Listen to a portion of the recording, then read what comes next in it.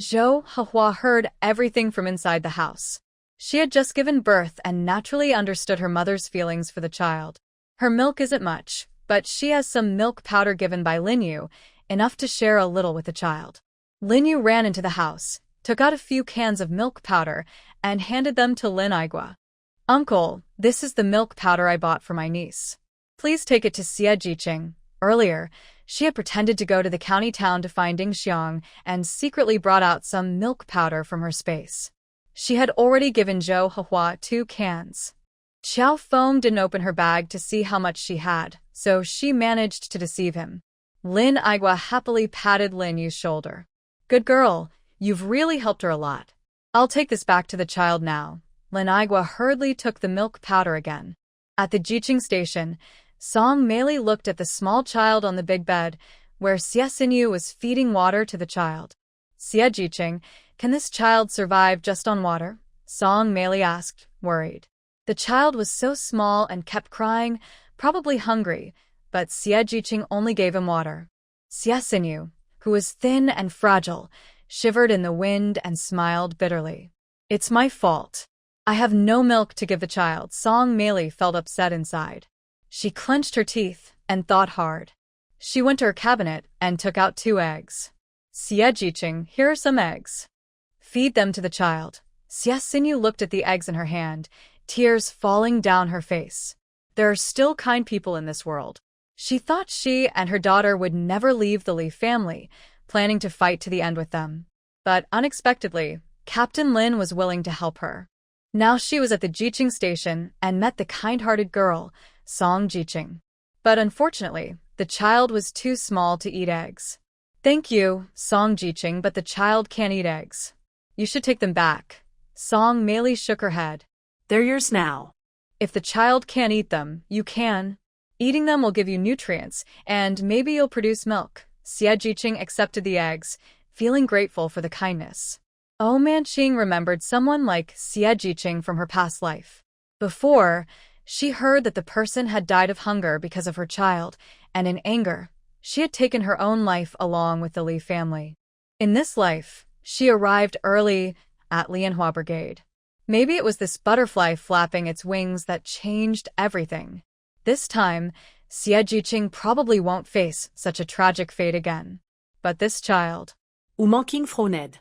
She took some money from her pocket. "This is a loan. Take this money and ask around the brigade to find a woman who just had a baby. Ask her to help feed the child." The brigade members were exclusive and didn't want to offend Yang Honghua. If she paid some money, they would likely agree. Honestly, Manqing knew the brigade members best. In Xie Jiqing's situation, if she didn't want the child to starve, she had to find a woman who was also breastfeeding to help. But the Li family members were lifelong locals of the brigade, and others wouldn't want to offend Yang Honghua, the troublemaker, just to help feed the child. If she paid some money, most people would be happy to help. When Xie Jiqing arrived, she was empty-handed and dressed in ragged clothes, clearly without money. Xie Xinyu took the money and couldn't hold back tears. "Thank you, really thank you all." Manqing handed her a handkerchief. "Stop crying. You just had a baby not long ago. If you cry too much, your eyes will get hurt." If Yang Honghua hadn't refused, Xie Xinyu should have been resting after giving birth. Xie Xinyu wiped her tears with the handkerchief and looked at the child. "Baby, you're saved now. You should thank these 2 aunts." She was about to go out and find someone to help feed the child when the brigade leader arrived. He couldn't enter the girls' quarters, so he called out from outside. Song Meili closed the door to prevent the wind from coming in and went out to meet the brigade leader. Lin Aigua handed 2 cans of milk powder to Song Meili. "Song Jiqing, this is milk powder bought by my little Rain. Let the child drink it." Xie Xinyu heard this and wanted to get out of bed, but Manqing stopped her. "Don't get out of bed like that. Just speak directly if you have something to say. The team leader can hear you." Xie Xinyu nodded and loudly said to the outside, "Thank you, team leader, and thank you, Comrade Lin Yu. Your kindness is greatly appreciated, and I have no way to repay it." Lin Aigua replied, "No need to thank me. It's my duty. When Xiaoyu is better, she can thank you herself." After saying this, Lin Aigua waved to Song Meili and left. Song Meili took the baby formula inside. Hurry up, prepare it for the baby to drink. The baby finally got to drink milk. She pouted her little mouth and drank eagerly. Seeing her lively appearance, Xie Xinyu smiled. Great, baby, you have milk now. Song Meili kept watching her drink. So cute.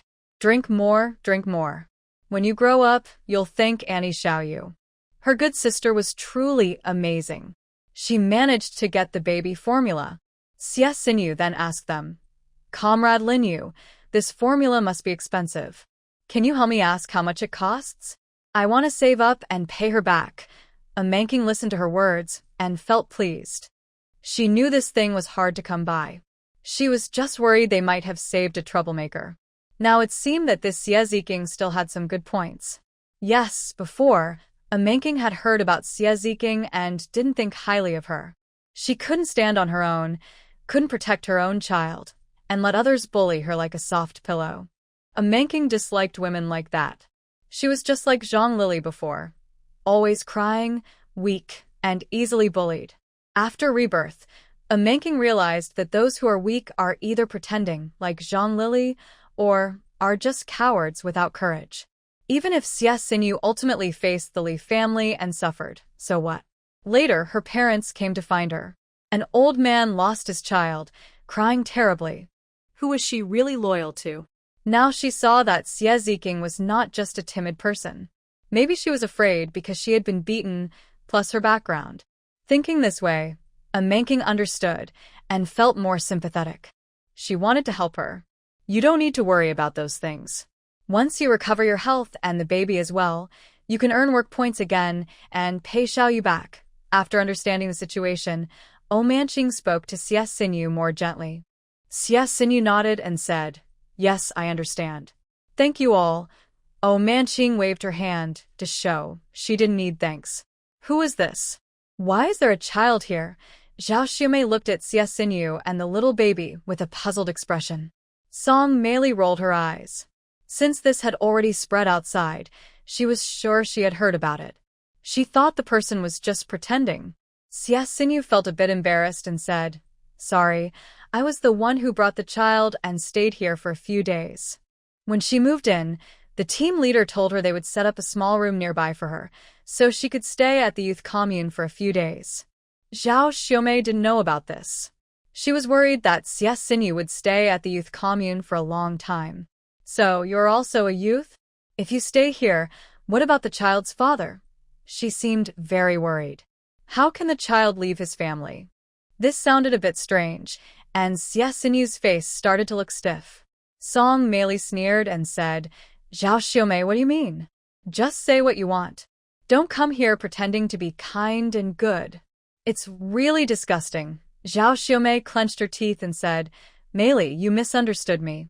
I just want to say that it's not very suitable for Xie to live here. The child should be with his parents. She knew that Xie Xinyu had been mistreated by the Li family, so she had to move out. But now she was encouraging her to go back. Manqing smiled and asked, Did Yang Honghua ask you to say that? Xie Xinyu's face turned pale. Did Yang Honghua refuse to let her go? Zhao Xiumei hesitated and said, And no. In fact, it was Yang Honghua who told her that Xie Xinyu would live at the youth commune with her child in the future. Zhao Xiumei didn't like this. Living in a big shared bed was already rough enough, and now there was a big and a small one. Wouldn't the child's crying be even more annoying? Yang Honghua also said that if she could help drive Xie Xinyu and her child out, she would be paid 10 eggs. 10 eggs. She hadn't eaten any meat in a long time. After receiving the grain, she kept some for herself and sent the rest home to her parents. She exchanged her work points for money and also sent it home. She had not a single penny and only ate coarse grains. Previously, Song Meili was kind to her, sharing some food because she felt sorry for her. But gradually, she saw her true nature and stopped associating with her. So, the 10 eggs she received as payment were among the few times Zhao Xiumei could enjoy some meat. Xie Xinyu saw her reaction and knew Song Meili was right. Her mother-in-law, Yang Honghua, was behind it all. She thought she was about to be saved, but Yang Honghua interfered again with the youth team. Xie Xinyu clenched her teeth, nails digging into her flesh, filled with anger. Manqing stepped over and gently took her hand away from her nails, speaking softly, "Don't be angry. It's very bad to get upset while postpartum. Rest assured, you can stay as long as you want. We are all youth team members, fighting together for the revolution. Anyone who tries to kick you out is breaking our unity." She looked coldly at Zhao Xiumei, her eyes like icy blades, as if piercing her. Zhao Xiumei was silenced by Manqing's words. If she was accused of breaking unity, it would be very serious. I didn't mean that. I was just saying that Xie Jiqing and Yang Dajia's son have children now. Couples argue sometimes, but they make up quickly. For the children's sake, it's better not to be stubborn. Shut up. Song Meili couldn't bear it anymore. You know what you're really thinking. Look at how they are now, emaciated, with no flesh on their bones, just skin and bones. And the little one just born, wrinkled and crying from hunger, too weak to even cry properly. Zhao Xiumei's shamelessness shocked me again. For that little bit of reward from Yang Honghua, she ignores Xie Jiqing's pain. Once again, Song Meili regretted befriending her in the first place. Everyone, stop arguing. The team leader's voice came from outside. When they were fighting loudly, the team leader arrived with some team members, measuring the yard for space. "Team leader, what's going on?" Lin Igua saw Song Meili and Zhao Xiumei again and said, "Zhao Jiqing, don't worry. Xie Jiqing won't stay in your house forever. We plan to expand the yard of the Jiqing station and build a separate house for Xie Jiqing." Did the team leader hear their argument just now? Zhao Xiumei felt regretful. She thought that accepting this small payment had made the team leader think badly of her, which was not worth it. "Team leader, I didn't mean it that way. Xie Jiqing is one of us. She can stay as long as she wants." Song Meili was stunned by how quickly she turned hostile. She couldn't understand how this woman suddenly changed. Manqing squinted and said beside her, "Maybe she really likes Xiao Yu's second brother." "Oh, I see. She's probably just worried that the team leader will think badly of her." That was definitely true. Lin Igua thought Zhao Xiumei was not a kind-hearted person. The harm Xie Jiqing had suffered was obvious, yet she ignored it and even wanted to drive her away. No wonder the boss sent them to the countryside for re-education among the poor and lower-middle peasants. Most of the local people are kinder and simpler than Zhao Jiqing. When they saw Xie Jiqing being moved out, some even asked Lin Igua to help bring her some food. It seemed that in the future, they must strengthen the ideological education of the Jiqing. Not only their thoughts, but they also need to do more work, so they won't have time to think about harming comrades. Zhao Xiumei didn't know that her future tasks would be heavy and tiring. The team leader was very strict with Jiqing, who had improper thoughts, like sweeping fallen leaves in autumn, cruel and ruthless. Lin Igua measured the space, and then knocked down one side of the Jiqing's yard wall to expand it a little, then rebuilt the wall. They didn't have bricks or tiles, so they used earth to build the houses and walls. The advantage was that it didn't cost money, only some manual labor, which could be counted as work points for them. Xie Xinyu was inside the house. When she heard that the team leader was already measuring the space to build a house, she felt relieved. She knew she was married and no longer considered part of the Jiqing station. If she stayed here permanently, not only would the Jiqing feel uncomfortable, but she would also feel embarrassed. Now that the team leader was willing to help her build a house, she could move out. The house was still inside the Jiqing yard, close to the others, so she would be safe. Xie Xinyu was very grateful. The team leader's plan showed he was thinking carefully for her. Meanwhile, Lin Yu took Qiao Feng and Li Dahui into the mountains for hunting. Lin Yu wanted to catch a wild chicken to make soup for Zhou Hehua, but Qiao Feng was worried and wanted to go along to watch. Li Dahui is now speaking more smoothly. He told Lin Yu that he had gone to the machinery factory several times to trade, and now he has saved up quite a bit of money. Lin Yu teased happily, "So, you're saving money to be with our sister Manqing. Is that right?" Lin Yu was being playful, which made Li Dahui feel even more embarrassed, his face and ears turning red. Qiao Feng cleared his throat and glared at her. "Xiao Yu, don't talk nonsense." But Li Dahue thought Xiao Feng was angry. He quickly explained to her, "Comrade Xiao Feng, don't be mad. Xiao Yu is joking with me, but I really am saving to marry her." This last part was said to Lin Yu. Old Manqing had already confessed her feelings to Li Dahue, but because she had no money, he was too afraid to accept her.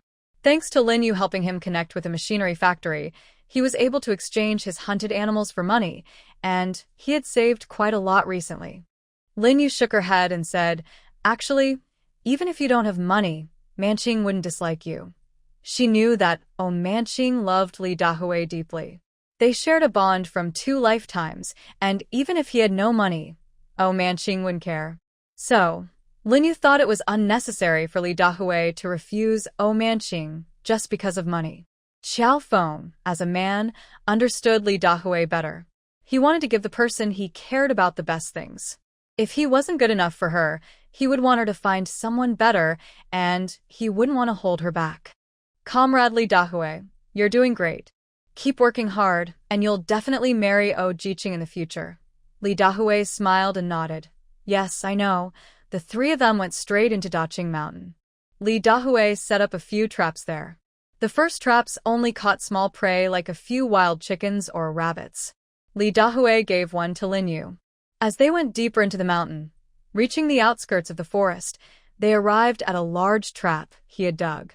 Lin Yu thought this must be the forest the village women and her father had mentioned. Beyond that was the deepest part of the mountain, the most dangerous area. It was said that there were jackals, wolves, tigers, and leopards there. "Uncle Dahue, it's too dangerous for you to come here." Li Dahue was opening the grass pile on the trap to check. He said, "Xiu Yu, I won't go inside." "It's okay." Lin Yu shook her head, thinking she must tell Manqing about this when she goes back. She can't let him keep coming to such dangerous places. Xiao Feng was looking around quietly, with no clear expression on his face. Lin Yu thought he was checking if the area was safe or not. "Brother, this isn't even the deepest part. Our team members come here too, so it's not that dangerous." Xiao Feng squatted down and looked at the ground. But it's better if you don't come here if you're not needed." Lin Yu nodded. Just as she was about to walk over to him, she heard Li Dahue shout, "Xiu Yu, look quickly." Lin Yu hurried over. Wow, a roe deer. It was a big one. It seemed there were large animals in these mountains. Li Dahue jumped down and carried the roe deer up. Lin Yu caught it. She weighed it in her hands, about 60 pounds. It was quite large. Since roe deer are not common, it could be sold for a good price. "Uncle Dahue, don't take this to the factory. Ask around the housing area we visited last time. Someone will want to try it. The factory mainly has a cafeteria, and filling stomachs is the most important. No matter how fresh it won't sell for much." Li Dahue understood and nodded. He was sure he could sell this roe deer for a good price. That way, he could save enough money to get married. Xiao Feng saw them carrying the roe deer and came over. "Wow, that's a big catch. This isn't something you see every day." Suddenly, Lin Yu heard a sound. "Brother, Uncle Dahue, did you hear that?" Xiao Feng, who was trained to listen carefully, said, "It sounds like a dog." Just after he finished speaking, a small dog ran over, sticking out its tongue at Lin Yu. Lin Yu's eyes lit up. "Wow, little dog. "Where did you come from?" The dog was very cute, probably only a few months old. It was making a soft, puppy-like sound. Its fur was yellow with darker patches. It was a small stray dog. It seemed to like Lin Yu a lot, wagging its tail and sticking out its tongue at her. Lin Yu loved small animals since she was a child. She quickly squatted down to pet it. The dog even rolled onto its belly, as if saying, "Pet me." Lin Yu exclaimed softly, thinking the little dog was adorable and wanting to cuddle it. Zhou Feng stopped her. "This dog doesn't know where it came from. It's not clean."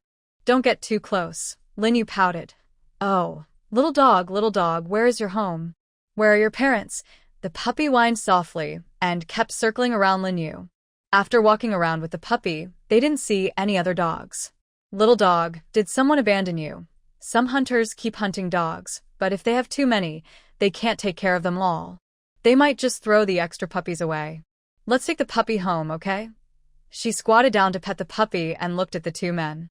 Zhou Feng and Li Dahui couldn't bear to refuse, so they agreed. What if Grandma Lin doesn't agree for you to keep the dog? Zhou Feng knew that Grandma Lin was the head of the Lin family. Lin Yu moved her eyes. Grandma will agree. Lin Yu was very good at charming the elders. She knew how to make them happy. Zhou Feng also thought of this. Back in Haicheng, Lin Yu had already become the most spoiled child in the family because she knew how to please the elders.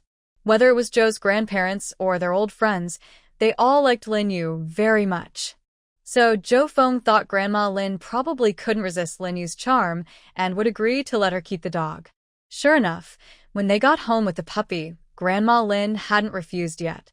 Lin Yu acted cute and silly, making Grandma Lin happy and agreeing to keep the dog. Lin Yu also asked Lin Yuan and Zhou Feng to build a little house for her puppy. The two brothers looked at each other helplessly and had no choice but to do as she asked. Xiao Taidan and Xiao Bao sat on the ground with Lin Yu, petting the puppy. Sister, what's the puppy's name? Xiao Taidan knew. His parents were trying to pick a name for his sister, but they had tried dozens and still weren't satisfied. He wondered if it was hard to choose a name for the puppy. Lin Yu thought for a moment. She met the puppy in Dakingshan. Then let's call it Lin Xiaoqing. Lin Yuan frowned. Why should a dog have the surname Lin too? Does that mean he's brothers with a dog? Zhou Feng felt a bit relieved inside. Lin Yu had already changed her last name. Otherwise, that dog would be called Zhou Little Green, and he would be his dog brother. Lin Yu was about to get some hot water to bathe the puppy when she heard Lin Yuan's disapproving words. She said, Of course my puppy has my last name. Little Green, right? Sister will give you a bath. Little Treasure tilted his head. Sister? Lin Yu patted Little Treasure. This is your younger brother, Little Treasure. You are now the older brother. Little Treasure's eyes lit up. I'm Little Treasure. I'm the older brother. Yes, yes. His name is Lin Little Green. You are Lin Little Treasure. So, are you brothers? Little Treasure nodded. Yes. Brothers. Taidan happily said, I have a sister. Little Treasure has a brother. Hee. Lin Yuan watched the two children being fooled by Lin Yu, looking surprised. He shook his head. Young children are easily tricked because they don't have much experience. Old Third Lin, with his hands behind his back, came in from outside. He saw Lin Yu squatting in front of a big basin. Hey, little Yu, are you killing chickens again? He said, rubbing his hands. Are we having chicken tonight? Lin Yu looked at the puppy in the basin and slightly curled her lips. Dad, I'm not plucking chicken feathers. I'm giving Little Green a bath. Old Third Lin poked his head in. What Little Green? Does your niece have a name now? When he looked closer, he exclaimed, Wow, where did this puppy come from? Looking more carefully, he thought the dog looked a bit familiar. Lin Yu was scrubbing Little Green's back while saying, I found him on Mount Daqing. He's so cute. He insisted on coming back with me. Old Third Lin responded. Oh, did you give him a name? Yes, yes. His name is Lin Little Green. Isn't he adorable? Old Third Lin found it hard to say anything. Yes, he's adorable. After saying that, he walked into the house with a strange look on his face, shaking his head. He thought this kid was really mischievous. If this dog is her dog brother, then he's her dog son, right? Soon after, several family members came in to see the puppy. When they heard its name, they all looked a bit helpless. Especially Lin Zhengwo, who heard Little Treasure call the dog brother and felt even more resigned. Lin Little Treasure, Lin Little Green. Little Treasure pointed to himself with his small finger, then pointed to the puppy. Lin Zhengwo shook his head and said, Little Treasure is just your nickname. Your real name is Lin Fei, which means soaring high. Similarly, the nicknames Denyo and Er Nyo are just their little names. Grandma Lin didn't allow Wang Zhaodi to give the children any casual or informal names. She could only call them Denyo and Er Nyo. However, when registering their official names, Grandma Lin, who was very thoughtful, was worried that the children might feel ashamed of their names later. So, she asked the staff to give them proper names. Denyo's real name is Lin Wenwen, and Er Nyo's is Lin Jingjing. These names reflect people's hopes for girls. Although Er Nyo is not very quiet, she likes her name. It's better than many classmates who are called Little Flower or Little Grass, which clearly seem to be randomly chosen by their parents. Also, Xiao Tian's full name is Lin Mingxian, which was given by Shun Jinyan at Lin Shan's request. Even though everyone has a formal name, family members still prefer to call them by their nicknames. So, Xiaobao only found out today that his real name isn't Lin Xiaobao, but Lin Fei. Xiaobao doesn't like this name and insists, "I'm Xiaobao, not Xiaohui." He's young and still not very good at pronouncing words. "Oh, silly Xiaobao, it's Xiao Fei, not Xiaohui." Taidan, who is quick-witted, corrects him, but his words are very quiet. He keeps correcting Xiaobao's pronunciation, which makes Xiaobao annoyed. He pouts, touches Xiaoqing, and ignores him. Meanwhile, at the 529 base, the guards noticed that one of the little dogs was missing at the gate. This was a big deal. If the dog ran away and exposed their location, it would be terrible. Report to Captain Bai. One of Jin Gang's puppies is missing. Captain Bai came out of his office and checked the dog pen at the entrance. The base has a military dog named Jin Gang, who is there to keep watch. Since Jin Gang arrived, they accidentally let him mate with a female wolf in the mountains, and she gave birth to a litter of puppies. Captain Bai counted them. There should be 4 puppies, but now only 3 are left. "Was the puppy here this morning?" the little soldier replied. "Yes, Jin Gang was patrolling with them this morning. They usually come back together around mealtime, but today I counted, and one is missing." Captain Bai immediately understood the situation. If the puppy ran out and let enemies in, that would be very dangerous. He ordered the soldiers to go out and find the missing puppy. The forest was full of soldiers searching everywhere, conducting a thorough search. "I haven't found any sign of the puppy yet." Captain Bai came out of the woods and saw the big trap nearby, along with many footprints, some from people, some from the puppy. It seems someone caught prey here, and the puppy ran out, possibly taken away. "Captain, what should we do? Will the puppy lead people here?" Captain Bai shook his head. The puppy is only a little over 2 months old and doesn't know the way back. But we need to activate security mode, just in case someone uses the puppy to find the secret inside the woods. "Yes, Captain." At his command, the base immediately went into level 1 alert. The people inside remained calm, unaware of what was happening outside. Lin Yu didn't know that just taking a puppy had made a group of men so nervous.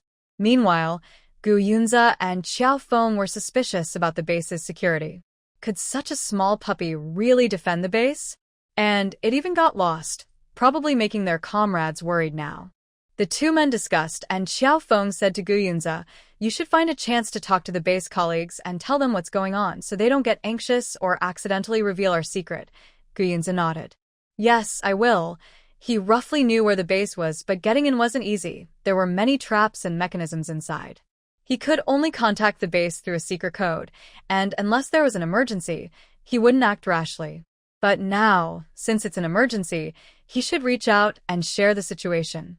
Meanwhile, Li Dahui took the prey to several family compounds in the county. Following Lin Yu's advice, he explained the nutritious value of venison, and he managed to sell it at a good price. Li Dahui returned happily, and with this money, his savings reached 500 yuan. He wondered if that would be enough as a gift for her Manking. Would she think it was too little? But this was his sincerity. He didn't want to go empty-handed when proposing. He wanted to show respect. He hoped to give the best he could to the woman he liked.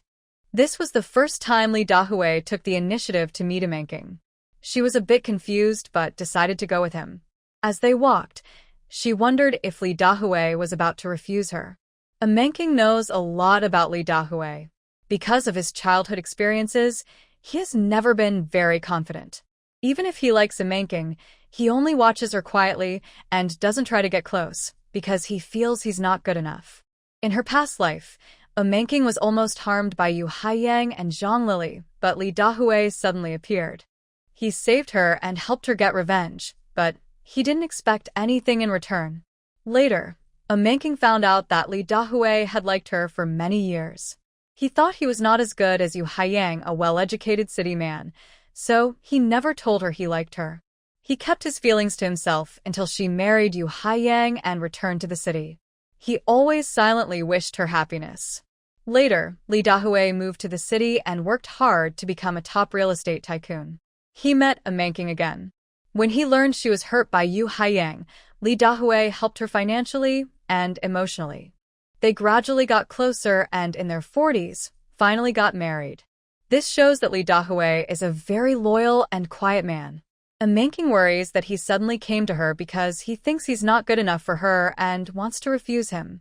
Manking stood in front of Li Dahue and said, "Comrade Li Dahue, what do you want to tell me? If it's about you thinking you're not good enough for me, don't bother. I won't give up." She had a serious face, but Li Dahue found her very cute. He isn't someone who often smiles, but looking at Manking, he felt happy. He pressed his lips together to hide his smile and said, "Manking, I want to tell you, do you want to officially be my girlfriend?" Manking's eyes lit up, and a smile appeared on her face like a ray of morning sunshine. "Li Dahue, are you saying you want to officially be my boyfriend?" Li Dahue nodded. "Yes, Manking, do you agree?" Manking smiled happily. "I do." They looked at each other, both with a hint of affection. Seeing his shy look, she knew he wouldn't take the initiative, so she reached out her little finger to hook his. Li Dahue was surprised, his ears turning bright red. Because his skin is darker, his face didn't show the redness. "You, me, us." He became nervous and started to stutter again. Manching smiled and said, "You silly person." Finally, afraid someone might see, they parted ways. Before leaving, they agreed that from now on, they would only be with someone who had a partner. Manching carried a basket on her back, inside of which was a roasted rabbit given by Li Dahue. Li Dahue even covered it with grass to hide it. Watching her happy figure walk away, Li Dahue stood still, feeling a burst of joy in his heart. He has a partner now. Unlike before, with the Nyo 2 Brigade, where he was pushed into a relationship without feeling anything for the girl. He was just following the usual steps: dating, helping her family with chores, waiting to get married, have children, raise them steadily, and live a peaceful life. He never felt any excitement or affection. But this time, Li Dahue felt what it was like to truly like someone. His heart was both sour and sweet, worried he might hold her back. After confirming their relationship, he suddenly felt the world was so beautiful. She was in his world, and maybe in the future, they would get married and have a little home of their own. He would work hard to give her a better life, so she would never regret being with him. When Manching returned to the youth commune, she took out the roasted rabbit and pulled Song Meili to squat in the kitchen, secretly eating.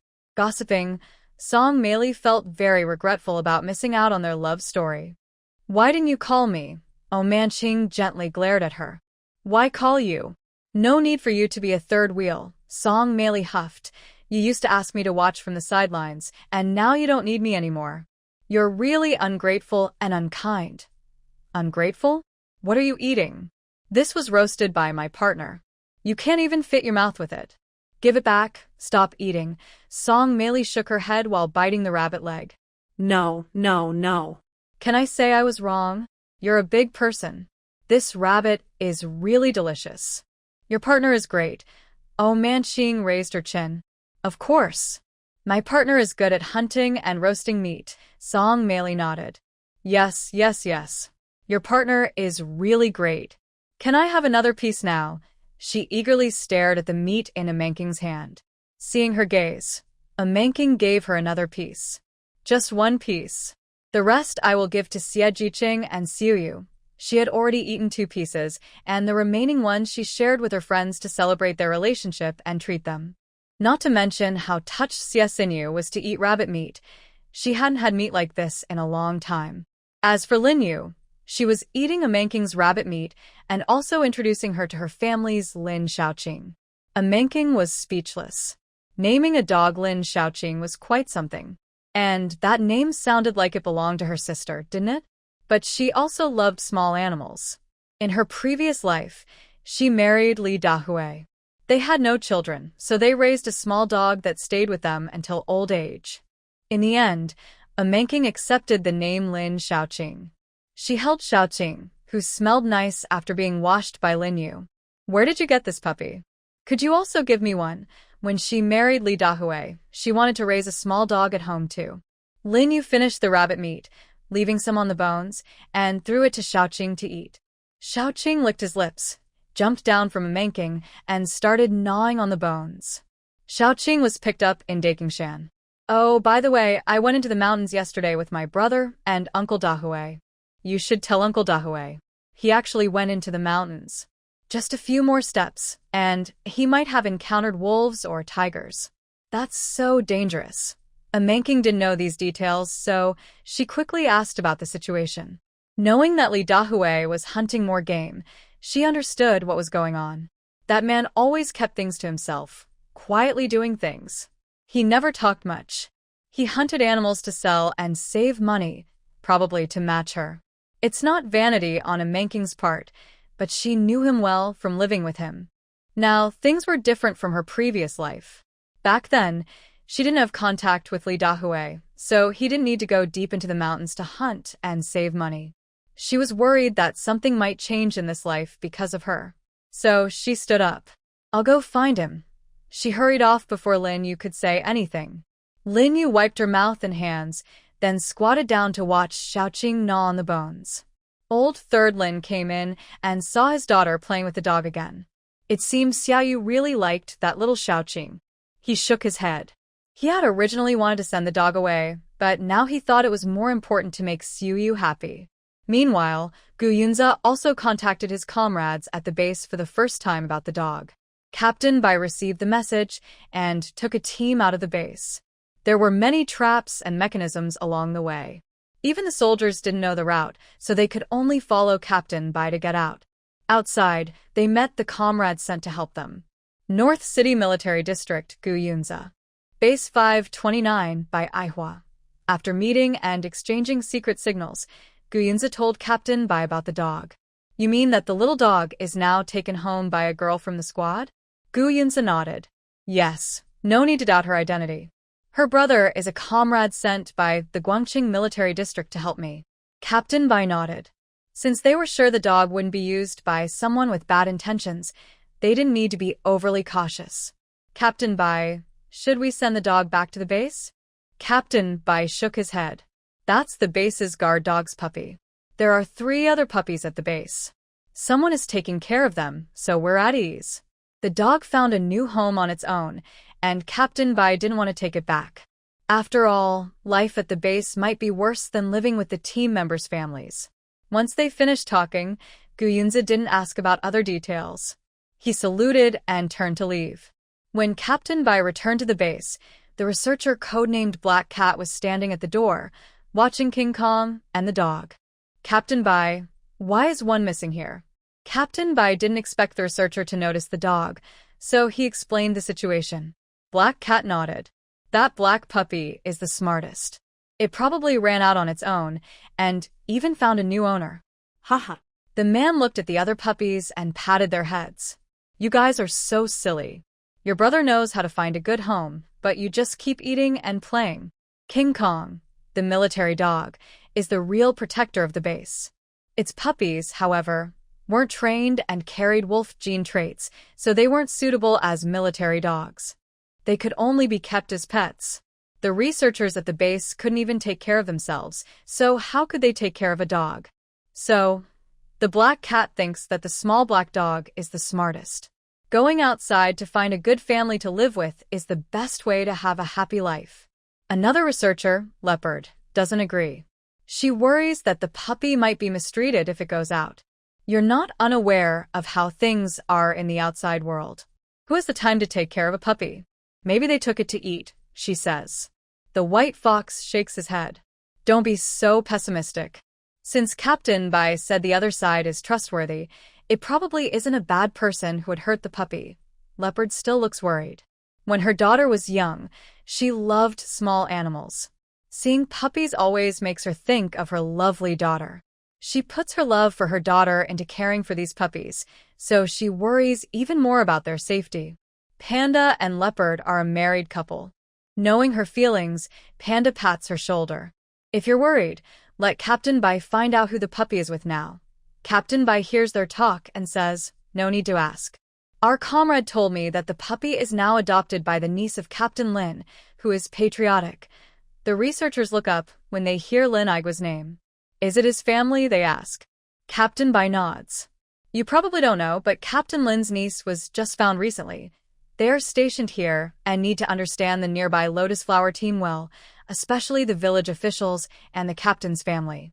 Since Lin Yu returned to Lotus Flower team, Captain Bai has known the situation.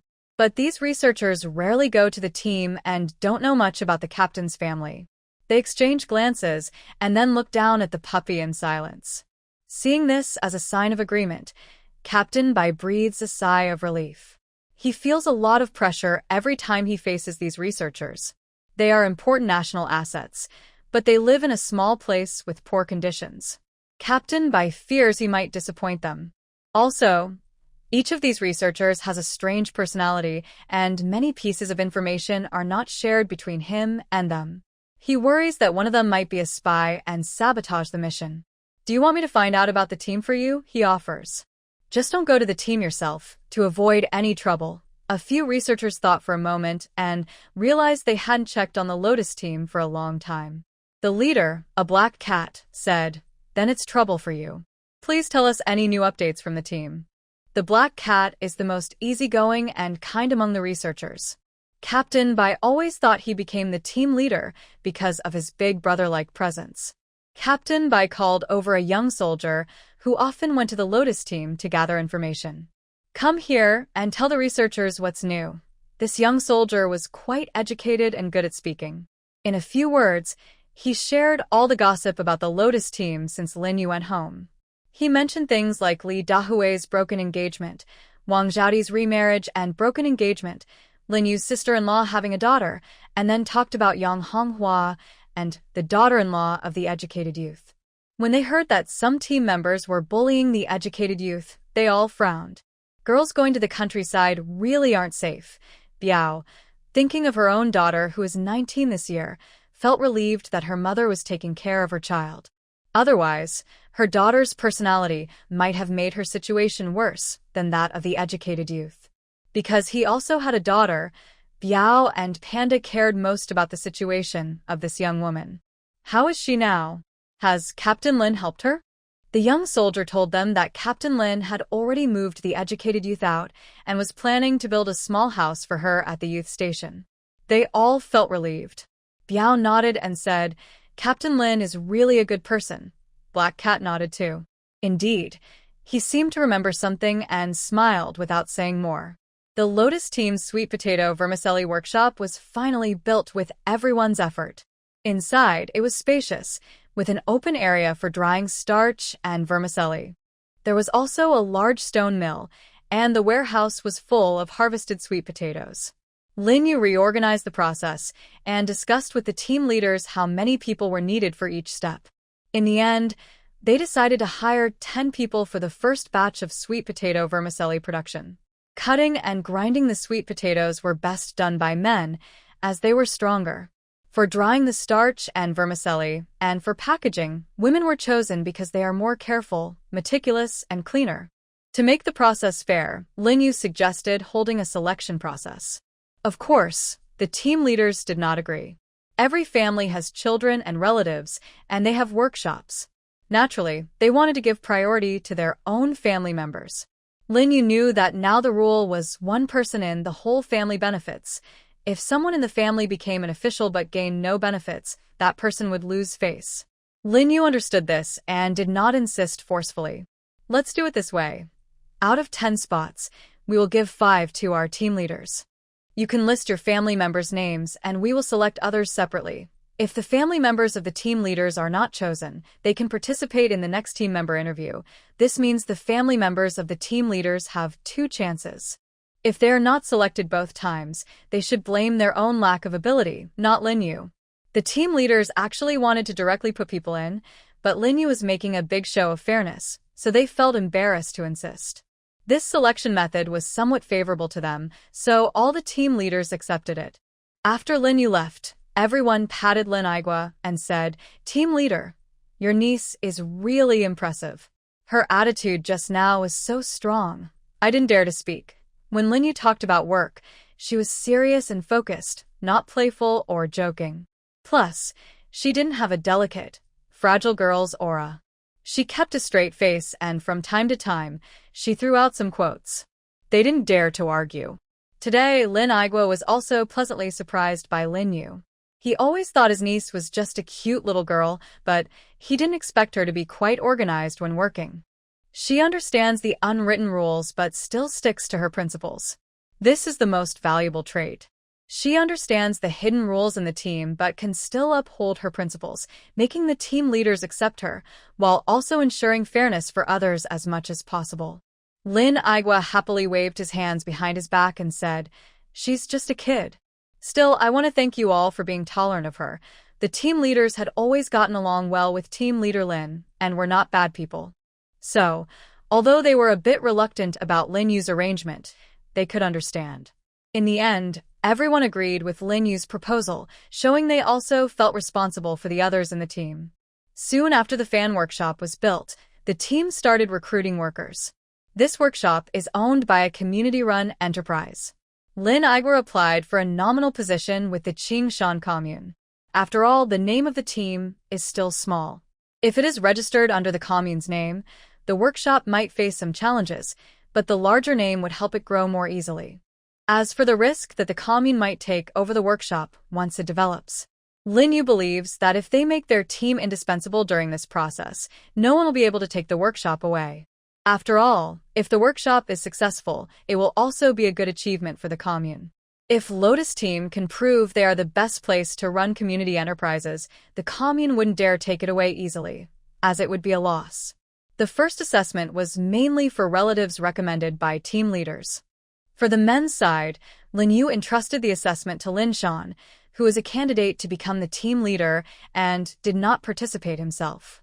Although Lin Yuan also took part, everyone trusted Lin Shan to be fair and just, since the assessment was straightforward. The men's assessment focused on strength and attention to detail. People who are very thin and weak were eliminated. Those who are not clean, with hands covered in dirt, were also eliminated. People who cut sweet potatoes unevenly or couldn't handle the knives properly were eliminated. In the end, only 2 suitable candidates were selected from these. For the women's side, Lin Yu personally took part. Most of the women participating knew Lin Yu well, as she was popular among the women in the team. They had even fought together twice. This assessment mainly focused on hygiene. Some older women in the team were very untidy, unwashed hair, unwashed clothes, making it hard to trust them with food preparation. Lin Yu checked carefully and finally selected 3 women. One of them was Grandma Lin, who came specifically to support Lin Yu's work. Initially, Lin Yu thought she was too old to work in the workshop and didn't want her to come. But Grandma Lin believed she was in good health and wanted to experience working in a factory. Since she was willing, Lin Yu agreed. Grandma Lin was sure to pass the assessment. She was skilled in cooking and had nimble hands. She was also very clean. Her hands were dry and warm, her clothes tidy, and her hair carefully combed. Even without using the granddaughter filter, Lin Yu still thinks she is very suitable to work in the workshop. Later, they tested other team members and selected 5 more people to join the workshop. Both of you get ready. If the workshop develops smoothly, there will be openings for office staff, and educated youth can also take exams. Yes, the educated youth did not participate in this round of worker selection. After all, there are few spots, so they had to prioritize their own team members first. But Lin Yu's plan was to set up an office. The educated youth were there to support construction and should use their knowledge to help the team live better, not just do farm work. However, those are future plans. For now, Lin Yu just reminded them to prepare. When the time comes for the exam, she won't go easy on them. Although it was just a plan, Song Meili was quite happy and looked forward to the workshop becoming bigger and stronger. Manking felt a bit guilty. She had been reborn and had so much knowledge about the future, but she never thought of using it to help the team. She realized what Lin Yu had pointed out and secretly decided to help develop the workshop well. After talking to the 2, Lin Yu returned to the workshop. She hurriedly wrote out simple rules and regulations. Once all the workers arrived, she planned to read them out to everyone. After all, many of them couldn't read. Manhwa was dismissive. "Xiaoyu, what are you doing? Reading these rules again? Don't you trust us?" Lin Yu knew that Manhwa would definitely find fault with the workshop, but she didn't expect it to start so early. According to Lin Yu's standards for selecting workers, with limited positions and many applicants, Ma Lianhua wouldn't have made it into the workshop. But she was the sister-in-law of the team leader Li and had some family ties with Li Dahu and Lin Gupa. Her spot was counted among the relatives of the leaders. Among the others, who were less capable, she surprisingly stood out. The three people Lin Yu finally chose from the relatives were Grandma Lin, Ma Lianhua, and sister-in-law Wang. Grandma Lin and sister-in-law Wang were her own people, and she had expected Ma Lianhua to cause trouble. Mother Ma, I don't distrust you. Without rules, there's no order. Since the team leader entrusted me with managing the workshop, everyone should follow the rules. These rules and regulations inside, no being late or leaving early, keeping everything clean, can't you all follow these simple requirements? Grandma Lin led the chant. Xiuyu, we can do it. Sister Wang also said, exactly, what's so hard about that? Ma Shan, if you can't do it, why not let someone else take your spot? My sister-in-law still wants to work in the workshop.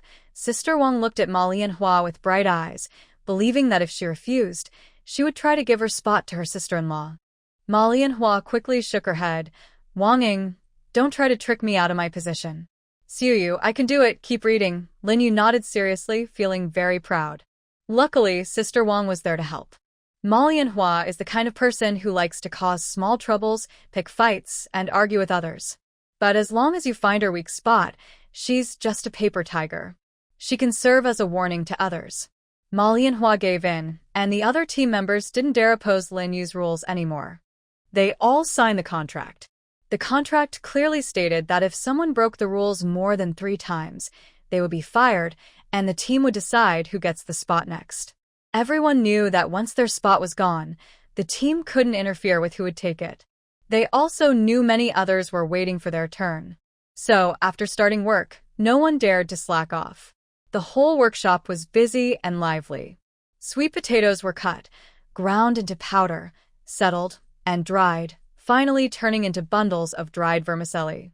Lin Yu appointed a leader for the men's team, Lin Yuan, and for the women's team, Sister Wang. With their help, Lin Yu had free time to go market selling with the vermicelli. Xiuyu, where are we going to sell the vermicelli? This time, Lin Yu brought along Li Dahui to help sell the vermicelli. He has sales experience and they've worked together a few times, so they work well as a team. Lin Yu told him, let's go ask at the supply and marketing cooperative. They went to the county town where the cooperative had a row of big cabinets with salespeople inside. If you want something, just tell the salesperson and they will bring it out. Customers then pay and get a ticket. Lin Yu went inside to check. The supply and marketing cooperative is also divided into sections. One sells daily necessities, another sells food, and another sells fabrics. Their goal is to get a spot at the food counter. As for how to get the cooperative's approval, Lin Yu stood at the entrance, observing, while Li Dahui also stayed with her in the corner, watching the customers. He didn't know Lin Yu's exact purpose, but with his business instincts, he could see some clues. Currently, people need tickets to buy things, but they have few tickets. At the food counters, many can only buy a small amount of sugar with their tickets. Lin Yu's eyes turned thoughtfully. Their fans, a type of food, don't require tickets, and since they are staple foods, they could add variety to meals, which is a good advantage. But convincing people that fans are tasty isn't easy. People tend to distrust unfamiliar things. Lin Yu looked at the fans in her hand, then turned to leave. Let's go, Uncle Dahui. We need to find a way. Li Dahui followed her. They went to the vegetable stall by the river, where many farmers sell their produce. This is allowed in their area. Lin Yu wasn't there to buy vegetables. She bought a few peppers and some green onions from an elderly person. Then she returned to the cooperative's counter and bought Sichuan pepper, a handful of peanuts, and soybeans. Xiaoyu, do you want to cook? Lin Yu nodded. Uncle Dahui, I want to make fans. If we don't show how to eat them, how will others believe in us? Li Dahui nudda. You're right. Where should we do it? Let's find Sister Dingxiang. She still has some connections in the city. Every time she goes to town, she visits Dingxiang and Niu to keep in touch. Li Dahui guessed she was going to see Dingxiang. He usually contacts her through her husband, Zhou Jinian, because their relationship is good.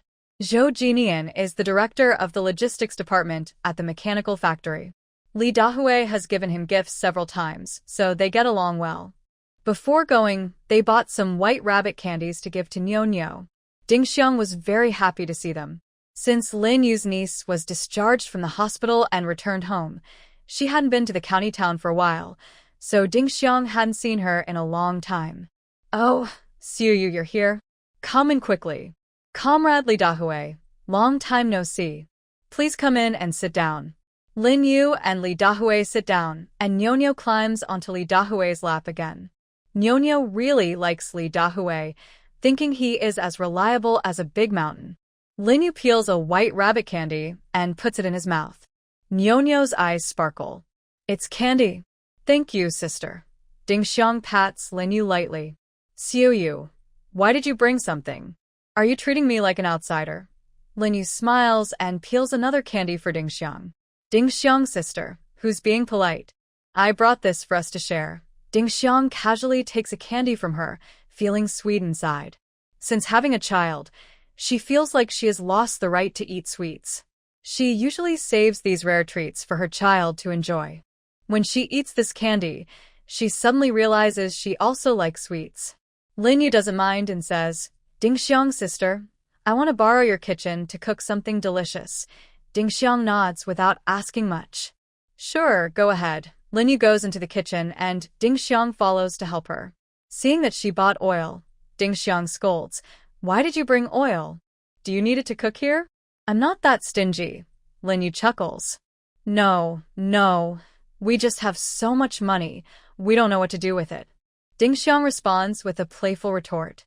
Actually, Lin Yu secretly took the oil from her space.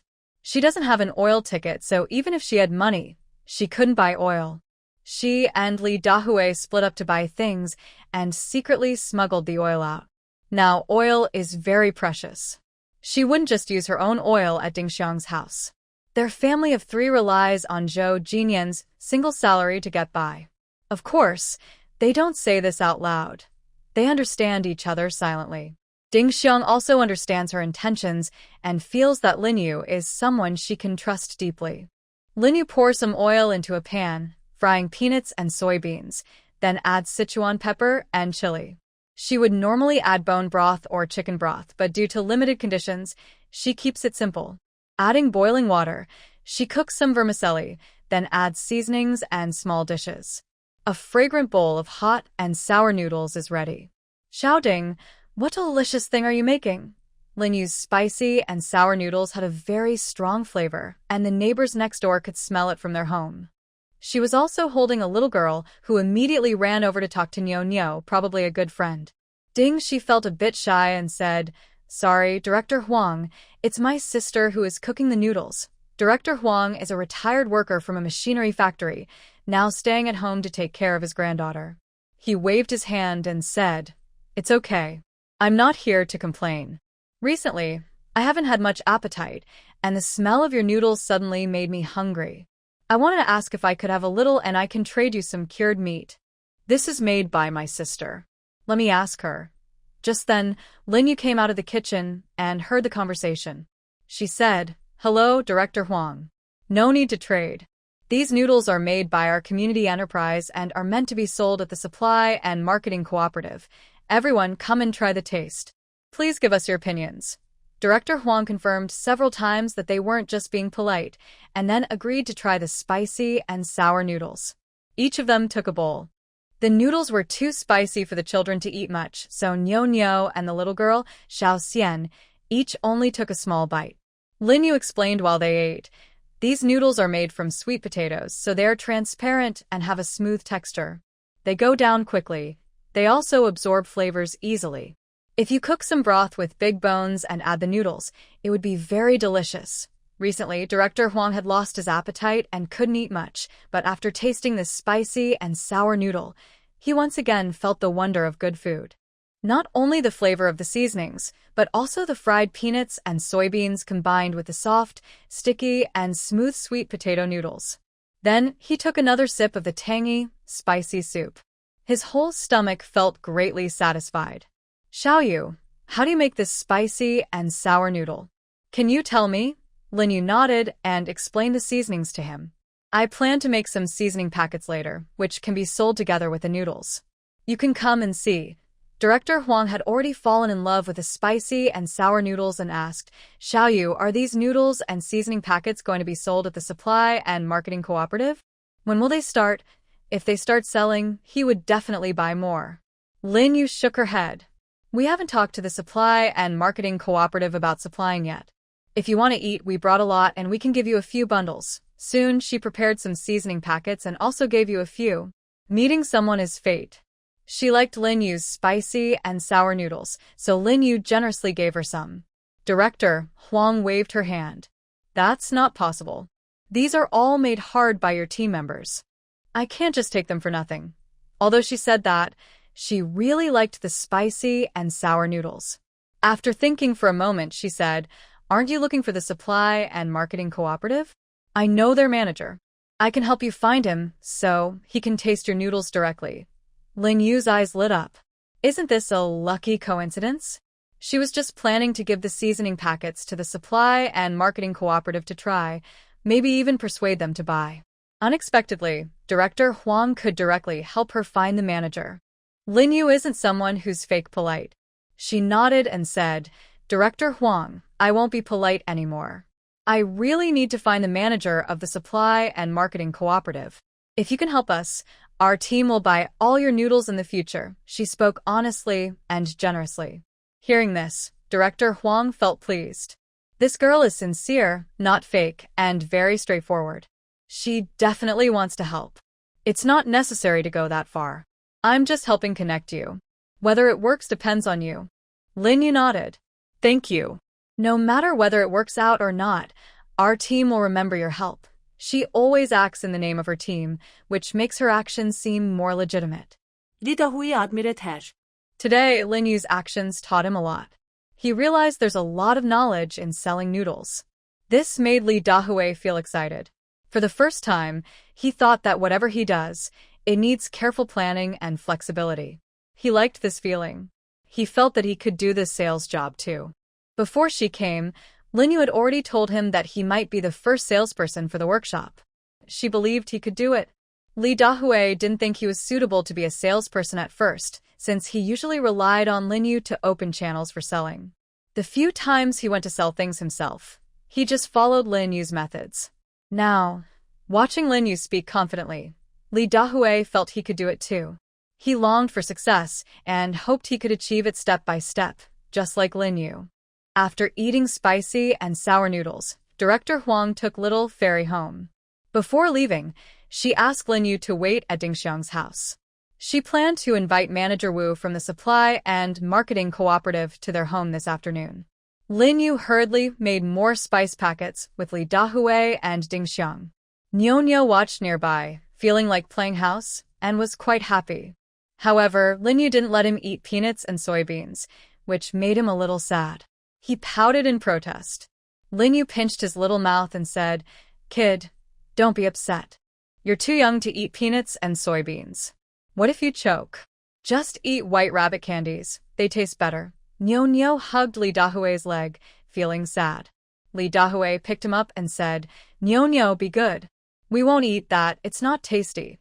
Actually, Nyo just wanted to try because he saw the adults eating. Now that Lee Da-hui was holding him and his view was higher, he felt happy. When he's happy, he forgets he's still upset about not being able to eat peanuts and soybeans. Ding Xiang didn't mind him. The kid was naughty, but she was glad to have two people to help her. If Nyo's dad saw how much Nyo liked Uncle Lee Da-hui, he might get jealous again. Unfortunately, Nyo only liked Uncle Lee Da-hui, who was tall and strong. His dad was gentle and refined, always pulling him to read books or write. Nyo didn't like that at all. The father and son were naturally different, one scholarly, one brave, and didn't get along well. Ding Xiang thought they were like two lively treasures, always arguing, but it made her laugh a lot. Last time, Nyo's dad saw him cling to Lee Da-hui and get jealous. If he was still upset, Ding Xiang would have to comfort him. Thinking about this, Ding Xiang couldn't help but smile. Lin Yu looked at her and asked, Sister, what are you thinking about? Ding Xiang shook her head and said, Nothing. Are the spice packets all packed? Yes, all done. We packed 20 packets in total, They didn't buy many ingredients, so Lin Yu decided to make 20 packets as a trial. Soon, Director Huang and Manager Wu arrived. Manager Wu was an old acquaintance of Director Huang, and they got along well. Huang had mentioned before that the supply and marketing cooperative had sales targets. Wu wanted to manage the cooperative well and complete the tasks from higher-ups, which wasn't easy. When he heard Huang was going to introduce new supply products, Wu felt it might not be very reliable. Because their relationship was good, Manager Wu didn't want to refuse and decided to come take a look. If it wasn't suitable, it wouldn't be his problem. When Lin Yu saw Manager Lin, she immediately noticed his indifferent attitude, but her smile stayed the same. She thought, haha, she's confident. How could she back down just because someone gave her a cold look? She stepped forward and first talked with him about what she saw at the supply and marketing cooperative. Li Dahui also joined in, sharing what they observed about the customers today. Manager Wu was quite surprised. These two from the countryside had knowledge and manners that matched city people. Some of their ideas even gave him new inspiration. He usually has a busy schedule and rarely observes customers, but Lin Yu and Li Dahui gave him a refreshing impression. Yes, their main focus is the customers. They should see things from the customer's point of view. Thanks to this good start, Manager Wu became interested in hearing their ideas about sweet potato vermicelli. After tasting the spicy and sour noodles made with seasoning packets, he thought this sweet potato vermicelli was worth trying. Are you planning to sell vermicelli with seasoning packets, or just the vermicelli alone? Lin Yu and Li Dahui felt happy. This seemed promising. Lin Yu said, initially, we will sell vermicelli with seasoning packets, but we can also sell the vermicelli alone. Once city customers get used to eating vermicelli, we won't need the seasoning packets anymore. Their team plans to make only vermicelli, not semi-finished products like seasoning mixes. But Lin Yu was worried that customers might not know how to cook the vermicelli, so she provided the simplest method. Once customers get used to eating vermicelli, food lovers will naturally develop new ways to enjoy it. At that point, they won't need the seasoning packets anymore. Manager Wu thought for a moment and said, keep both the vermicelli and the seasoning packets. Let's try selling them tomorrow and see how it goes. He couldn't predict how customers would react to the sweet potato vermicelli. Lin Yu nodded and finally left him with 15 packets of seasoning and 20 bundles of sweet potato vermicelli. Each bundle of vermicelli weighs about half a kilogram, so 20 bundles total 10 kilograms. One bundle sells for 10 cents. If bought with a seasoning packet, it costs 5 cents more, making it 15 cents. Lin Yu and Li Dahui felt nervous. This was their first batch of sweet potato vermicelli, and the team still had dozens of pounds stored. When Lin Yu and Li Dahui returned with the pepper they bought at the supply and marketing cooperative, the team leader was eagerly waiting for them. As soon as they entered, he asked, how did it go? Whether they could continue making sweet potato noodles depended on whether they found a way to sell them. So, team leader Lin spent the whole day nervously waiting for news. Lin Yu knew her uncle was anxious, so she explained everything as she walked. When Lin Igwa heard that they had already placed the items on the cooperative's counter, he clapped happily. Great. Great. If we can get on the cooperative's counter, it means we've made some initial progress. As for the idea of making seasoning packets that Lin Yu mentioned, that was not a problem. Back at the workshop, team leader Lin quickly gathered everyone. They went to the big warehouse to get peanuts, soybeans, and dried chili peppers, and sent someone to pull onions from the field. Once all the materials were ready, Lin Yu asked Li Dahui to help make the seasoning packets. The seasoning packets made at Ding Xiang's house didn't contain chopped onions because they couldn't be stored for long. Lin Yu was instructing Lin Yuan to build a clay kiln to dry the chopped onions so they could be stored better. The whole workshop was busy and lively. No one knew what the future held, or if the workshop would succeed. But at this moment, everyone was working together with one heart and one mind. All right, everyone, take a break. We'll work again tomorrow. By the time Lin Yu and Li Dahui returned, it was already dark. Everyone had been working hard into the night. Lin Igwa quickly told them to go home and rest. Lin Yu and Lin Yuan still hadn't figured out how to make the clay kiln. She didn't want to work overtime. When her uncle said they could leave, she immediately brushed off the dust, called Lin Yuan, and went home together. As soon as they entered the yard, Xiao Qing ran over happily, circling around Lin Yu. Xiao Bao followed behind, calling out, "Brother, brother." Lin Yuan said helplessly, "Xiao Bao, why do you keep calling that little dog brother?" "I don't want a dog brother." Xiao Bao stopped, frowned, and pointed with his little finger. "But he's my brother. Your second brother. Your sister, he's my brother." "Lin Yuan, are you serious? You really think Xiao Qing is our sibling? That won't do. From now on, just call him by his name. No more calling him brother." Lin Yu was teasing Xiao Qing, saying, "Second brother, don't worry. Xiao Qing is so cute. I just want to be her older sister. Little treasure, come here." "Don't pay attention to second brother." Little treasure stopped arguing with Lin Yuan and quickly ran over to squat down, playing with Xiao Qing along with Lin Yu. Seeing that neither of them paid attention to him, Lin Yuan shook his head and left. Jiao Feng came inside from outside. Lin Yu looked up and saw him. "Brother? What's wrong with you today?" Usually, Jiao Feng only came to Lianhua Brigade during the day and went back to the county town guest house at night. "Oh, I had some things to do, so I didn't leave. I'll sleep with Lin Yuan tonight." Lin Yu believed him and nodded in agreement. Jiao Feng sighed inwardly. He stayed because he was busy and lost track of time. Gu Yunze received a notice to deliver supplies to the researchers at the base. Since he couldn't do it alone, he asked Jiao Feng to help. Since the base was secret, each delivery required many people working closely together. The researchers' lives weren't easy either. The supplies they received were just enough for them to save and get by. One delivery was enough to last them 2 years, so delivering supplies was a very important task.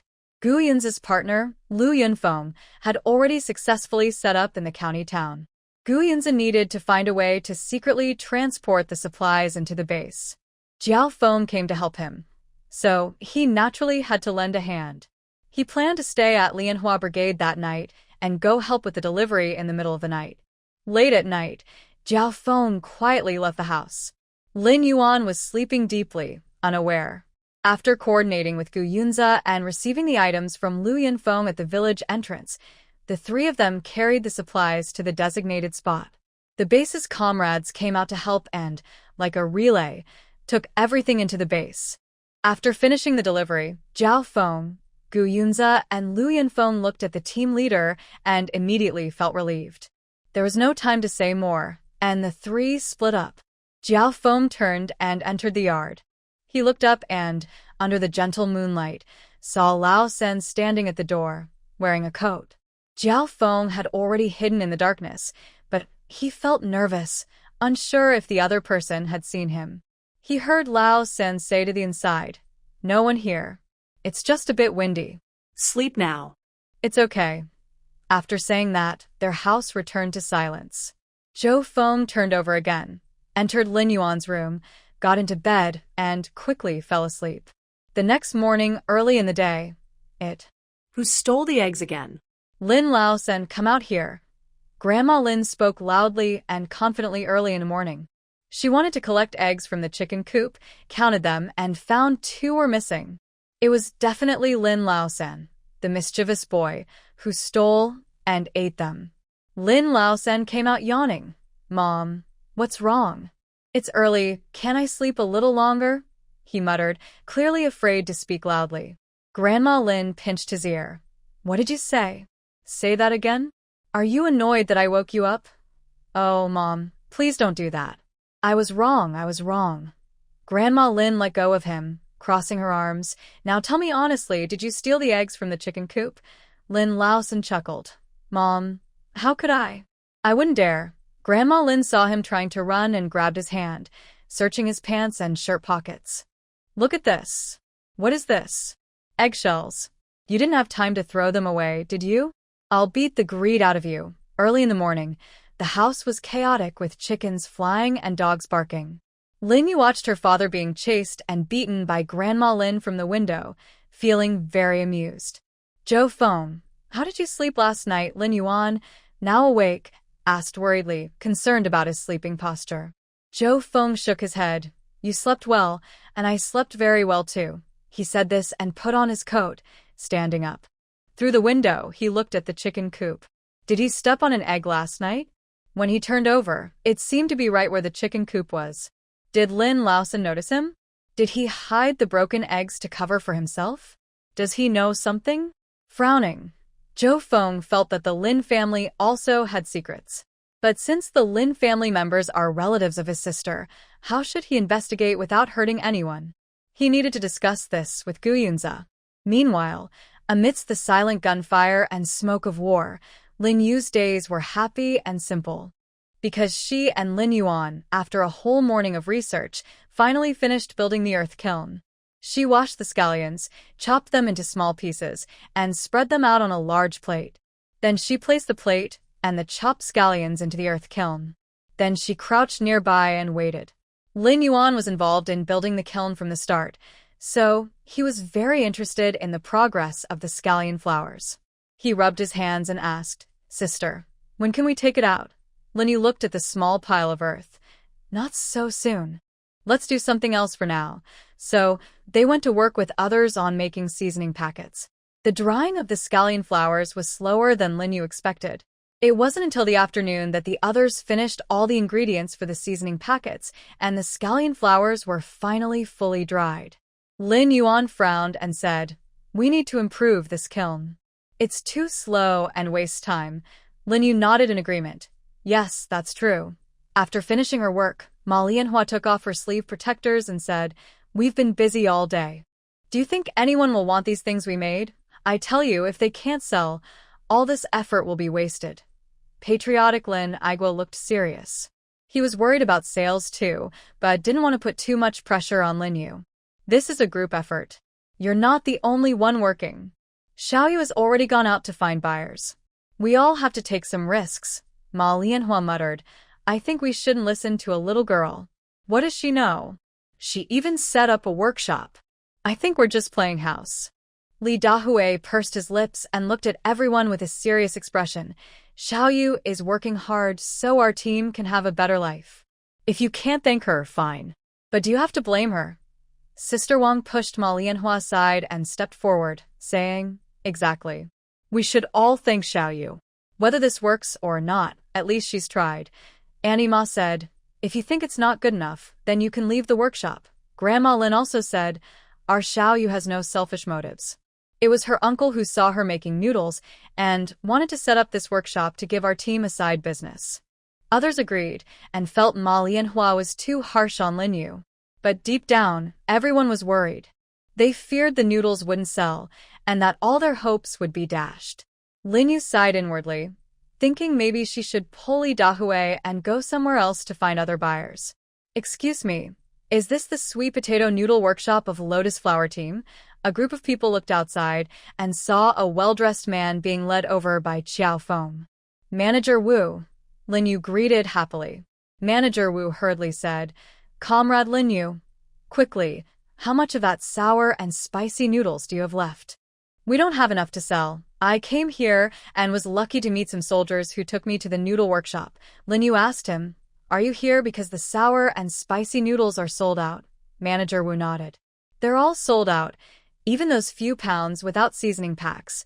People are still asking about it, so I came quickly to get more supplies." Lin Yu's heart lit up with excitement. Finally, the noodles can be sold. She introduced Wu to Li Igua. "This is our team leader. You can sign the contract with him. Once it's signed, you can take the goods." Li Igua stepped forward, shook hands with Manager Wu, and showed him the draft contract Lin Yu prepared. In the end, they agreed on a supply of 100 pounds of noodles, plus seasoning, for a total of 15 yuan. Manager Wu paid immediately and took all the goods away. After they left, the workshop erupted in cheers. "Success! Success! Great!" Sister Wang, with her hands on her hips, said, "Ma Lianhua, look, Xiaoyu succeeded. Does your face still hurt? Didn't you think the workshop wouldn't work? Why aren't you leaving yet?" Ma Lianhua felt relieved inside. She had almost decided to leave the workshop just now. That would have been a big loss. This first batch sold for 15 yuan. 15 yuan after a whole year of work. A big family only gets a few dozen yuan. And this was just the first batch. Yesterday's 20 pounds weren't enough for a morning sales. Sweet potato noodles are really popular. It also means her work can really make money. Ma Lianhua was flexible and said with a forced smile, Xiaoyu, you are generous. I was just a bit anxious earlier. I didn't mean to blame you. She spoke about herself like that, which made Lin Yu unhappy. She didn't want to reconcile with her. She just nodded and said, understood. Everyone get to work. Ma Lianhua felt disappointed and, unwilling to leave the workshop, quietly went back to work. Meanwhile, Lin Yu was discussing with Li Dahui, relying only on the county supply and marketing cooperative isn't enough.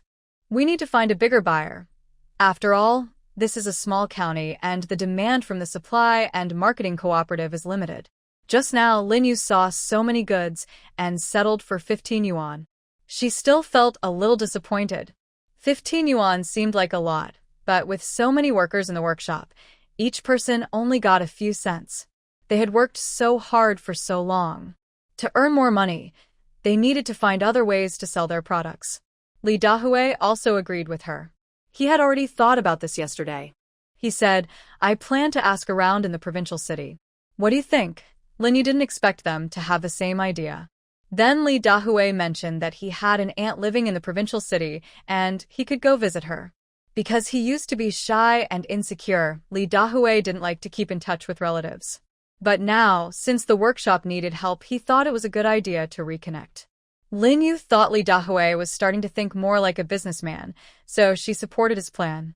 Of course, the provincial city was far away, and in this time, society's morals weren't very good. Lin Yu wouldn't agree to let Lin Yu go. So, in the end, only Li Dahui and Lin Yuan set out. Lin Yuan was allowed to go along because Lin Yu wanted him to see more of the world. Staying in this small place all the time would limit his knowledge. When society opened up in the future, Lin Yuan was already grown up and could explore the world. He was very happy about the chance to go far away. Unlike his older brother, he was not a cautious person and liked to go out. But in this era, you needed a letter of introduction and a good reason to travel. As he got older, he also felt he needed to do serious work so he could marry and have children. So he planned to stay and work on the farm. He was very excited to have the chance to go out with Li Dahui. He knew Li Dahui was secretly doing some business in the county, but he didn't have hunting skills and was afraid to take risks, so he never went with him. Sometimes, he thought Lin Yu's life was more exciting. She had only been here a short time but had already gone to the county with Li Dahui many times. Don't worry, I will take good care of Uncle Dahui, Lin Yuan reassured his family before they left. Ding Dahua patted him. Just don't hold us back. Dahui, please take care of him. Li Dahui shook his head. Don't worry, sister-in-law. We will come back safe. After Li Dahui and Lin Yuan left, Lin Yu taught the workers how to dry scallions at the fan workshop so she could free up her hands. The county town was small, and within a few days, sweet potato vermicelli found a good market. Nowadays, staple foods are quite popular. Sweet potato vermicelli can be eaten as a main dish or used in noodle soup. Some people also make bone broth and cook the vermicelli in it. Soaking the vermicelli in bone broth and then slurping it up is a delicious experience. In short, customers kept coming up with new ways to enjoy sweet potato vermicelli. Lin Yu originally thought the workshop could stop producing the spicy and sour seasoning packets. But unexpectedly, when they delivered the next batch, Manager Wu asked for more seasoning packets. He said many people liked the spicy and sour flavor and used the seasoning to cook noodles and soups. Since she couldn't replicate that taste herself, the seasoning packets sold surprisingly well. This was an unexpected blessing. After all, making seasoning packets still had good profit margins. The ingredients were all available in the brigade, except for the Sichuan pepper. Since they planned to keep producing seasoning packets, they needed to consider where to get the Sichuan pepper. Hearing this, Lin Igua confidently said, the Dongfeng Brigade grows a lot of Sichuan pepper. If we need some, we can directly cooperate with them. Lin Yu's eyes lit up. They could work with the local brigade, which was better than just buying from the supply and marketing cooperative. They could also strengthen ties with nearby brigades, giving the workshop more bargaining power. Clearly, Lin Igua had thought of this too. He quickly gathered a few brigade members and headed to Dongfeng Brigade. Dongfeng Brigade is on the other side of Dakingshan, but crossing over doesn't require climbing the mountain. They just need to go around the foot of the mountain along the main road. It's not far. Unlike Lianhua Brigade, which is on flat land, Dongfeng Brigade is in a mountainous area with poorer soil, so they mainly grow Sichuan pepper, tea trees, and fruit trees. They don't produce grain. After harvesting these crops, they exchange them for grain to distribute to brigade members. In later times, growing these crops would be more profitable than farming grain. But in this era, the situation was different. During the famine years, other teams could secretly keep some food to eat, but they could only watch helplessly as the things in the fields were not suitable for eating or drinking. So, when the Lotus team asked for their Sichuan pepper, team leader Huang Shanhe agreed immediately. He saw no reason to hesitate about exchanging these inedible or unusable Sichuan peppers for money or grain. He felt grateful and thought the Lotus team was taking care of their team. Therefore, Huang Shanhe quickly signed a supply contract with Lin Aigua. Lin Yu then went with the Dongfeng team. Huang Shanhe treated her like a child and even gave her some of the team's fruit to eat. Uncle Huang, this pear is really delicious. I've never seen such good pears at the supply and marketing cooperative, she said. Honestly, Lin Yu felt that this pear had more juice and sweetness than what she had eaten in her later years. But before, when she went to the supply and marketing cooperative, she only saw wrinkled, poor quality fruit. Huang Shanhe sighed and said, "The roads here are too difficult. Once we send the pears out, they'll all be crushed. But the land here can only grow these fruits, so we keep some for ourselves. If you like, let Xiaohuzi take you to pick some. Our team has planted a lot." Lin Yu thought it was a good idea. She planned to pick some to take home for her family and pay Huang the team leader later. So she followed Xiaohuzi into the orchard. Xiaohuzi, true to his name, was lively and energetic. He led Lin Yu jumping around, picking many fruits. While picking, he also ate. Lin Yu hadn't even left the orchard before her stomach was already full. "Xiaohuzi, is it okay for us to eat like this?" she asked. She felt a bit guilty, eating so openly, which seemed out of place for this time. Xiaohuzi, hanging from a tree, nonchalantly said, "It's fine. These fruits will rot if we don't eat them. Every year, a lot go to waste." Lin Yu frowned, feeling it was a pity. Nearby, a village woman was also picking fruit with her child and said, "Girl, are you related to Huzi? I tell you, it's okay to eat these fruits freely. If you can't finish, just leave some." Lin Yu didn't mention that she wasn't related to Huzi. She only asked Annie, "Can you exchange these fruits for grain? Like the Sichuan pepper and tea leaves?" The older woman sighed and said, "We can't send the fruit out. Most of it has rotted. Some that haven't rotted can be exchanged, but after shipping 10 carts, only 1 cart's worth is useful. Although labor isn't very valuable, when you add everything up, it really isn't worth it. The effort and resources needed to transport the fruit are too great." So, in the end, the team decided to keep the fruit for themselves to eat. Lin Yu also felt sad hearing this.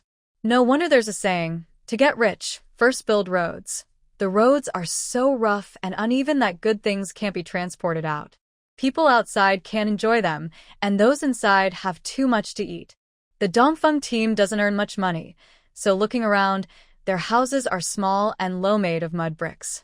The Lotus team also mostly has mud brick houses, but sometimes a few families with strong workers can build tiled houses. The adults and children in the Dongfeng team don't look as positive and energetic as those in Lotus. Some are even so hungry that they look very thin and weak. No wonder Captain Huang was so grateful when he heard they wanted to exchange grain and money for their Sichuan pepper.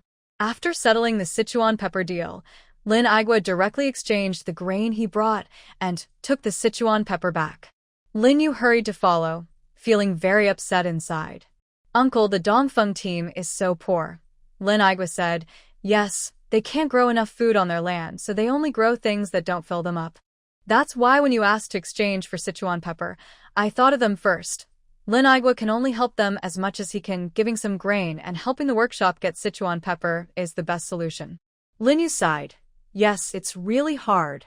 I wish we could just fix the roads. Our country is developing and things are tough now, but it will get better." Lin Aigua firmly believed this. Lin Yu nodded. Because of the faith of generations after generations, the country is indeed getting better. In later years, almost everywhere had smooth, wide roads. Lin Yu followed Lin Igua back to the Lotus team and took the Sichuan pepper to the noodle-making workshop. The workers had been waiting for a while. When they saw the Sichuan pepper, they started making seasoning packets again. Recently, Manager Wu had placed several orders, so the workshop kept working non-stop. Now, being a worker in the workshop is the biggest hope for the team members. Some people have already found new ways to recruit workers for the next job. Are you saying Zhang Bing is getting married? Song Meili came early to gossip with Lin Yu. Yes, he's also inviting some young workers to celebrate. Nianqing and I will go. Lin Yu gasped. Who is he marrying? Someone from the team or Zhao Xiumei? At first, Zhao Xiumei and Song Meili both liked Zhang Bing, but later Song Meili realized he wasn't interested and backed off. Song Meili rolled her eyes. Zhao Xiumei never really liked Zhang Bing. She just liked his family status, like me. Lin Yu teased, you're talking about others, but you're including yourself too. Song Meili shrugged. I'm just being honest. Anyway, Zhang Bing isn't marrying Zhao Xiumei, he's going to marry Li Lanhua. Who is Li Lanhua? Lin Yu couldn't remember. She was more familiar with the women in the team, but didn't know many young girls. Of course, Song Meili knew Li Lanhua well. Li Lanhua is the daughter of the team's accountant, Li Hui. She's quite... well, how should I say it? Lin Yu knew Li Hui as the person who recommended Ma Lianhua for a factory job. Ma Lianhua is his sister-in-law. Li Hui's family is related to Lin Gupo's family by the same surname and clan. In fact, Li Hui and Lin's grandfather, Li Daling, are cousins, so Li Lanhua is Li Daling's niece. According to Song Meili, Li Lanhua looks like a man, big and strong, tall and powerful, even intimidating to men. That's why she's still unmarried at 23. In modern times, 23 is still young, often before finishing university, but in this era, many girls marry at 18 or 19.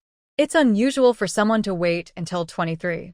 The reason is that Li Lanhua is so tall and strong that many men who come to meet her are shorter than she is. Men like to feel in control, so they tend to shy away from such a strong woman. The older women in the village actually hope to have a daughter-in-law like her, hardworking, healthy, and capable of having children. But they can't persuade their sons, so nothing more comes of it. Li Lanhua didn't mind much. She was strong and capable of working and supporting herself, so she didn't see much benefit in marriage. However, Li the accountant and her husband were worried. Their daughter might remain unmarried and become an old maid. What would they do then? Parents always feel that if their children don't marry, it's as if the sky is falling. At this moment, Zhang Bing appeared. He would bring water and eggs to Li Lanhua and show kindness. When he saw Li the accountant, he also appeared knowledgeable and cultured. At first, the couple didn't want their daughter to marry a young worker, fearing he might leave someday. But Li Lanhua changed her mind and thought it might be a good idea. At least this young worker was good-looking and smart, even though she knew he had some tricks in mind, mainly that he didn't want to work. But Li Lanhua was good at working and she could support her husband. Maybe they could have a child in the future. Even if the young worker left, she would still have her children. Having children would secure her future, and she didn't need a man to support her. So, the two quickly agreed to get married. Li the accountant and her husband already thought Zhang Bing was a good person, just worried he might leave. Thinking about what their daughter said made sense. Having a child with this young worker could pass on some good qualities. If he left, so be it. They could support the children anyway. So, the couple agreed to the marriage.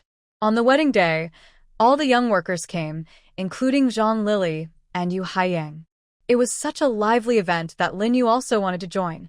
She followed Grandpa Lin and Grandma Lin to the celebration. As soon as she entered, she saw the bride handing out candies at the door to welcome guests. Lin Yu saw that Li Lanhua was tall, but she wasn't rough or coarse. She wasn't a great beauty, but she was confident and natural, an ordinary-looking woman. Today, she was dressed in bright red and had a little makeup, so she looked quite pretty. Big Sister Li, I wish you a happy wedding and a quick birth of a noble child, Lin Yu said as she approached, offering her red envelope. Originally, the family would share one red envelope, but Lin Yu wanted to join in and didn't want to take her grandma's red envelope, so she prepared her own. Li Lanhua knew Lin Yu. Her father often mentioned her at home. Knowing that she was strong and capable like herself, Li Lanhua also liked her. Looking at her smiling face, speaking so kindly, and even preparing a red envelope, I liked her even more. Holding her hand, I said, "You must be little Rain. It's our first meeting, so don't be shy, sister. Eat more today." Lin Yu nodded and said, Yes, Sister Lanhua, I won't be shy." Zhang Jiqing, "Oh no, brother-in-law, you must treat my sister well, or my fists won't be forgiving." She gestured to her arm muscles.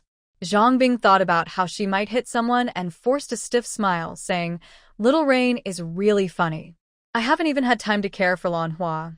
Lin Yu nodded again and said, Yes, you'd better." Li Lanhua didn't mind Lin Yu threatening her husband. Instead, she felt happy inside, thinking Lin Yu was there to support her. Everyone likes to have someone to protect them. Even Li Lanhua, who is quite strong herself, feels comforted by this. Lin Yu wanted to keep chatting with Li Lanhua, but many guests arrived later, so she didn't want to disturb them. She followed her grandma to sit at a table. The Jiqing, young educated workers, sat together at one table, but since Lin Yu wasn't one of them, she couldn't join. Following Grandpa Lin and Grandma Lin, the elders from the brigade, Lin Yu felt more comfortable. They all treated Lin Yu like a little girl, passing her delicious food. Lin Yu smiled, showing 2 small dimples, happily eating the cold dishes that arrived first. The atmosphere of the banquet was joyful, with everyone smiling happily. The dishes at the feast were quite good by this time. There was a bowl of chicken dishes with pork, and the soup was bone broth with handmade vermicelli added. Lin Yu ate very happily. This was a great chance to enjoy a proper meal, and Lin Yu was glad she came along. The red envelope was very worthwhile. After the banquet ended, everyone went home. Lin Yu only had time to glance at Gu Yunza before following her grandma. Accountant Li gave all the red envelopes collected today to Li Lanhua and said to her older brother Li Xinghua and second brother Li Jiangguo, "When you got married, I also gave you the red packets. Do you remember?" Li Xinghua helplessly nodded. "Dad, I know. I have no problem with you giving Lanhua the money." "No need to remind me." Accountant Li nodded and said, "That's right. Now that all 3 of you are married and settled, I feel at ease. Our family's houses are divided so that each of you gets one. My wife and I can still manage, so we will stay here. When you need to take care of us in the future, you can share the responsibilities equally." Li Lanhua's second brother, Li Jiangguo, scratched his head and asked, "Dad, why do you talk about dividing the family like this?" Accountant Li rolled his eyes. His second son wasn't very quick-minded. He had already said this clearly, so why ask again? "Second son, you're not wrong. We are indeed dividing the family now. From now on, you can run your own household. But don't think that just because Lanhua got married, she's no longer part of the family. I am dividing everything into 4 equal parts, 1 for each of you." No one found this strange, except Zhang Bing, who was sitting next to Lanhua and felt very shocked. He had only heard of sons being favored over daughters, but never of a family dividing property equally with a daughter. His father-in-law was truly a unique person. Seeing his confusion, Accountant Li explained, "Son-in-law, do you know that most of the work points in our family are earned by Lanhua? You could say that most of our house and money belong to her. Lanhua, dividing everything into 4 parts, might seem unfair to you." Lanhua shook her head and said, "Dad, I don't feel wronged. This family belongs to all of us. Although I work and earn money, the 2 sisters-in-law manage the household. I haven't done much. This way of dividing is the fairest. You don't need to worry so much." The 2 sisters-in-law felt happy when they heard her words. Their husbands hadn't noticed their efforts, but their little sister-in-law always remembered their kindness. Lanhua has always respected her sisters-in-law, so they had no objections to dividing the family property equally. Everyone agreed on the division of assets. As an outsider and someone who would benefit, Zhang Bing had no objections either. 2 days after their wedding, Once Zhang Bing understood the family situation, he asked Lanhua for something. Lanhua already knew that Zhang Bing had his own reasons for marrying her. So, when he mentioned wanting to get a spot in the next batch of fans' workshop, she wasn't surprised. Working in the fans' workshop was actually quite suitable for him. According to Li Lanhua's observation, Zhang Bing is not very good at farm work. Even after staying in the countryside for more than half a year, he still only earns half of the work points each day. Going to work at the fan workshop is at least less tiring than working in the fields. He is educated, so he might even be able to manage things there. Of course, Zhang Bing also thinks this way. At this happy time of newlyweds, Li Lanhua naturally agreed to help him fight for a spot, but she couldn't promise anything. After all, Li Accountant is not just her father. She has 2 brothers and sisters-in-law, and other relatives at home. Last time, Li Accountant recommended her eldest and second brothers, as well as Ma Lianhua, for interviews. Li Lanhua volunteered to give up her spot because she felt someone needed to work in the fields. With her strength, she was more suited for farm work. In the last interview, only her eldest brother Li Xinghua and second sister-in-law Ma Lianhua got into the workshop. Her second brother Li Jiangguo was too careless and didn't pass the test. If there is another interview, Li Lanhua will try to get a spot for her husband, but she can't guarantee whether Zhang Bing will pass. Zhang Bing understands this, but he is very confident and believes he will definitely succeed. After all, he is an educated youth and has more culture and knowledge than others in the team. Even Lin Yu, who became the supervisor, he thinks he is not worse than her. Of course, he didn't say this out loud, because his wife and Lin Yu seem to get along well. Knowing the situation, Zhang Bing now chooses to stay modest and act wisely. Lin Yu doesn't know what happened in Li Lanhua's family. After the wedding, she didn't show concern for their newlywed life. Lin Yu is eating pears with her family. She even threw a piece to Lin Xiaoqing. Xiaobao and Taiden each got a whole pear because they heard that pears can't be divided, or they would be separated. Grandma Lin sighed. If there was only one who would care about all this. There's such a big basket, just one per person is fine. Lin Yu nodded. The Dongfeng Brigade has lots of fruit, pears, apples, dates. After we finish, we can go exchange for more. They didn't know about this place before, but now that they do, the fruit is almost free. Lin Yu feels it's a shame not to eat. Grandma Lin nodded and said, "You are the only one who knows how to eat. The road to Dongfeng Brigade is too difficult. We only go there occasionally to exchange for some fruit. Usually no one goes there. The young men in their team can't even marry women from outside. The road isn't a problem. I have good strength. You all eat freely. When you're done, I can go exchange again." Grandma Lin sighed and said, "They have so many fruits each year that go bad and are wasted. It's really a pity." Lin Yu nodded in agreement. The next day, she took a bag of fruit to the workshop. The small earthen kiln used for drying scallions had been greatly improved through the collective wisdom of the people. Before, it took 6 hours to dry, now it only takes 3 hours. Since Lin Yuan wasn't there, and Lin Yu didn't want to bother others, she decided to experiment on her own. She removed the pits from the fruit, sliced them, and laid the slices flat in a small earthen kiln. The workers in the workshop were busy with their tasks and didn't pay much attention to her. By noon, Lin Yu took out the dried fruit and planned to take it home. When she reached the door, she saw her family already gathered there. Xiao Feng had been out every day and just came back now. Seeing everyone sitting together, Lin Yu placed a small package on the table. "Come and see what I made." Old Third Lin raised an eyebrow and asked, "Xiao Yu, what is it? Is it tasty?" Little Treasure also raised his hand and asked, "Sister, is it delicious?" Lin Yu opened the bag and said, "Tada, take a look." Lin Igua was the first to recognize it. "Is this those fruits?" Grandma Lin picked up a piece. "Is this an apple?" Little Treasure also pinched a piece with his small hand. "This is a pear." Lin Yu nodded. "Try it quickly." Lin Igua took a bite of the dried apple, and his eyes lit up. Unlike fresh fruit, these dried apple slices tasted sweet and sour, soft and chewy, with a fresh apple aroma. He also liked the dried pear. Little Treasure and Iron Egg had small mouths, nibbling little bites, and each slice could last a long time. From their expressions, it was clear they liked it very much. Even the new mother-in-law, who was resting after giving birth, ate a piece and told Linyu it was very tasty. Linyu had already eaten a few slices right after drying them and thought her family would definitely like them. Sure enough, her guess was correct.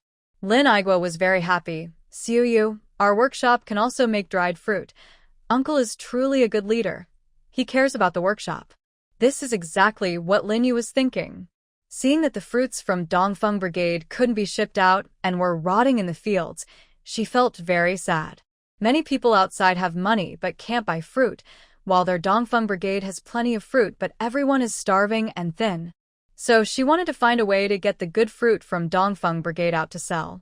Linyu thought she could process the fruit a bit and then send it out to sell. This would help Dongfeng Brigade and also add more products to Lotus Flower Brigade's workshop. She decided to start right away.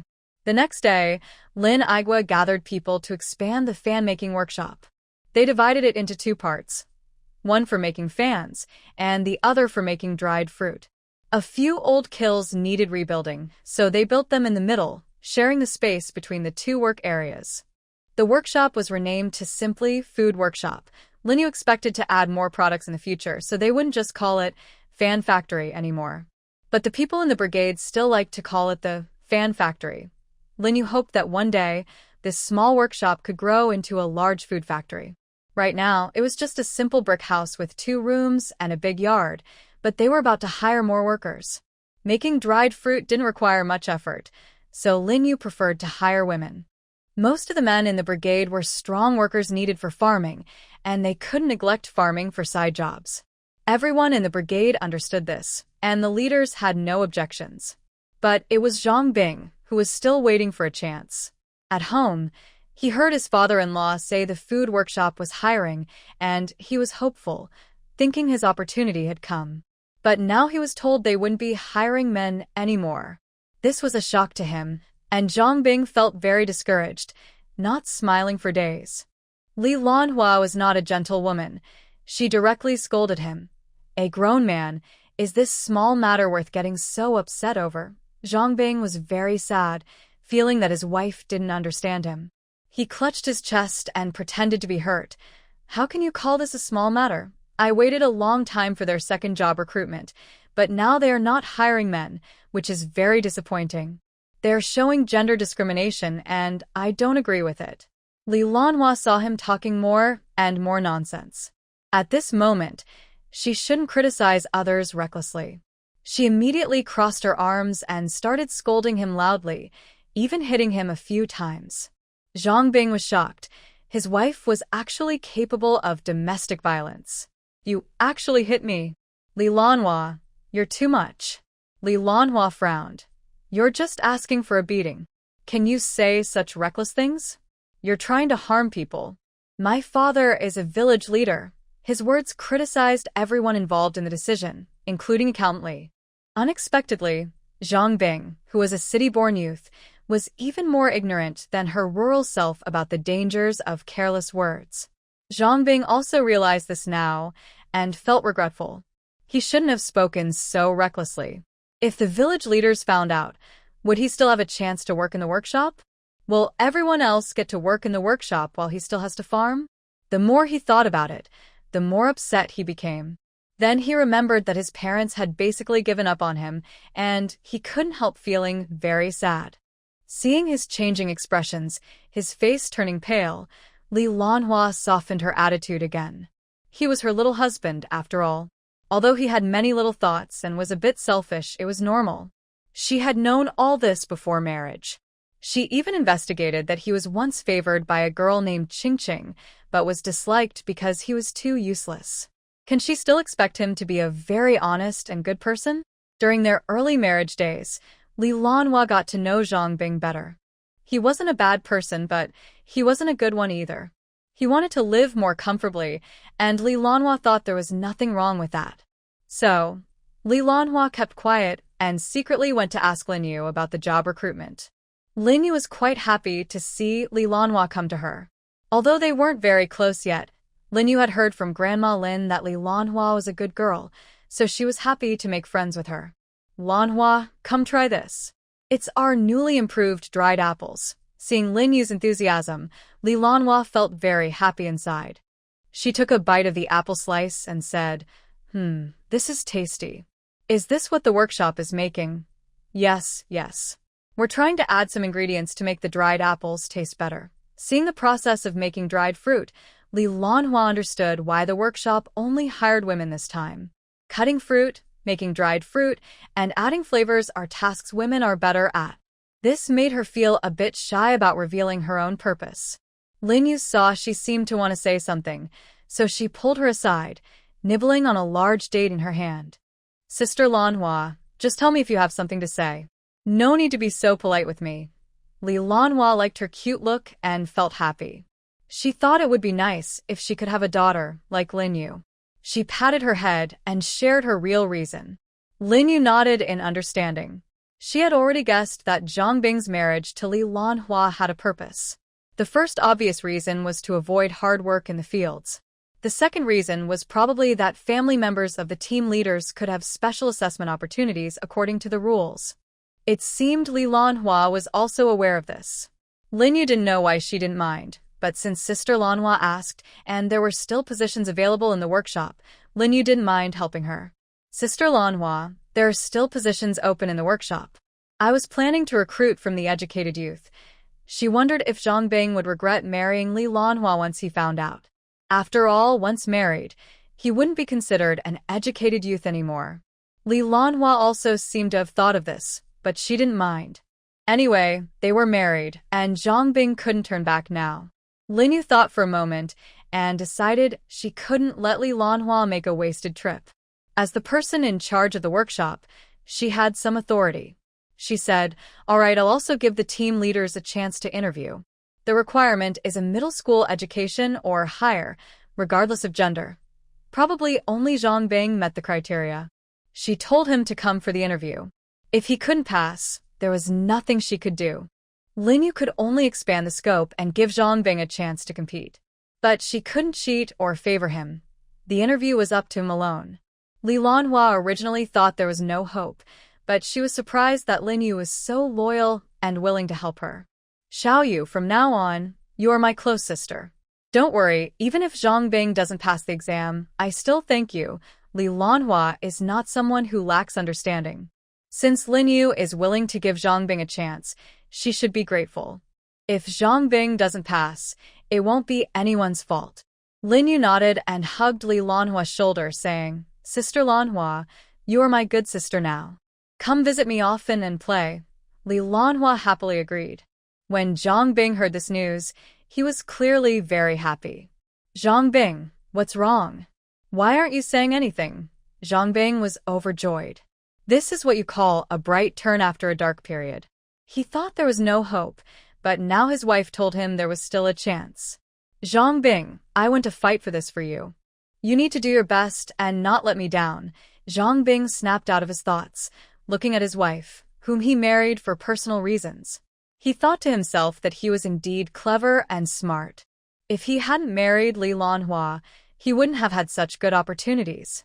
Fortunately, the girl he liked before didn't want him. That girl was also from the Lotus Brigade, with several brothers and sisters, but her father was not an official. Zhang Bing originally wanted to avoid labor, so he paid special attention to that girl. But her brothers and sisters found out, and he almost got beaten up. Later, he shifted his focus to Li Lanhua.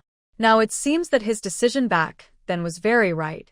Although Li Lanhua looks rough and strong, taller than him, and not gentle in temper, she can truly help him. He can now skip work and has a chance to join the workshop. He feels he is really amazing. Zhang Bing's eyes sparkled as he said to Li Lanhua, "Wife, thank you so much." Li Lanhua was rarely a bit shy, but kept a calm face. She patted Zhang Bing's thin shoulder and said, "Don't thank me. Just work hard yourself.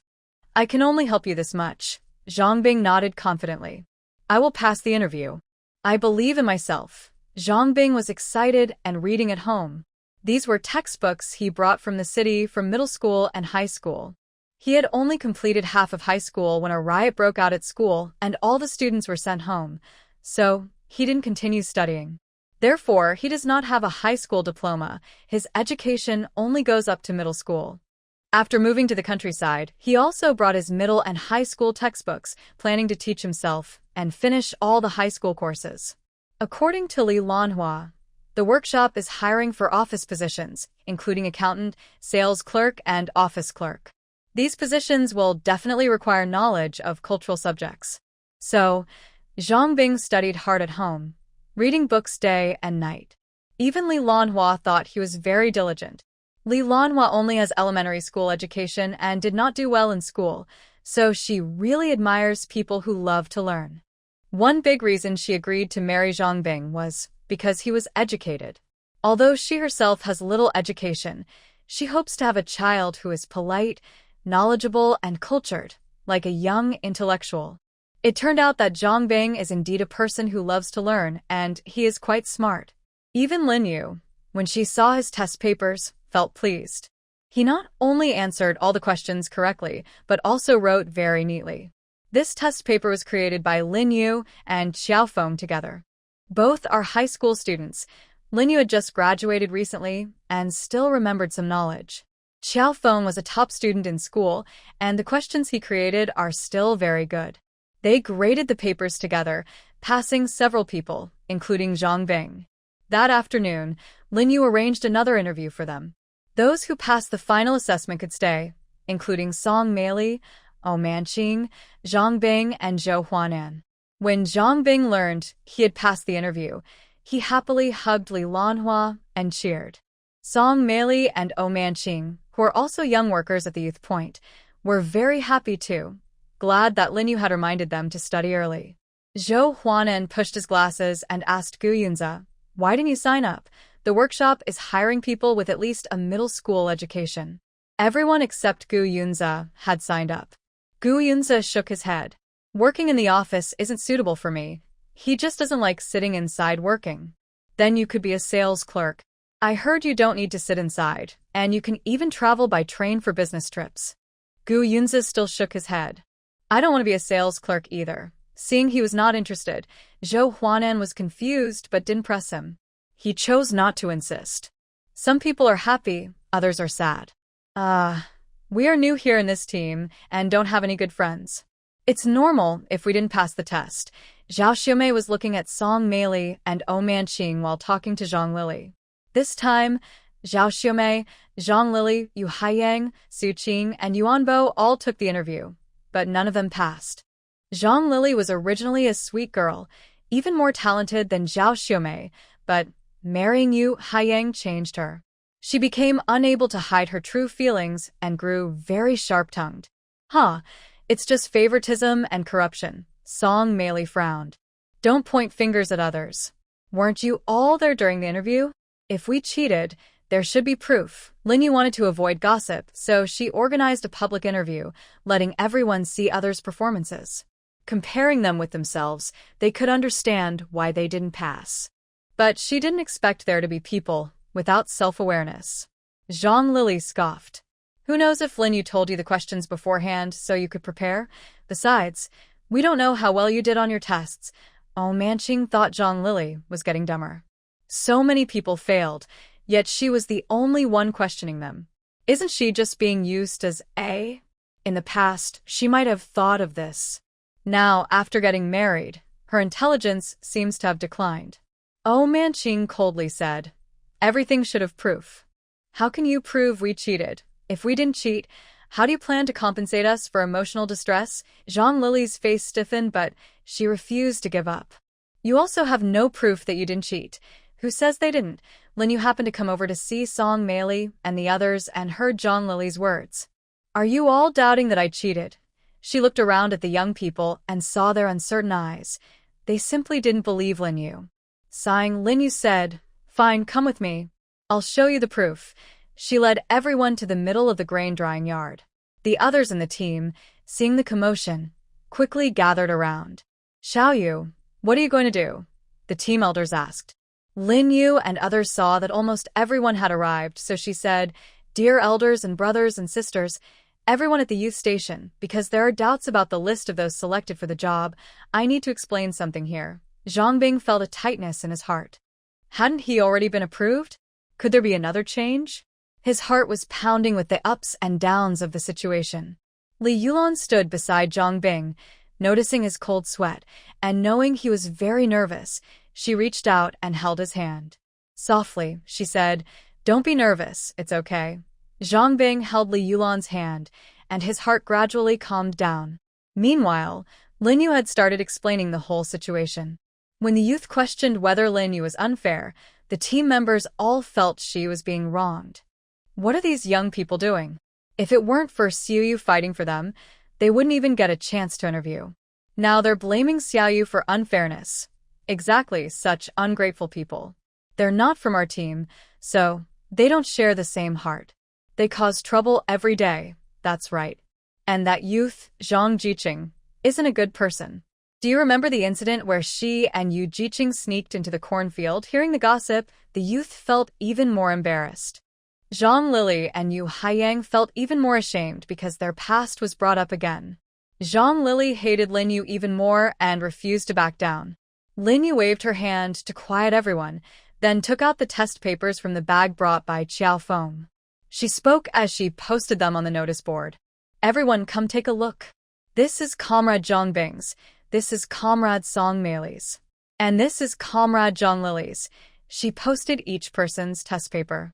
"Comrade Zhang Lili suspects I told Song Meili and Manqing the questions. But everyone should be able to prove that my brother and I prepared the questions overnight at the team office. Before the exam, we never left the office." Lin Yu knew the thoughts of the youth well, so she was very careful in preparing the exam questions to avoid accusations of favoritism. She even stayed in the team office with Qiao Feng until the exam was over. Everyone in the team knew this. Only the youth, who were focused on studying, didn't notice. "Everyone come and look at their test papers. The first 4 are those who passed this time." Everyone moved forward. The young peasants were looking at how others answered, while the team members admired the top 4 test papers. "Although I don't recognize many characters, these first few are really well written, especially Yulan's. It's full and neat.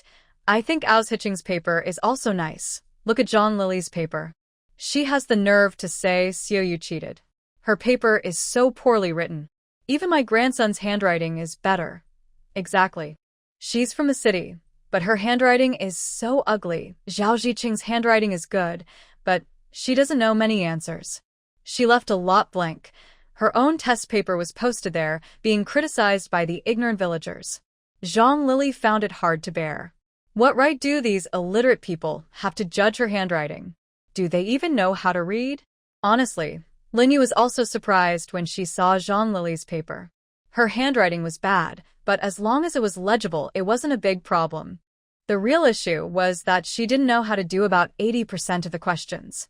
She made mistakes, scribbled ingots over her answers, or left questions blank when she didn't know. She didn't seem like someone who had finished middle school in the city. If you asked Manhwa, she would say that Zhang Lili was careless in her studies. She went to middle school but never did well. She wasn't very smart, and she spent her days worrying about who was sent down, who was dating, or what new clothes someone was wearing. So her grades naturally suffered. Most of the questions Lin Yu asked, she didn't know how to answer. Manhwa was also surprised. Normally, Zhang Lili should have some self-awareness, knowing Lin Yu wouldn't pick her no matter what. Maybe she really lost her mind.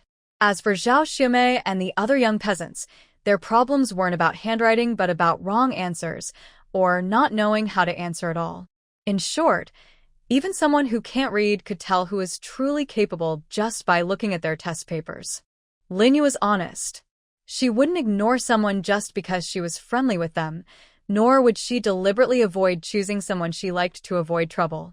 She only judged based on the test results and interview performance.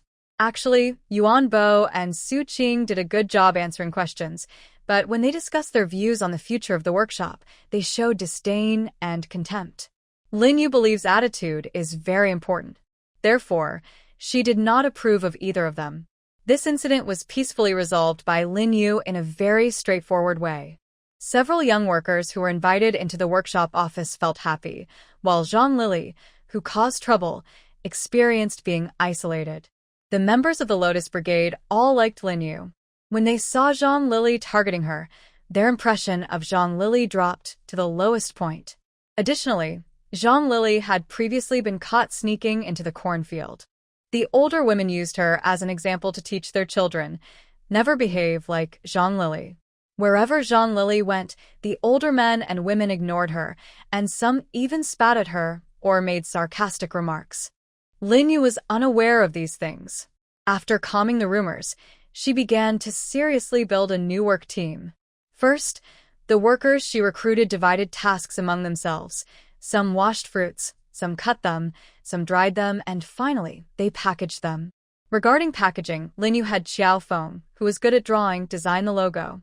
It read, Qingshan Commune, Lotus Brigade Food Factory.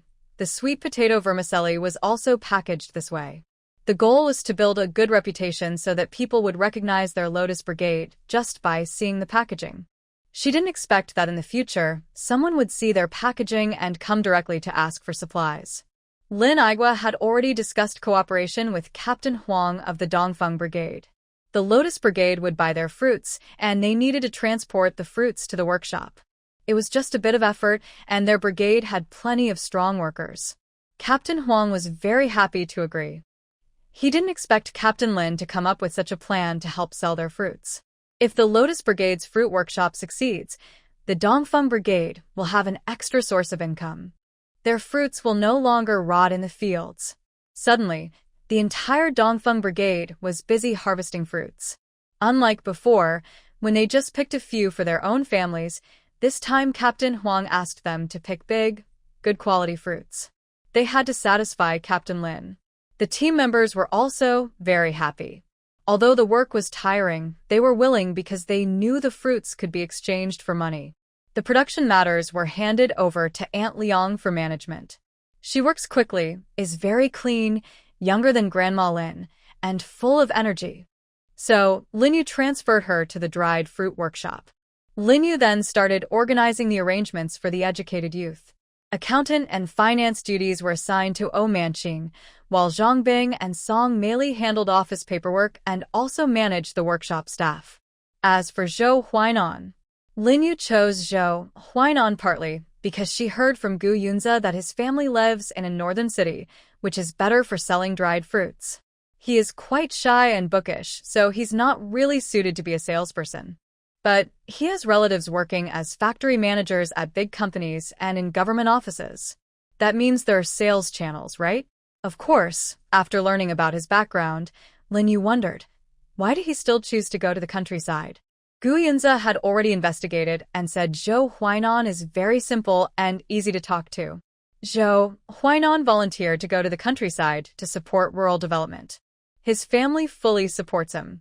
Lin Yu thought that this family had good morals. They could have arranged a job for him to avoid going to the countryside, but they still supported him in pursuing his dreams. Only families like this can raise honest and innocent children like Zhou Huainan. So, Lin Yu entrusted Zhou Huainan with an important task, to go back to the north and find ways to sell dried fruits. You've been in the countryside for over half a year. You can also visit your family. Zhou Huainan missed his family very much. When he heard Lin Yu tell him to go home, he was very happy.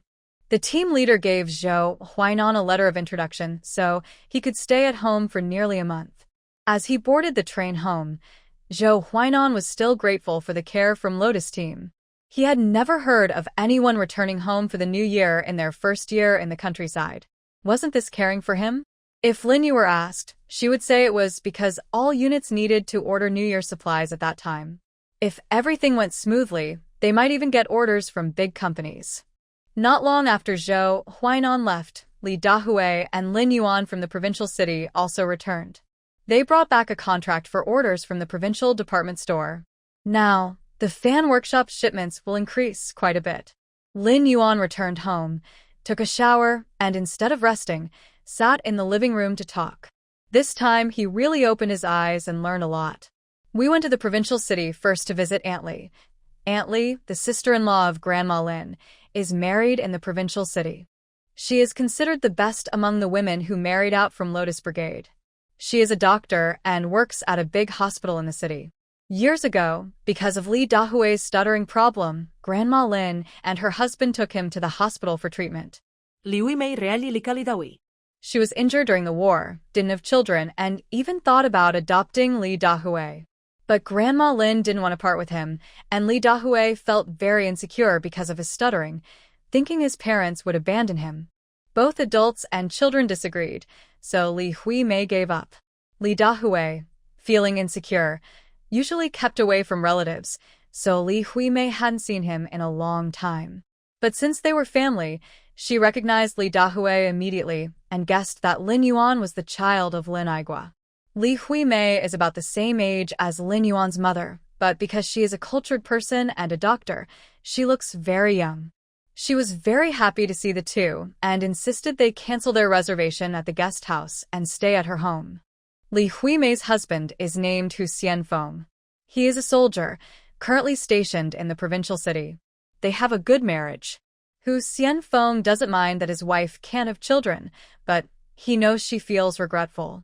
Seeing how much Huimei liked the two boys, Hu Xianfeng put on a kind smile and invited them to stay. Unable to refuse their aunt and uncle, they finally agreed to stay at her house. Hu Xianfeng also arranged for the guards to drive them to the guest house to check out, pick up their luggage, and then bring them over. This gave Lin Yuan and Li Dahue a chance to experience riding in a military vehicle. It was really cool. At Huimei's house, the couple was very happy to learn that the two boys were out promoting the fan workshop for the brigade. The authorities keep talking about building rural areas and promoting countryside development, even encouraging young people from the city to go to the countryside to support. But no one has really started any new projects. Most young people who go to the countryside end up working with farmers in the fields. Besides tormenting himself and not making many of the expected changes, now the Lotus team has started a side business. They process their own sweet potatoes to make sweet potato noodles. According to Li Dahue, they have already partnered with the county supply and marketing cooperative to start selling. Li Huimei and Hu Xianfeng thought this was a great idea. If the team can find their own way to develop, the hope for rural progress might really come true. So, Li Huimei and her husband eagerly helped them. Through their efforts, Li Dahue and Lin Yuan successfully connected with Manager Ning at a department store. After tasting the spicy and sour noodles, Manager Ning agreed to keep the noodles and seasoning packets they brought. Later, Li Dahue and Lin Yuan went to several state-run supply stores and shops to sell more. They faced many rejections and cold shoulders, but eventually, some stores were willing to trust them and agreed to try selling samples. At this time, the sweet potato noodles in the department store also started selling well. People who tried them kept coming back to buy more. Manager Ning was very optimistic and decided to sign a steady supply contract with them. With these orders and contracts, Li Dahue and Lin Yuan finished their work in the provincial capital and took the train home. Before leaving, Li Huimei felt very reluctant. She really liked Li Dahue. He no longer stuttered and was more confident and cheerful. He was sincere and never boastful, always quietly working hard. He had been a good child since he was young. Living at home with her made Li Huimei very happy. Seeing her so reluctant, Li Dahue hugged her and said, "Auntie, don't cry. I will come to see you often." Li Huimei wanted to say that it wasn't easy to visit, but then she thought that Dahue was now a salesperson and could travel often. She felt a bit happier. Li Dahue, saying goodbye to his aunt and uncle, also felt a little sad. Honestly, his aunt had been so kind to him. He could feel her love, which made him feel guilty for not visiting her more often before. Now that he was a salesperson and the market in the provincial capital was big, he was sure he would have chances to visit again. Li Dahue decided that from now on, he would visit his aunt and uncle more often. Beside him, Lin Yuan was very happy. Finally, we can go home and report. If Xiuyu finds out we signed a big order, she will be very surprised. Li Dahue nodded. Yes, with this order, the workshop can make money again. Lin Yuan rubbed his hands. I wonder how much salary we will get. When Lin Yu saw such a big order, she was very happy. She said to Lin Aigua, "Uncle, the workshop might need to expand again." The workshop grew faster than everyone expected. In just 2 months, it expanded twice. Fortunately, it wasn't farming season now, so everyone was quite free. Lin Igwa also hired some people to help. Most of the new workers were temporary, paid based on the days they worked. The team members were happy too. Usually, at this time, they would be idle at home, but now they could earn work points, which was like free money. So, the food workshop added another room to produce vermicelli for the provincial capital. Li Dahui and Lin Yuan took a day off and then returned to the workshop. They didn't expect that while they were away, Lin Yu had started a dried fruit workshop and even set up an office. Li Dahui and Lin Yuan naturally worked in the office. Each of them had a desk, and their spots had been reserved in advance. When they heard that the two of them brought in a big order, several young people admired them. Zhou Huainan had been gone for a few days. They wondered if he could also bring back an order. Lin Yuan was cheerful and talkative, while Li Dahui was quiet and reliable. So, they quickly settled into the office. Lin Yu walked over with her hands behind her back, secretly watching from the door to see if Li Dahui and Oman Qing were secretly having an office romance. Xiu Yu, what are you hiding there for? Song Meili, with sharp eyes, immediately saw Lin Yu's little head. Lin Yu pouted. This person is so annoying. Why did she have to be caught? But she quickly composed herself and went inside. I just want to see how you get along. Song Meili looked at her mischievous smile, and she knew Lin Yu was definitely here to gossip about Manqing and Li Dahui. The two looked at each other, and both saw curiosity in the other's eyes. Suddenly, they felt a cold gaze and looked over. Oh, it was the threatening look from Manqing. They both shrank back, afraid to cause trouble. Lin Yuan and Zhang Bing couldn't tell what kind of expression they had, and they looked cheerful. Li Dahui, however, seemed to understand something, and his ears turned slightly red. He didn't expect such a big surprise upon returning. He was able to work with the Manqing. He could see her every day and talk to her openly. Li Dahui felt very happy inside. Manqing felt the same, but she had known for a while that once Li Dahui returned, they could work together, so she wasn't very surprised. Sometimes, when they exchanged glances, they both felt very satisfied. After crossing 2 lifetimes, finally being able to be together, this love needed to be cherished. Lin Yu rolled her eyes, seeming unable to find any gossip, and quickly left. Today was her sister-in-law's postpartum day, and the baby could be brought out to play in the living room. She wanted to go home and check on her. Little dog, I told you, just play in the yard. Don't go out, understand? As soon as she entered the house, Lin Yu saw Lin Laosan pulling Lin Xiaoqing's ear and scolding him. Dad, what are you doing? Don't bully our little Qing. Lin Xiaoqing saw Lin Yu and stuck out his tongue, running over and circling around her happily. He looked nothing like the pitiful boy being pulled by the ear. Lin Laosan cursed, stupid dog, then said, Xiao Yu, don't blame me.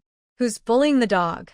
It's just that he's disobedient and always wants to run out. I'm just teaching him. Lin Yu snorted. Humph, Dad, Xiaoqing is still a kid. It's normal for him to like playing outside. You should talk nicely, not pull his ear. Lin Laosan was not happy. Xiao Yu, ever since we got this dog, you don't love Dad anymore. Hearing this, Grandma Lin, standing nearby, was speechless. Laosan, you're an adult, fighting over your daughter's affection with a dog. Aren't you ashamed? Grandma, you don't love me anymore either. Grandma Lin didn't spoil him. She crossed her arms and was about to go pull his ear. Then he pulled old Third Lin aside. Dad, I love you very much. You're a good dad. Don't be angry anymore. Old Third Lin was pleased. He pointed at the little dog with his fingers and then happily went inside the house. Lin Yu exchanged a look with Grandma Lin. She shook her head, feeling helpless but also amused. Lin Yu pulled Grandma Lin along, and they went inside to see the eldest niece. Zhou Hehua was sitting in the living room. She had just finished her postpartum rest, taken a shower, and washed her hair. She looked fresh and clean. Because she had just given birth, her figure was still full, which made her look even more radiant. Her face was glowing with health, and she was smiling happily, looking more beautiful than before. The big niece in her arms changed every day. Now she looked more and more like her mother, Zhou Hehua. She's so cute. The little niece was awake now. Her face was round, and her mouth moved as she made little sounds. When people played with her, she would smile. Lin Yu's heart melted watching her. She remembered how, that day, they were lucky that Xiao Feng took them to the hospital. Zhou Hehua even asked him to hold the baby. Xiao Feng was stiff and unsure how to hold the child. Seeing this, Lin Yu couldn't help but laugh. Finally, Lin Shan took the baby from Xiao Feng's arms, saving him. Xiao Feng glared at Lin Yu. You mischievous girl. You're so happy to see me struggle. Lin Yu giggled and reached out to the big niece in Lin Shan's arms.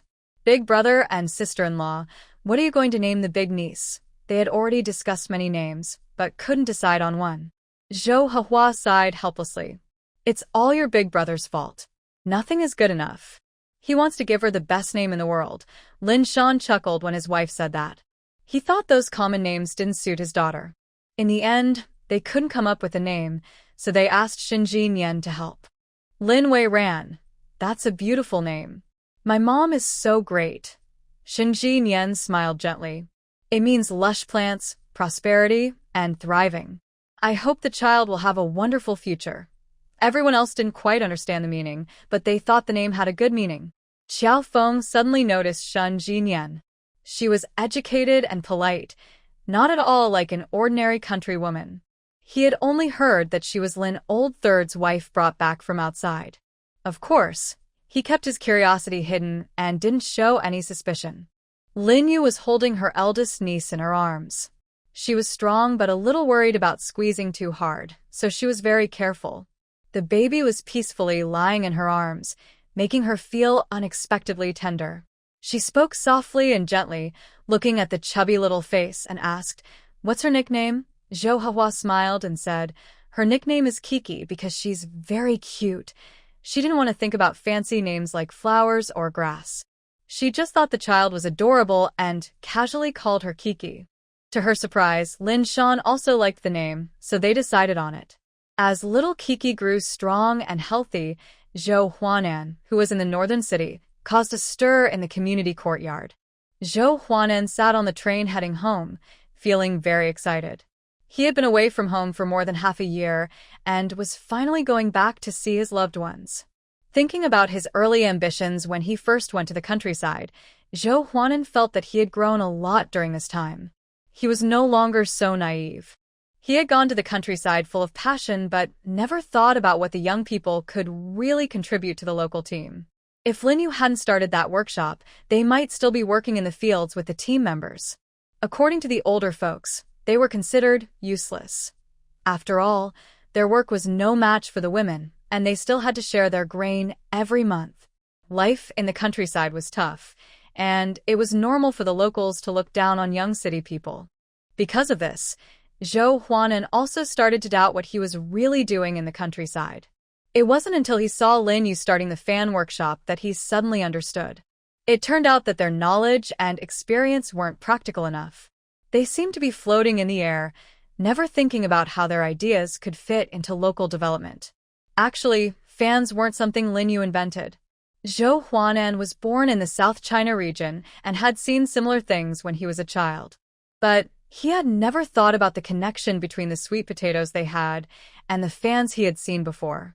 That was Lin Yu's way of thinking, practical and adaptable to local conditions. This time, they chose him as a salesperson and even gave him a letter of introduction. Zhou Huanan knew clearly what his purpose was for returning home. He didn't feel uncomfortable. Instead, he was very happy that his background allowed him to be chosen for the workshop. He was also grateful that his parents and family members had a certain social status, which made his path smoother.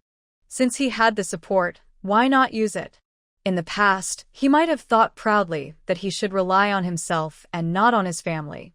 But the half year of working in the countryside helped him grow a lot. He no longer felt so naive about the world. Even in the team, relatives of the team leaders could get priority in workshop interviews, but that didn't matter, right? After all, whether he could get into the workshop depended on his own ability. If he lacked skills, even with a good background, he wouldn't get very far. So, Zhou Huanan knew that his opportunity was partly because of his background, but he also didn't underestimate himself. because his written and interview scores were fair and honest. Whether he could complete the tasks assigned by the team depended on himself in the end. Zhou Huanan got off the train. Since he left quickly, he didn't notify his family in advance. After leaving the station, he took a bus home by himself. The family compound looked the same as before. The rust on the gate and the security guard, Uncle Li, sitting at the gate. Uncle Li, Zhou Huanan greeted him and went into the yard. Uncle Li muttered behind him, "Didn't you say you were going to the countryside? How come you're back?" It's not strange that Uncle Li was surprised. Most young people who go to the countryside don't come back for years. If there's an urgent family matter, like a funeral, they come back looking completely different, dirty, tired, and like villagers. But Zhou Huanan had only been gone half a year, and he was back. He looked taller and stronger, a bit tanned but full of energy, not at all like someone just returned from the countryside. People might think he had joined the army. Everyone he met along the way felt the same. Many neighbors in the family compound also had children who went to the countryside, so they were very surprised to see Zhou Huanan. But he just nodded and left quickly, not stopping to chat, so they didn't get a chance to ask more. Zhou Huanan's house is a single-story bungalow. His grandfather is a retired official, sitting in the yard enjoying the sun. He opened the door and called out, "Grandpa." Grandpa looked at him in surprise, wide-eyed. "Huanan?" As Zhou Huanan approached, his voice grew louder. "Huanan, you're back." Grandma also ran out of the house, pulling him to look him over. "Huanan's back. Grandma wants to see. You've gotten darker from the sun." Zhou Huanan held hands with his grandparents, feeling very happy. These were the family members he had missed for more than half a year. Inside the house, Grandpa's face changed. "Huanan, tell me the truth. Are you a deserter?" Although Grandpa is retired, he is still aware of many things. Zhou Huanan just went to the countryside. There's no way he could be back so soon. This child was too naive and innocent at first, so he supported him going to the countryside. If he couldn't handle hardships, he would have run back himself. Grandpa wouldn't cover for him. Grandma also looked at her grandson with worry, afraid he might have done something wrong. Zhou Huanan smiled and shook his head, helping his grandparents sit down before taking out the letter of introduction for Grandpa. "Grandpa, I didn't run away secretly. The team leader gave me this letter." Grandpa put on his reading glasses and looked at the letter. It had the team headquarters stamp and the signature of the team leader, Lin Igua. Only then did he feel relieved. Good, not a deserter. "So, why are you back this time?" Since the team was willing to issue the letter, there must be some task assigned to Zhou Huanan. To be honest, Grandpa's intuition was very sharp, and Zhou Huanan felt a bit ashamed. He then told his grandparents about the workshop at the team. Grandpa happily patted his thigh.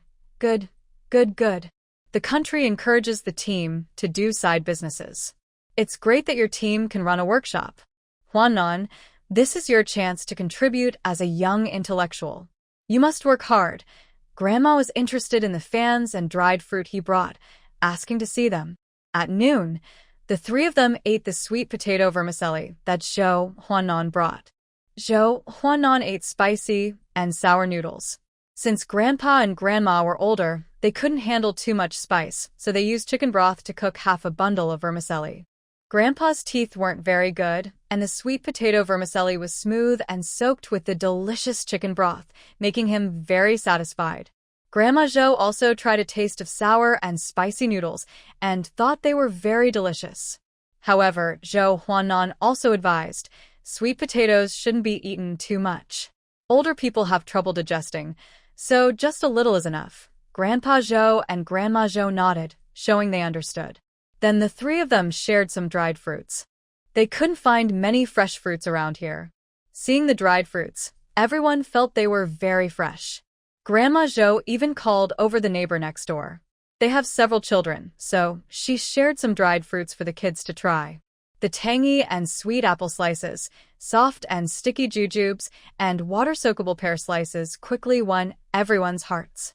The neighbor next door also asked Zhou Huanan if he could sell some to her. Grandpa Zhou worried that Zhou Huanan might say the wrong thing and frowned. Zhou Huanan calmly told the neighbor, "These are made in a workshop. I brought them for everyone to try." If they can be sold at the supply and marketing cooperative counter later, you can buy them there. I'm not involved in shady deals. The neighbor then realized she had spoken out of turn and kept apologizing. Zhou Huanan said it was okay, he didn't mind. Grandpa Zhou and Grandma Zhou exchanged a look, both feeling very happy. Their Huanan had finally grown up.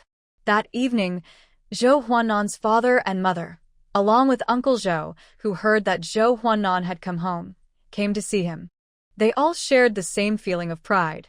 Seeing Zhou Huanan confidently talking and acting more mature, the elders felt very pleased. After tasting the samples Zhou Huanan brought, Uncle Zhou decisively agreed to include these 2 items in their factory's New Year gifts this year. Zhou Huanan's parents also promised to help him make connections, but they wouldn't interfere. Zhou Huanan had to persuade others himself to be willing to buy their products. Zhou Huanan was very grateful for his family's support. The rest, he knew, had to come from himself. He's not a useless person. Unexpectedly, the next day, before he even left the house, neighbors from the family compound crowded at his door. Most of these people had children working in the countryside. Seeing Zhou Huanan return, they felt like they were being tickled, very curious about why he could come back.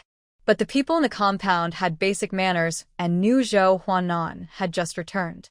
His family was probably going to visit, so they didn't bother him last night. Several mothers didn't sleep well all night. When they woke up in the morning, they hurried to find Zhou Huanan. Zhou Huanan saw that some of their faces still had dark circles. He sighed to himself. Having been to the countryside himself, he understood their feelings better. So he didn't rush to leave. He asked the neighbors to sit down and told them about life in the countryside. He didn't sugarcoat anything. Because some young people went to the countryside to help their siblings, he wanted the parents to understand how hard it was and how much they sacrificed.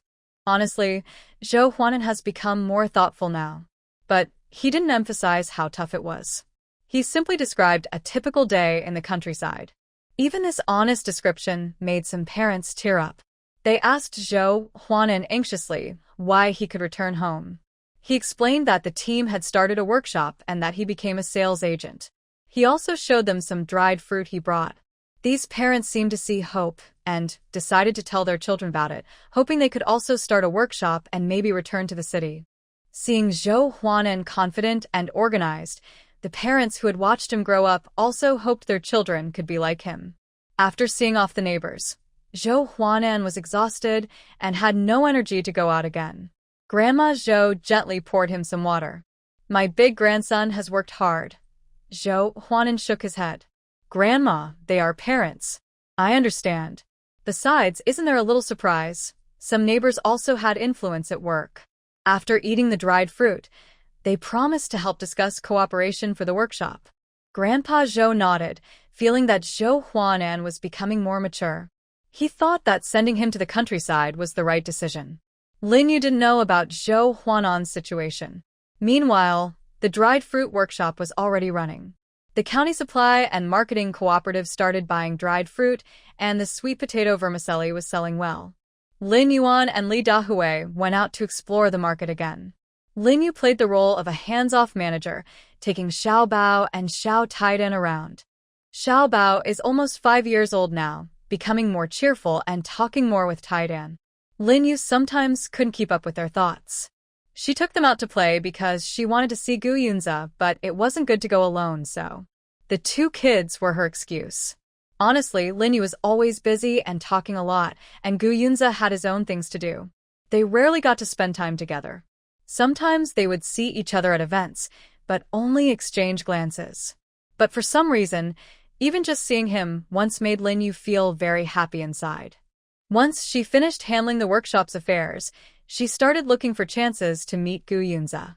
Gu Yunza was the same. He saw his partner every day, but only looked at her across the crowd.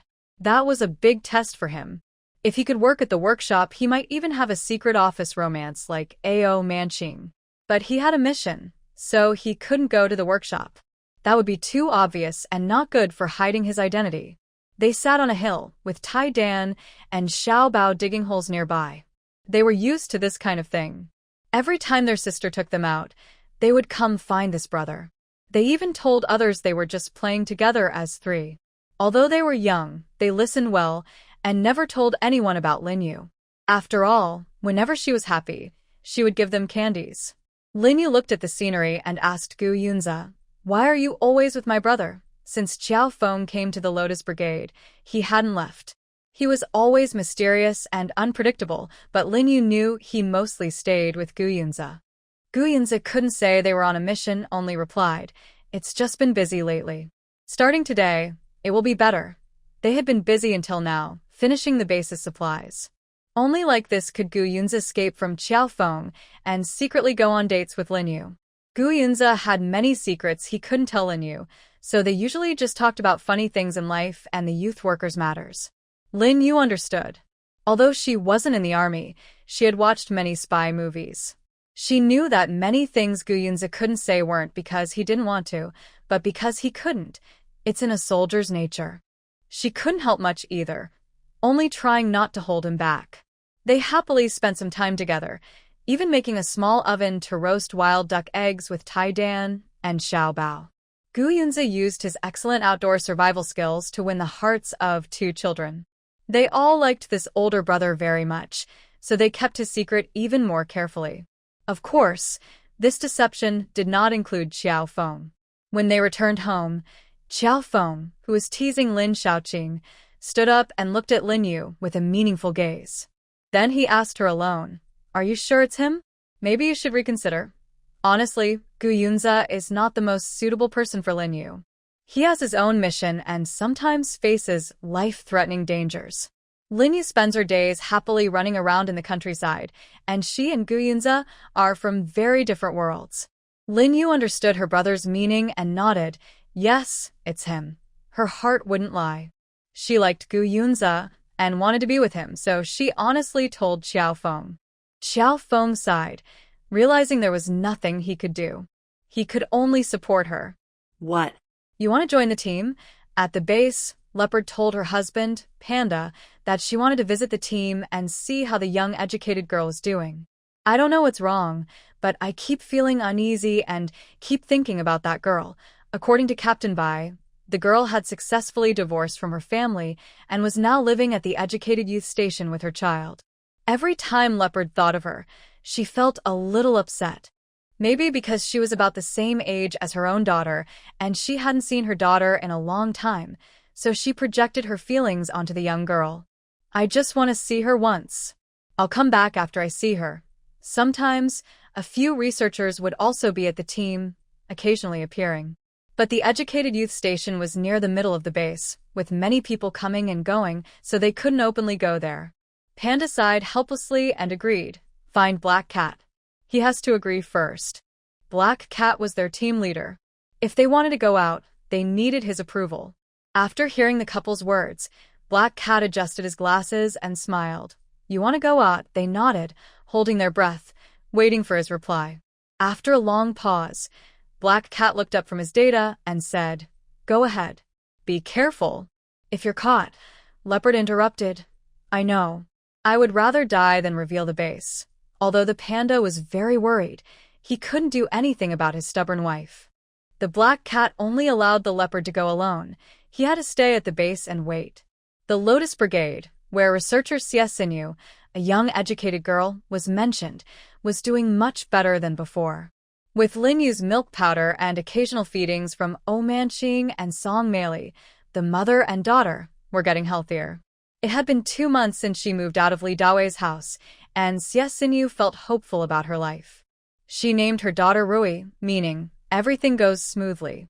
Watching Rui grow day by day, becoming fairer and chubbier, made her heart feel softer. The brigade felt very ashamed about how Li's family had bullied her and worried she might complain to higher authorities, so now the leaders took good care of her. Xie Xinyu now worked as a scorekeeper at the brigade, which was a lighter job and allowed her to support herself and her daughter. When the food workshop needed temporary workers, they also prioritized her, so she could earn work points. Now she could support herself and her child on her own. Xie Xinyu thought her current life was like heaven compared to before. She didn't hold any resentment toward the brigade members. In this era, Everyone watched out for themselves, and even family members could report each other. Besides, she was just an outsider. Her heart was full of gratitude, grateful for Lin Yu sending milk powder for Rui. She almost thought she couldn't raise the child anymore. She was also thankful to Song Meili and Oh Manqing for their care. They often fed her, and sometimes when she was busy, they helped by taking Rui to the workshop office to look after her. She appreciated the good people she met in life, which rekindled her hope. Lin Yu had become very familiar with Xie Xinyu now and thought Rui was very adorable. Rui was the child who survived on the milk powder from her space. Lin Yu liked her very much every time she saw her. Sometimes, Song Meili would bring Rui to the workshop, and Lin Yu would push her home in a small cart to play with Coco. The two children were about the same age and both cute. Rui was now Lin Yu's favorite. As for little Tai Dan and little Bao, they now went out to play by themselves, getting darker from the sun, and were definitely not as cute as the little glutinous rice ball. The small cart was made by Qiao Feng, who was very skilled and had learned from Grandpa Qiao when he was young. Lin Yu made 2 cars, one for Coco and one for Rui. Early in the morning, Lin Yu went to the workshop and saw a small car in the office, with adorable Rui lying inside. She seemed to recognize people and would smile without teeth when she saw Lin Yu. Lin Yu smiled warmly and pushed the car to play with her. Song Meili was working and found her noisy, saying, "Xiao Yu, don't disturb us. Please leave." Lin Yu pouted and looked at Manhwa, who also seemed to agree. "All right, I'll take Rui and go." Okay, go ahead." Since she often took Rui out to play, they were used to it. Zhang Bing watched Lin Yu's back and thought to himself, "I wish I could have her position someday. Then I could go wherever I want and not work in the office all day." Zhang Bing was very lazy. He only came to the office to avoid working outside. Now that he was in the office, he started wishing for a more comfortable job. Of course, no one paid attention to him there. Song Meili was annoyed with him and thought she was foolish to like Zhang Bing in the first place. She realized that Zhang Bing was very petty. He was very particular about things. When it came to office supplies, he insisted everyone take the same amount. If someone took one more, he would complain. He didn't want to do extra work. Both he and Song Meili were clerks, and many tasks weren't divided clearly. He would do as little as possible and avoid extra work whenever he could. During this time working together, Song Meili saw clearly what kind of person he was. She really wondered what Li Yulan saw in him. Manhwa said, "Everyone has their own preferences." Li Yulan didn't need a very hard-working man, as long as he could marry her and she wouldn't be judged as an old maid. This was the obvious reason everyone could see. But according to Manhwa's observation, Li Yulan and Zhang Bing actually seemed to get along quite well. Li Yulan didn't care whether Zhang Bing earned money or points because she was very capable herself. Zhang Bing, although not good at work, was good at providing emotional support. He always knew how to make Li Yulan happy. So it looked like they had a pretty good relationship. Emotional matters, like people knowing their own feelings, are personal. Manhwa told Song Meili that she doesn't need to have any opinions about him. They can just be ordinary colleagues. Song Meili nodded, understanding that she wouldn't let her emotions affect her work. Meanwhile, Lin Yu didn't know that Zhang Bing was jealous of her job. If she knew, she would say she was jealous of herself too. After all, she is smart and can help the team run a workshop. Now, the workers at the workshop each do their own jobs, so she can just relax and take it easy. Lin Yu pushed the Rui stroller, humming a song as she walked. The countryside scenery was very relaxing. The sky was blue, and even Rui in the stroller seemed very happy. Recently, the weather has gotten colder, and there isn't much work in the fields. The team members are working at the workshop, so Lin Yu only met 1 or 2 people along the way. Before reaching her home, she passed by the youth training site and saw a group of children squatting together, including Taidan and Xiaobao. "What are you doing?" she asked. Xiaobao was standing farther away. He liked to keep clean, but he wasn't as obsessed with cleanliness as before. After all, when playing outside, everyone gets a little dusty. To play with his friends, Xiaobao tried to overcome his fussiness. As soon as he saw Lin Yu, Xiaobao ran over and said, "Sister." Lin Yu held his small hand with one hand and pushed the stroller with the other. "What are you doing?" Before Xiaobao could answer, Taidan said, Andy, we want to make a fire with cow dung. My goodness, Linyu was stunned. What did she hear? What? Make a fire with what? A few children said in unison. Cow dung. Linyu quickly went closer to see. They were gathered around a pile of cow dung, with firecrackers stuck on top, ready to be lit. No wonder Xiaobao was standing so far away. Linyu couldn't understand, and was worried they might set off the cow dung and scare Rui. Seeing that the small boy was about to light it, she hurriedly pushed Rui and pulled Xiaobao away. Sure enough, after she ran away, she heard a muffled explosion. The dry cow dung burst open, scattering into small pieces on the ground. Some of the children had dirt and bits on their heads and clothes. Linyu couldn't accept this. She thought they were too mischievous. When she got home, she was definitely going to tell her older brother. Taidan was becoming more and more naughty. Linyu was worried that Rui might be scared, so she quickly went to check the stroller. However, the child inside was not afraid at all and was staring at the other children with wide eyes. For some reason, Linyu felt like she saw a hint of dislike in the child's eyes. To prevent Rui's small world from being too shocked, Linyu hurriedly pushed the stroller onto a small path. The main road was full of cow dung, and she didn't want to pass by it for now. Xiaobao refused to go home with her and wanted to play with the dirty children from Taidan's group. Linyu thought he was brave. He used to be a very clean child, but now he was willing to tolerate his friends being so dirty just to play. Since he wouldn't come with her, Linyu decided not to stop him and continued pushing the stroller along the small path. She was familiar with this path.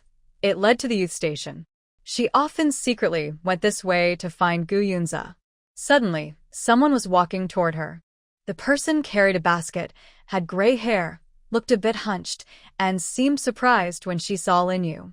She lowered her head to avoid eye contact. Linyu felt she looked unfamiliar and had never seen her in the team.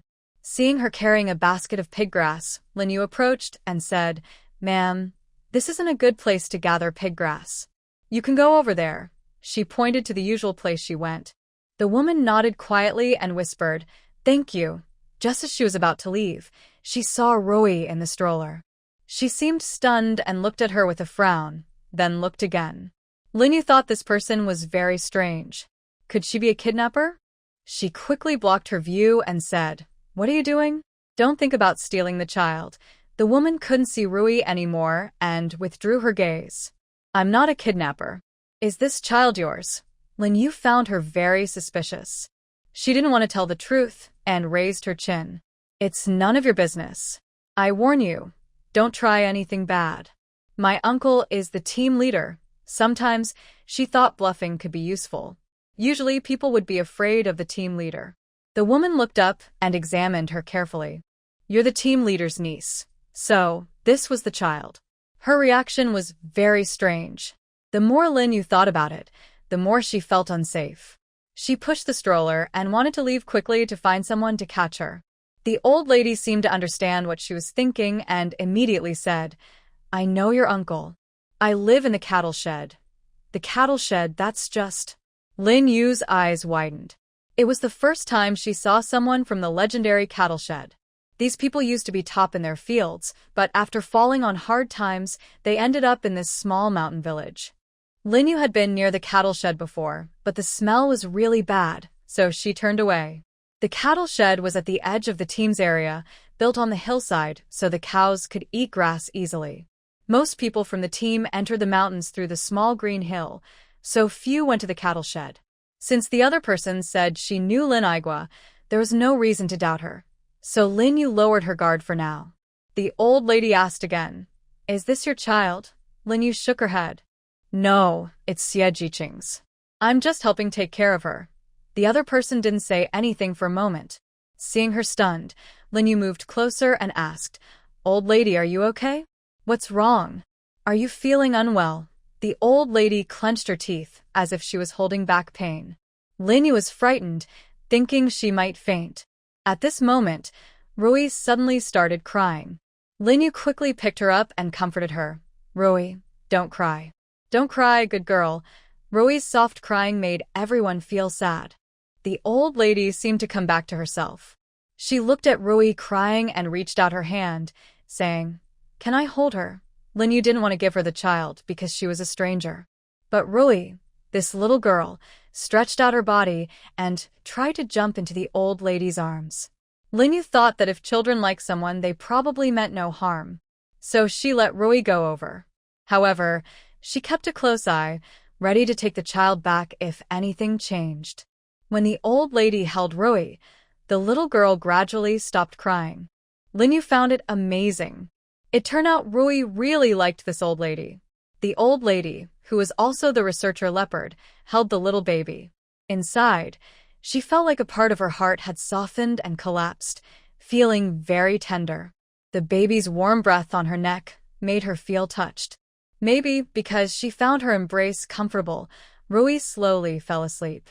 Linyu asked the old lady to put the child into the stroller, cover her with a small blanket, and then pushed her away. The child cannot sleep outside, to avoid catching a cold from the wind. Linyu was too tired to care about how strange the older woman was. She quickly pushed Rui into the house to sleep. The leopard watched Linyu and the small carts back as they left, gritting its teeth, stumbling as it ran back. Back at the cattle shed, the other researchers were still at the mountain base. Only that person was there. Seeing her reaction was strange, he asked, "What happened?" sounding very alert. The leopard shook its head. "Nothing serious, don't worry. I just saw my daughter's child." The person frowned. "Your daughter? Isn't she back home?" "I don't know. Can you help me find out why my daughter came here?" She was crying uncontrollably. No wonder she always felt uneasy when hearing about the young educated women. It turns out there is really a connection between mother and daughter. So, when she dreamed of her daughter crying, was that when she was suffering? She had entrusted her child to her mother and older brother's wife, so why was she here? When did she come here? The person, after hearing this, wondered whether it was a coincidence that the researcher's daughter was sent here to work in the countryside, or something else. The person promised to investigate, and the leopard couldn't stay long, so it returned to the base. Panda had been waiting at the door for his wife. When he saw her figure, he finally relaxed after a whole day. Inside the base, the leopard hugged Panda and cried, "It's Yaya. It's our Yaya." Panda's heart ached. He squeezed the leopard's shoulder.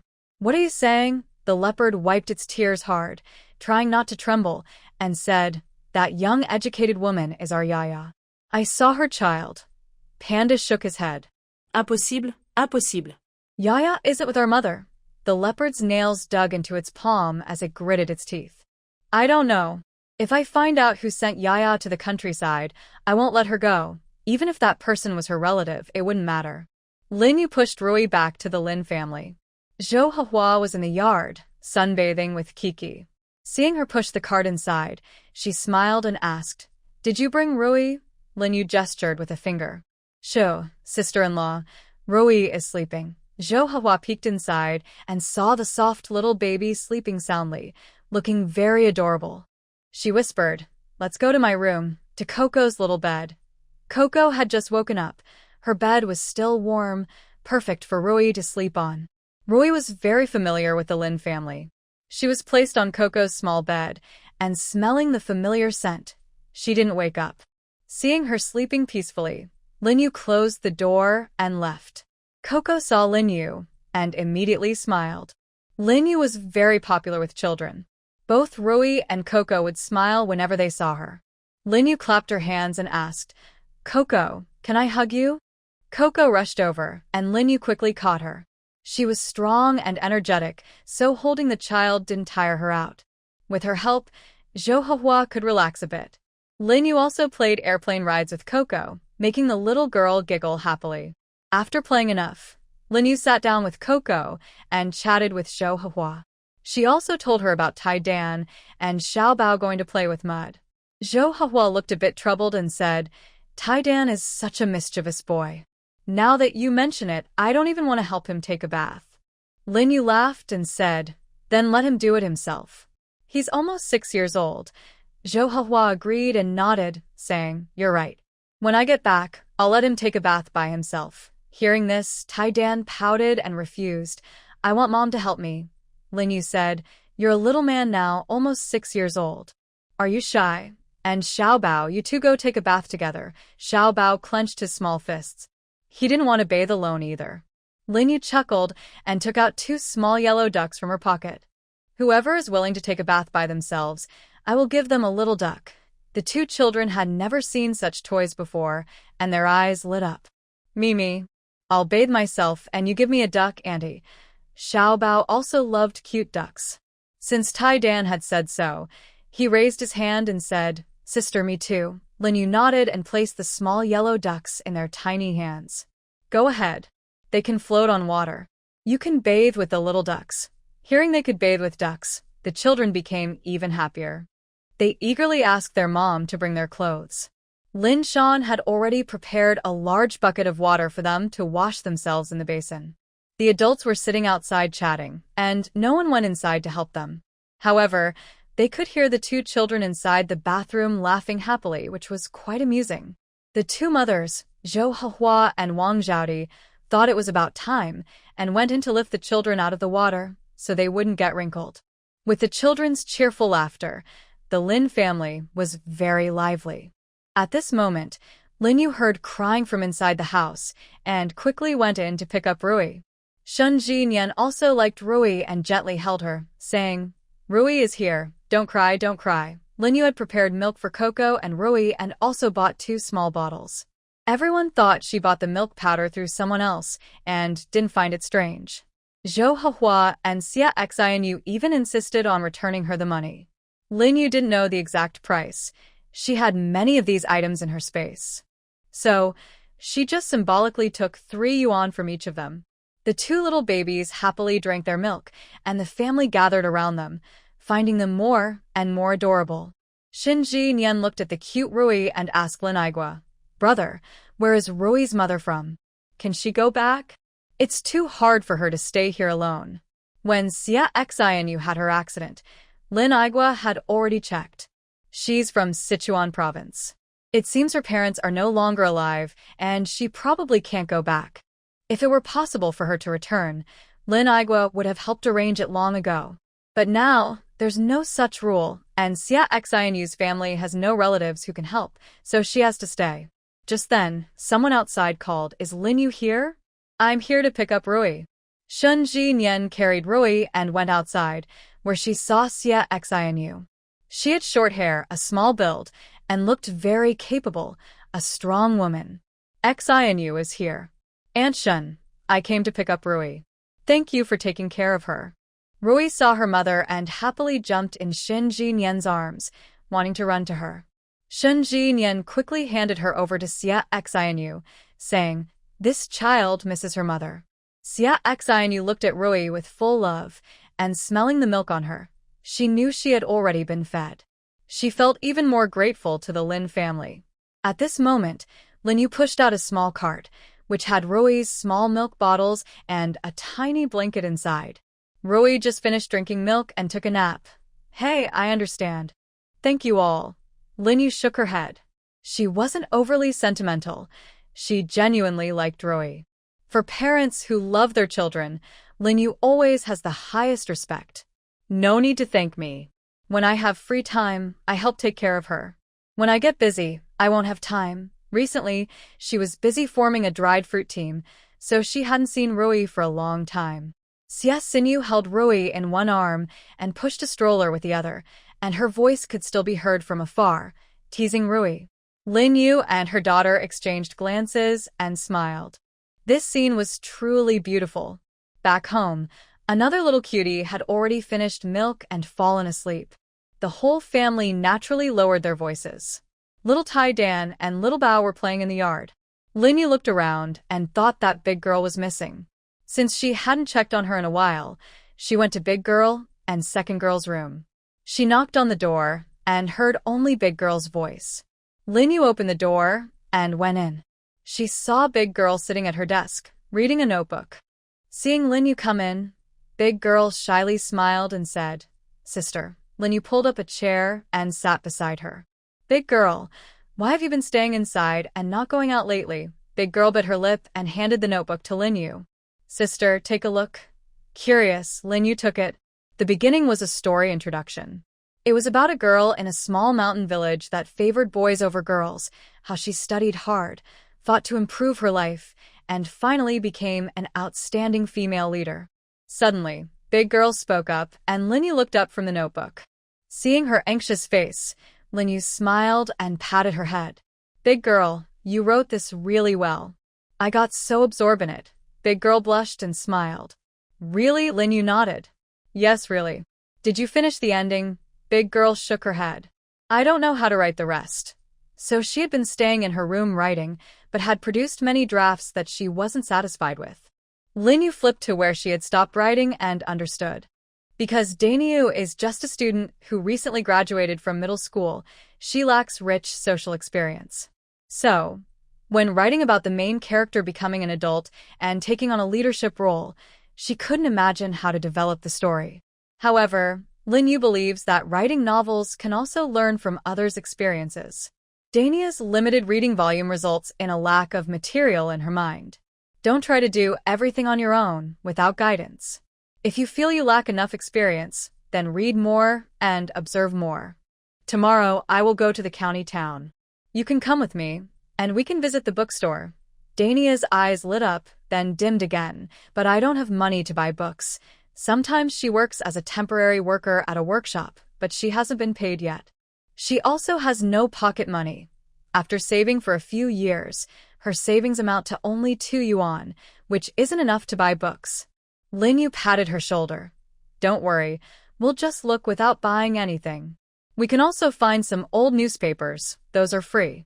She spoke confidently, making others naturally believe her. Daenia nodded. Okay, sister. I'll go with you tomorrow. Lin Yu scheduled the time, then finished reading the remaining part of the story before returning to her room. Although Daenia's writing is still a bit immature, it is sincere and heartfelt. It lacks many techniques but uses simple language that makes it hard to put down. Lin I had told Lin grandma before that Daeniu only finished middle school. Originally, they planned for her to finish high school. She was good at arts but terrible at science. She missed passing the exam by just a few points and couldn't get into high school. Lin grandma wanted her to repeat the year, but Wang Zhaodi disagreed. She thought girls didn't need to study so much. Plus, Daeniu wasn't very smart. Since she couldn't get into high school, repeating a year would just waste more money. Daenia felt embarrassed to ask her family for more money to repeat, so she gave up. Since she can't go to college now, her family didn't care much whether she finished high school or not. After all, not many in the brigade could finish middle school. The Lin family already valued their children's education. Because of her limited knowledge, Daenia's writing and descriptions are still quite naive. Without broadening her horizons, she won't improve. Lin Yu thinks her writing shows a lot of spirit and has a gentle, unique touch that belongs to Daeniu.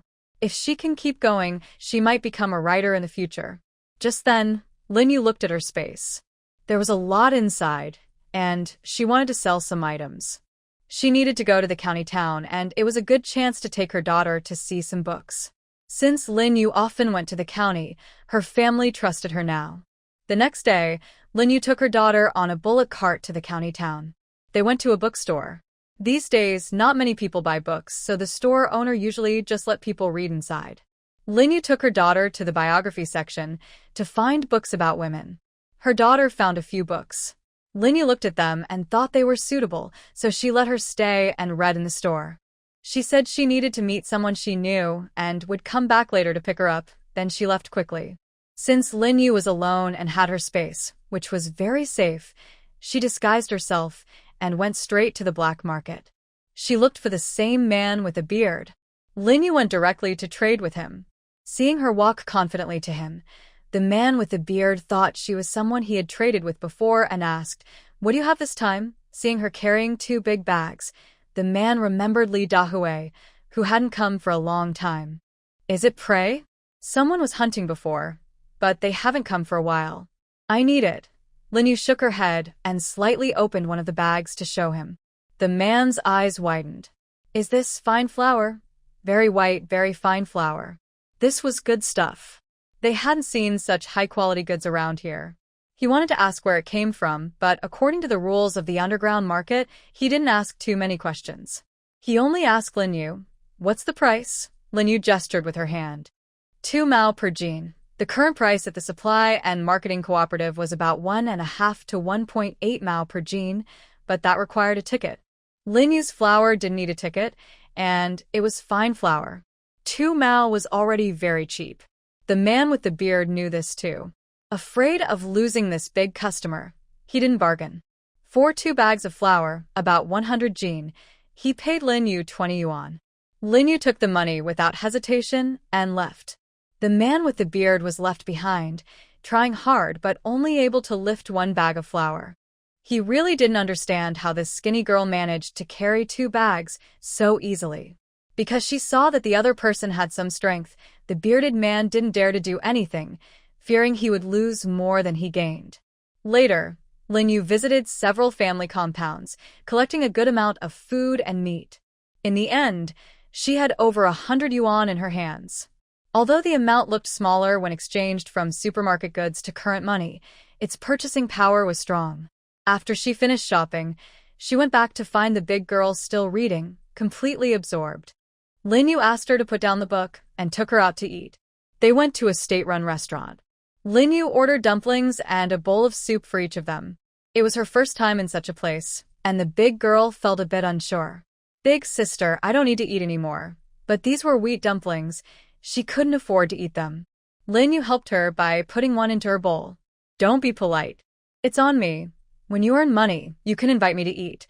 The big girl thought she was joking and couldn't believe she could earn enough money to invite her to a state-run restaurant. Lin Yu shook her head. "I believe you'll definitely be able to earn money in the future. Don't underestimate yourself." The big girl smiled, feeling that her sister was comforting her, which made her happy inside. She decided to eat and, at most, help her sister more with chores later. When she saved enough money, she would treat her to something nice. So, the 2 sisters finished their meal happily. The big girl wanted to go back to the bookstore to finish reading her book, and Lin Yu agreed. At the bookstore, she found another book to read and bought a few picture books for Xiao Bao and his friends, as well as 2 math workbooks for Niu and Lin Yi.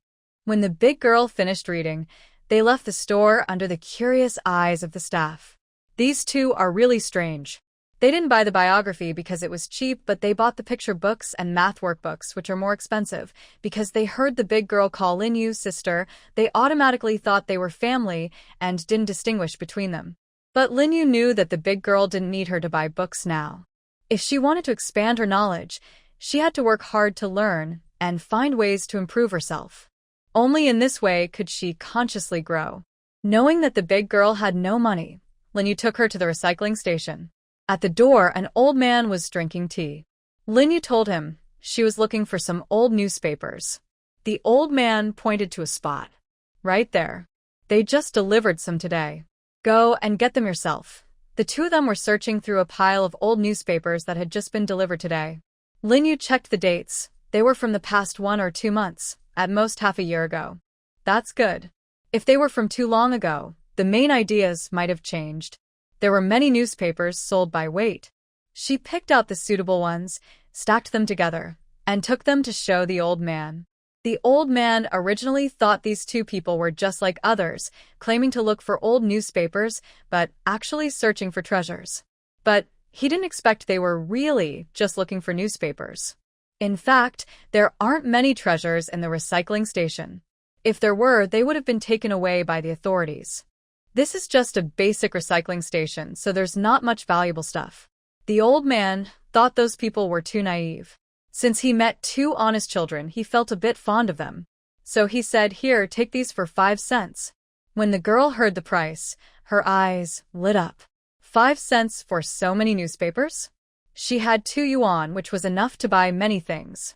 She happily took the money and thanked the old man, looking like a silly girl. The old man was old and experienced. He liked honest children like her the most. He smiled and said, "No need to thank me. If you want to look for newspapers or old books, come here and look around." The girl nodded happily, planning to buy books here again in the future. Lin Yu didn't interfere with the girls' socializing. If she wanted to become a writer, staying at home and talking to herself wasn't enough. She needed to communicate with others. Lin Yu hoped she could get inspiration from others and broaden her knowledge, so she would have endless ideas in the future. On the way home, the girl was very happy. Today, after reading those biographies, she finally understood what she should write about. She also spent very little money to buy many newspapers. She wanted to study hard, just like her sister said, accumulating more material.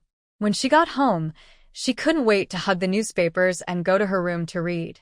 Tai Dan and Xiao Bao came over.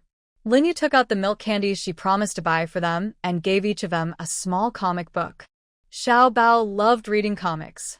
Although he couldn't read the words inside, the pictures were beautifully drawn and very popular among children. Lin Yu also told them stories from the comics.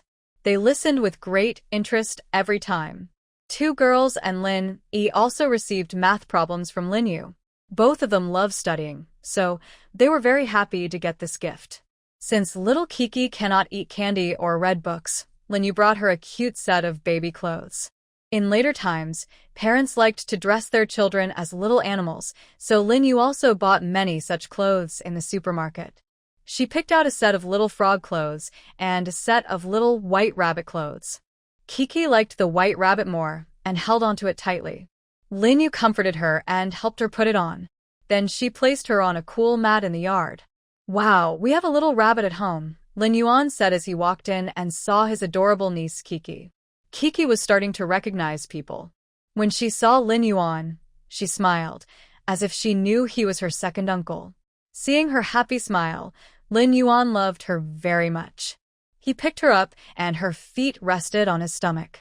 "Kiki, little Kiki, you're a little white rabbit." Kiki didn't understand, but she was very happy to play with someone. When the whole family returned home and saw how Lin Yu had dressed Kiki, they all laughed happily. "Xiao Yu, where did you get these clothes?" "They're so cute." Lin Yu chuckled. "Not bad, right? I had someone buy them for me. They don't have these here."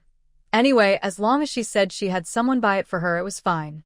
Knowing Ding Xiang and her frequently traveling husband was a good thing. The family didn't doubt her. Lin Yu always managed to get special things back, and they were used to it. Seeing their reactions, Lin Yu knew she had once again fooled them successfully. Lin Yuan then talked to Lin Yu about something else. "There are many orders from South China. Can our workshop handle the production?" If the capacity was insufficient, Lin Yuan and Li Dahue would need to go out to market, avoiding shortages and breaches of contract. By the way, that day, Zhou Huainan called the brigade office, shocking everyone there.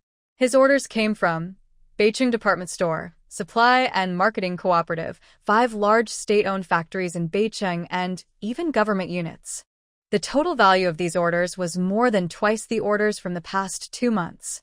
This was also why almost everyone in the brigade had been working at the workshop recently. Thinking about completing these orders, they knew they would earn a lot of money this year, which motivated everyone to work hard. Everyone agreed that the educated youth are really good. No wonder they are from a big city. They brought in such a large order. Zhou Huanan managed to restore the good reputation of the educated youth, which had been damaged by Yu Haiyang and Zhang Lili. Even Song Meili said, "It's all thanks to our Captain Zhou." Regarding Lin Yuan, he and Li Dahue have been helping in the workshop with production lately. But now, the Supply and Marketing Office has come to place an order for New Year gifts. Lin Yu is familiar with the workshop situation. The orders from Beicheng will be finished in 2 days. "We don't have many raw materials left. You can only take 5 more orders with a limit on each. Although the market in Beicheng is important, since the workshop is under Qingshan Commune, they also need to consider the local market. Raw materials are limited. The sweet potatoes are all grown by them, and the fruits are transported from Dongfeng Brigade. The production of the 2 brigades isn't enough to meet their needs. This is something the workshop needs to think about next. They could buy sweet potatoes from other brigades. Dongfeng Brigade still has many unused mountain areas. Could they plant more fruit trees there? Other brigades also grow fruit trees, and they could supply them. But that's a story for later. After 2 days, all orders from Beicheng were completed. They needed to deliver the goods to Beicheng before the unit distributed the New Year gifts. After discussing with the brigade leaders, Lin Igua went to ask the commune for help. With his efforts, the party's secretary arranged a truck and driver to help deliver the goods to Beicheng. Of course, the transportation costs were paid by Lotus Flower Brigade. Lin Igua was a bit unhappy about this. Since their workshop's profits are partly handed over to the commune wouldn't even provide a truck for transportation. Lin Yu thought this was a good thing. Big uncle, think about it. This shows the commune doesn't want to interfere with our workshop. We have independence. In the future, if we make money, we can set up our own transport team. Then, who can stop us? Hearing Lin Yu's words, Lin Igua suddenly understood. It seemed the party's secretary hadn't thought of this. If he hadn't suggested that the workshop pay for transportation this time, maybe the commune would interfere with the workshop again in the future. That wouldn't be good at all. This time, Lin Yuan and Li Dahui also followed along when delivering to Beicheng. Lin Yu gave them a task, to learn how to drive from the driver on the road. Hearing this, Lin Yuan and Li Dahui were both shocked. Us? Learn to drive? Lin Yu dismissed their surprise. Why not? This is a good chance. You can learn from that comrade. In the future, if our workshop can form its own fleet, you will be drivers. They understood her meaning. If they learned, they could also teach others in the team. They could become self-sufficient and not rely on outside help. This would also be good for them personally. Now, in the countryside, there is a popular saying, stethoscope, steering wheel, priceless salesperson. The steering wheel means a driver. This is a good job. The two were overwhelmed by Lin Yu's big plans, but they also felt excited and eagerly followed the transport truck heading north. The food workshop of Lotus team worked for a few more days. After completing the local orders, they announced a holiday. At the same time, at the 529 base, the researchers learned about the daughter of the leopard and the panda. Captain Bai had already received the investigation results. Xie Xinyu, female, 19 years old. 2 years ago, just a few months before turning 18, she went to the Lotus team in the countryside. We found out she registered as a replacement for someone named Wu Jiani. As for her assignment to the Lotus team, it was a coincidence. She was originally supposed to be assigned nearby in the rural areas of Sichuan province, but those spots were full, so she was assigned here. The leopard had already guessed that her sister-in-law and niece had always been snobbish. They probably pushed Yaya to go to the countryside to stay in the city for themselves. She blamed herself for trusting her mother and older brother too much. Before she and her husband left, she even gave her mother and brother some money so they wouldn't struggle to support her daughter. Her daughter's identity was also handled properly. She was an orphan and didn't have any special circumstances requiring her to go to the countryside.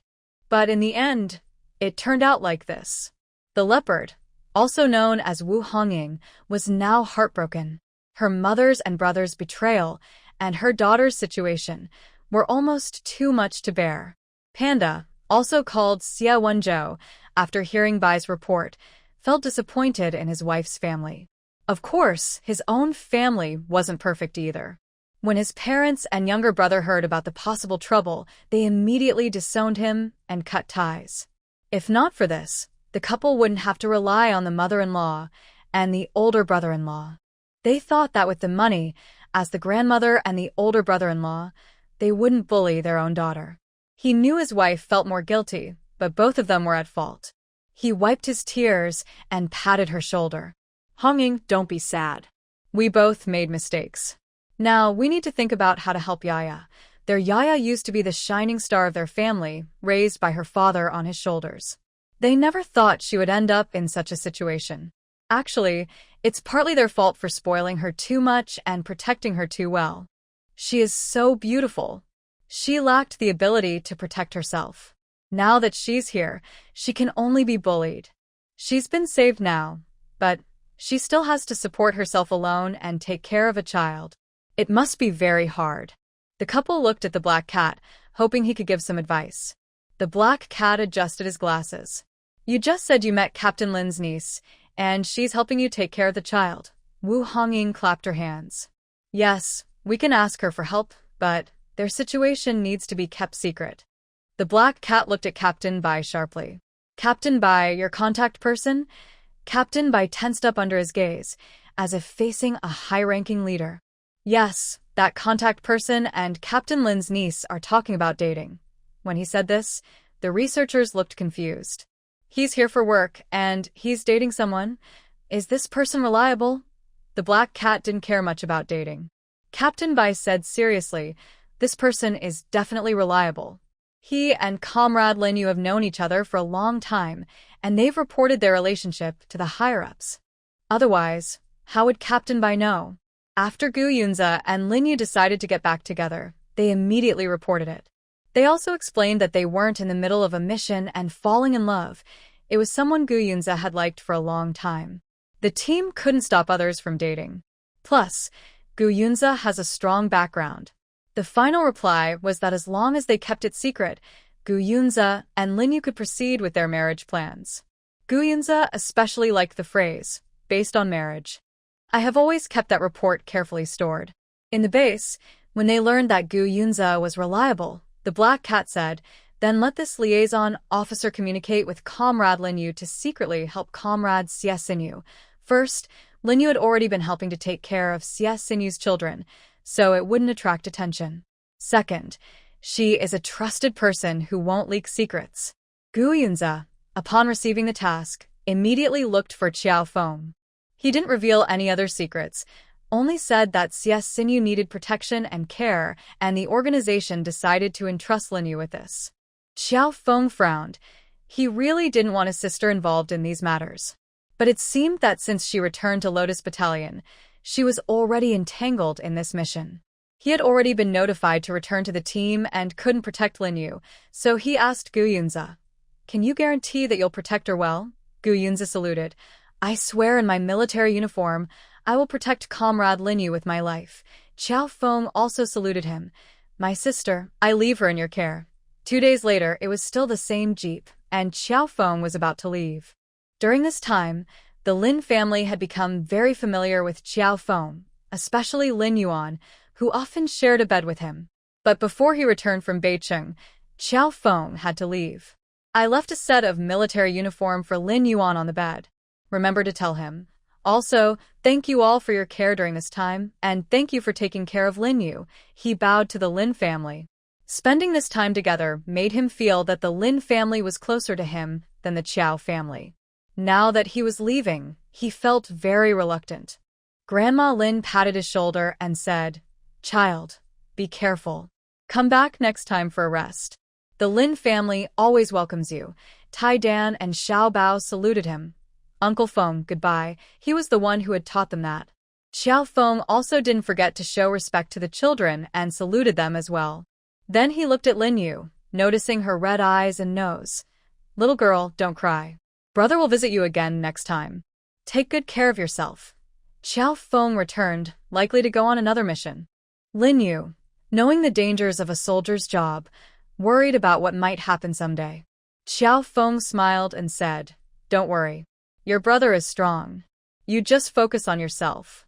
Next time, I'll come see you again. Yes, you must come, she replied. Not long after Qiao Feng left, Lin Yuan and Li Dahui returned with the transport truck. They knew Qiao Feng had left them a set of military clothes, and Lin Yuan called him a good brother. Then Lin Yu asked about their trip to Beicheng. This trip really broadened Lin Yuan and Li Dahui's experience. Lin Yuan loved to boast and talked for a long time, but Li Dahui was more reliable. He simply explained what happened during their journey. They followed the truck. In the first 2 days, they talked with the driver, gradually becoming friends. They even offered him cigarettes and shared their snacks. Soon they became good friends. While driving, the driver was happy to answer their questions. When fixing the truck, they helped out. Practice is the only way to truly learn. Through these experiences, by the time they reached Beicheng, they both knew a lot about driving. As soon as they arrived, Zhou Huainan was waiting for them. They also assisted in negotiations with department stores, supply cooperatives, and factories. Lin Yuan still marveled, saying, Zhou Jiqing sometimes looks a bit slow, but I didn't expect him to be so comfortable in Beicheng. The people from those units seem to have some special connections with him. I understand now why he was chosen as a salesperson. If it were us, we wouldn't be able to get so many orders. Lin Yuan wasn't jealous. He knew that Zhou Jiqing's background gave him an advantage.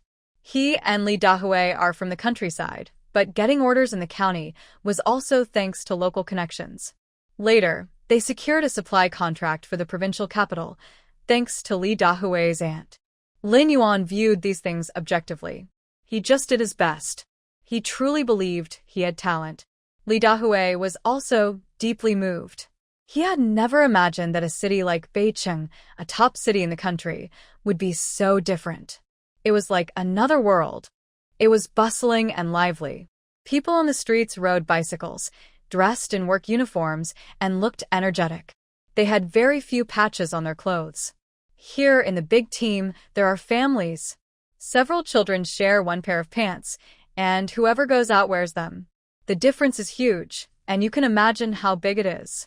Seeing such a world, Li Dahui felt his horizons expand. He realized he could go to a bigger world to work hard. At the same time, he understood more clearly the importance of this workshop to the Lotus Flower team. If they could make the workshop bigger and stronger, like those state-owned factories, their entire team, including nearby teams, wouldn't go hungry anymore. Life could also be as good as that of city people. This trip to North City gave Lin Yuan and Li Dahui a lot of new knowledge. Later, they both kept thinking about the experience of delivering goods by car. But that's a story for later. The most important thing after returning from North City was that they brought back all the money. When talking about this, Lin Yuan smiled bitterly. To keep this money safe, neither of us dared to sleep. They took turns sleeping, but the person sleeping had to stay alert and couldn't sleep deeply. They didn't even dare to let the driver know they were carrying such a large sum of money.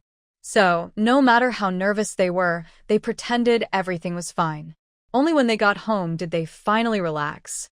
Lin Igwa listened to their talk while having the accountant count the money.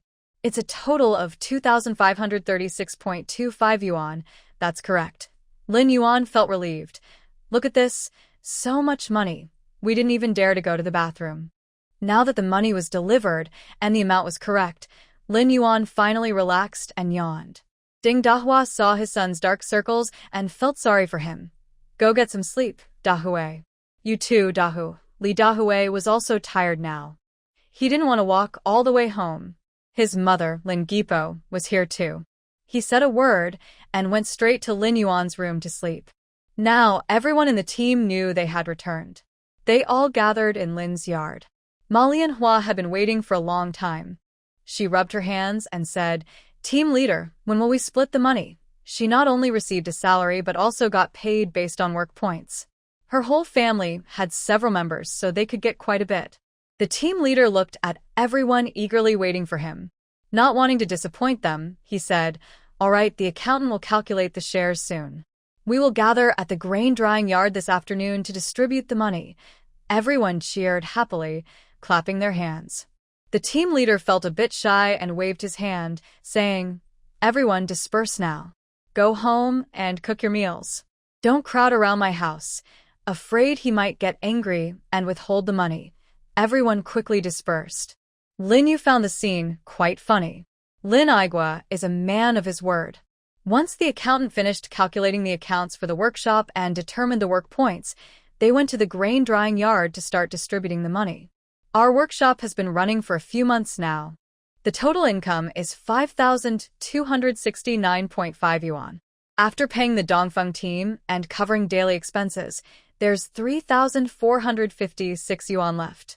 We set aside 456 yuan as reserve funds, and the remaining 3,000 yuan will be divided among you. First, we will pay the wages of the official workers in the workshop. Those whose names are called, come to collect your pay. Zhao Chan, Ma Lianhua, Yang Yumei. At this moment, Lin Yu finally learned that Grandma Lin's name was Zhao Chan, which sounded very commanding. As the supervisor, Lin Yu also received her wages. After a few months' worth of pay was combined, she had over 100 yuan. The others didn't have that much, but they still had dozens of yuan each. Grandma Lin and Aunt Liang were overjoyed. "My wife, this is the first time I've earned so much money on my own." Song Meili was so happy she cried. She had been frugal and worked hard to earn work points, but She couldn't save that much money before. Zhang Bing's posture also straightened. He finally wasn't just a freeloader. Ou manquing remède calme. Her family was well off to begin with, and in her previous life, she had earned quite a bit herself. But when she thought about Li Dahue saying he would propose marriage once he earned money, she felt happy too. Haha, old man, look at this, my own money, said Manhwa proudly. Her husband, Li Dao, shook his head. You said this workshop was a scam. If they don't pay up later, you'll cause trouble. Before he finished, Manhwa covered his mouth. Shut up, you old fool. Everyone in the team knew she was like this. She loved to gossip and talk behind people's backs. They all shook their heads and ignored her. Li Dao saw his wife looking sad and secretly smiled, letting her enjoy her moment. She had joined the workshop through her brother Li Huiji's connections and was always causing trouble. It was said she often questioned the leaders at the workshop. At home, she kept saying she was tricked into working for nothing. He told her not to go, but she refused, saying if she didn't go, she would miss out on the money. She also liked to stay close to Granny Lin and others. If she didn't go, she thought she would lose out. Li Dao just wanted to teach her a lesson and make her more obedient. Lianhua needed to be reminded often to behave well. That was the experience Li Dao had learned from years of living with her. When the workshop paid the full wages for regular workers, they also distributed work points to ordinary team members. The Lotus team had 52 households. In the end, each household received about 40 yuan. Of course, this was an average. Families with more people and more work points could get 50 or 60 yuan. Families with fewer people also received 20 or 30 yuan. Everyone in the team was happy, smiling with satisfaction. With this money, they could have a good year.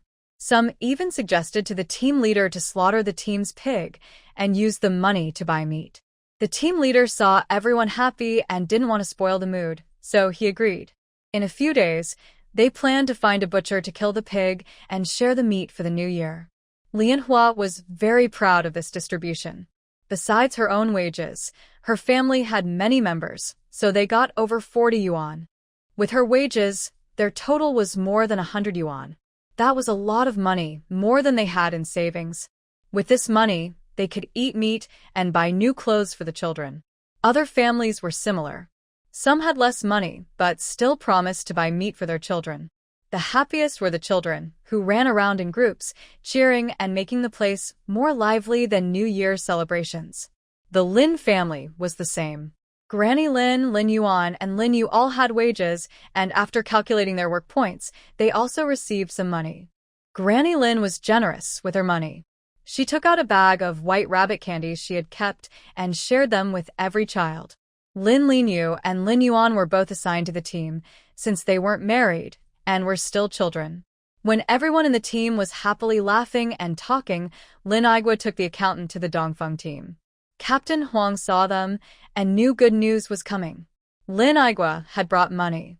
Previously, he used some of the fruits from the Dongfeng team, and everything was recorded, but they hadn't paid yet.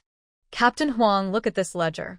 Does it match yours? The accountant from the Dongfeng team also took out his ledger to compare with Li's. Yes, it matches. Good. The total is 1,582 yuan. Please check. The accountant checked the money and nodded, confirming it was correct. Captain Lin finished reviewing the ledger and the money, then turned to talk to Captain Huang. But when he looked, he saw Captain Huang with tears all over his face. Old Huang, what's wrong? Don't scare me. Captain Huang wiped his eyes with his worn-out sleeve and held Lin Igua's hand. Thank you. Thank you. With this money, the children won't go hungry anymore. I didn't do much. Really? Thank you so much. Hearing this, Lin Igua also felt his nose sour. As a team leader himself, he understood Captain Huang's feelings. As a team leader, he could only watch the children go hungry, without a decent piece of clothing, feeling helpless. He must have thought he was useless. But in this situation, facing the Dongfeng team, Lin Igua felt helpless too. Captain Huang had been trying to find a way out for years, often begging the commune for help, giving everything he had for the team. Lin Igua didn't think it was a matter of ability. He also understood how Huang felt now. With this money, it proved that planting fruit trees was possible, and the Dongfeng team had a way forward. Their population was small, and few people wanted to marry in. It was hard to support the children. The Dongfeng team had 30 households. Distributing this 1,000+ yuan meant each family got a few dozen yuan. That was more than they could earn in a whole year. With gratitude from the people of Dongfeng, Lin Aigua and Li the accountant walked back home along the mountain path. On the way, their moods had changed from when they first came. Dealing with so much money was a rare experience for Li the accountant in his life. Although he had an idea before, seeing the actual amount of money and the happy faces of everyone receiving their pay made him understand the power of the workshop even more. He also decided to encourage his son-in-law, Zhang Bing, to work hard in the workshop. Maybe he could become successful. As for Lin Aigua, his understanding deepened. When Lin Yu said they should cooperate with other teams nearby, he initially thought it wasn't necessary. If their own team produced enough, there was no need to involve others. Now, he understood that working with other teams was a way to help them escape poverty. The workshop had enough raw materials to grow and develop, which was a win-win situation. Actually, it was a 3-win situation. This would strengthen the connection between the workshop and the nearby teams, giving the team more bargaining power. Having these experiences, Lin Aigua's thinking became broader. In the past, he only cared about their own small piece of land in Lotus Team. Now, his view expanded to other teams, and even the entire Qingshan commune. Just a few days before the new year, Lotus Team distributed pork. The Lin family spent money to buy dozens of pounds of pork. Grandma Lin came up with a special idea and made ribs with sausage. The smell was so delicious it seemed to reach the bones. Lin Yu, with a few children, cut a plate of sausage and sat in the yard, eating with messy, greasy mouths. After finishing, they went to get fried snacks to eat. There were fried dough sticks, tofu balls, and meatballs. Lin Yu was a good cook, but for these fried New Year treats, Grandma Lin was the expert. On New Year's Eve, everyone in the family contributed a dish. Grandma Lin made 4 happiness meatballs, Wang Zhaodi made braised pork, Xin Jinyan made Beijing-style shredded pork. Lin Yu made a dish from Haiqing, 8 treasure duck. Big Girl made braised chicken wings, which Lin Yu taught her how to cook. Lin Shan made a vegetarian dish, stir-fried water bamboo. Lin Yuan made a fish, big head carp, which he bought from the supply and marketing cooperative with his own salary. The whole family worked together to prepare a very rich New Year's dinner. Lin Yi, Nyo, Tai Dan, and Xiaobao were so happy. They had never seen so much meat on one table. Even Coco, held by Zhou Hehua, looked at the dishes and drooled. Unfortunately, she couldn't eat. Lin Yi was eager to eat and asked, "Grandma, can I eat now?" Grandma Lin gently stopped him from reaching for food, saying, "Wait, your sister." So, where did Lin Yu go? "Xie Jiqing, are you there?" Lin Yu was peeking into Xie Sinyu's room. "Little Yu? I'm here. Come in quickly." When Lin Yu pushed the door open, she saw Song Meili and O Manqing inside. There were a few dishes on the table, including vegetables and meat. "Oh, everyone's here. Are all these beautiful girls waiting for me?" she teased, looking at them up and down like the men did. Song Meili pretended to be shy. "Oh, the little troublemaker is here." They all laughed, and O Manqing and Xie Sinyu looked a bit speechless. Rui, this little kid, was very curious, looking around eagerly. O Manqing rolled her eyes. "Stop being naughty. Little Yu, why aren't you having New Year's dinner at home? Why are you here with us?" Lin Yu took out a basket with some ribs, sausages, and 8 treasure duck. "Here, I brought some food. I thought you two might be celebrating at the Jiqing site, or I would have brought more. Actually, these 2 dishes were quite enough. Xie Sinyu probably couldn't finish them alone. But if she knew they were also here, she would have brought even more." "Why aren't you celebrating the New Year over there?" she asked, pointing at the Jiqing site with her chin. Song Meili rolled her eyes. "I can't eat with them. They're a bunch of jealous weirdos." Only Song Meili, O Manqing, and Zhou Huanan were official workers at the workshop. Now Zhou Huanan was still in Beijing, so only the 2 of them remained. Everyone knew how much they had earned this time. Originally, Song Meili and O Manqing planned to buy some snacks to share with everyone. But Xiao Xiumei had loudly declared early in the morning that since they earned money, they should buy meat so everyone could have a big New Year's dinner. She insisted they handle the cooking, too, since they usually ate at the workshop and had never cooked for themselves before. Now that it was the new year and they had money, they should contribute both money and effort. The others didn't say anything, seeming to agree with Xiao Xiumei's words. Song Meili suddenly lost her temper. During her time with the women at the workshop, she had learned many new ways to curse, all different. She was still angry when she told Lin Yu, "We earned our wages, and we deserve them." Who told them they didn't pass the exams. Although they didn't have salaries, they earned work points and shared the money. Why should they not contribute at all and expect us to cover everything? They also want us to cook for them. I think, how can they be so shameless? I must say, Song Meili is now quite bold. I don't know if she was always like this or if she learned it after coming to the countryside. Lin Yu gives her a thumbs up. With her personality, no one can bully her. Did you see Xie Xinyu's eyes shining as she looked at her? Was she full of admiration? If Xie Xinyu could learn even a little of her boldness, she wouldn't be bullied so badly.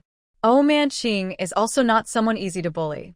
Since they have such high hopes, they shouldn't expect to get anything.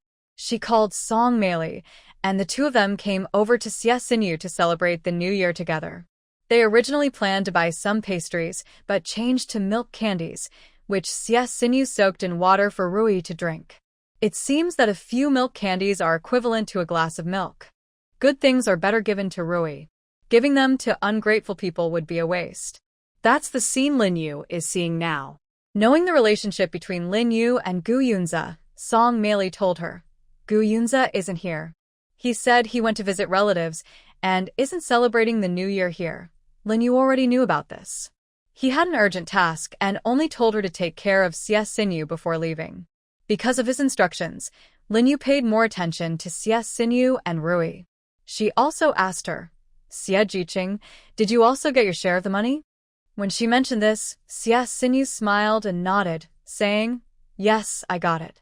It's enough for both of us to live on." Recently, Xie Xinyu often went to work at the workshop. As a temporary worker, she earned work points, and with her previous savings, she had quite a bit of money. It was enough to support herself and Rui. So now she smiles more often. She hopes the workshop will grow stronger so she can keep working without worrying about feeding her child. Recently, Rui's appetite has increased. If it weren't for the money, she would worry about the child going hungry. With the money, she asked Lin Yu to buy more milk powder. Lin Yu nodded, took the money, and reminded them to eat quickly before heading home. At the Lin family house, once Lin Yu returned, everyone started to enjoy the New Year's Eve dinner. This year, our family had a good harvest. Not only did we gain the precious cocoa, but the workshop also made a lot of money. Mom, Xiao Yuan, and Xiao Yu all got jobs. These are all great things. Let's raise our glasses to celebrate. As the head of the family, Lin Igor raised his glass and spoke first.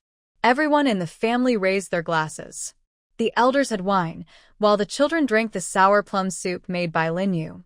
Lin Yi had been waiting for a long time, rubbing his hands. "Can we eat now? Can we eat now?" Lin Yu tapped his head.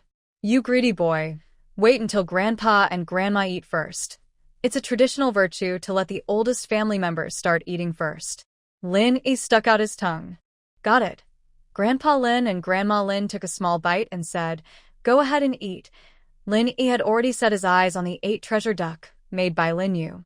He took a piece and put it in his mouth. His eyes lit up. "Wow, it's delicious." Lin Yu was interested in the shredded pork with Beijing sauce. It's a dish from Beijing, and she had never tried it before. Seeing her want to eat, Shun Jinyan took a pancake, filled it with some shredded pork, cucumber strips, and scallions, dipped it in sauce, and handed it to her. Lin Yu took it, opened her mouth wide, and said, "Ah," then stuffed it in. If this had been in her previous life, she would definitely have said, "Family, who understands the value of this bite?" The taste was simply delicious. It had a unique flavor, different from her 8-treasure duck, which carried the delicacy of Haiqing. This shredded pork showed a generous and open-minded attitude. From the dishes, You could also see the local people's character. Lin Yu, who had studied cooking for many years, knew everything about it.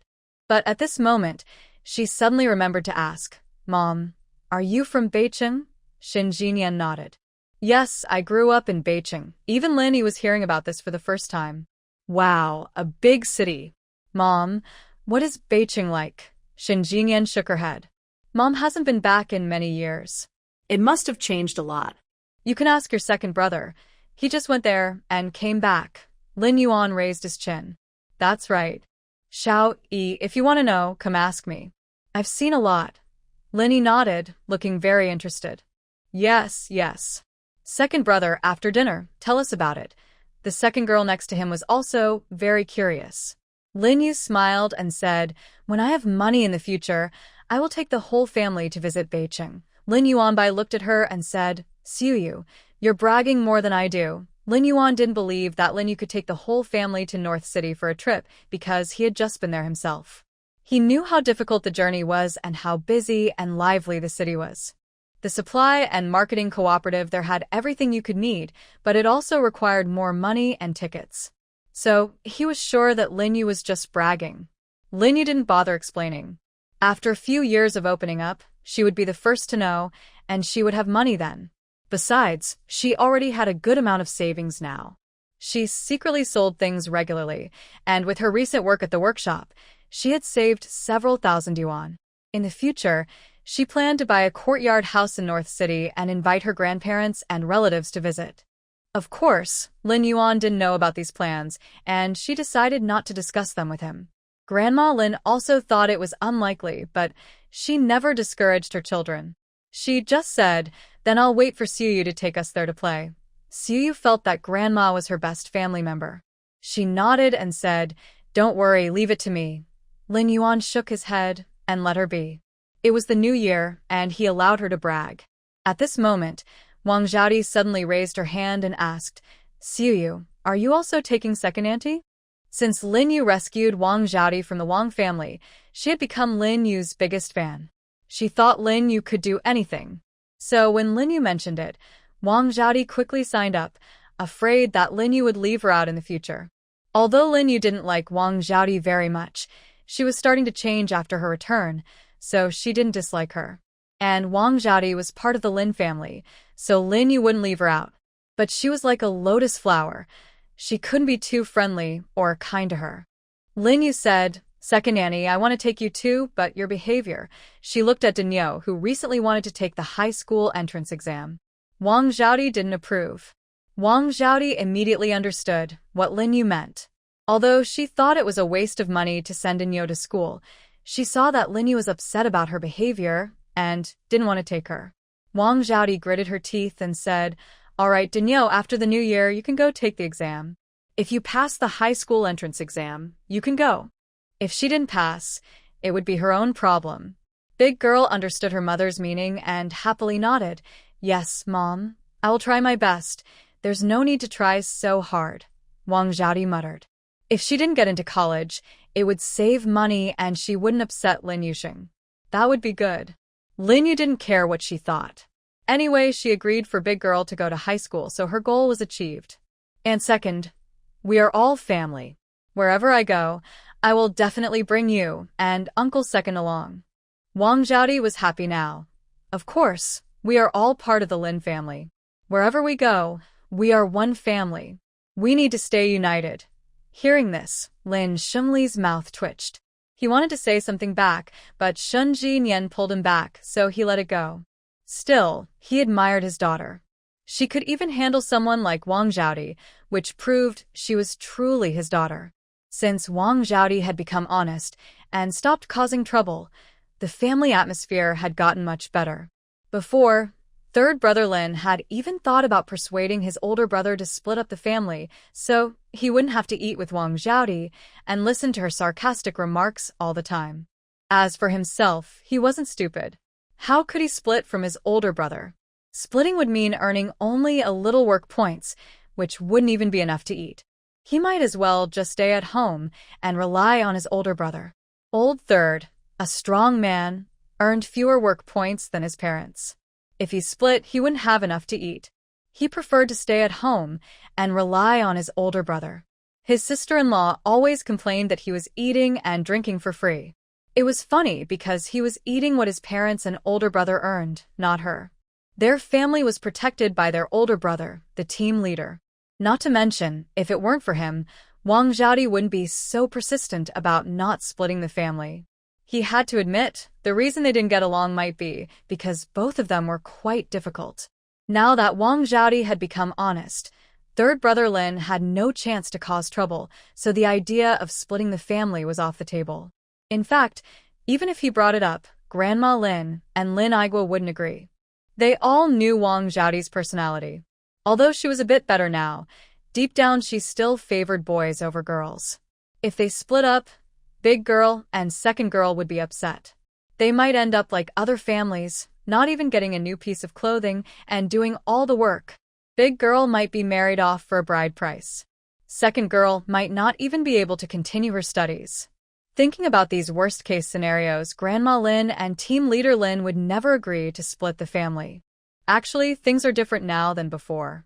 After those events, old Lin Jiangwo, is no longer an honest, naive man who doesn't care about anything. He knows that if he stays too honest, his children will be held back by Wang Xiaodi. There's no need to talk about big girl and second girl. Wang Xiaodi has never liked these two children. As for little treasure, he might be raised by Wang Xiaodi to look down on women and see his sister as just a source of blood for her, turning him into a spoiled mama's boy. Old Lin has traditional ideas. He believes his son is his legacy and cannot let Wang Xiaodi ruin the children. So even if they split the family, Lin Igwa and Grandma Lin probably wouldn't change the outcome. But they've long lost hope in old Lin and don't dare to rely on him. Not splitting the family is the best choice. They can watch over Wang Xiaodi and help educate big girl, second girl, and little treasure well. In the future, all of them can succeed. Children are the key to the prosperity of their family. Now, the family has more and more children, and Grandpa Lin and Grandma Lin are very happy. It's a 4-generation household. Whether boys or girls, they are all children of the family. If given the chance, everyone should study hard and succeed. When giving out lucky money in red envelopes, the two elders smiled happily.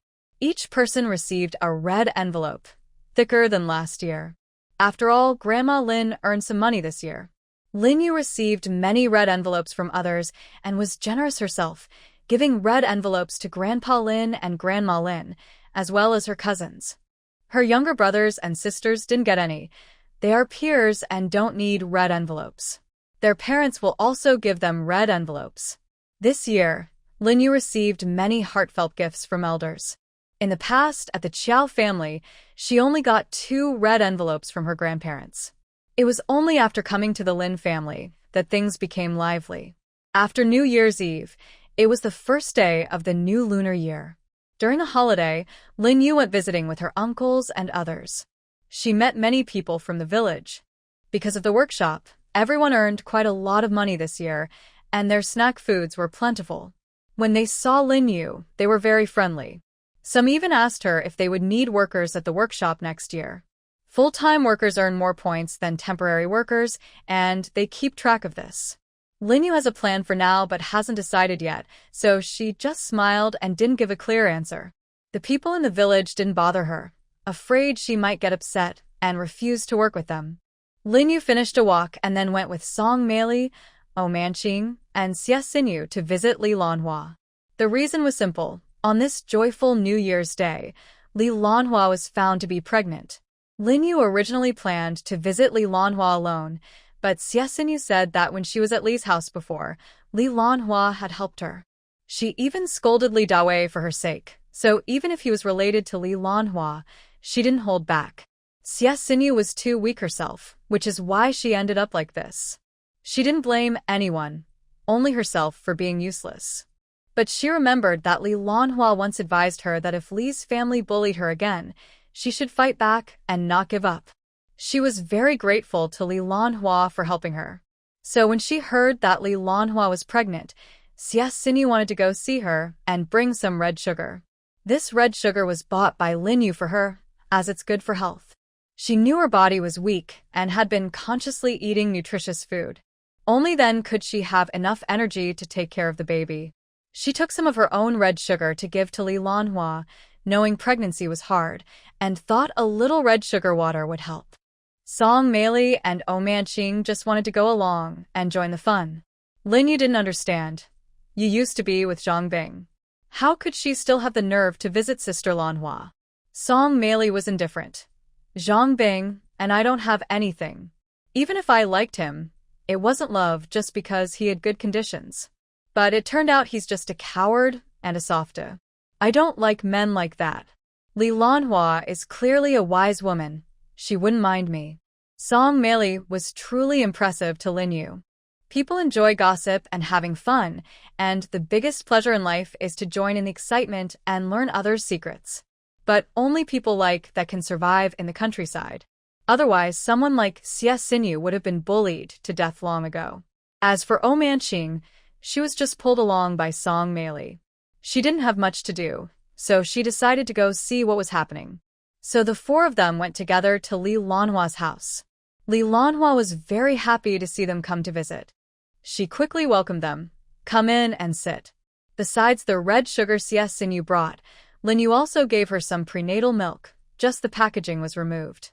Lanhua sister, this milk powder is for you. It's said that pregnant women who drink milk powder can have healthier babies. Li Lanhua had never heard of pregnant women drinking milk powder before. This was Lin Yu's kind gesture, and she gratefully accepted it. Song Meili gave her a piece of fabric, which she bought from the supply store to make her own underwear. It was very soft. She cut a piece and gave it to Li Lanhua. Comrade Li Lanhua, this fabric is for you. Use it to make clothes for the baby. Li Lanhua knew Song Meili and also knew that she and Zhao Xiumei both liked Zhang Bing. But she also knew that Song Meili had long given up on Zhang Bing and didn't like his weak personality. Li Lanhua was a generous woman. She didn't mind those things. Instead, she admired Song Meili. She knew what she wanted and could step away quickly if someone wasn't right for her. Later, she even got a position in the workshop office through her own efforts, which was more legitimate than Zhang Bing's backdoor entry. Song Meili not only came to see her, but also brought such a nice piece of fabric. Li Lanhua knew that this girl was worth making friends with. Thank you, Song Jiqing. I'll make clothes for the baby, and he will definitely thank you someday. Song Meili was happy. She thought Li Lanhua was a good woman. Zhang Bing was really lucky to have found such a good person. Finally, it was Manqing's turn. Although she was usually cold, that was just her natural personality. She also understood social manners. She gave Li Lanhua a pair of flat leather shoes, sent from her home, which she hadn't worn yet. These came from home. They're too big for me, so I give them to you. Walk carefully. She originally wanted to sell these shoes, but her father didn't know her shoe size like her mother did. He bought the wrong size. Li Lanhua was tall and had big feet, so she gave them to her. This gift is too valuable, Aoziking. I can't accept it, but these were small leather shoes, and she had never worn such nice things in her life. Manqing shook her head. I can't wear them. I can only give them to you. Otherwise, I would have to throw them away. Hearing that she might throw them out, Li Lanhua felt sorry for her. All right, I'll accept them.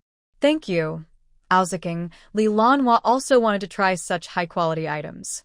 Maybe someday she could return the favor to Aoziking. After all, she shouldn't take such expensive things for nothing. Li Lanhua thinks these young people are really good. She doesn't understand how Zhang Bing is doing things. Someone worth making friends with, he doesn't, and instead, people roll their eyes when they see him. This is just what she has observed. Song Meili saw Zhang Bing lighting a fire and also rolled her eyes. Manqing had no expression, but it was clear she didn't think much of Zhang Bing.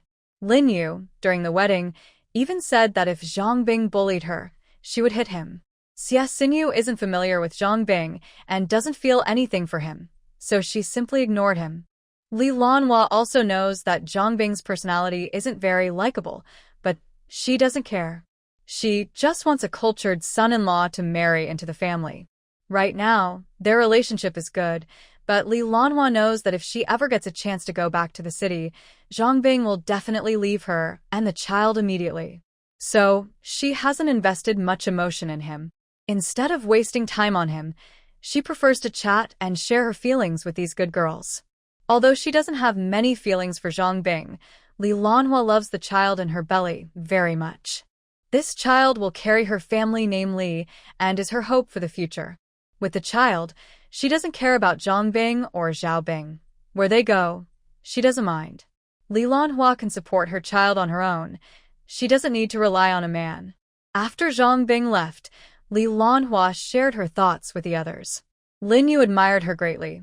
Sister Lanhua, you're right. Leave the man, keep the child. Song Meili nodded. That's right. Leave the man, keep the child. With a child, what does a man matter? Manking had long guessed that Li Lanhua didn't care about Zhang Bing and wasn't surprised. Having seen the world, she didn't think Li Lanhua's ideas were shocking or unusual. As for Xie Xinyu, she pondered thoughtfully, her way of doing things isn't that also leaving the man and keeping the child? With Ruai, she needs nothing else. She doesn't care about men or marriage. Just raising Ruai well and watching her grow up makes her happy. So she agreed with Li Lanhua, but she thought a bit more. Sister Lanhua, don't say that outside, or it might cause gossip. In this era, women are bound by many rules. If people find out that Li Lanhua looks down on men, it could lead to rumors and gossip. Li Lanhua grew up in the countryside, so she understands this truth. Of course, she can speak out about it, and she's not afraid of others gossiping. However, she doesn't like trouble. If she speaks up, she might often argue with people, so she decides to stay quiet. She nods and says, "Yes, I understand. I only tell you this. Soon, Zhang Bing returns." She stops talking, since they are just a fake couple. Lin Yu and the others quickly leave, not wanting to disturb Li Lanhua's rest. At this moment, Zhang Bing comes over to see what they brought. He scowls and says, "This Xie Jiqing is so stingy, only giving some brown sugar." Li Lanhua rolls her eyes and replies, "What kind of family do you come from? You complain about the brown sugar? Besides, it's their kind gesture. I'm pregnant, and I don't see you bringing anything back." Zhang Bing purses his lips and says, "I don't have much money. I give you my salary." Men with money tend to become bad, but Li Lanhua still has to live with Zhang Bing, so she definitely doesn't want him to have money. She takes his salary directly, leaving only 50 cents for him as pocket money. "The salary is with me. Don't you still have your own money? The baby in your belly is your son." She knows Zhang Bing has money. When he went to the countryside, he brought some with him. Later, his family abandoned him, stopped sending money or things, so he no longer dares to spend all his money. Hearing Li Lanhua's words, Zhang Bing feels a bit guilty. Although he married her for his own reasons, the baby in her belly is indeed his blood. He hesitates and looks at the gifts Lin Yu and the others brought. This time, he doesn't dare to object and goes out again. Watching him leave, Li Lanhua keeps her true strength hidden. "Little brat, you think I can't handle you." She had already noticed that Zhang Bing, although a bit selfish, isn't very complicated in his thoughts. He just wants to live comfortably and is willing to exchange his marriage for that. Maybe because he was abandoned by his parents, he has feelings for this child. Li Lanhua uses her position to control the situation. As long as she mentions the child, he will listen. When he comes back, he brings a pound of brown sugar for Li Lanhua. "Here, the little bit Xie Jiqing gave isn't enough. This is a pound. Drink more to strengthen your health." Li Lanhua was very happy to receive the brown sugar. Although she asked for it herself, she still benefited in the end. She didn't mind the process. "Thank you, husband." "Baby quickly thanked Dad," she said. Even though her belly was still flat, Zhang Bing was very happy, as if he really saw the baby call him Dad. He waved his hand and said, "No need to thank me. It's my child." If you looked carefully, you could see his ears were slightly red. Li Lanhua secretly covered her mouth and smiled, thinking he still had some good points. Lin Yu didn't know about Zhang Bing's family matters. After seeing Li Lanhua, they all went back to the Knowledge Youth Station. As soon as they entered the yard, they saw a person standing there, with his back to them. It was a young man they didn't recognize, about 1.7 meters tall. He looked refined, with his hair slicked back, looking a bit greasy. When he saw Lin Yu and the others, he greeted with a smile, "Are you new knowledge youth?" "I am Su Kunping, an older knowledge youth. I went home to rest after falling ill." That name sounded a bit familiar. Lin Yu thought for a while but couldn't remember where she had heard it before. But since he said he was an older knowledge youth, and everyone else here was newer, no one knew him. Then he asked, "Where is Captain Zhou Huanan?" Right, Zhou Huanan was among the first to arrive. The other knowledge youths who came with him either married into the brigade or found ways to return to the city. So he became the older brother figure. If Su Kunping knew Zhou Huanan, that probably meant he was really connected. At this moment, Lin Igua also came over. "Everyone, let me introduce you. This is Su Knowledge Youth. Su Knowledge Youth, this is Xia Knowledge Youth, Song Knowledge Youth, and O Knowledge Youth." Su Kunping's eyes immediately caught Lin Yu's attention. Seeing that Linda Dui Zhang didn't introduce Lin Yu, he asked, "And this one?" Linda Dui Zhang looked a bit unhappy but still introduced. "This is my niece, not a knowledge youth." Su Kunping's eyes lit up again. "So she's Sister Lin Mingming?" Lin Yu's expression changed, and her sharp eyes looked at him. "Do you know her?" Lin Igua interrupted. "All right, Su Knowledge Youth. Since you're back, go settle in. No need to work today. Rest for a few days." Lin Yu followed Lin Igua home, her face not looking very happy because she remembered who Su Kunping was. Xiao Mingming was the boy she loved in her previous life. Because of this boy, she argued loudly with the Lin family and even ran away from home. When she ran into the mountains, Lin Yi followed her. To catch his sister, Lin Yi fell down the hillside. She saw him but deliberately did not help her brother. By the time Lin Yi was found, his leg could not be saved, and he became A. After that, the Lin family hated Xiao Mingming deeply and drove her out, letting her fend for herself. This suited her well.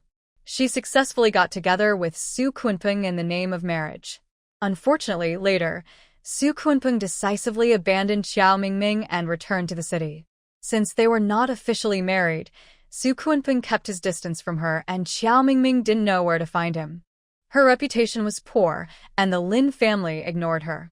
In the end, she fell into depression and passed away.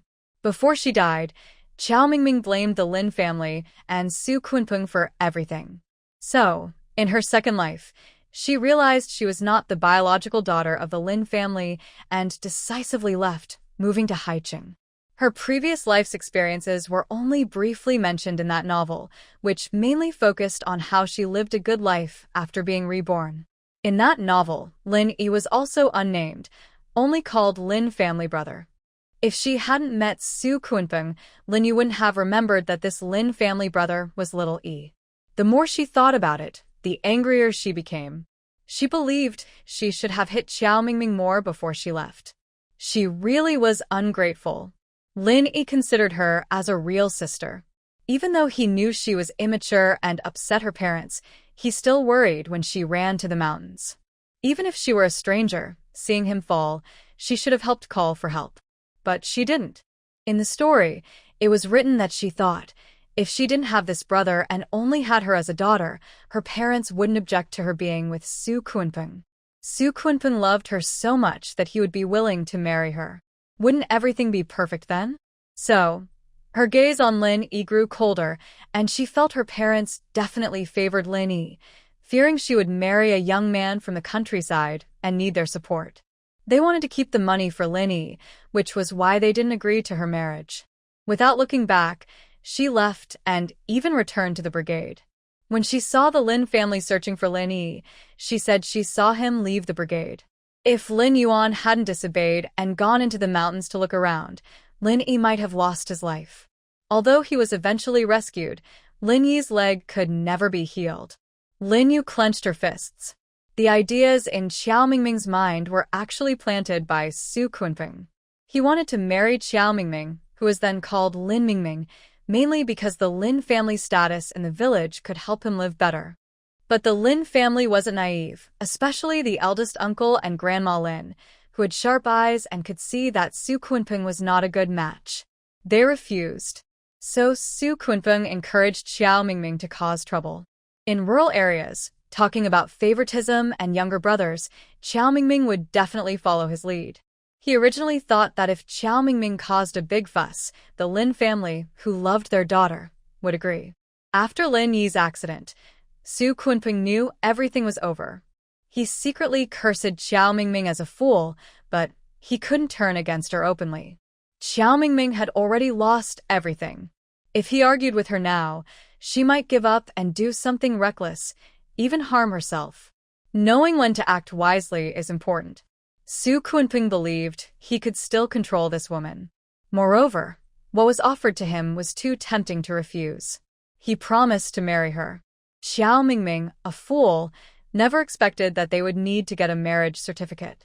Now that the Lin family no longer considered her part of the family, no one reminded her. So, only after Su Kunpeng abandoned her, she went to report to the police and realized she wasn't even his wife. She finally understood she had been deceived. But Xiao Mingming didn't think it was her fault. She believed Su Kunpeng was a terrible man, and the Lin family was also responsible. Why didn't anyone warn her? They said they were a family, but once she married, she was no longer part of it. At this time, her body was also worn down from years of hard work.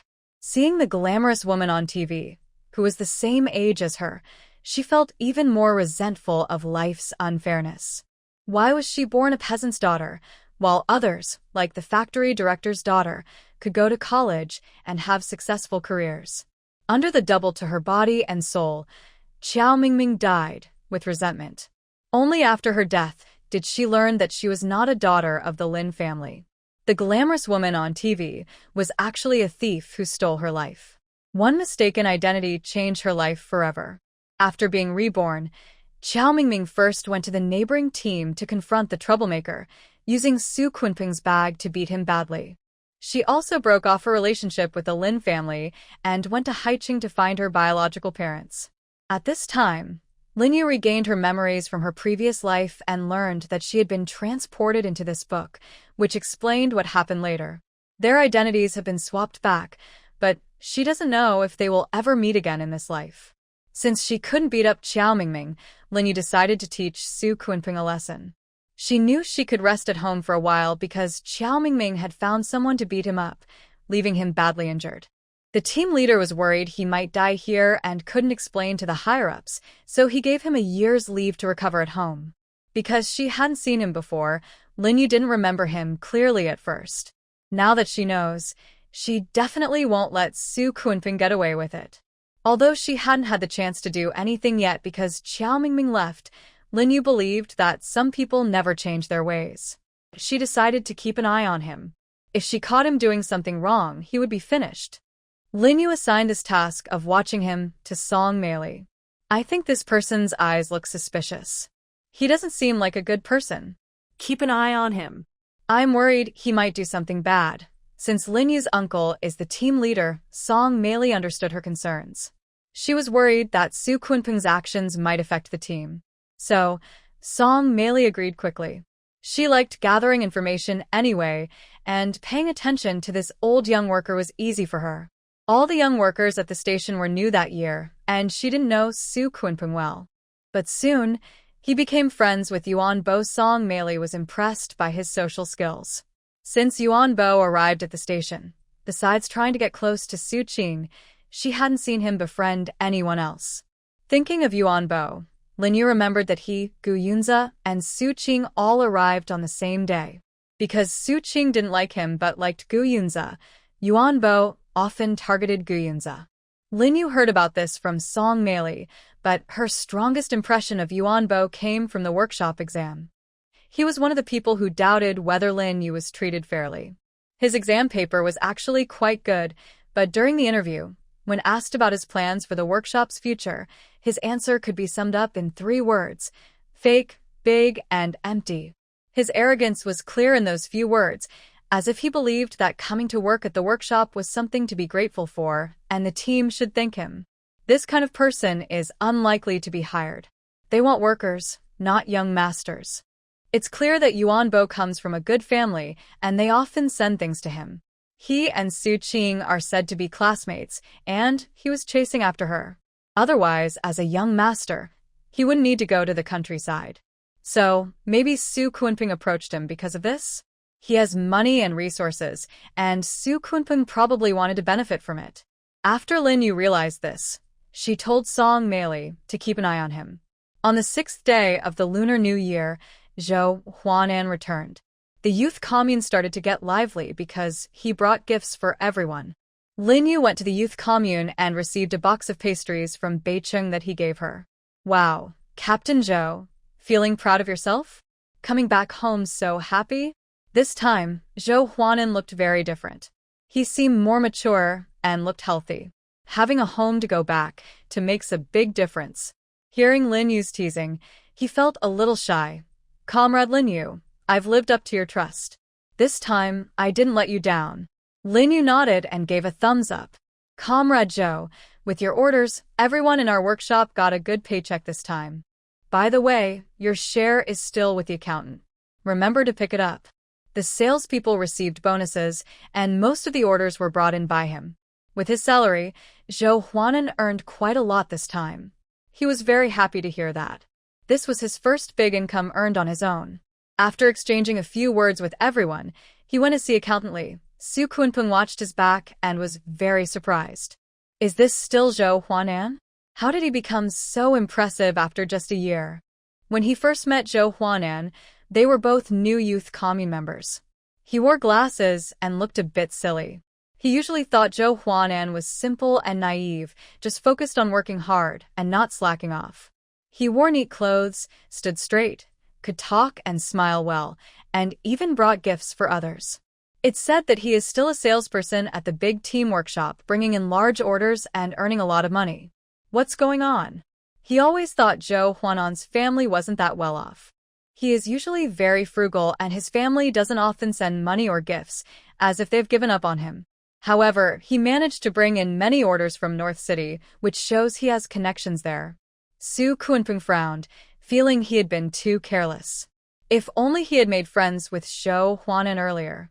Fortunately, he hasn't offended Zhou Huanan, so there's still a chance to become friends. Right now, only they two are old educated youths at the knowledge point, and they're a team. He doesn't believe Zhou Huanan would refuse to be friendly with him. Zhou Huanan doesn't know what he's thinking. He doesn't have many good feelings towards Su Kunpeng either. In the past, he often mocked him as a bookworm, saying he was inflexible and couldn't adapt. When Accountant Li came over, after inviting him to sit, he took out the account book and showed it to him, then handed him his salary to check and sign, confirming everything face to face. This was Lin Yu's idea. Both goods and money are exchanged fairly, and the salary is the same. Zhou Huanan also brought a box of pastries to Accountant Li. I heard that Comrade Li Lanhua is pregnant and Comrade Zhongbing is also an educated youth. This box of pastries is for them. Accountant Li happily accepted it, thinking Zhou Huanan was a good leader. Zhou Huanan received over 80 yuan, which was a large sum. It was also the first time he earned money through his own efforts. Compared to earning work points by farming, this salary felt more meaningful. Although he got those orders through his relatives' connections, he put in a lot of effort to communicate with leaders and introduce his products. He didn't face outright hostility, but he did experience rejection. For the first time, Zhou Huanan tasted the disappointment of working hard and failing. Many things can only be understood through personal experience. They are not as simple as they seem. He used to be naive, living in an ivory tower, thinking he could achieve great things. But in reality, he only had knowledge in his head. Out in the fields, he was no better than the elderly, who couldn't even read. In sales, if not for his family's help, he wouldn't compare favorably to Li Dahui and Lin Yuan from Lotus Flower Brigade. This made Zhou Huanan more humble. He learned to adopt the strengths of those around him and to learn through practice. He has made significant progress in both his thoughts and actions. Even his grandfather and father are now very pleased with Zhou Huanan, calling him a good example. Zhou Huanan feels that from this moment on, he has awakened from confusion. From now on, he clearly knows what he should do. Many years later, he mentions this experience of being sent to the countryside in his personal biography, filled with nostalgia and gratitude. On the 10th day of the Lunar New Year, Gu Yunza returned. "I'm sorry, I wasn't here for the New Year. They had originally planned to meet during the holiday." Gu Yunza received urgent news that his partner, Liu Yunfeng, had been exposed, and he needed to go support immediately. Lin Yu understood this was his duty and shook her head, saying, "It's okay, you're back now." Gu Yunza felt very guilty inside. His profession naturally made him feel guilty toward loved ones and family. But letting go was impossible for him. This mission would end someday, and when it did, he would try to spend more time with Lin Yu. When Gu Yunza returned, he brought a message. "My partner was exposed, and Qingshan commune is probably already in the enemy's sights." Lin Yu's eyes widened. "What should we do? We can't let anything happen." She had already considered this place her hometown. "Don't worry, every team has our own people. If anything suspicious happens, the army will come to protect you." In other words, ordinary members are not in much danger. The real concern is that their base might be exposed. But Gu Yunza didn't tell Lin Yu, as it was military secret. She knew too much would be bad. Lin Yu knew they must have some secrets, but she was just an ordinary person. Since she couldn't help, it was better not to pry too much to avoid becoming a burden. That's why, after discovering Gu Yunza and Xiao Feng had a mission, she stopped letting Song Meili watch over them. At that time, she was afraid Song Meili might be mistaken for an enemy spy. Fortunately, with Gu Yunza and Xiao Feng's assurance, everything ended safely. Song Meili didn't know about these things, and Lin Yu never told her. Later, Song Meili joined the workshop and spent less time at the youth station, gradually forgetting about it. After talking with Gu Yunza, Lin Yu was sure that the enemy had already noticed the commune and would soon focus on Lianhua Brigade. According to Gu Yunza, the Lotus Squad is likely already infiltrated by spies, so Lin Yu needs to be more careful. Now, both the enemy and Gu Yunza are in the shadows, and it's a game of who can outsmart whom. Thinking about the spies within their team makes Lin Yu feel very scared. These people are very determined and able to hide among them, so some might have been lurking for a long time. As she thought about this, Lin Yu shook her head. She couldn't let others' confidence weaken her own spirit. She believes she is on the side of justice and will never give in to evil forces. Of course, since these things haven't happened yet, she shouldn't worry too much. Gradually, she let go of her fears and focused on the team's spring planting. Soon after the new year, spring arrived. After a long winter of inactivity, the land needed to be turned over and loosened to make it softer and more fertile, and to prevent water from pooling. So Lin Yu started working again to earn work points. She is very strong and can turn the soil within a morning, finishing what others do in a whole day. In the afternoon, she took Xiaobao and Taidan to the team's warehouse to select sweet potato seedlings for planting. The whole team worked for several days, and by April, they began planting. They call this setting seedlings, which means arranging the plants at proper distances before planting. The planting process is done entirely by hand, without any tools, just planting each seedling one by one. They squat or kneel while planting, and after a whole afternoon, they're so sore that they can't straighten up. Only those who have experienced it truly understand how tiring it is. Lin Yu admires the older men and women. They seem to work non-stop and faster than her. She thinks it seems that strength isn't always useful. Hearing her complain, Lin Yu nods and says, "I think it's not just about strength. If only we could plant the seedlings just by standing or squatting, it would be much easier." Suddenly, Lin Yu remembers a tool she saw on an agricultural channel in a later time. She twirls her eyes, squats on the ground, draws a diagram with a stick, and says to her brother, "I think I've seen something like this, a long tube where you put the seedlings inside, press, and they get planted automatically." Lin Yi's eyes light up. If such a tool existed, it would be much more convenient. He pleads with Lin Yu, "Sis, where can we get one of those? Can we buy it?" Lin Yu rolls her eyes and replies, "Where would we buy it? Besides, we don't have any money." Lin Yi sighed. "Why did you tell me that? It's pointless." He shook his head and prepared to continue working. He wasn't in the mood to listen to Lin Yu's useless talk. Lin Yu grabbed his arm. Hey, look at this tool. Don't you think you could make one yourself?" She remembered that in the book, after Lin Yi hurt his leg, he stayed at home and started woodworking, fixing all kinds of things. Later, he made a good life with this skill. Because of that, Lin Yi was even more upset about the Lin family's refusal to help her.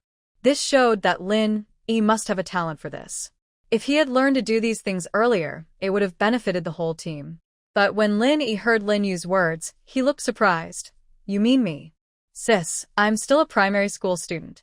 You want me to make farm tools? Seeing how silly he looked, Lin Yu looked annoyed. What do you know? Many scientists started young and did big things early. When they grew up, they had over 20 years of experience by age 30. If you wait until you're older to do it, I'll be exhausted working in the fields. Lin Yu was just a primary school student and hadn't learned from those scientists yet. When he heard his sister, he believed her. He thought for a moment and said, You're right. If I could make it now, I'd be the coolest primary school student ever. Lin Yu nodded.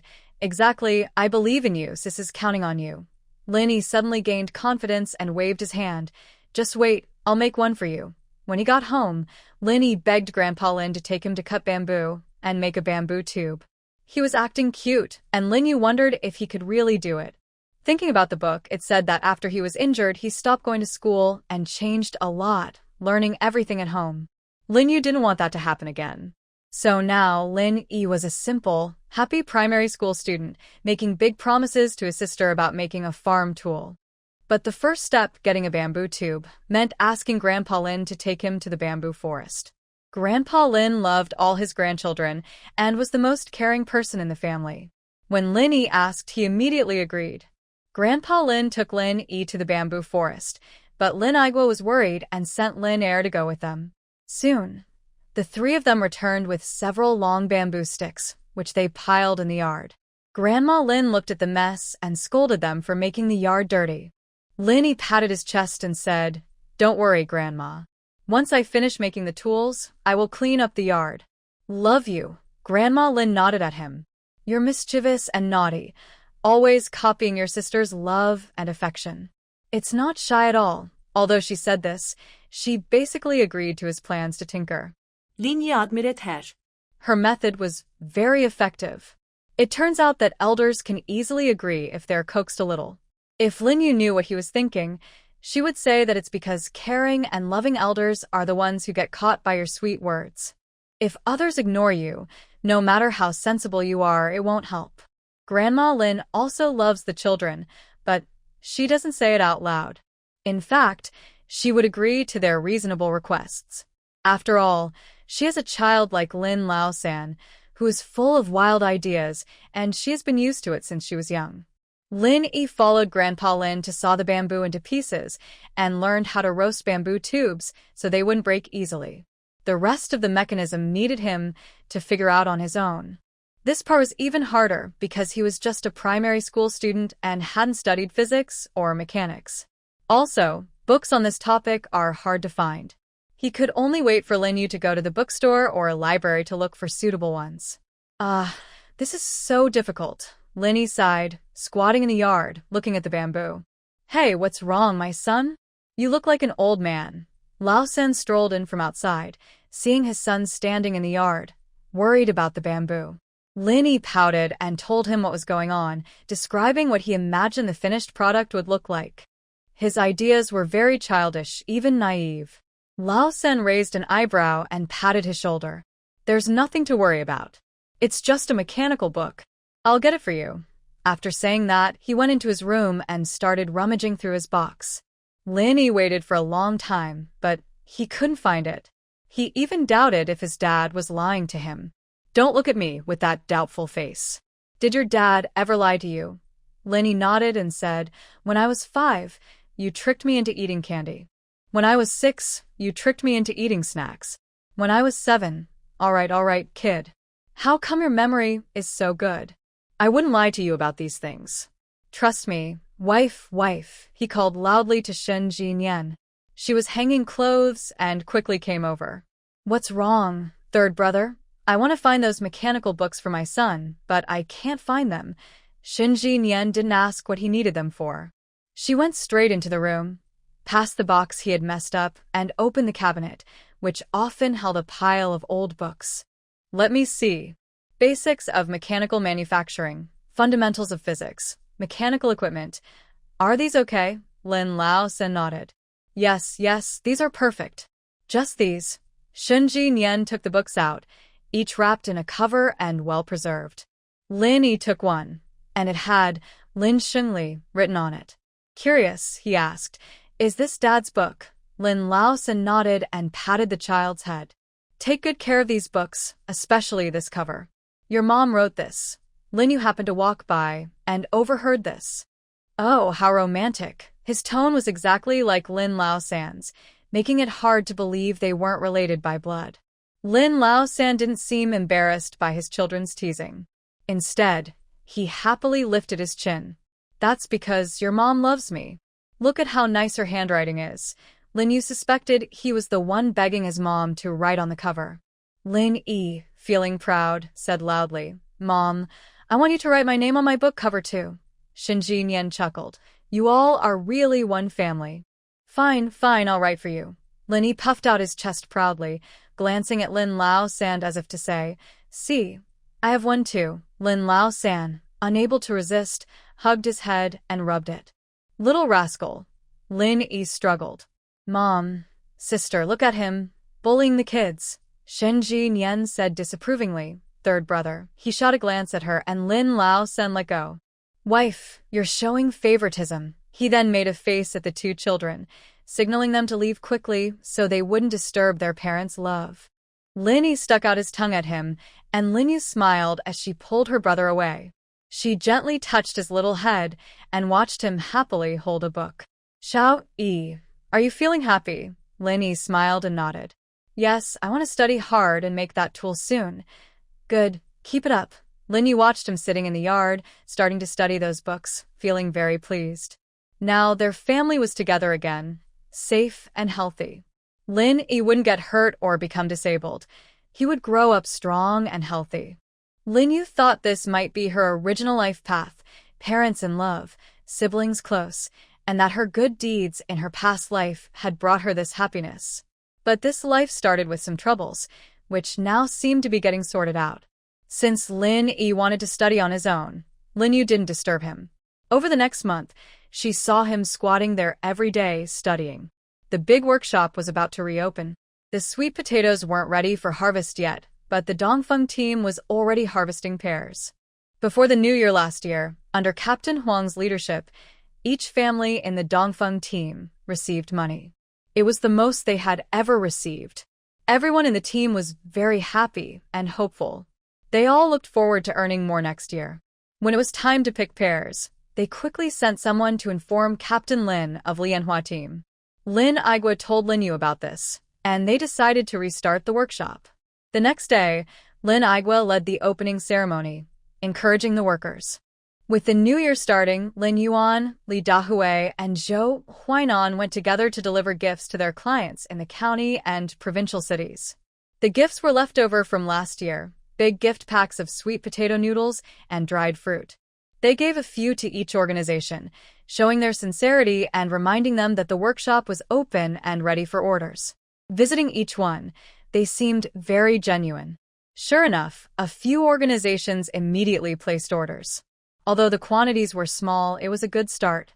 Once the workshop reopened, the Dongfeng team also got busy.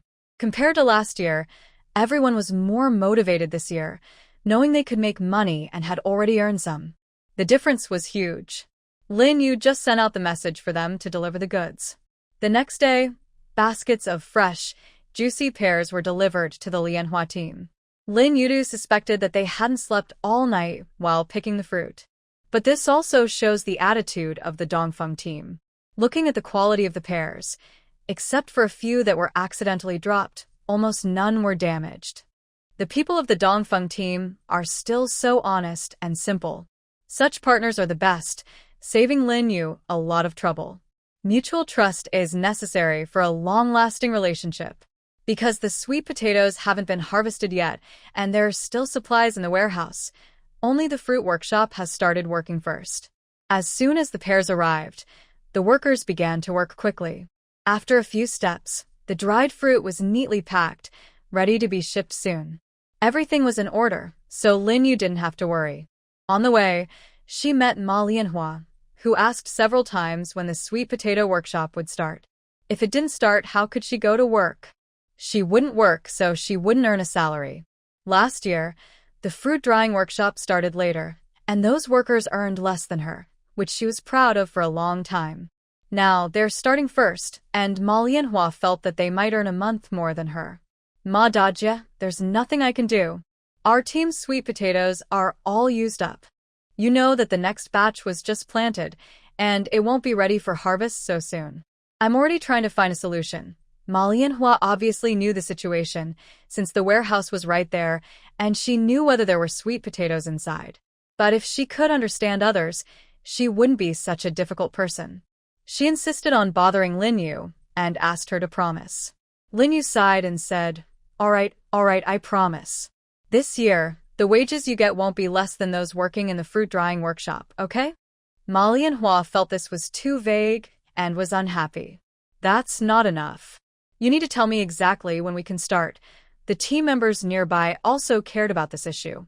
Without starting work, they wouldn't get paid. Seeing the people in the fruit drying workshop going to work every day made them very envious. Lin Yu looked at them and said, I promise you, the workshop will start this month. Is that okay? Lin Yu spoke confidently.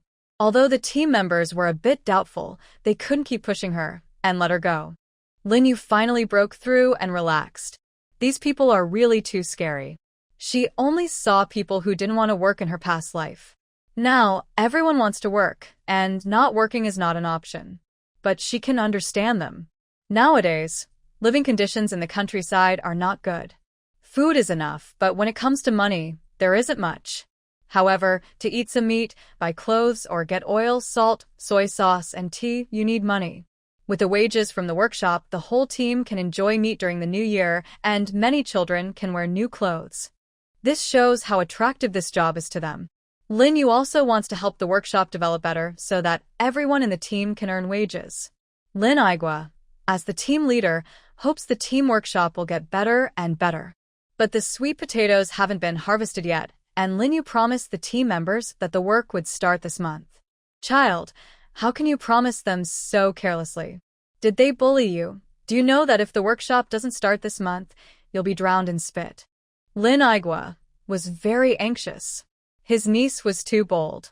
How could she wave her hand and casually dismiss others? You must know, those team members don't care about your reasons. If you promise and don't deliver, they won't agree. Maybe even she, as the workshop supervisor, will be dismissed. Lin Yu confidently said, Don't worry, uncle. I have a plan. What plan? Can you make something out of nothing? Lin Yu pointed outside the team and said, We don't have sweet potatoes ourselves. Do other teams not have any? Lin Aigua listened, thought for a moment, and asked, Are you saying we should buy sweet potatoes from other teams? But that would increase costs. Their own team's sweet potatoes don't cost anything, but buying from others would reduce profits. Lin Yu shook her head. That's not it. We need to look at the whole province and the whole country. To make the workshop bigger and stronger, relying only on our own sweet potatoes isn't enough. It has to be said, Lin Aigua now understands Lin Yu's ideas quickly. This shows that the workshop's goal this year is bigger, to expand production and use raw materials from nearby teams. If it can really be achieved. You're so clever, child. Grandpa is old and can't see as far as you young people. Recently, Li Aigua often had this feeling. From Lin Yu, he saw the future of the Lotus team, and even the whole country. They have broad horizons and wide knowledge, always bringing fresh ideas to us older folks. So he discussed this matter with the team leaders. Since the workers at the workshop are eager to start work, and this is the only solution for now, everyone agreed to buy sweet potatoes from other teams. As for which team, Lin Yu didn't know, but Li Aigua had a good idea. In the commune team, the most sweet potatoes are grown by the Nyo2 team. They have a lot of sandy land. Lin Yu, why do I feel like the Nyo2 team sounds familiar? Li Aigua, with a serious face, said, Isn't it the team where Hui's fiancé is from? Hearing this, Lin Yu remembered. It was the woman who once played tricks on Hui's uncle and almost made him a scapegoat. She is from the Nyo2 team. Back then, She even went with her grandmother and Aunt Lin to visit their house. Should we still go to them? Nyo Ijuan was hit by this surprise and was so happy he couldn't hide it. Since they're from the same commune, he had heard about the Lotus Brigade workshop and knew that last year, Dongfeng Brigade sold them fruit and made a good profit. At that time, he was thinking, when would such good luck come to their Nyo 2 Brigade? Later, he thought it was impossible. They had even fought with Lotus Brigade before. For them to forgive past conflicts and work together with Nyo 2 Brigade was not easy. Every time he thought about this, he felt angry at Nyo Fa Kai's family. If it weren't for them, Nyo 2 Brigade wouldn't have lost face like this. People from other brigades now didn't want to marry girls from Nyo 2 Brigade, fearing they might be cheated like Li Dahui from Lotus Brigade. Nyo 2 Brigade's reputation was not very good. And to make things worse, they had a falling out with Lotus Brigade. Even though they were the closest, if Lotus Brigade cared about past issues and chose to work with other brigades, what could they do? If the entire Nyo 2 Brigade was a part of a big clan, and if Nyo Ijuan and Nyo Fa Kai weren't from the same grandfather, he would have already driven their family out of the brigade. So, Nyo Ijuan had long given up hope about working with Lotus Brigade. Unexpectedly, Lin Igwa was willing to forgive past issues and wanted to buy sweet potatoes from them. Nyo Ijuan smiled so broadly that his eyes nearly closed, and he shook Lin Igwa's hand. "Old Lin, you really are broad-minded. Let's forget about the past. From now on, our two brigades will be friendly partners." Lin Igwa was a simple man. When doing official work, he didn't consider personal grudges. Objectively speaking, Nyo 2 Brigade was the best place for them to buy sweet potatoes. Why should he let personal matters delay the workshop's production? Both of them were serious, so they quickly reached an agreement. Lotus Brigade would buy sweet potatoes from Nyo 2 Brigade, but they would separate the potatoes by size and buy them at different prices. Larger sweet potatoes were better for making sweet potato flour, so they would fetch a higher price. Nyo Ijuan agreed, without much hesitation. Their families stored enough grain, and in recent years, they hadn't been involved in trade. Their sweet potatoes could only be exchanged for other coarse grains at the food station. Now, these tired old sweet potatoes could be turned into money. There was nothing to object to. They exchanged some sweet potatoes, kept the rest to eat, and if they didn't have enough, they would use money to buy grains from other teams. Overall, this method was much better than directly trading for other coarse grains. Lin Igwa and Nyo Ijuan agreed and told them to start transporting the sweet potatoes to Lianhua team tomorrow. Then they left. Once they left, Nyo Ijuan went to the grain drying yard, beat the drum, and called everyone to a meeting. Currently, the team's warehouse still had a lot of sweet potatoes, and each household also stored quite a bit. Hearing what Nyo Ijuan said, everyone was very happy. Being able to exchange their sweet potatoes for money was a good thing. Last year, after calculating work points, each household only received a few dozen yuan, an entire year's worth of work points. According to the price Nyo Ijuan mentioned, their own sweet potatoes could be exchanged for quite a bit of money. Plus what was in the team warehouse. Although they couldn't read or write, they knew well how much grain they had. With this calculation, they could estimate how much money they might get. Almost everyone in the team raised their hands in agreement. They also had no objections to Nyo Ijuan's request to separate sweet potatoes by size. As long as they could exchange for money, they were willing to do some work, small problems. Seeing everyone happily going back to move the sweet potatoes, Nyo Ijuan felt very pleased. As long as everyone worked hard, they would all have a good life in the future. Suddenly, his gaze fell on Nyo Faka and his family. It had been almost a year since the incident when their daughter was taken to the farm for reform. Nyo Faka and his wife looked stooped and tired. Fortunately, they still had a son. Unlike his sister, this boy was sensible. Knowing that his parents couldn't lift their heads because of his sister's situation and dared not go out, he handled everything in the team. He was already starting to act like the head of the family. Nyo Faka and his wife followed their son, listening to his instructions on how to divide the sweet potatoes and how many to take out. They just nodded in response. Seeing this, Nyo Ijuan felt a bit sad. His cousin, besides being a bit weak in character, had nothing wrong with him. He loved his own children. Actually, compared to his son, he had been better to Niu Xiaohua before. He wondered if he owed her in a past life to have a daughter like this in this life. Getting pregnant before marriage was one thing, but she also had an affair, staying with a married man. And she even wanted to scheme to get an honest person to take her in. She had such malicious thoughts that Niu Fakai probably never expected. Later, the girl from the team was affected by Niu Xiaohua, and her marriage plans failed. Niu Fakai and his wife faced cold looks everywhere they went. This made them become more silent and reserved. Fortunately, they all belonged to the same clan. When Niu Fakai's son, Niu Xinji, stepped forward, everyone was less harsh on the child. Sometimes, people would feel sorry for the boy having such a sister and would give him some advice. Niu Xinji was a good boy. He didn't resent the team members for excluding his parents. Whenever there was something to do in the team, he would volunteer, saying he wanted to make up for his parents. Gradually, the uncles and brothers also stopped arguing with them. When they saw Niu Fakai, they would greet him politely. However, Niu Fakai felt he had let everyone down and lost face. His spirits declined, and he looked several years older suddenly. Niu Yuyan walked over and patted Niu Xinji's shoulder. "Child, when it's time to deliver the sweet potatoes, you can go. If you see Li Dahui and the others, don't be afraid.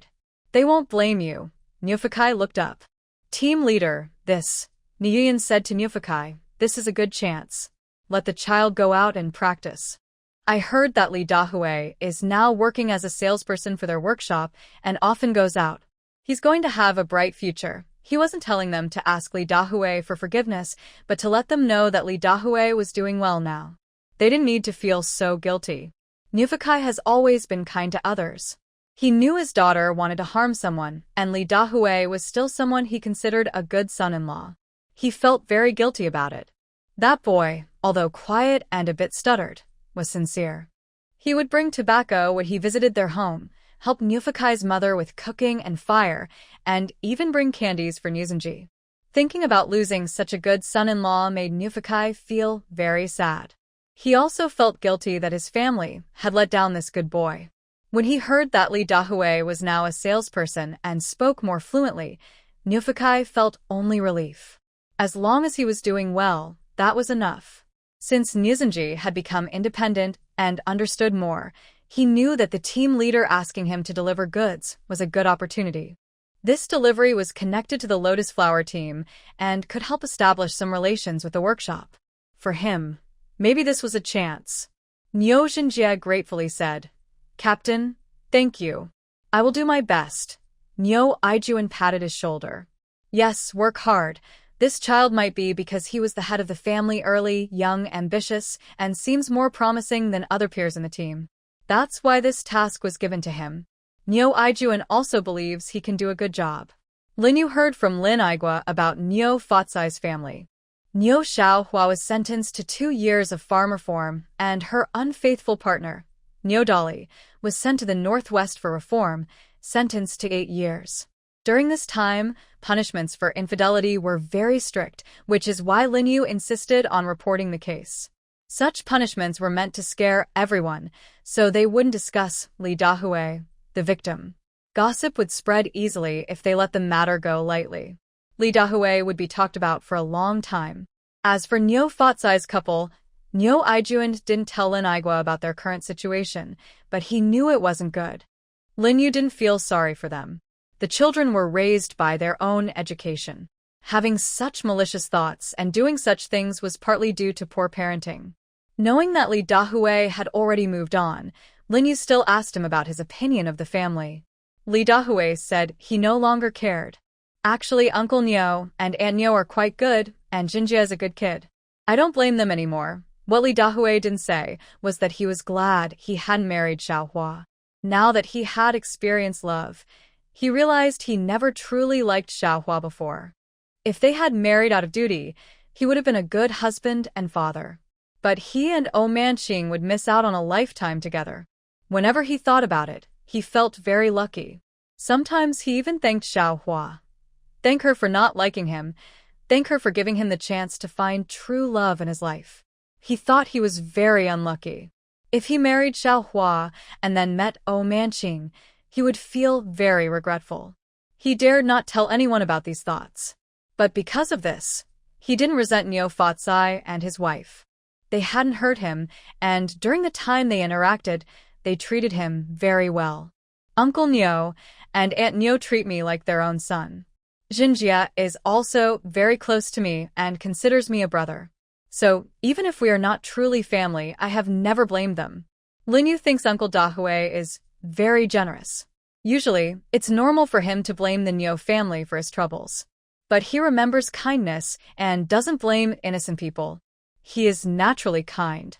In the story, Li Dahui later becomes a real estate boss and once helped his former brother-in-law, Neo Xinjia. Lin Yu feels she couldn't do that.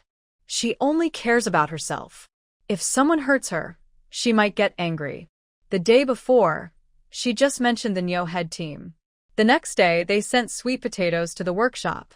Ma Lianhua, with a big mouth, saw Neo Xinjia and shouted, "Dahui, your former brother-in-law is here." Lin Yu really wanted to go and cover her mouth. Oman Qing was still here.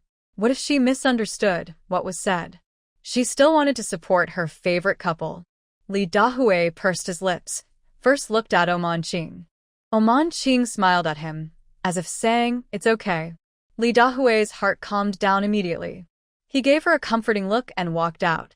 Neo Xinjia originally thought that delivering the goods was just a simple task. He probably wouldn't meet Li Dahui. Even if he did, he thought Dahui might not want to see him.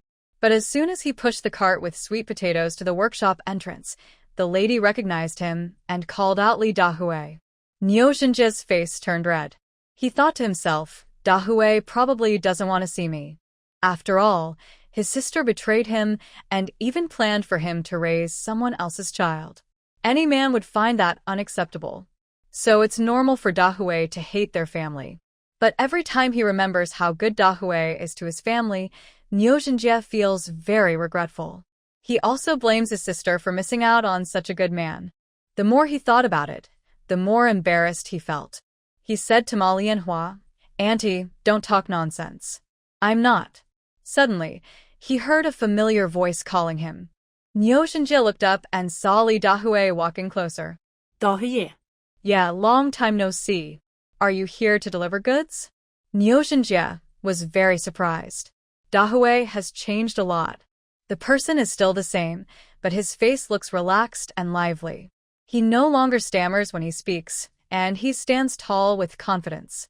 It turns out that the team leader said he is now doing very well, and it's true, especially well. Neo Xinjia is happy that he still wants to talk to himself. "Yes, Brother Dahui, I brought some sweet potatoes." Li Dahui looked at his thin body and the cart full of goods, then helped him unload the sweet potatoes. Song Meili and Zhang Bing were responsible for weighing and recording. This bill will be recorded and the payment will be made next month.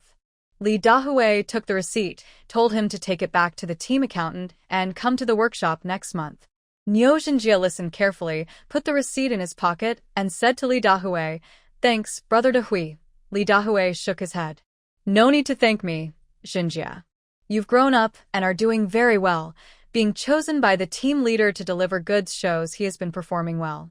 Seeing the boy he once considered a younger brother now so outstanding makes Li Dahui very happy. When Neo Xinjia heard Li Dahui praise him, his face turned red with happiness, and his eyes looked a little bloodshot, feeling warm inside. Seeing his eyes moist, Li Dahui patted his shoulder. A real man should be strong. "How are Uncle Neo and Aunt Neo doing?" When Li Dahui asked about his parents, Neo Xinjia knew he wasn't angry at them. "My parents are doing well, but they don't go out much." As for why they don't go out, he probably knew the reason without needing to ask. Ma Lianhua curled her lips. They're probably afraid of losing face. If she spoke quietly, it would be fine, but she was standing next to them and said it loudly. Neo Xinjia didn't dare argue and blushed even more. Li Dahui patted him and said to Ma Lianhua, "Ma Aunt, the sweet potatoes have arrived. Don't you want to start working?" "You can begin now." Ma Lianhua, who loved to watch the fun, couldn't resist causing trouble. Li Dahui had to distract her. She wanted to say something, but Lin Yu called her, "Ma Dajie, you can start working now. If you don't, your wages will be deducted." Hearing this, Ma Lianhua didn't care about Li Dahui's brother-in-law anymore. She quickly ran over. Xiao Yu, you can't do that. I just wanted to say a few words. Lin Yu gave Li Dahui a look and urged Ma Lianhua and the other workers to get to work. Li Dahui smiled and walked out with Niu Xinjie to see him off. Niu Xinjie looked at Li Dahui and was silent for a moment before saying, Brother Dahui, I'm sorry. Li Dahui understood what he meant and smiled, saying, Xinjie, I've never blamed you. I know you and Uncle Niu, and Niu didn't know. If you had known, I would never hide it from you, Niu Xinjie quickly replied. Actually, compared to his sister Niu Xiaohua, Niu Xinjie felt that Li Dahui was more like a brother to him. He would take him out to play, bring him candy from the town, and teach him many things. So if he knew about Niu Xiaohua's trouble, he definitely wouldn't have helped the bad guys. Li Dahui nodded and said, I believe you. You are a good kid. Xinjie, even though we might not be family anymore, you can still come to me if you need help. Just think of me as a friend. Niu Xinjie said, Yes, Brother Dahui, thank you. I don't know how to say it, but really, thank you for not blaming me. Although he could now stand on his own like a parent, he was still a 17-year-old kid. Li Dahui was like a big brother to him. As he spoke, tears also welled up in his eyes. Brother Dahui, the team leader told me to work hard and become successful like you in the future. I will definitely try my best. Seeing him crying with tears and snot, Li Dahui felt a bit sad too. He comforted him, saying a real man doesn't cry easily. Don't cry anymore. Work hard, and you will be successful someday. When his sister was taken away and their parents were too ashamed to go out, he didn't back down but faced everything bravely. Now he even received the task of delivering sweet potatoes. Li Dahui thought that Niu Xinjie was a kid who wouldn't go wrong in the future. After encouraging Niu Xinjie, Li Dahui left with a confident step, like he had been energized. After seeing him off at the big team, Li Dahui turned and left. He was thinking about whether Manqing had misunderstood something and needed to go back quickly to explain. But then he and Lin Yuan had another task and needed to head to the town. Watching him leave with a reluctant look, Lin Yu said, Wow, Manqing, look at his eyes. He'd love to take you away right now. Manqing rolled her eyes at her and said, Stop talking nonsense. Humph, don't pretend. If you're happy, just be happy. This European comic girl, Manqing, often acts like she doesn't care or is indifferent, but inside, she is very happy. Lin Yu has long seen through this woman.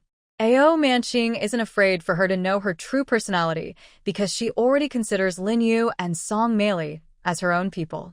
Song Meili is a bit worried and asks, why is he so nice to that ex-brother-in-law? He even helps him move things and sends him out. Aren't you angry? Manqing shakes her head and says, he's a kind-hearted good person. Because he is a very kind person, he won't blame Niu Xiaohua for what happened with Niu Xinjie. Manqing likes his sincere kindness, so she doesn't mind these things. Moreover, she knows that Li Dahui is worried she might misunderstand, and he will explain himself soon. Song Meili doesn't understand and thinks Manqing's image has become very noble. You're really broad-minded. If it were her, she would mind. Lin Yu shakes her head and says to Song Meili, when it comes to love, we really can't understand others. Song Meili crosses her arms and says, you also have a partner. Who are you talking about? Right now, the whole world is just me without a partner. Lin Yu then asks her, do you want to find someone? What kind do you like? Song Meili prefers someone gentle and scholarly, a bit slim, with fair skin and delicate features. Oh, so you like a young handsome guy. What do you mean by young handsome guy? Song Meili doesn't understand her modern description, but thinking about those words, it seems to mean the same. Manqing passed away a while ago and hasn't heard this term before, so she didn't doubt anything. Song Meili nods and says, yes, a young handsome guy. She also wants someone from a good family background who can help her live a good life. She initially liked Zhang Bing because he was good-looking and came from a cadre family. She thought that following him, she could return to the city and live well. Her requirements were quite superficial, so Zhang Bing seemed to meet her standards at first. But later she realized, character is more important, like Zhang Bing, who always tries to hide behind others and pushes all the responsibility onto women. Such a man is not worth it. Lin Yu thinks for a moment, recalling people she knows, but none seem suitable. Her second brother, Lin Yuan, is also good-looking but too dark-skinned, and because he works hard and has muscles, he looks strong. He is not tall and thin. He is tall and strong. Compared to Li Dahui, who is good at hunting, he is not as skilled, but he is sturdier than Zhang Bing and other young men from the countryside. His brother Qiao Feng is even less capable. He is also tall and is a soldier, so life with him is not as easy. Because of this, Lin Yu couldn't help with her sister's request. The three quickly moved past the small issue and returned to the topic of Manking and Li Dahui.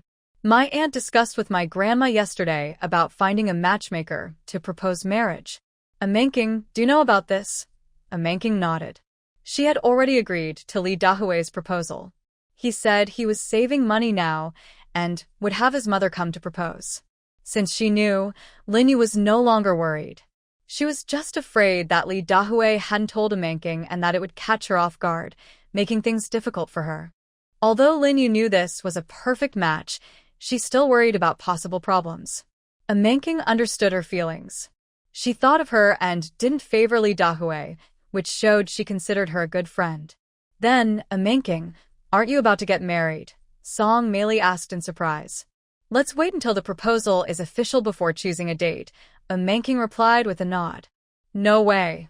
I didn't know about this. Song Meili, still have some gossip I haven't heard. She thought she was surprised about the wedding, but it turned out she was upset that she hadn't become a gossip expert. Li Dahui sneaked out that night to meet Manking secretly and explained about Niu Xinjie. I actually didn't talk much with that Niu Xiaohua. Every time I went to Niu 2 Brigade, I was with Xinjie. Back then, I was quite shy. He treated me like a brother and comforted me a lot. The more shy he was, the more he hoped for some recognition. At that time, Niu Xinjie never mocked him for being slow or awkward. Instead, he admired Li Dahui, thinking he was good at working and hunting. Niu Xinjie treated Li Dahui like a brother and listened to him. So, whether or not Niu Xiaohua was involved, Li Dahui saw Niu Xinjie as his younger brother. After hearing this, Manking understood him even more. In his previous life, Li Dahui had also helped Niu Xinjie, but at that time, he was already married to Niu Xiaohua and had been betrayed, leading to their divorce. Manking used to think that her feelings for Niu Xinjie and his family mattered, and she even cared about them before. But they were a couple who married halfway through, so some things were hard to discuss openly and they let it go. Unexpectedly, Li Dahui's feelings for Niu Xinjie had nothing to do with Niu Xiaohua. It was because this younger brother once admired, respected, and appreciated him when he was feeling insecure, treating him like a real older brother. Manking no longer minded at all. She smiled and said, I didn't misunderstand. Since you treat him like a brother, you should help him as much as you can. I understand your heart now. Seeing her serious expression, Li Dahui knew she truly had no bad feelings, and he felt relieved. He remembered and said, My mother will bring the matchmaker to propose tomorrow. You. Manking nodded. Yes, I know. I will stay at the youth station tomorrow.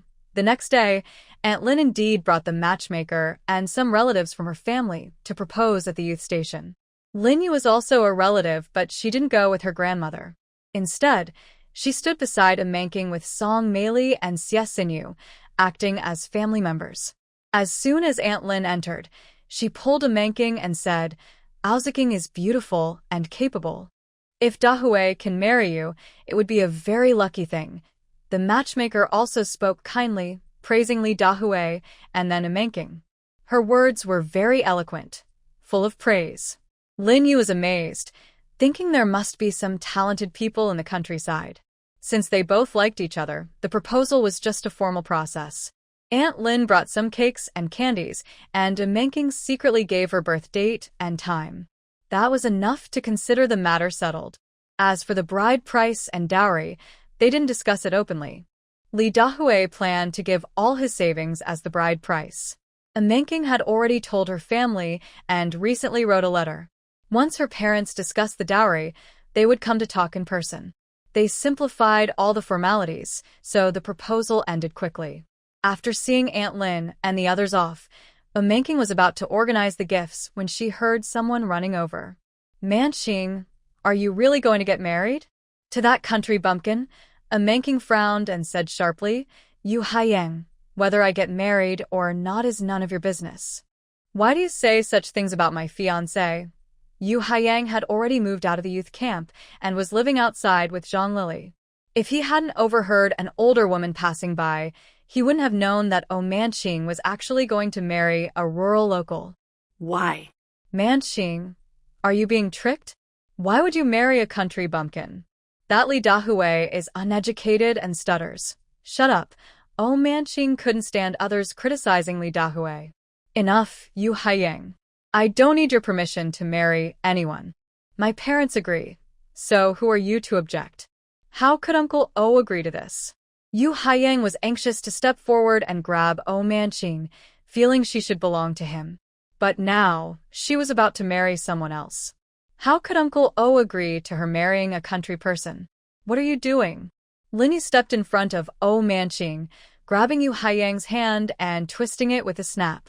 My hand is broken. Yu Haiyang, what's wrong with you? Yu Haiyang. Zhang Lili ran over and saw Yu Haiyang's arm hanging limply, crying out in pain. Lin Yu moved her joints and said, It's been a while since I hit someone. My hand was itching. Zhang Lili glared at her. What did you do to Yu Haiyang? How can you treat him like that? I will ask the team leader to settle this. Lin Yu sneered. Ask him? What did he do? Harassing the young woman. I only acted to protect her. I am just a righteous person. Zhang Lili looked at Yu Haiyang and then at the cold-faced Manqing, asking him, Did you do this for Manqing? I wondered why you rushed out so quickly. Turns out it's because of your old love. I've never had any romantic feelings for Yu Haiyang. What do you mean old love? Manqing didn't want to be involved with Yu Haiyang at all. Zhang Lili looked at Manqing with full resentment. Why was she always so calm and indifferent? In front of her, she felt like a clown. But then Zhang Lili remembered what she had just overheard. Manqing, I heard you're going to marry Li Dahui? Wishing you a lifetime of happiness. It's best to stay in the countryside forever, to be a rural person all your life. Yu Haiyang didn't want Manqing to marry, but Zhang Lili was the happiest to see her marry Li Dahui. Once she married, there would be no chance for Yu Haiyang anymore. And what good life could she have married a country person?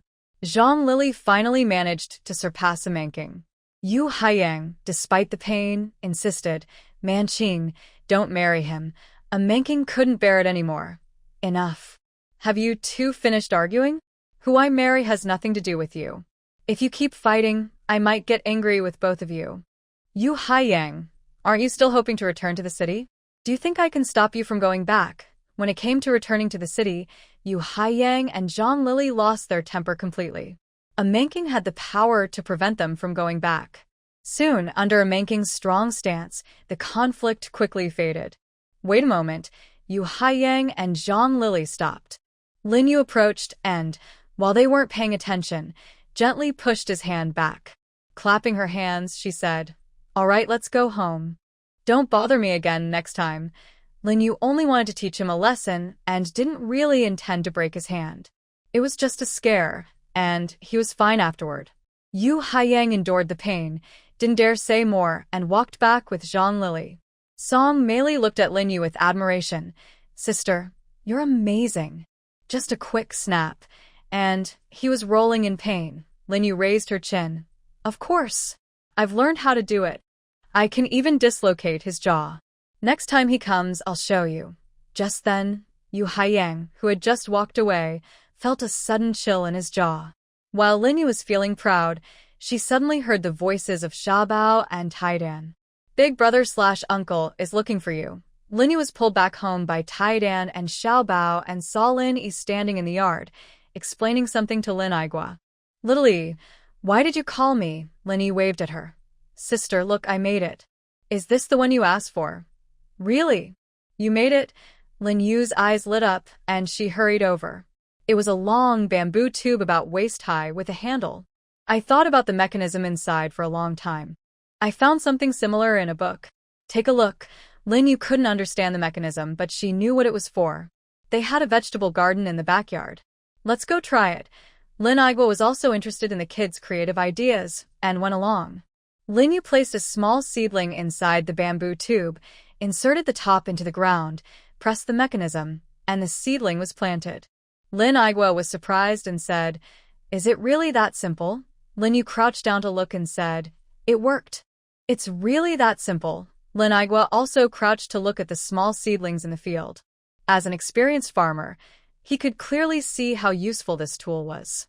This tool is so great. With it, their work would be much faster, and they wouldn't have to bend over anymore.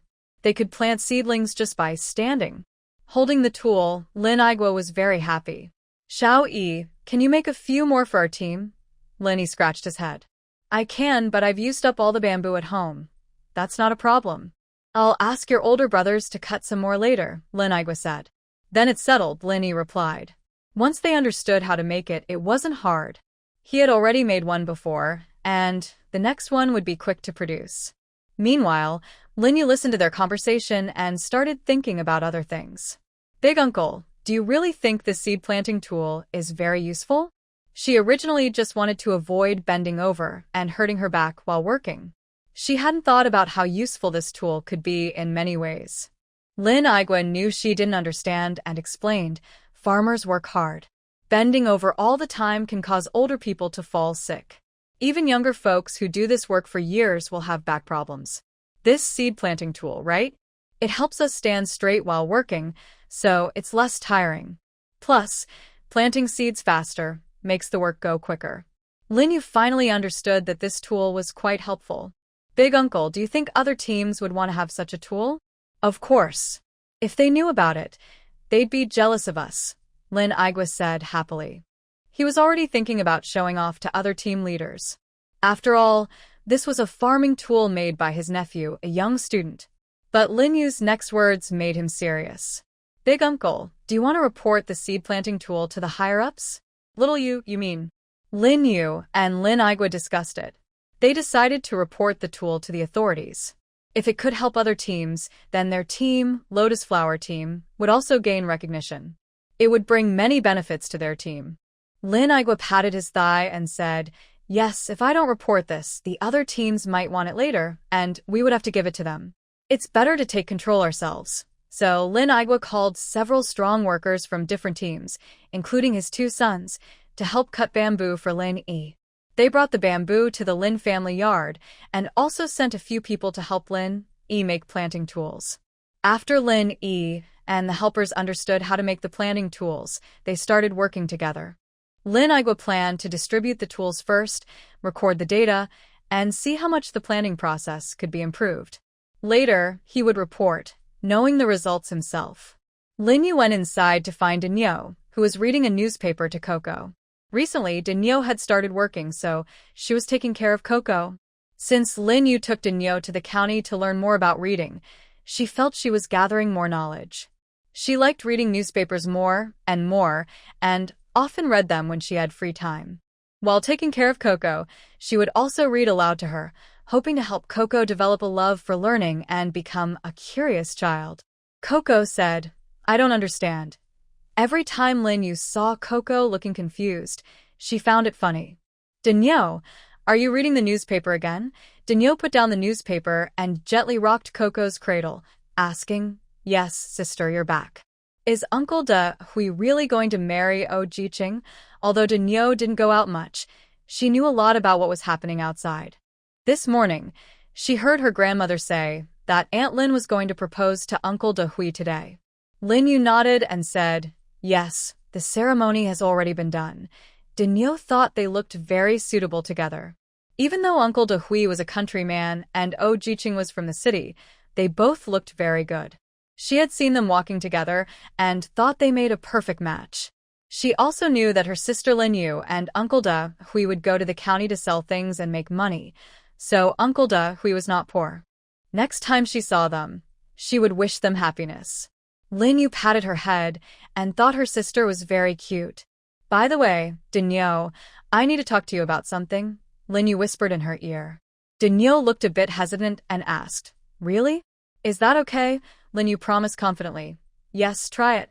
If it doesn't work, no one will know. I won't tell anyone. Seeing her hopeful expression, Big Girl had no choice but to nod and agree. Lin Yu happily hugged her. Big Girl, you're great. Your sister is counting on you. Big Girl has always been sensible and obedient. Her parents are not very expressive with love, so she rarely gets hugs.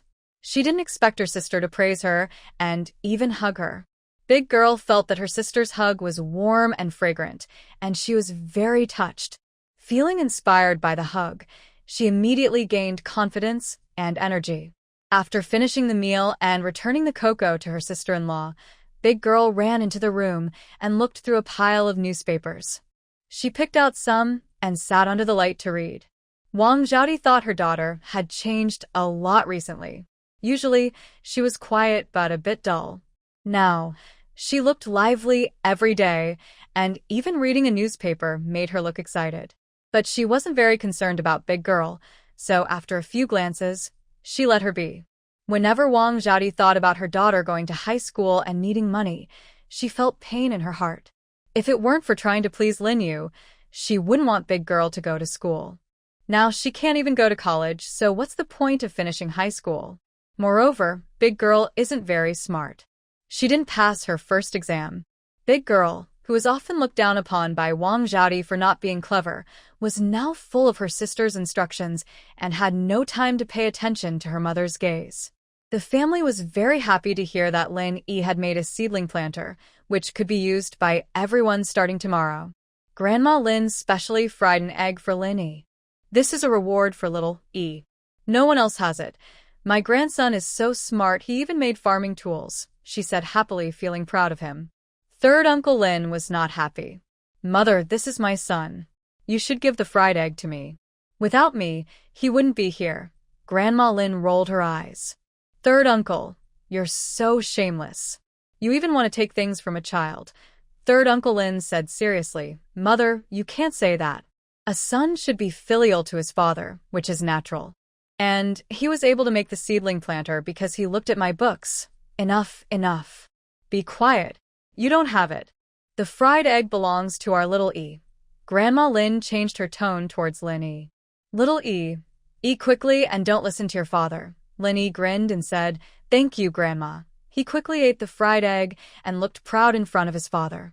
Old Lin glared and said, You little kid, think you're so great now. He really wanted to hit the child, but Grandma Lin patted him back and said, Do you act like a father? Old Lin pouted and said, Mom, stop making that deadpan face. It makes me want to hit you even more. Lin Yu was about to laugh uncontrollably. Her dad was really a funny man from that era. But her younger brother was genuinely impressive. He truly had talent. He learned by himself from just a few books and managed to make a seedling planter. He would definitely be successful in the future. So, as the older sister, she was just waiting for her brother to support her. Thinking about it made her very happy. After all, she was the guide on his scientific journey. When he became famous and appeared on TV, he would say, I owe everything to my sister. Lin Yu imagined this happily. Lin Yi patted her and asked, Sister, what are you thinking about? Lin Yu snapped back to reality, looked at her little brother and couldn't see any sign of a big shot. Oh well, just go with the flow. As long as he grows up healthy and without any injuries, that's enough. Nothing, Xiao Yi. When you go out to play, don't go to the mountain alone. Be careful not to fall and get hurt. Lin Yi nodded casually, still chewing his egg, and said, Got it. How could he go to the mountain alone? He wasn't a fool. His sister was really overthinking. But never mind, Lin Yi was a young man now, so he'd just let his sister worry. After studying at home for so many days, Lin Yi was eager to go out and play with friends. The next day, his uncle handed out the seedling planters to some experienced farmers in the fields. Lin Yi quietly withdrew and took a group of elementary school kids to run around. By the end of the day, the farmers who used the seedling planters were very happy. They kept praising how useful it was. After getting used to it, their efficiency improved a lot. They worked all day and felt less tired than usual. Although he had expected this, Lin Igwa was still very happy. He recorded the data and went back to write a report. Actually, Lin Igwa didn't have much formal education. He grew up during a chaotic time and didn't have the chance to go to school. When the country was liberated, they started literacy classes, and that's when he learned to read and write. He doesn't write many words, but his writing is simple, neat, and clear. Another girl, who had gone out for a walk to relax her muscles, is different. She has finished middle school, knows many characters, and often reads books and newspapers, which has expanded her vocabulary. Now, her writing is becoming more meaningful. Lin Yu was very moved after reading her article and clapped loudly in praise. "Girl, your writing is wonderful." The girl blushed at the compliment. "Really?" Yes, really." Lin Yu immediately sealed her article in an envelope, planning to submit it for publication. The girl didn't have high hopes, but she was very happy to be recognized by Lin Yu. Over at Oh Manching's place, her parents sent her a letter. "My parents said they want to come and see us." Lin Yu asked, "Are they worried? Do they want to see Uncle Dahui?" Oh Manching nodded. "Yes, they think getting married so quickly is too sudden." Lin Yu understands Oh family's parents. Oh Manching went to the countryside less than a year ago and is planning to get married. And her fiancé is from the countryside too. Even if she praises him in phone calls and letters, they can't feel at ease. They also heard that Yu Haiyang and Zhang Lily, who went to the countryside with her, got married. Yu Haiyang, who originally had a verbal engagement with Oh Manching, also. Oh's parents are worried their daughter might be bullied, so they decided to come and see for themselves. If they left when the letter was sent, her parents might already be close to arriving. Oh Manching informed the Li family. Aunt Lin hurriedly discussed with Grandma Lin about preparing a feast to welcome the visitors.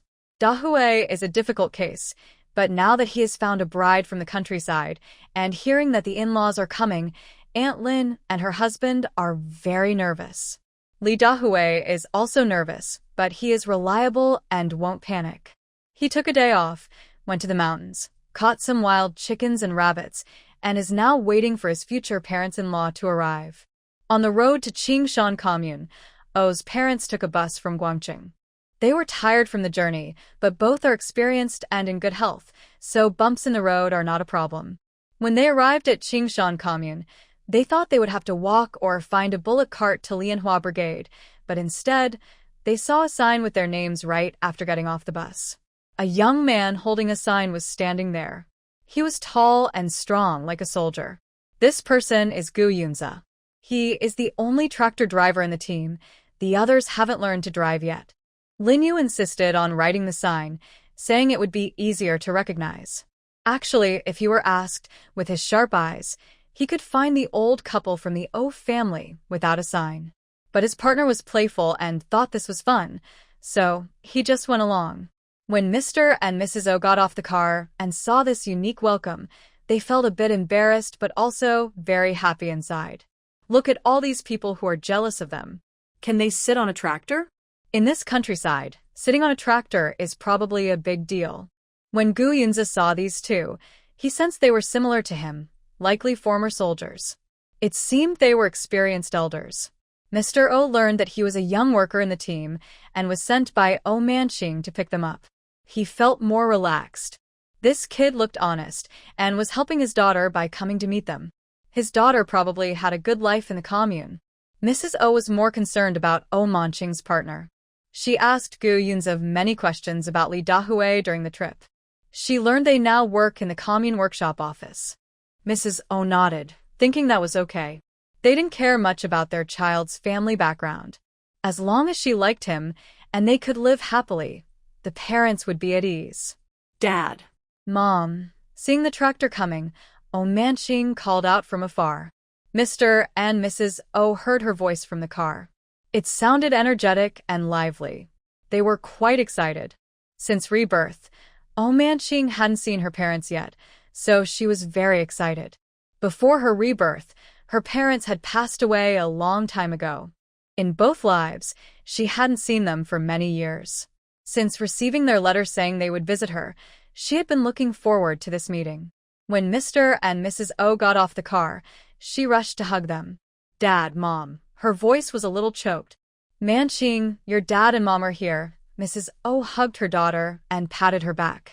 Dad, Mom, I missed you so much. Hearing her crying, Mr. O said seriously, Manqing, is someone bothering you?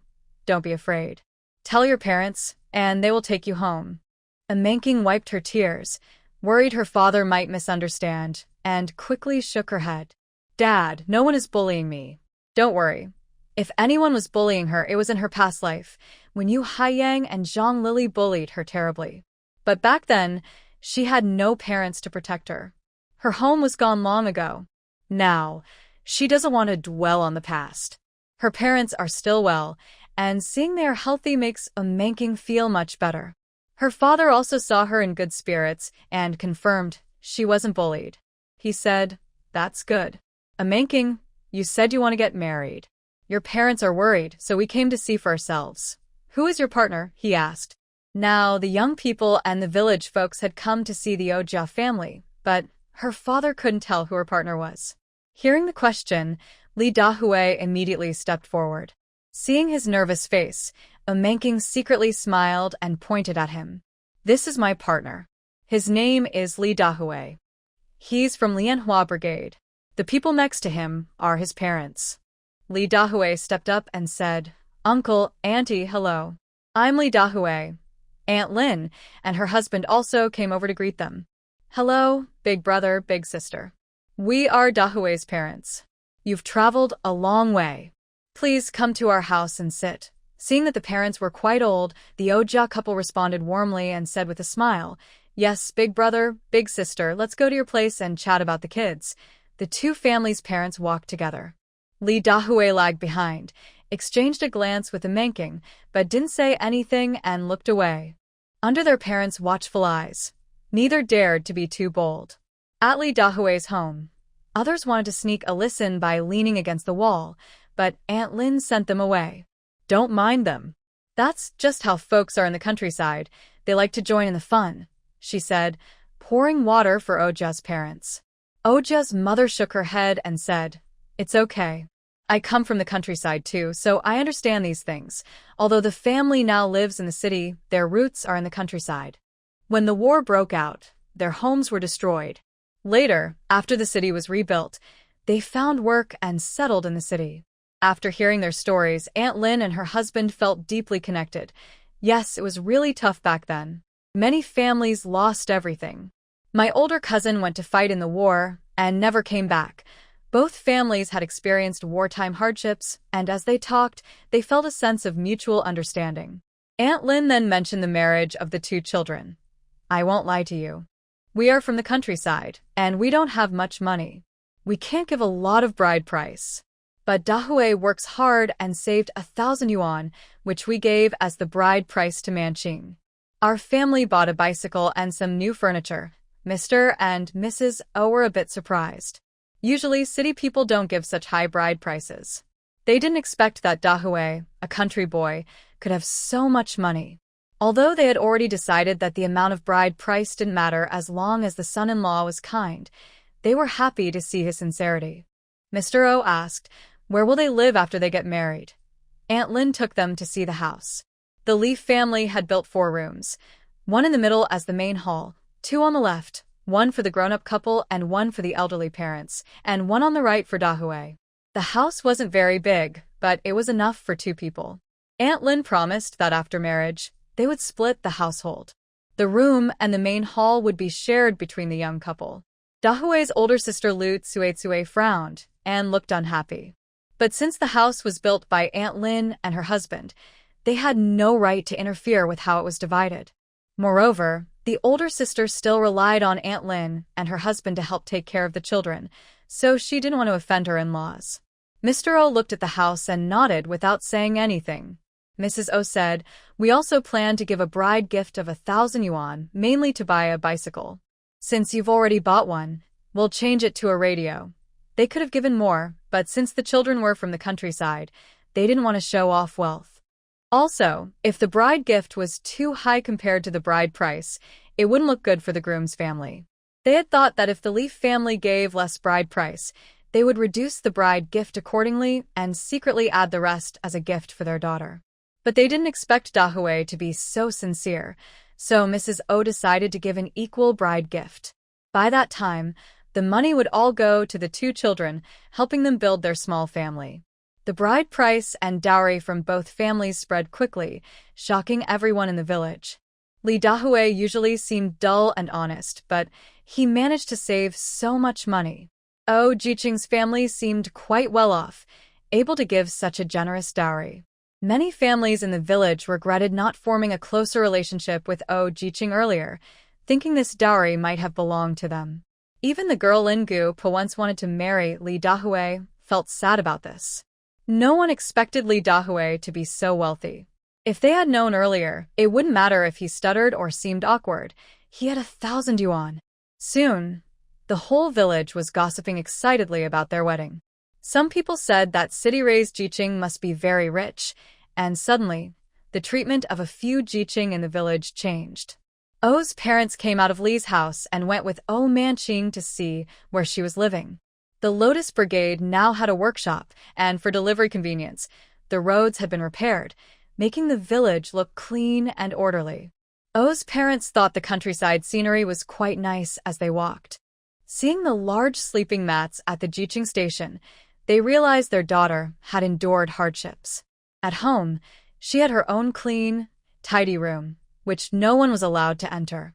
Now, she was living in an old house, sleeping on a large mat. But this was one of the hardships every child had to face, and Oh's parents, not being overly indulgent, didn't say much. Anyway, their daughter was about to get married and could move out soon, so she would only stay at the Jiqing station for a few more days. Oh Manqing introduced her good friends, Song Meili, Xia Xinyu, and Lin Yu. The first two were Jiqing, and Lin Yu was the niece of Captain Lin. I asked my daughter, "Why don't you and Dahui build a house yourselves? We'll pay for it. Building a small house in the countryside doesn't cost much, so it's like helping her out." Today, we saw how Auntie Lee looked. Her expression was clear. It was obvious that her family didn't agree with the idea of splitting the household. But for now, they're holding back because of the in-laws, so they didn't say anything. However, in the future, Oh Manqing and her husband will have to consider her feelings. Oh's father doesn't want his daughter to suffer, so he thinks it might be better for her and her husband to move out and live on their own. What he didn't say aloud is that he doesn't think much of the house left to Dahui by the Lee family. It's too small. It might be okay for two people, but if they have children, it won't be enough. It would be better to build a new house with 3 rooms now, so when they visit their daughter, there will be enough space. Oh Manqing also has this idea. She doesn't like Auntie Lee much, and even if they split the household, she doesn't want to see her every day. Just thinking about it makes her uncomfortable. But she doesn't want to ask her parents for more money. There's no need to give me more money. The bride price and dowry will be in my hands later. I have some savings myself, and building a house won't cost much. Her parents have already done a lot for her, and she plans to rely on herself in the future. She doesn't want to always depend on her parents. Oh's father and mother think their daughter has grown up and become more sensible, so they agreed. That evening, they went to the Lee family for dinner. Auntie Lin prepared a table of dishes using game brought back by Dahui and ingredients collected from the brigade. Oh's parents could feel the sincerity of the couple, and they felt pleased. They had a long holiday planned and intended to stay until the house was built, and they were married. Xia Xinyu invited Oh's mother to stay with her and Rui, so Oh's father was taken back to Lin's house by Lin Yu, staying in Lin Yi's room. Lin Yi temporarily shared a room with Lin Yuan. Initially, Oh's parents planned to stay at the county guest house, but when they arrived, they learned that the tractor was used by the brigade for harvesting and couldn't be used regularly to transport people. Because of the poor transportation, they decided, based on the children's suggestion, to stay in Lianhua Brigade. Oh's father went back to Lin's house with Lin Yu. Compared to Dahui's father, he got along better with Lin Igua. Lin Igua knew he was from the city, working as a factory director at a clothing factory in Guangqing, and asked him many questions about the local customs and scenery there. Captain Lin warmly invited Mr. Oh to visit their workshop and introduced him to their local products. In the South, sweet potatoes are common, and Mr. O has seen vermicelli before, but no team has managed to build such a large-scale operation and gain such fame as theirs. When he heard they sold their products to the northern city, Mr. O was very impressed. He also made a deal with Lin Igwa to buy a batch in a few months to give as mid-autumn festival gifts to employees. Lin Igwa knew this was part of supporting their workshop. He thanked him, but didn't refuse. If they could sell their products in the South, it would be very good for the workshop. Meanwhile, Mr. O's mother was walking around the team with Aunt Lin, meeting many of their relatives. She got along well with Aunt Lin and Grandma Lin. Through this, she learned about Lin Yu's background and said, "When I was young, I also stayed in Haicheng for a while. Xiaoyu looks like a good kid. Even though we haven't seen each other for many years, I hope your family will be happy from now on, and all the hardships will be behind you." Grandma Lin thought that cultured people always spoke nicely. That's true. Their family and Xiaoyu had been separated for so many years. Now that the child has returned, it's a cause for happiness. On the way, Mr. O's mother also met Shin Ji-nian. She said, "Xiaoyu really looks like her mother." Grandma Lin nodded. Fortunately, she doesn't look like her father. She's prettier like her mother. Aunt Lin shook her head and smiled. Third brother also looks good, but he's a bit too mischievous. Aunt Lu, what are you saying? I heard everything. Just as Shun Ji-nian passed by, third brother came over, obviously chasing after his wife. Aunt Lin teased, "Third brother is looking for a wife again." Third brother was not shy. "Yeah, where is my wife? Mom, did you see her?" Grandma Lin rolled her eyes at him. "She just passed by. Go find her quickly." After he left, Grandma Lin explained to Mr. O's mother, "My son is crazy about his wife. He's always sticking to her. The whole team knows how he is." Mr. O's mother was a bit stunned but then nodded and smiled. "Your son is a good man." That night, Mr. O's mother couldn't sleep well. She felt restless and even dreamed of scenes from 10 or 20 years ago. She lives in an alley in Haicheng. Two people are running by with a child, and someone is chasing them behind. She recognizes the people chasing. They often hang around near her house and are not good people. She naturally thinks that the couple being chased are victims, maybe just trying to protect their child. So she steps in to help them. The next morning, Mother O is back to normal. She has thought things through and realizes that sometimes it's better not to know too much. Li Dahui and O Manqing's house has already started being built. O Manqing first discussed building the house with Li Dahui and asked him to check with his parents for their opinion. Grandma Lin was a bit unhappy that her son was leaving her, but she also knew that the house wasn't good enough for the city folks. Especially after learning about O Manqing's family background, she felt proud that her son was interested in her. She also knew her eldest daughter-in-law's temper. She was quite particular. To prevent her two sons from fighting in the future, Grandma Lin agreed to let him build a house outside. But she asked that it not be too far from them. Li Dahui asked Lin Igwa to give him a piece of land nearby, not far from their original home, just a few houses away. Construction has already started there, and it should be ready soon. He didn't want to give up his own room easily, as it was a gift from his parents. He knew his older brother's children had grown up and needed that room. That's why his sister-in-law was a bit unhappy about dividing the house. What hurt Li Dahui most was that his sister-in-law was giving him a cold look, while his older brother said nothing. He reminded himself that he had contributed more to the family than his brother. A few years ago, he earned full work points every day, and sometimes he went hunting in the mountains and gave the money to his parents. Later, they built these houses so his brother could marry. His mother told him not to send money home anymore and to save it himself, which is how he saved up what he is now. But that house was originally his. Why should his sister-in-law look down on him and Manqing? Li Dahui is not someone to be pushed around. Even if he has to move out, he won't give up that house. Second brother, why are you locking the door? Big sister-in-law Lu Tsuetsue was feeling happy because her younger brother-in-law moved out. Now her children could have their own room. She thought this would stop them from disturbing her and her husband. She also wanted to have more children. When she saw Li Dahui lock the door, she felt her belongings were being invaded. Lee Dahue looked at her and said, "This is my house. Of course I lock it, but second brother, aren't you building a new house?" she asked. Lee Dahue nodded and said, "Yes, I am." "What's the matter?" Lu Tsuetsue secretly resented Lee Dahue for pretending not to understand. She gritted her teeth and said, "Second brother, you have your own house now, but your nephew still doesn't have his own room." "Look, shut up," Granny Lin scolded loudly when she heard Lu Tsuetsue's words. "This house belongs to Dahue. We haven't died yet, so it's not your turn to decide." Lu Tsuetsue's face turned red. She felt embarrassed because her mother-in-law was speaking in front of her younger brother-in-law. She hated it and decided to speak her mind. "Mother, second brother already has his own house. Why does he still want to take over the family house? Because most of the money for this house was paid by Dahue." Lu Tsuetsue opened her mouth in shock. How? How is that possible? At this moment, Lee Dahue's older brother, Lee Dali, heard the noise and came over. Granny Lin said, "The eldest brother is here. Let me be honest with you. When this house was built, our whole family's work points turned into only a few dozen yuan. How could we build 4 rooms? I always thought you, the eldest, knew about this.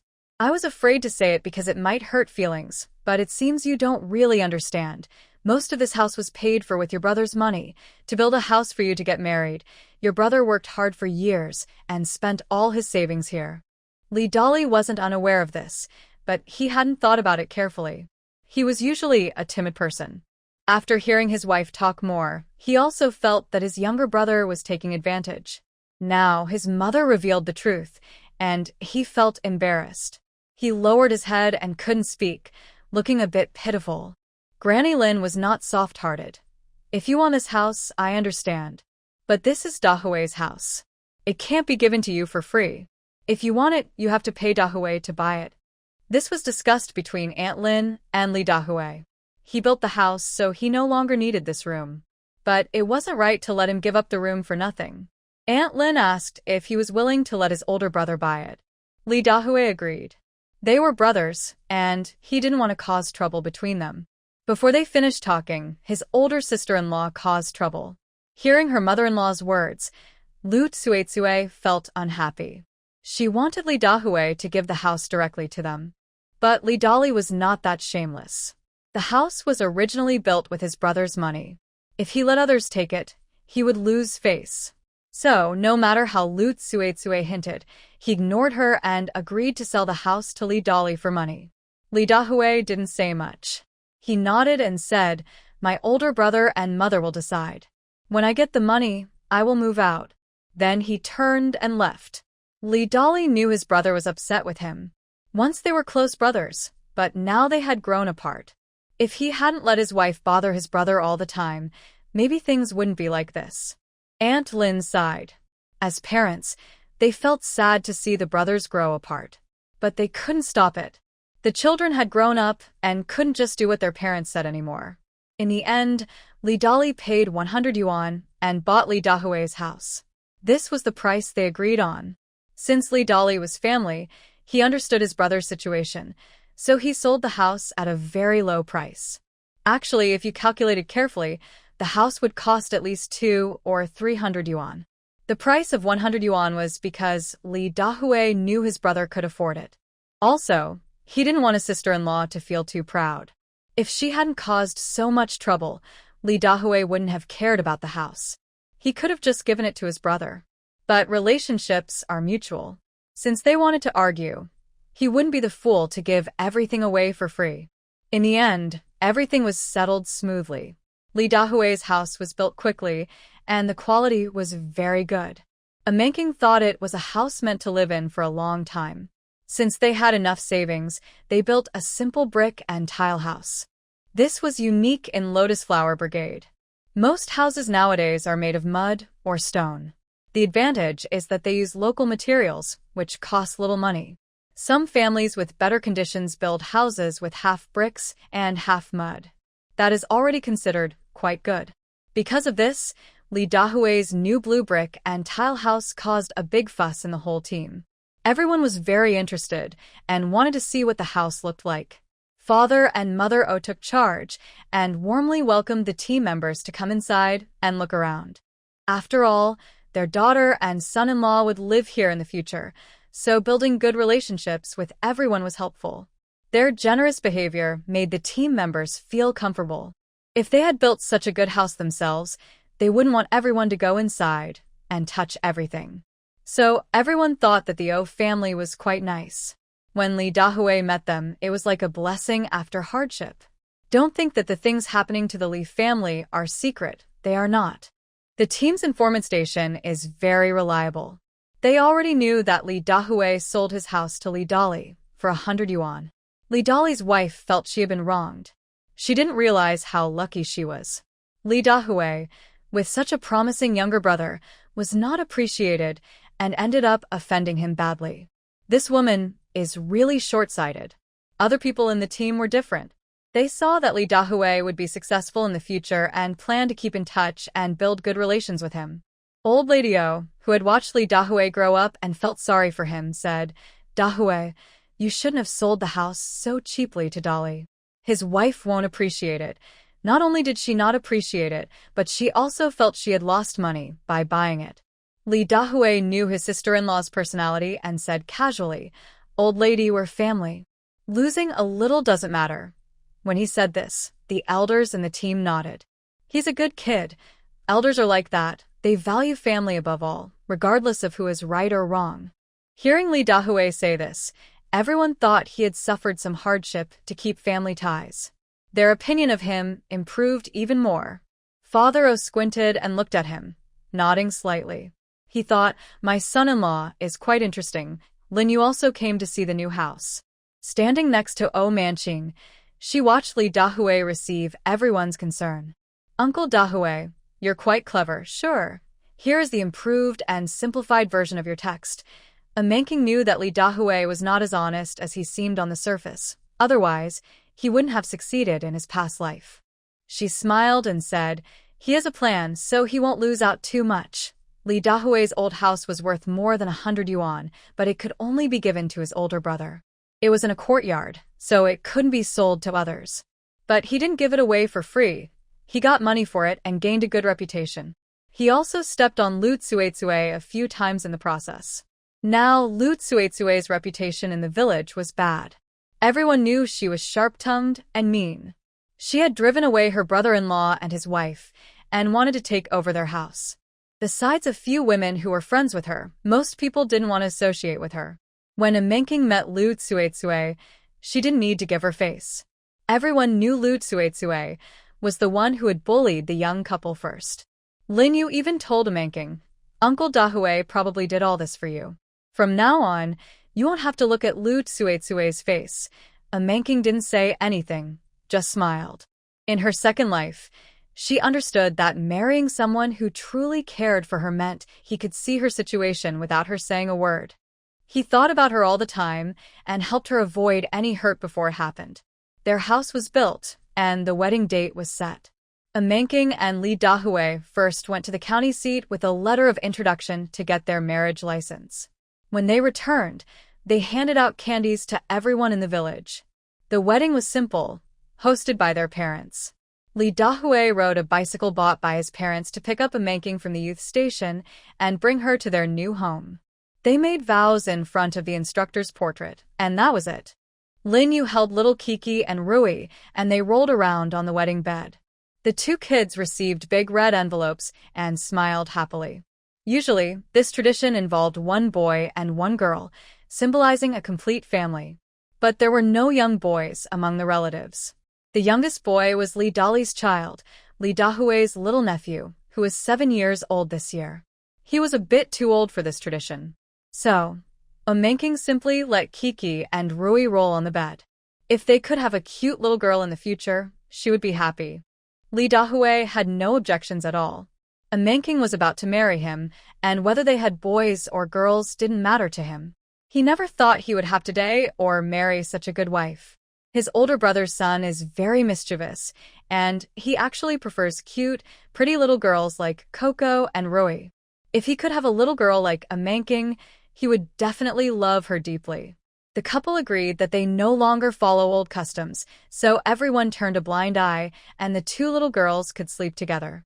After watching the little children sleep, Lin Yu handed a manking to Li Dahui, stayed in the bridal room, and went out to the banquet. Today's feast was very rich. Li Dahui went up the mountain to hunt some wild game. He also went to the county free market and bought a lot of meat to bring back. They hired a rural chef who specializes in banquets to prepare this wedding feast. Lin Yu enjoyed the delicious food, feeling very satisfied. He must say, there are talented people in the countryside.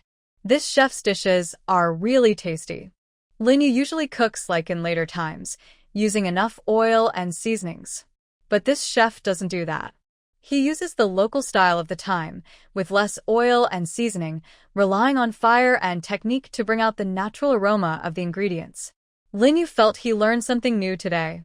Everyone from the youth team came to the wedding feast. A Manking didn't invite Yu Haiyang and Zhang Lili, but they shamelessly came to eat for free. It was a happy day and no one said anything. Lin Yu wondered how thick-skinned people can be. Song Meili explained, since they moved out, their work points are barely enough to support themselves. Yu Haiyang's family didn't send any gifts either. They're having a pretty tough time now. So, they definitely wanted to come for this rich feast. Yu Haiyang was waiting for Manking to send an invitation, but after waiting a long time, he only heard she invited the youth team. Zhang Lili was very upset, feeling that Manking had forgotten their friendship after moving to the countryside. She hadn't eaten meat in a long time and really wanted to join the feast. Both husband and wife craved meat, so they decided quietly to sneak over later. No one would chase them away anyway. They sat at the table and started eating. Yu Haiyang and Zhang Lili felt very grateful for their boldness. They hadn't eaten such delicious meat in a long time. Since learning that Yu Haiyang married Zhang Lili, he has also angered Manqing and no longer wants to support him. Although he is the only son in his family, there are many only children in the city now. His parents gave up on him, and he has his sister to rely on. As for Zhang Lili, she used to follow Manqing and could enjoy some good things. She originally thought that being with Yu Haiyang would also lead to a good life, maybe even a chance to return to the city. But she found out he was just a show-off. Her family didn't send her money or supplies, and Yu's family was in a bad situation, so they couldn't help her return to the city. Initially, Yu Haiyang said he could go back, but he actually wanted to use O's family connections. Sometimes Zhang Lili feels it's ironic. If she hadn't chosen Yu Haiyang and had stayed friends with Manqing, her life would be much better now. She didn't really like Yu Haiyang in the first place. She just wanted to take what O had and chase wealth. But after she took him, she realized Manqing didn't like Yu Haiyang at all and actually disliked him. Yu Haiyang isn't as good as she thought. Zhang Lili regrets it, but there's no way back. At Manqing's wedding banquet, Zhang Lili thinks that O's current success is just an illusion. Marrying a country person, how good can it be? In the future, they can all return to the city, but she married a rural man and can't go back. She comforts herself this way, but also feels like she's not wasting her effort, so she keeps eating meat with her head down. Everyone at their table is a young worker. Seeing them come over, they think they're quite shameless. Zhao Shumei rolls her eyes several times, watching them eat greedily and mocks. Are you reincarnated as starving ghosts? Your skin is really thick. O's young workers didn't say anything, but some people just come uninvited. Zhang Lili's face turns red. She glares at her. Who are you talking about? Zhao Shumei smiles. Whoever fits the description, I'll say it. Zhang Lili slams the table. You. Enough. Don't argue with her. Eat your fill and leave. Yu Haiyang also knows he's in the wrong and doesn't want to make a big scene. Zhang Lili's temper is getting worse, and Yu Haiyang can't stand her anymore. If it weren't for your incompetence, we wouldn't have to be so shameless and come to this banquet, she says. Yu Haiyang, you're the most shameless. Manqing doesn't want you, and you still come to her wedding banquet. Yu Haiyang pointed at her angrily and said, Zhang Lili, enough already. You're acting like you've eaten a bomb. I've eaten a bomb? Yes, I want to up your whole family. Yu Haiyang, it's all because of you. If it weren't for you, I wouldn't be in this situation. Zhang Lili suddenly burst out, her voice so loud that people around looked over. Lin Yu thought, this is bad. I can't let these two ruin the wedding. Gu Yunze and Lin Yu exchanged a glance. They stood up together, each grabbing one of them and pulling them outside, covering their mouths. Zhao Shumei was shocked by their quick actions and didn't know what to say. Zhou Huanen pushed up his glasses and squinted at Zhao Shumei. Zhao Jiqing, are you satisfied now? If you're satisfied, sit down and eat. Zhao Shumei's face was pale. She knew Zhou Huanen had figured it out. She had deliberately provoked Zhang Lili, hoping they would cause trouble at the wedding and ruin Amanking's happy day. Now she didn't dare to act rashly anymore. Song Meili looked a bit confused. She glanced at Zhou Huanan and Zhao Shumei, wanting to ask something, but was stopped by Xie Xinyu. She knew Xie Xinyu was trying to stop her from speaking. Thinking that today was Manqing's big day, she closed her mouth. Soon, the wedding banquet returned to its lively atmosphere. Everyone knew that these educated youths didn't get along well. Just now, they were worried they might cause trouble and ruin the happy day. Now that they seemed to have calmed down, everyone felt relieved. The team understood implicitly, no causing trouble on someone else's big day. Although they were against the old customs, people still worried that if the newlyweds had a hard time later, they would blame those who caused trouble on the wedding day. Meanwhile, Lin Yu and Gu Yunze took Yu Haiyang and his wife outside. They kept walking until they were far from the new house before letting go. What are you doing? Yu Haiyang immediately accused them when they were released. Zhang Lili also glared. Want to fight? Lin Yu crossed her arms. Are you trying to cause trouble at the wedding? Zhang Lili denied. I didn't. Yu Haiyang pursed his lips, knowing that if they hadn't stopped him just now, things would probably have already turned into a big fight. Zhang Lili saw that he didn't speak and got angry again. Tell me, are you still thinking about Manqing? She doesn't want you anymore. She'd rather marry a simple farmer than be with you. Hey, you two argue, but don't involve Manqing. She has nothing to do with this. Yu Haiyang blurted out. It does matter. Manqing was supposed to be my fiancé. Alright, Yu Haiyang, you're still thinking about her. What about me? What do you think of me? Zhang Lili was furious and grabbed Yu Haiyang to hit him. Yu Haiyang didn't back down. He believed in standing up for himself and fought back. Zhang Lili had been doing a lot of farm work lately, so she was strong and managed to hit Yu Haiyang. They fought fiercely. Lin Yu shook her head and said to Gu Yunze, let's go. The wedding banquet was probably almost over. Lin Yu thought they wouldn't get much to eat if they stayed, so she stole 2 sweet potatoes from the storage. Let's go eat roasted sweet potatoes. Gu Yunze smiled and followed her to Zai Qingshan. They built a small fire by the river, lit it and roasted the sweet potatoes.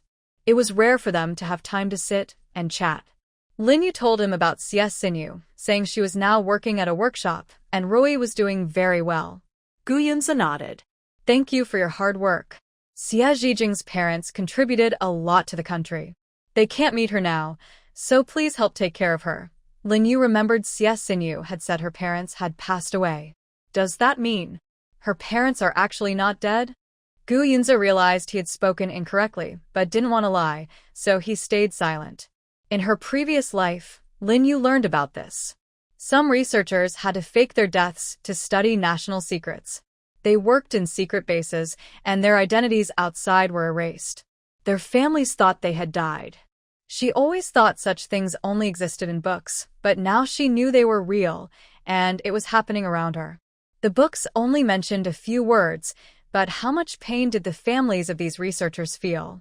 Xie Xinyu lost her parents, and was said to have had a hard time living with her grandmother. She was sent to the countryside to replace her cousin. And then more things happened here. She is now alone, taking care of her child and supporting herself. One day, her parents returned, but everything had changed.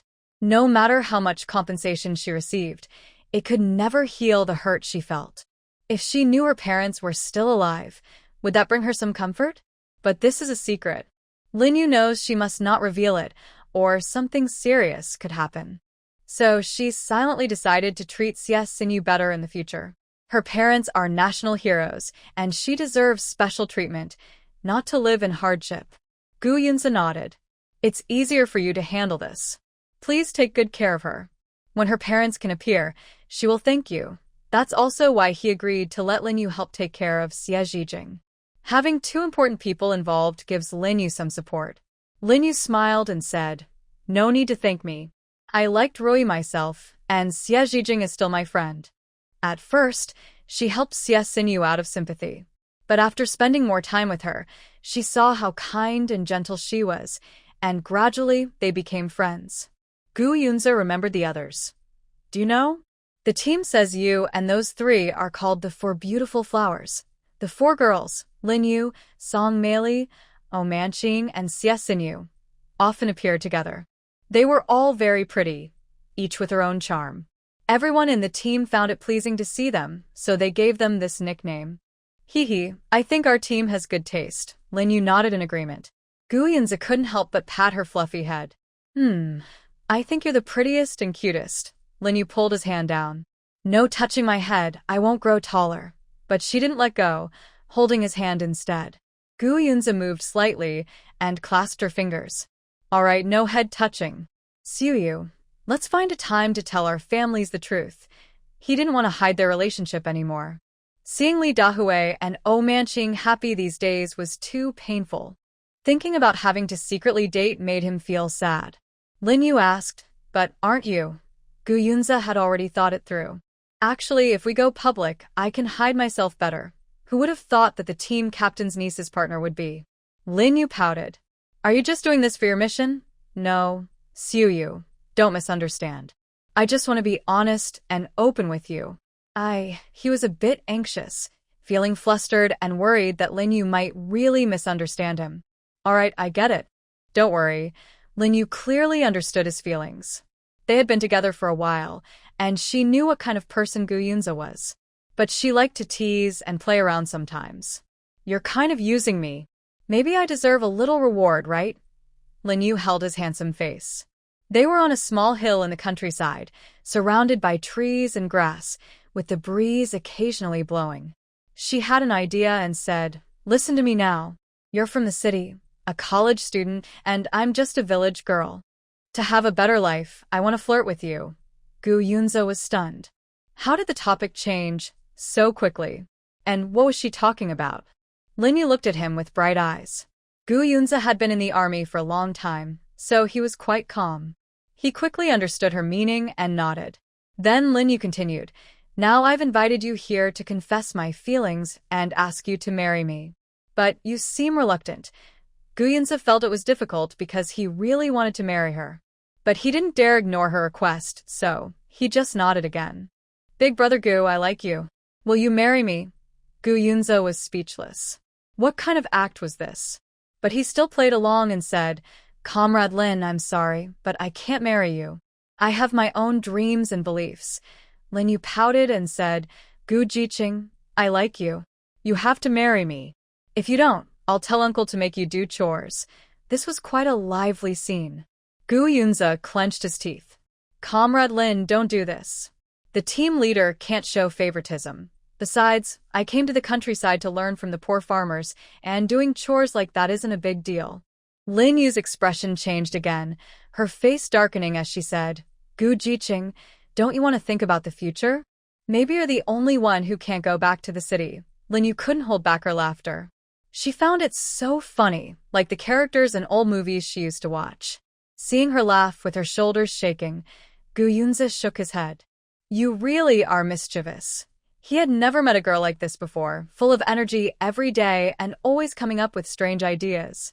Being with her always made his life more interesting. Lin Yu leaned her head on his shoulder, and both of them felt happy, as if they were really a young man from the city and a village girl forced together. The young man chose to compromise for his future and stayed with the village girl. The village girl was also content to rely on the handsome man from the city. They no longer talked about tasks or responsibilities, just enjoyed chatting with each other. Lin Yu agreed to make their relationship public. Among girls her age in the team, some were already married with children.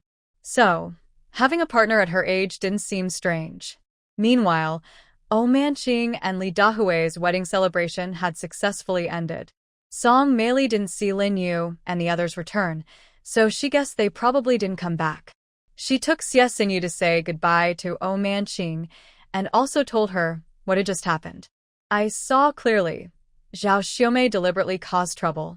Xie Xinyu held Rui and said, we all saw she was intentionally causing trouble, but it's not good to say that openly.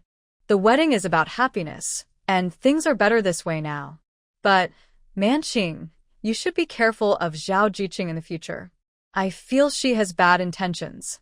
Oh Manqing kept a mental note about Zhao Xiaomei. She originally didn't want to invite Jiqing to the wedding because they didn't get along well. But she thought about the others, like Zhou Huanan, who were colleagues and got along pretty well. Plus, the Jiqing group wasn't doing well financially, and she understood their difficulties. So, she finally invited all the Jiqing to enjoy a big meal together. When Zhao Xiaomei caused trouble on purpose, Oh Manqing wasn't surprised. She knew Zhao Xiaomei was petty and scheming, but her tricks were easy to see through, just a fool. In the past, she thought Zhao Xiaomei's scheming was not as good as Zhang Lily's. But now that had changed. After Zhang Lily got married, she became more foolish, and Zhao Xiaomei could easily provoke her. Song Meili spoke up for her, saying, Zhao Xiaomei is just jealous of you and trying to cause trouble on purpose. Everyone in the team now knew that Oh Manqing's family was wealthy.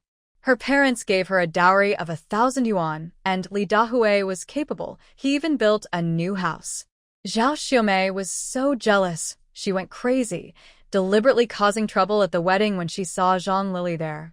She originally planned to cause a big scene with Yu Haiyang and Zhang Lily to embarrass Oh Manqing. Unexpectedly, Lin Yu acted quickly and resolved the problem smoothly. Oh Manqing smiled and said, Xiao Yu is really capable. She just took action directly. No matter how many schemes there were, they couldn't compare to her quick decision. She covered her mouth and pulled her away, leaving others to make a fuss. Song Meili also found it funny. She really acted fast. I didn't even have time to react. She and Gu Jiqing just took the person and left. After chatting for a while, Song Meili and Xie Xinyu took Rui and left. The guests outside gradually dispersed. The older women from the team packed up the remaining dishes to take home and helped wash the dishes and tidy up. Li Dahui finally entered the room. He saw the bride sitting on the new bed, dressed in a red dress, with a face as beautiful as a peach blossom. The red quilt made her complexion look very good. Seeing him come in, the bride showed a gentle smile. Li Dahui felt a warm wave rush to his head, making his face flush, and his breath was warm. He couldn't help but walk over and sit beside her. Oh Manqing leaned on his shoulder willingly, and they held hands. Dahui, we are finally married. In the past life, when they got married, they were already middle-aged. So, it was just a simple celebration with a meal. But this time, they were still young, and they married in front of their parents and friends. Now they even had their own house and little home. Oh Manqing felt this was the happiest moment since her rebirth. Her beloved wife in her arms, Li Dahui also felt a deep satisfaction. In the past, he couldn't understand why some young couples would risk everything to marry, even facing obstacles. But now he finally understood. Marrying the person you love is true happiness. In the new house, filled with love and warmth, the two looked at each other silently, their feelings deep. Seeing his slightly aggressive gaze, Oh Manqing's face turned slightly red. In her past life, he was a middle-aged man, a gentle and easygoing uncle.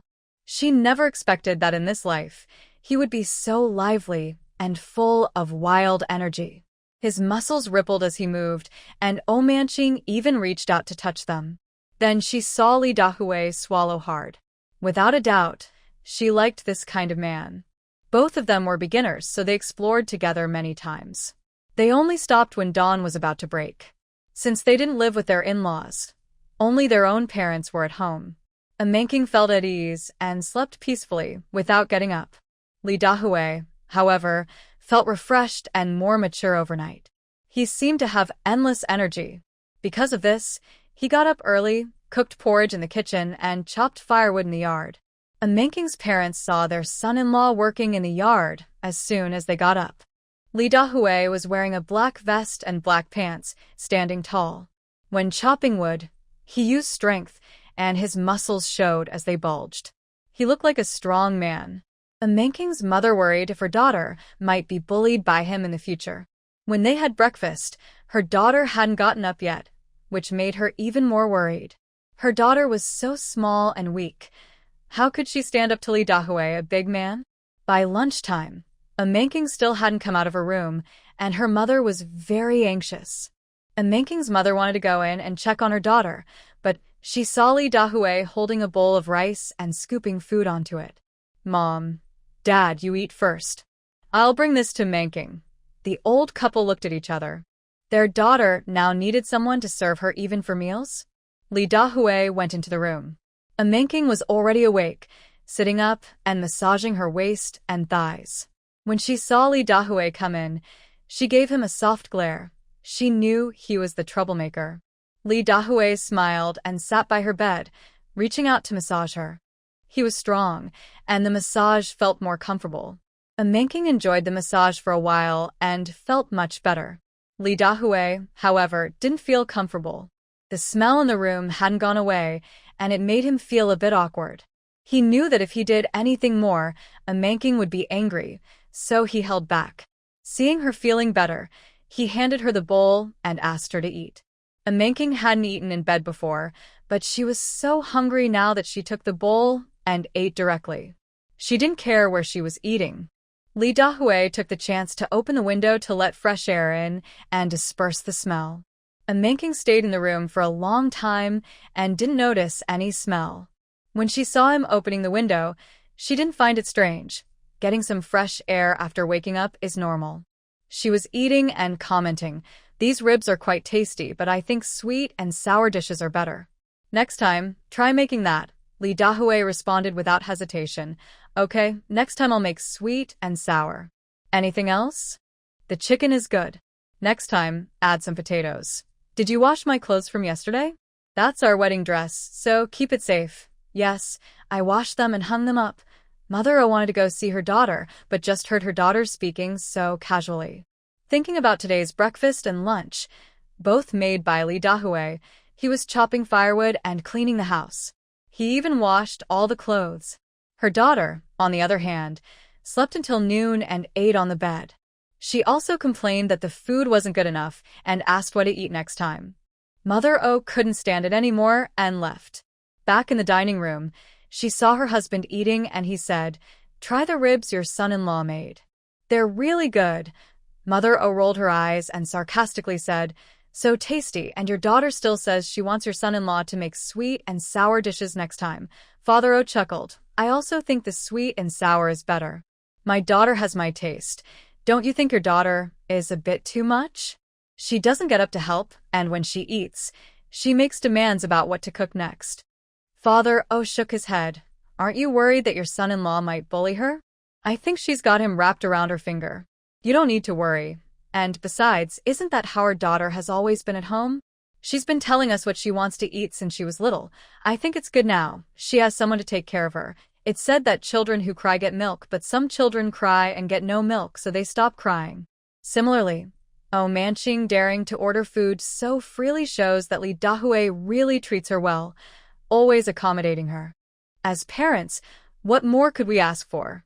Originally, Father O thought Lee Dahui might not be a good match for their daughter, but after these days of observation, he now believes Lee Dahui is the best son-in-law. Aside from his background, he's capable, earns money, has principles in dealing with others, and treats Manching so well. Such a son-in-law is hard to find, even if you search with a lantern. Hearing her husband's words, Mother O also realized she was worrying too much. Her son-in-law treats her daughter well, and she should be happy about that. So she sat down peacefully to eat. Honestly, Lee Dahui's cooking is quite good. Only her daughter would complain and make demands. Fortunately, Manking didn't eat dinner in bed. After lunch, Lee Dahui went to wash the dishes and she changed clothes and got up. In the afternoon, Our father and mother planned to go out for a walk. Our father now enjoys playing chess with Lin Igwa the most. Mother would go visit Grandma Lin and Aunt Lin to chat. When Manking woke up, she found her parents were not home. Only the two of them. Lee Dahui was helping Manking with the accounts. This wedding didn't cost much. Most of the meat and vegetables came from Lee Dahui's hunting. Including the money given by others, the expenses roughly balanced out. They spent about 1,000 yuan building their house. Now their total savings, including their belongings, are over 1,600 yuan. Of course, if you include the bicycle and radio, it's even more. Overall, their small family has enough to eat and drink, and they have some savings. They both work at a workshop. As long as the workshop doesn't close, they will have income. Manking also believes the workshop will do well. Lin Yu is very clever and capable. Her father is the manager of a clothing factory, and they all think highly of the workshop. Meanwhile, Lin Yu is planning the next steps for the workshop. Lin Igua has reported on the workshop and farming tools. It's not far to send the report to the commune, but there has been no response from above. He feels quite disappointed. Lin Yu had expected this. The secretary of their commune is Wu Xingli, who is quite ordinary and not very ambitious. Working under him, as long as you don't make mistakes, you don't need much innovation. So, Lin Yu isn't surprised by the recent experiments in Lotus Flower Commune. She just doesn't care much. After submitting the report, she didn't expect him to support her. She has other plans. While Lin Igua and Ao Father played chess, Lin Yu went to the county post office. "Excuse me, is there a letter for Lin Wenwen?" "Oh, yes, just arrived, a letter for Lin Wenwen from Lotus Flower Brigade, right?" "Yes, that's right." Lin Yu received the letter. Seeing the address from the publisher, she knew this was certain. The article written by Daniel was carefully researched. She looked at many newspapers, learned writing rules and wording, and added her own personal touch. Lin Yu didn't doubt whether it would be published. It was just a matter of time. Unexpectedly, the newspaper was quite efficient and responded so quickly. When Lin Yu received the letter, she didn't go straight home. Since she was in the city, she thought she should also visit Dingxiang to strengthen their friendship. When she arrived at the factory staff housing, it was noon. Lin Yu carried a bag of egg cakes to visit, making Nyo very happy. Dingxiang warmly welcomed Lin Yu and even invited her to eat at her home. After eating, Lin Yu went back home to share the good news with Daniel and make her happy.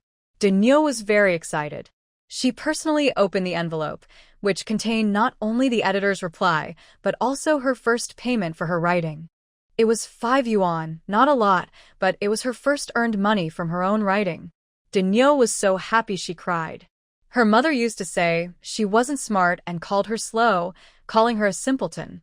She felt very insecure and never thought she could do anything great. Writing stories was just a way to express her feelings. Unexpectedly, her work was published in the newspaper. The editor's letter encouraged her to keep writing and submit more. Daniel hugged Lin Yu and cried. Lin Xiaoqing heard the noise and was barking anxiously at their feet, circling around. Lin Yu patted her on the back and said, "This is something to be happy about. Why are you crying? Lin Xiaoqing is going to laugh at you." Hearing her name, Lin Xiaoqing excitedly barked again. Daniel smiled through her tears, squatted down and petted Lin Xiaoqing. "Xiaoqing is worried about me." Since Lin Xiaoqing was brought back by Lin Yu, he spent most of his time with Daniel. Their bond was very good. Lin Yu also squatted down and rubbed Lin Xiaoqing's belly. "This little dog is getting fatter." "That's perfect, girl. Let's eat dog meat." As soon as Lin Yu finished speaking, she heard the voice of Old Third, who was standing nearby, looking at Lin Xiaoqing with longing. Lin Xiaoqing felt threatened and stood up, barking at him, feeling like he was being scolded harshly. Old Third gently touched his head, looking puzzled. Although Lin Xiaoqing often didn't get along with Old Third, he never bit him.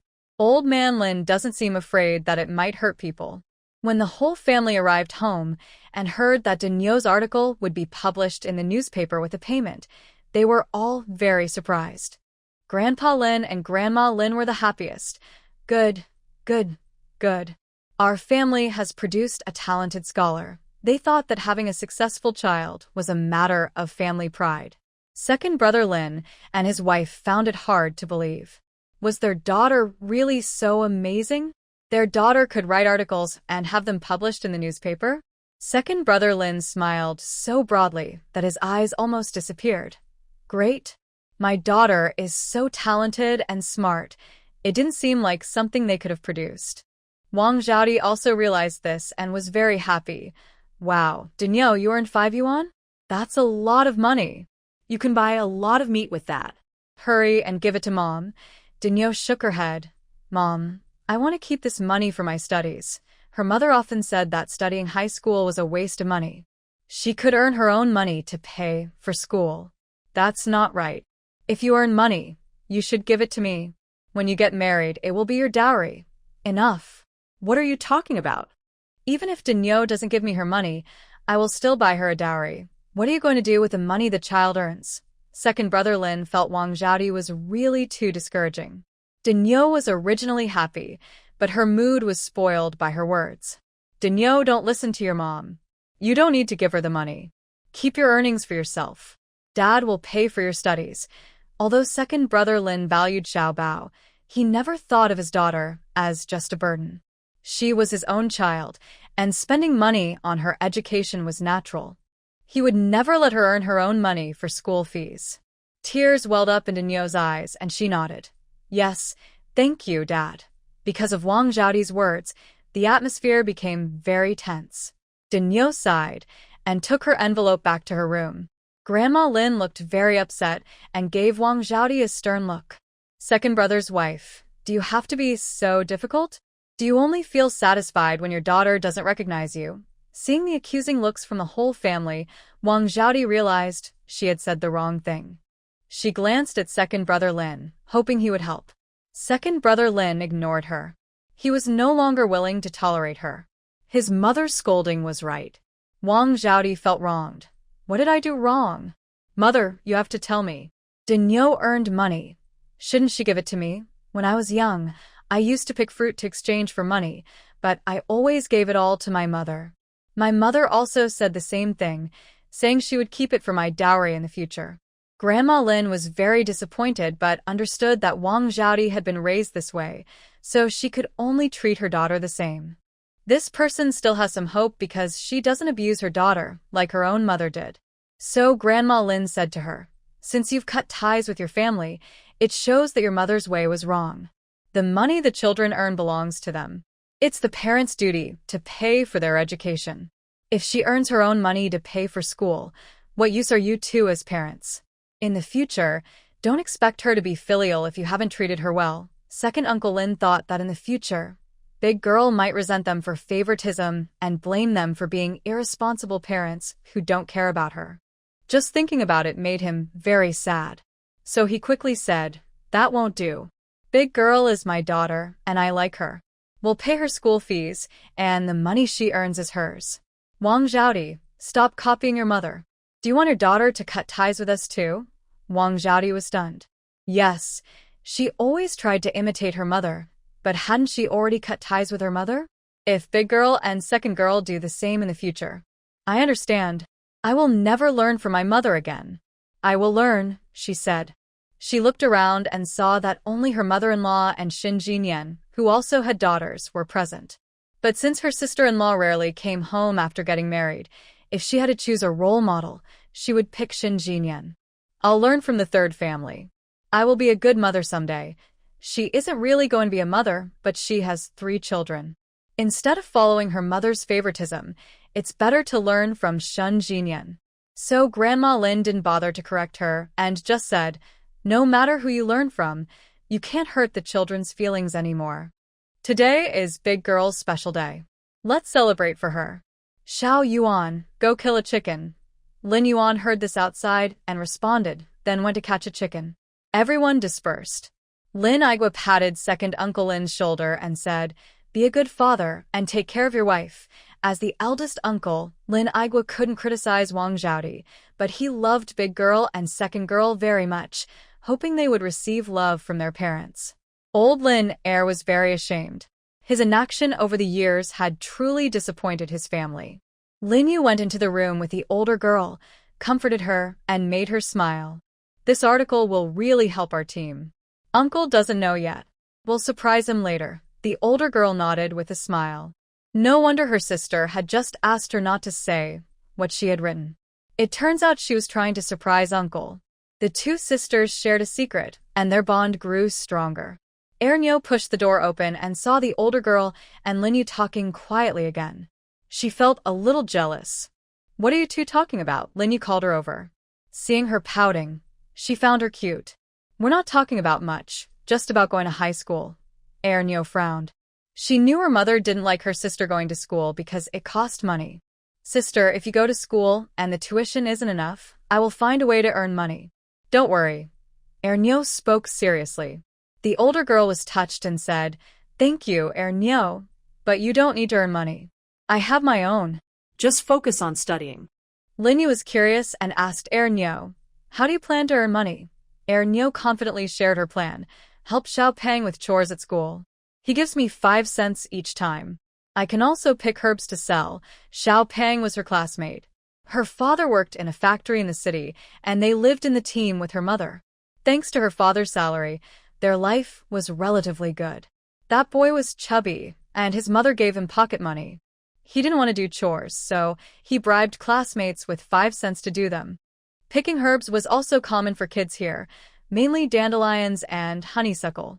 They weren't very valuable, just a few cents each time, which kids used to buy candy. Ernyo thought she could save this money to pay for her sister's school fees. Linyu shook her head. "Saving a few cents at a time will take too long. There's no need. Your father will pay for your sister's tuition, so don't worry." Linyu also had money, but she wouldn't spend it. It was the responsibility of uncle and aunt to pay, as they were the parents. The big girl can also earn money, but when her parents have conditions, Linyu supports her in saving money to buy other things. Second girl pouts. "Does Dad really give money?" Her father seems to ignore them all the time. Even after hearing what he just said, second girl doesn't believe him. Since she grew up in a family where her father didn't care and her mother favored boys, she stopped caring about them long ago and didn't expect anything from them. Linyu thinks her personality is suitable for big things. She is free and easygoing. Many people are delayed because they are caught up in complicated feelings. The big girl is different. She cares more about family, is thoughtful, and very kind. She values family ties deeply, so she often gets hurt the most. Because of her sensitive and delicate nature, her writing is more lively and touching. So, everything has two sides. A few days later, the big girl's article was officially published in the newspaper. The publishing house is located in the provincial capital and has a wide reach. Not only the Qingshan commune and other similar units saw it, but even the provincial leaders read the article. Of course, at this time, the people in the brigade didn't know how influential the newspaper was. They were just curious about what Lin's daughter had written and how it could be published. Linyu pushed second girl and Lin Yi forward to read the newspaper to the elders of the brigade. They knew many characters, and second girl had already taught them the ones they didn't know. The big girl was shy about speaking publicly, and Linyu also thought it was too difficult for her, so she asked the two younger ones to practice. Lin Yi was very proud because the article mentioned his invention of a seedling planter, calling him a little inventor. Second girl held her chin high and was also proud. This article was written by her sister, her real sister. The elders of the brigade were also very happy. The article even mentioned them. Lin's second daughter is so smart. Exactly, Wang Zaidi keeps saying her daughter is stupid and can't get into high school. The speaker was Sister Wang, who was from the same place as Wang Zaidi, but didn't like her. An old man also said, "What kind of luck does the Lin family have? Why are all their children so smart?" Someone overheard this and thought about whether to move their husband's grave to the Lin family's land to share some of their good fortune. This is superstitious and belongs to feudal beliefs, so they dare not speak about it openly. After Lin Yi finished reading once, it was Nyonyo's turn to read. Both of them finished reading the newspaper happily, ready to go find their sister to get some candy, but they were stopped by the elderly. "Hey, you two, read it again. I didn't hear clearly just now." Lin Yi nodded. "Okay, Grandpa Li, I'll read it again." He read it once more. After finishing, Lin Yi and Nyonyo packed up, ready to go home. But they were stopped again. Don't go yet. "Let this girl read for us too. I missed a part just now." Nyo agreed and read it again. Once, twice, over and over. Lin Yi and Nyo felt exhausted. These grandparents wanted to hear the story again and again. They were so enthusiastic about the children reading.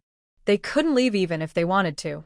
So, the whole afternoon, the two kept reading the newspaper until their voices were hoarse.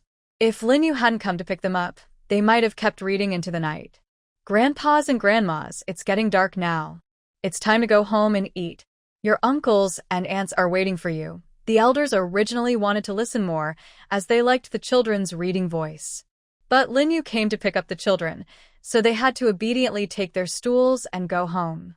Lin Yi and Nyo's voices were already hoarse, and seeing Lin Yu dismiss the elders, they finally felt free. Big sister, you finally came to save us. Lin Yu patted the children. I just listened a bit. You two are speaking Mandarin better and better. Reading is all about practice. The two children read all afternoon, the same article, and now they could recite it backwards and forwards, with very clear Mandarin. Why did they read Mandarin for the elders in the brigade? Because that was what the elders asked for. At first, they read in dialect twice. After understanding what it said, the elders asked them to read in Mandarin. They used the children like radios to listen to. Unconsciously, Lin Yi and Nyo's Mandarin improved a lot. Lin Yu thought they should read newspapers more often, preferably every day, to practice and improve. Lin Yi and Nyo followed Lin Yu home. Suddenly, they felt a cool breeze. Nyo, did you feel that? Yes, I think so too. Animals' instincts. This report was quickly placed on the desk of Wu Shengli, the secretary of Qingshan Commune. The city leaders were very angry with him. You managed the commune and so many things happened. Why didn't you report them? Wu Shengli knew that recently, Manhwa commune was working on side businesses and new farming tools, but he was usually lazy and didn't want to cause trouble, so he just ignored it. Who would have thought they had such talented people? Writing articles and getting them published in the newspaper. Isn't that a slap in his face? As the secretary of the commune, he ignored these issues, and that meant he was bound to be held responsible. The city leaders understood his nature. He rarely makes mistakes but also doesn't stand out. That's why they transferred him to Qingshan Commune. At that time, Qingshan was just an ordinary small county. But now, things are different. The workshops in Lianhua Brigade are selling products to the provincial capital and even to the northern city. The provincial leaders even asked about the workshops. This can't go on any longer. The city leaders thought for a long time and finally decided to replace the leader of Qingshan Commune. Lin Igua suddenly received news that he was called to a meeting in the county seat to meet with city officials. He was a bit confused. Lin Yu, however, guessed something and explained a few things to him. Lin Igua nodded. If what his niece said was true, it would be good for them too. Soon after the meeting, Lin Igua returned and told everyone they've replaced the commune secretary. Lin Yu was right after all. The country hopes each brigade develops side businesses. If higher-ups want to use Lianhua Brigade as a model, they need a practical leader to help them. The previous secretary, though not making mistakes, was no longer suitable for the current Qingshan commune. Logically, Lin Igua should be happy, but his face looked strange. Lin Yu asked him about it. He said, the new commune secretary is a young man. He looks quite tender, probably not much older than you. They say a beard without hair means no trustworthiness.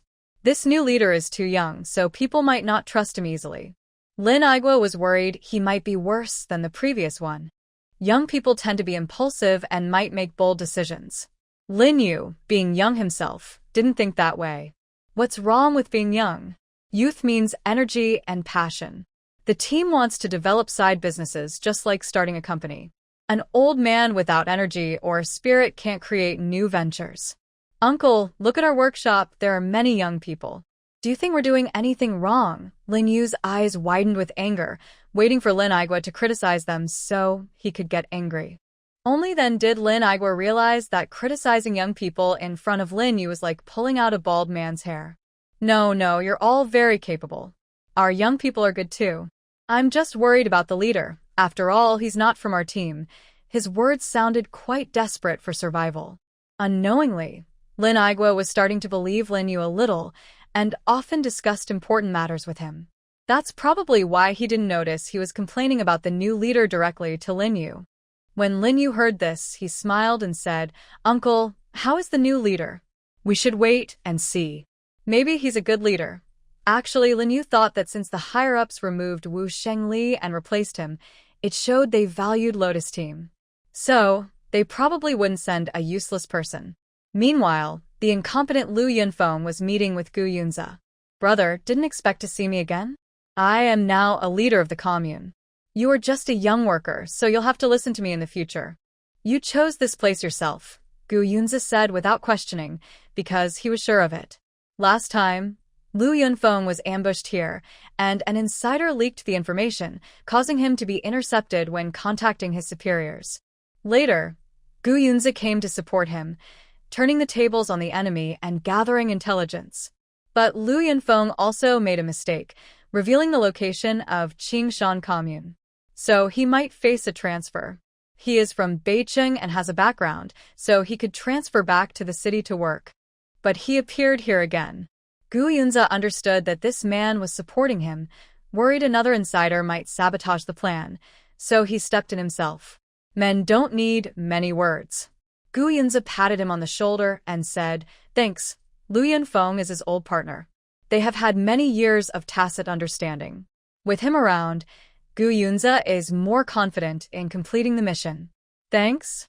No matter where I work, it's the same. Moreover, this is a good opportunity and he can directly take the benefits." The location of Qingshan Commune has already been exposed.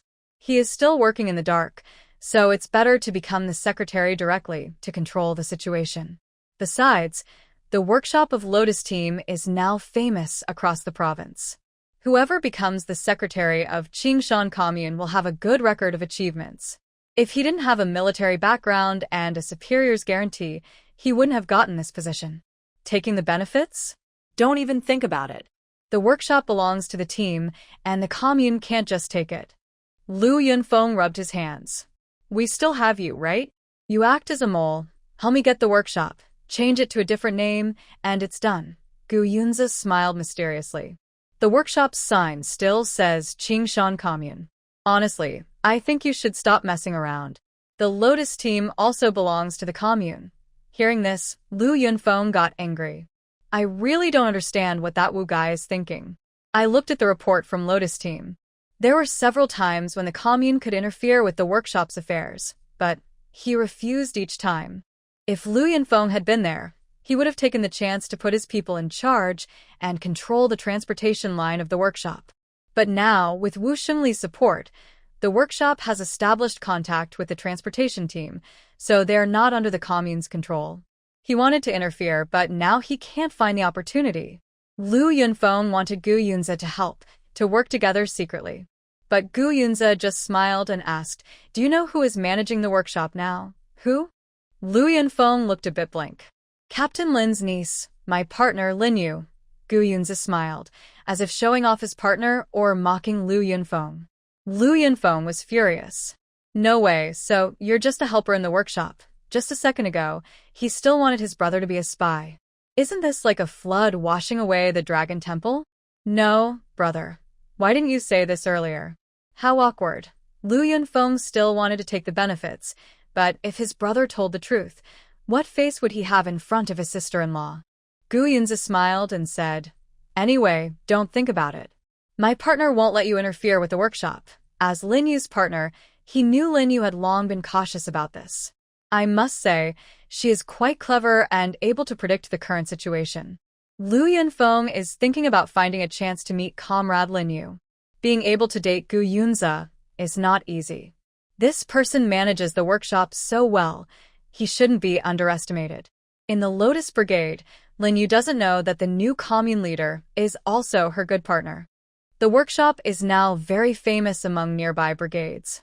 Several brigade leaders have come to find Lin Aigua, hoping to cooperate. Look at the Nyo2 Brigade and Dongfeng Brigade. After working with the workshop, their lives have improved a lot. Especially Dongfeng Brigade, which used to be the poorest, but now everyone is smiling and wearing new clothes. Their spirits are completely different now. Some people from Dongfeng Brigade say that their families are doing very well now, and each household has received money. Now, some people even want to marry into Dongfeng Brigade. Regarding the cooperation request, Lin Igwa didn't refuse or give a definite answer. In Lin Yu's plan, these brigades are included, but step by step. Everyone knows that the main manager of the workshop is the niece of brigade leader Lin, a girl from the city. Does she still not have a boyfriend? Lin Yu has a good reputation in nearby brigades, and she is a young girl. Many families are interested. She is the niece of brigade leader Lin and also manages the workshop. If she marries into their family, it would strengthen relations with Lotus Brigade and also give them a worker spot at the workshop. Or she could open a workshop in their brigade to make a profit. Brigade leader Chen Jianghu of Dongshan Brigade is one of them. He has 3 sons and 2 daughters, and his youngest son, Chen Songbai, is not married yet. As for his recent close relationship with a young widow in the brigade, brigade leader Chen doesn't mind. He thinks his son was just impulsive. He wants Chen Songbai to marry Lin Yu as their 3rd daughter-in-law. Once she marries into Dongshan Brigade, Lin Yu will be part of their brigade, and they could also open a workshop. Chen Jianghu's thoughts grew more optimistic. When he got home, he shared this idea. His mother and wife agreed. They said the girl is from the city and has reportedly finished high school. Their son, Chen Songbai, only went to junior high, but he is a smart boy. The girl's uncle is the team leader, and Chen Songbai is the youngest son of the team leader. I also heard she is quite pretty. Isn't she the ideal daughter-in-law? However, Chen Songbai's 2 sisters-in-law look unhappy. They come from ordinary families, and now there's a niece of the team leader from the city, which makes them feel overshadowed. Privately, both are very dissatisfied with this marriage. Sister-in-law 1 frowns. She hasn't even married in yet, and the parents-in-law are already smiling happily. Sister-in-law 2 pouts. I think Chen Songbai might not want to marry Lin Yu. He has someone else he likes. If Chen Songbai refuses to marry her, the parents might force him. Then, we'll have some good entertainment. In the Chen family yard, father, mother, Chen Songbai will never let Xiaomei down. A young man stands tall and looks gentle, with a somewhat innocent face. He is Chen Jianghu's youngest son, who has been spoiled since childhood, so he talks openly with his parents. He even openly talks about liking a young widow named Xiaomei. Chen Jianghu frowns. Songbai, Xiaomei is a widow. Chen Songbai straightens his back and speaks clearly. I know Xiaomei is a widow. I am not married yet, so we can date freely. Dating freely? I think you've lost your mind. A good young man like you, dating a widow. Chen Songbai frowns and interrupts. Dad, I hope you won't keep calling her a widow. It's not her choice, you know that. Chen Jianghu is so angry he almost loses his temper. Chen Songbai. I don't care who you date. Stop it. I'll take you to Lotus Team for a blind date soon. In Lotus Team, Lin Yu doesn't know what's happening in Dongshan Team, but lately many people have come to ask about her marriage. The first time someone came, Grandma Lin politely refused. Lin Yu just returned home, and they don't want to marry her off so soon. Third brother Lin looks furious, almost grinding his teeth. Our daughter won't get married. Grandma Lin hits him a few times for saying that. How can a daughter not get married? Don't talk nonsense. We just say Xiao Yu is still young, no rush. Old man Lin insisted. My daughter refuses to get married. Honey, you should stay home with your parents. We won't marry off to those bad men. Men aren't that great, Xiao Yu. Listen to Dad. We won't get married. At this, Lin Yu couldn't agree. She had just promised Gu Yunze she would make their relationship public, but her dad's attitude made her think it wouldn't be easy to do so. Dad, I'm still young. I don't want to get married. Don't worry. She wasn't lying. She didn't want to marry, but she did have someone she liked. She just forgot to mention that. Old man Lin licked his lips. Who just came asking? Was it Hu Daio's family? Grandma Lin said it was his family.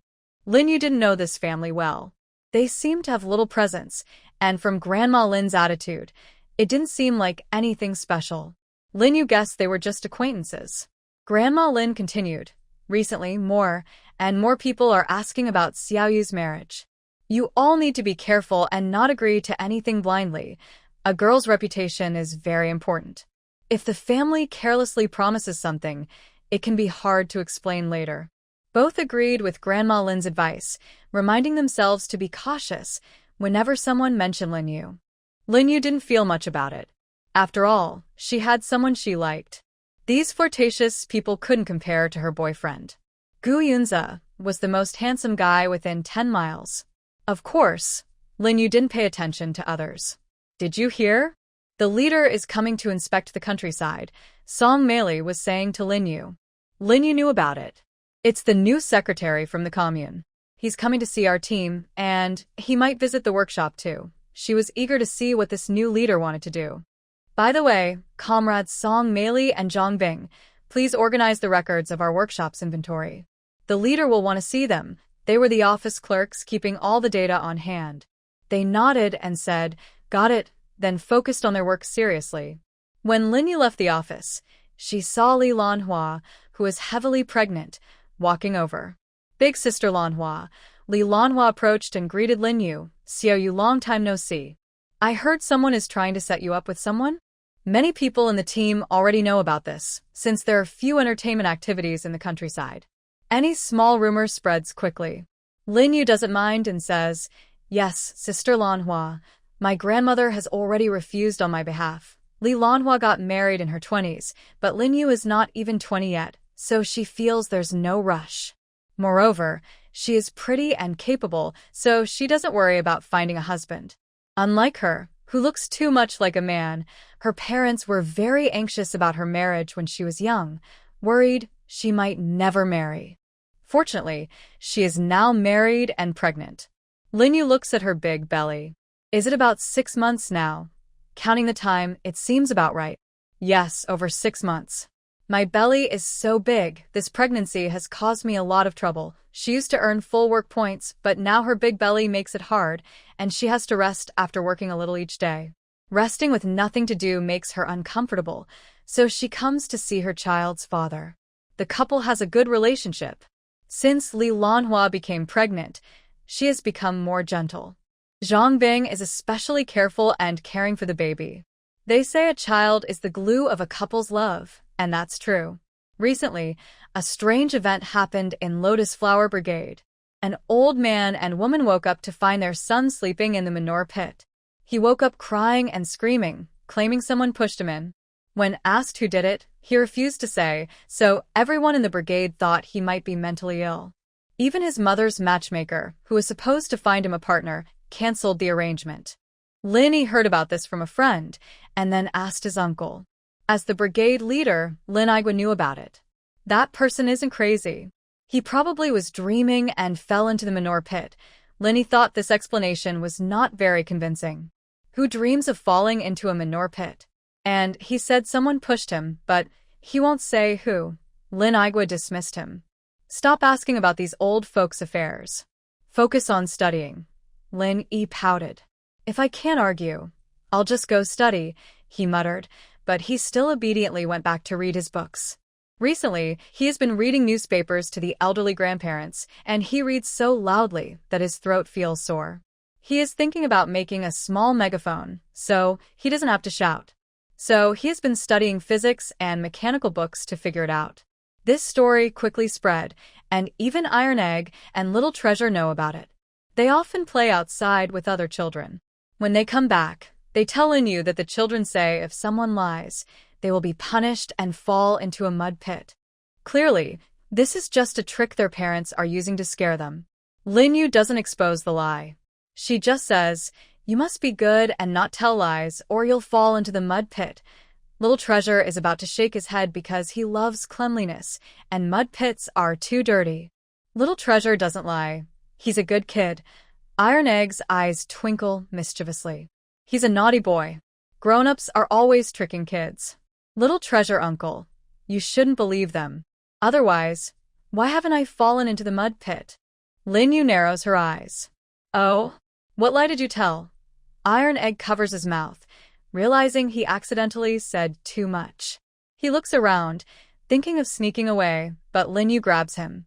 Hurry up and tell me. If you don't, I won't give you any treats, only Little Treasure. Please, Annie. Iron Egg knows his aunt is generous and often gives them tasty snacks.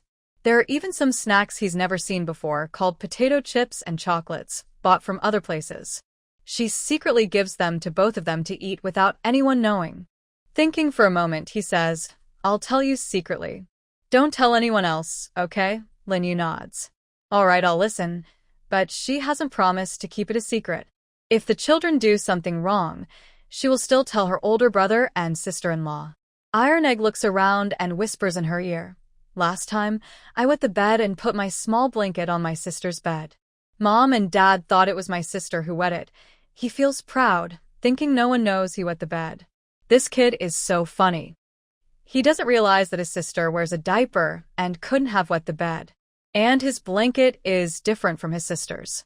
Probably, his parents know the truth, but choose not to say anything. Although lying doesn't always lead to falling into a mud pit, every time we tell a lie, Grandpa Fairy remembers it. After telling 100 lies, little Gigi will fall.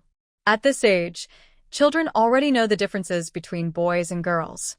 When they hear that lying will turn little Gigi into a girl, they don't like it. Little Iron Egg stomps his feet anxiously. "What should I do?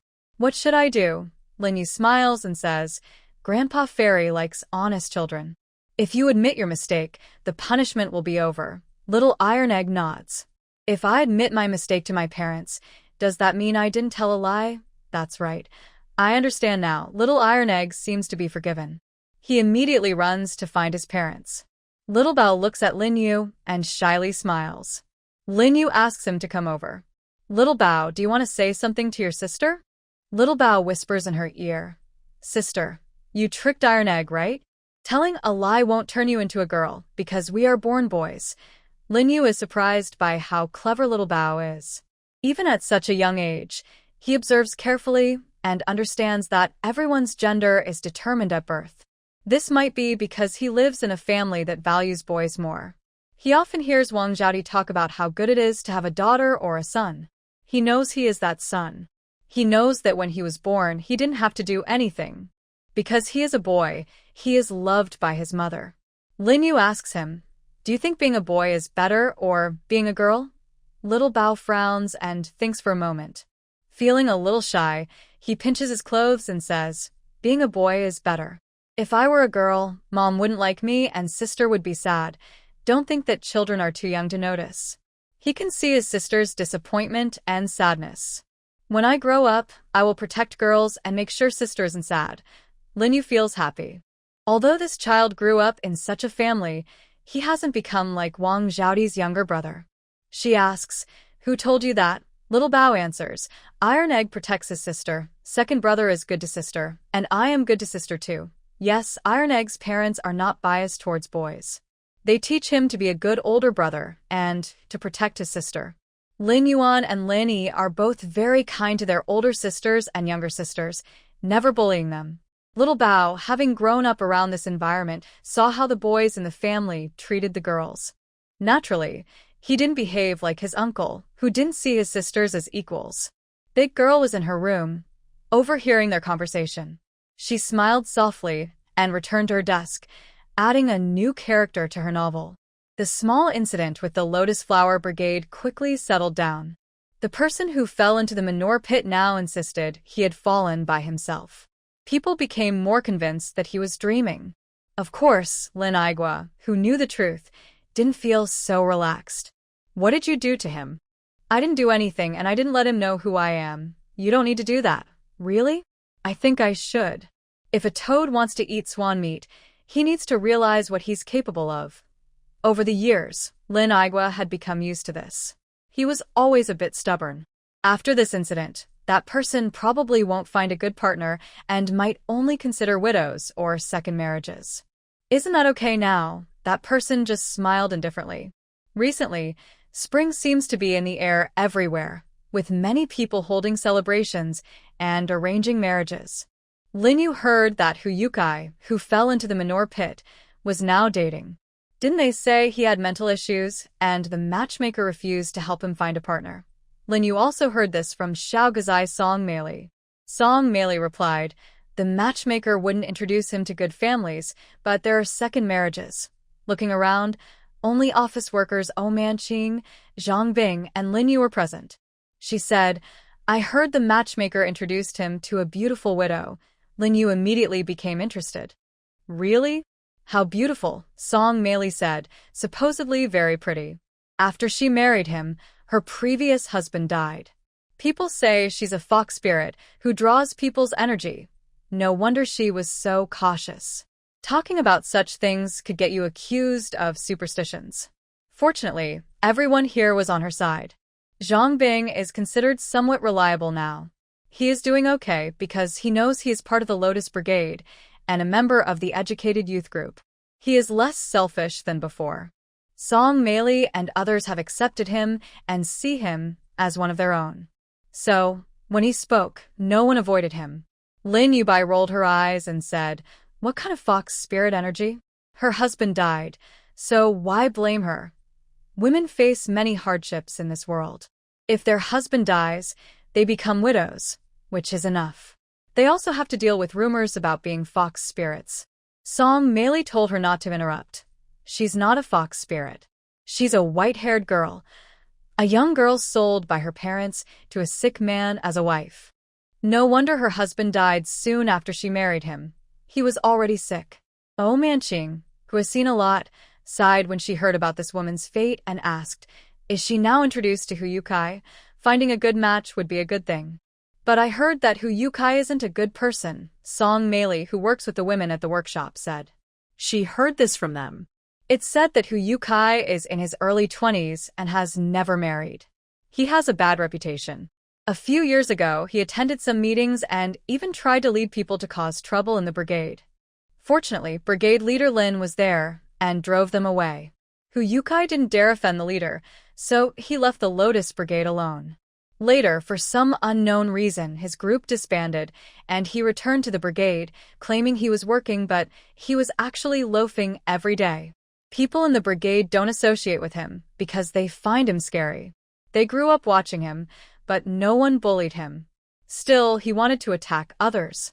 Other brigades have been harassed by him. It's said that when he was just a teenager, he was already very wicked. So, he doesn't have a partner. It's not just because he fell into a manure pit, but because decent families don't want to marry their daughters to someone like him. The matchmaker also refused their family for this reason. But then, their family offered generous terms, no longer insisting on a young maiden. Widows or women remarried were acceptable. The only condition was that she had to be pretty and good at raising children. Oh Manqing frowned and asked, "So, that widow is going to be sold again? I thought she would find a good home, but it turned out she was sold again, and to such a man." Chi Mei doesn't know much about Hu Yotsai's reputation. Her husband's older sister said she wanted to introduce her to a match. She thought her mother-in-law would object, but after some discussion, they came out and treated her kindly, saying they considered her as a daughter to be married off. Chi Mei didn't believe that her usually sharp and harsh mother-in-law would be so kind, but when she thought of Lianhua Brigade and Chen Songbai's future wife, she inexplicably agreed to go on a blind date. So early in the morning, Chi Mei tidied herself up. Her older sister-in-law even brought her a new dress, showing they valued this blind date. With a new dress on, Chi Mei wore it. She traveled to Lianhua Brigade feeling calm inside. Who her match was didn't matter. Her life was always out of her control. As soon as she arrived at Lianhua Brigade, she saw that the environment was much better than Dongshan Brigade. The roads were smooth, and many houses were made of stone or brick. She even saw a beautiful blue brick and tile house. It seemed that the people here were living better. She also saw a few women walking over, one carrying a small child who looked quite adorable. She heard someone greet them. "Oh, the 4 flowers are out again." One girl, with 2 dimples when she smiled, said to the others, "5 flowers, didn't you see our little Rui?" "Yes, yes, and there's a flower bud too." Chi Mei couldn't help but smile. The people here looked so happy. Then she heard another girl say, "Xiaoyu, the workshop." Chi Mei stopped in her tracks. Her older sister-in-law was chatting with a matchmaker ahead, so she didn't notice. She looked at the girl and suddenly spoke. "Hello." Lin Yu looked a bit confused. Why was there a stranger who looked so unfamiliar? "Hello, may I ask who you are?" The young girl from their brigade, Lin Yu, knew most people, so she was sure this girl wasn't from their place. The girl said, "My name is Chi Mei. I'm here to visit relatives." "What's your name?" Seeing that she was with two women, Lin Yu believed she was visiting relatives and replied, "My name is Lin Yu." Chi Mei suddenly smiled and said, "You are very beautiful." Lin Yu thanked her. "You are very pretty too. This is not just polite talk." The girl has a gentle glow in her appearance, with beautiful features. She wears a brand new top and looks a bit delicate and charming. Lin Yu thinks she looks like Lin Mimi, sensitive and emotional. Since she is a stranger, they only exchanged a few words before parting ways. But Lin Yu doesn't know that Chi Mei has already heard of Lin Yu's name. Chun Songbai said he would marry her, but she never really hoped for that. She knew it was impossible. So, when she found out he would meet Lin Yu for a matchmaker date, she felt sad but didn't want to ruin anything. She thought this might be a gift from heaven. Once it's gone, it's gone. Not long after Chi Mei and her older sister-in-law left, Chen Jianghu brought Chen Songbai to Lianhua Brigade. "Dad, I told you I won't marry Lin Yu. I love Chi Mei. Enough. Don't keep talking about love or not. Your dad isn't deaf. Dad, then why did you bring me to Lianhua Brigade? I'm old and can't walk well. I wanted you to come with me for a walk." "You're not happy about that, you unfilial son." Since it wasn't a matchmaker date, Chen Songbai felt relieved and quickly said, "Dad, of course I will do whatever you want." Chen Jianghu thought to himself if only he could make him marry the girl he wanted, but he wouldn't agree. And he kept saying he would listen, if it weren't for their tricks. When they arrived at Captain Lin's house, Chen Jianghu introduced his son. Lin Igwa guessed he wanted to discuss workshop cooperation, so he warmly welcomed them inside. Chun Songbai and his father went into Lin's small yard. In the yard, a child sat on a stone, holding a book and a pen, drawing and writing. In the main room, there was a small cart with a chubby girl sitting inside, blowing bubbles. Next to her was probably her older sister playing with her. Seeing them come in, the girl stood up and said, "Uncle." She greeted them and then pushed the girl away. The family gave Chen Songbai the feeling of being very quiet and orderly. Chun Jianghu was also very pleased with the Lin family. The house was clean and tidy, spacious and bright. The children he saw were well-behaved. A family like this would surely produce a good daughter-in-law. Today, besides discussing the cooperation, I also wanted to tell Lin Igwa that our families are considering a marriage alliance. His niece is still unmarried, and since my son is talented and handsome, he might like her. But I was worried my son might cause trouble, so after a little chat, I sent him outside to play with the children in the yard. Chun Songbai is not someone who can sit still for long. After listening to the two old men talk for a while, he also wanted to go outside and get some fresh air. Outside, a child looked up and asked him, "Big brother, who are you?" "I'm Chun Songbai. I'm here with my dad to see Captain Lin." "Oh, you're here to see my uncle." "Sit down, big brother," said Lin Yi, who was also quite a little host. Chen asked what he was doing, and Lin Yi said he was making a trumpet that could be heard clearly when he spoke softly. Chen thought he was very imaginative. Although he didn't believe a child could really make something like that, he still encouraged him, "Keep it up. When you finish, show me." Just then a child ran in and asked, "Lin Yi, do you want to see something exciting?" "What is it?" Lin Yi's eyes lit up and he put down what he was holding. "That person who fell into the manure pit is having a matchmaking date today. She's a young widow." This was big news. Lin Yi, even at such a young age, loved gossip. "Nyo, how do you know that?" he asked. "I overheard Liang Ping'an and others outside. The matchmaker brought the young widow to visit. I asked them to save me a spot. Do you want to go?" Yes, let's go." Lin Yi wanted to see it, so he ran out quickly. On the way, he realized Chen Songbai was still following him. "Brother Songbai, why are you following me? Do you want to see the matchmaking too?" Chen Songbai didn't know why, but hearing widow and matchmaking made him think of Chi Mei. There were many widows nearby and quite a few who wanted to remarry. But he had a strong feeling that if he didn't go now, he would regret it later. "Yes, I want to go and see." Lin Yi thought that his uncle might not like them joining in, but since an adult was with them, it was okay. So Lin Yi, Nyo, and Chen Songbai ran to Huyotsai's house. Inside, Hu Yotsai's family and Chi Mei's 3 people were sitting around a table. Hu Yukai saw Chi Mei, and his eyes lit up.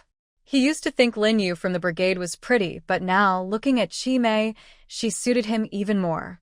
Chi Mei couldn't stand his look, which made her feel very embarrassed.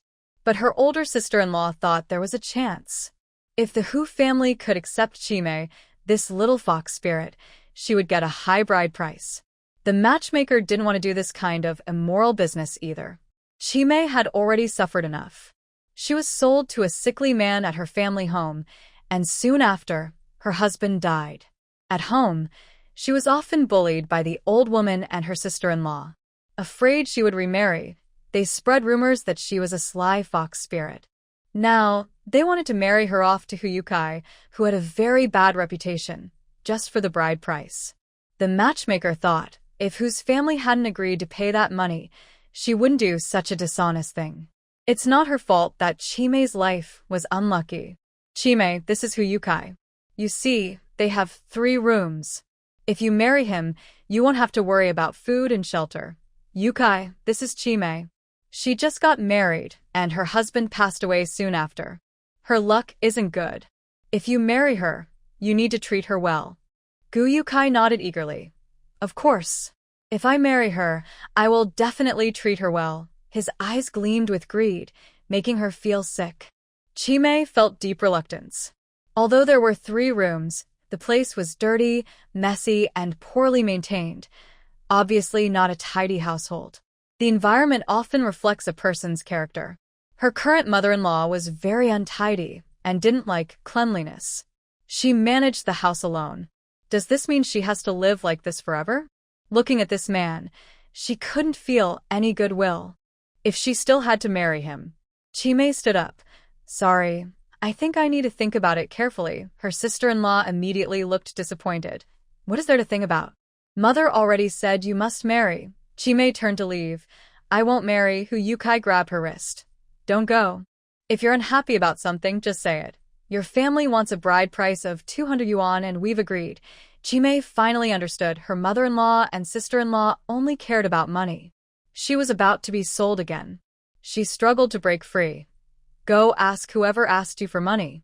I didn't take a single cent. Don't come near me. Hu Yukai tightly held her delicate arm, refusing to let go. Chi Mei's voice grew louder. Let me go, Xiao Mei. Chen Songbai kicked open the door, saw the man grabbing Chi Mei and walked over with a fierce look, kicking him away. He supported Chi Mei and looked at her purple-tinged hand with concern, saying, Does it hurt? Don't be afraid, I'm here. Seeing Chen Songbai, she was about to be confused, but he comforted her, and Chi Mei suddenly felt less afraid. Chen Songbai is tall and strong, with muscles from years of hard work. Hiding behind him, Chi Mei felt much safer. Her sister-in-law, noticing the situation was getting out of hand, directly accused, Wow, are you 2 already together? Are you cheating? This is Hu Yotsai's specialty. Cheating? That means shaving her head and hanging shoes outside to parade. Chi Mei was scared. She thought she might drag Chen Songbai into trouble.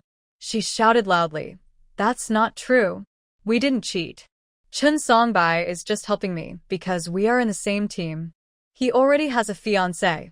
If Chen Songbai were smart, he would go along with her. But he's love-struck. He only heard about his fiancé and hurried to explain, Xiao Mei, I don't have a fiancé. Don't misunderstand. Lin Yu, watching from outside, was shocked. What kind of fool is this? Is this the time to explain? Hu Yukai sniffed and said, Oh, no fiancé? Then you're still cheating. Chen Songbai just shook his head and said, No, that's not true. Chi Mei said clearly, we didn't cheat. We are pure comrades. You have no proof that we did anything wrong. Lin Yu wanted to applaud her. She didn't expect her to look so delicate, yet she was more useful than that man when trouble came. Her sister-in-law knew today would be hard to resolve, so she pulled Chi Mei to leave. Go home. Who you marry isn't up to you. If my mother wants you to marry, you have to marry. She thought to take her back home first, then send her to the Hu family later, giving her a meaningful look. The Hu family understood. Leaving her as a young widow, there was no way to escape, so they decided to let her go home first and face the lesson. Chi Mei knew what awaited her at home, nothing but her mother-in-law's insults and beatings. Even if she doesn't marry Hu Yukai, she will be sold to the next person. She should accept her fate. But just now, standing up to fight back gave her courage. She feels she shouldn't give up so easily. I won't go back. Chen Songbai also stepped forward. Do you want to bring her back and bully her? The older sister-in-law didn't expect Chi Mei to resist like that and said angrily, Chen Songbai, do you mind your own business? Go away. Chi Mei, I tell you, whether you go back or not, you have to go back. You were bought from the mountains by our family. You are part of our family. Whether alive or dead, you belong to us. Clapping loudly, Lin Yu walked over. Everyone come see. There's still a leftover feudal relic here. Now we are in a new era, and there are still people buying and selling others, treating people as goods or slaves. Isn't this a step backward in history? Song Meili also stepped forward. That's right, this is leftover feudalism, everyone. We should report her and have her face the law. Oh, Manqing nodded. Arranged marriages are illegal.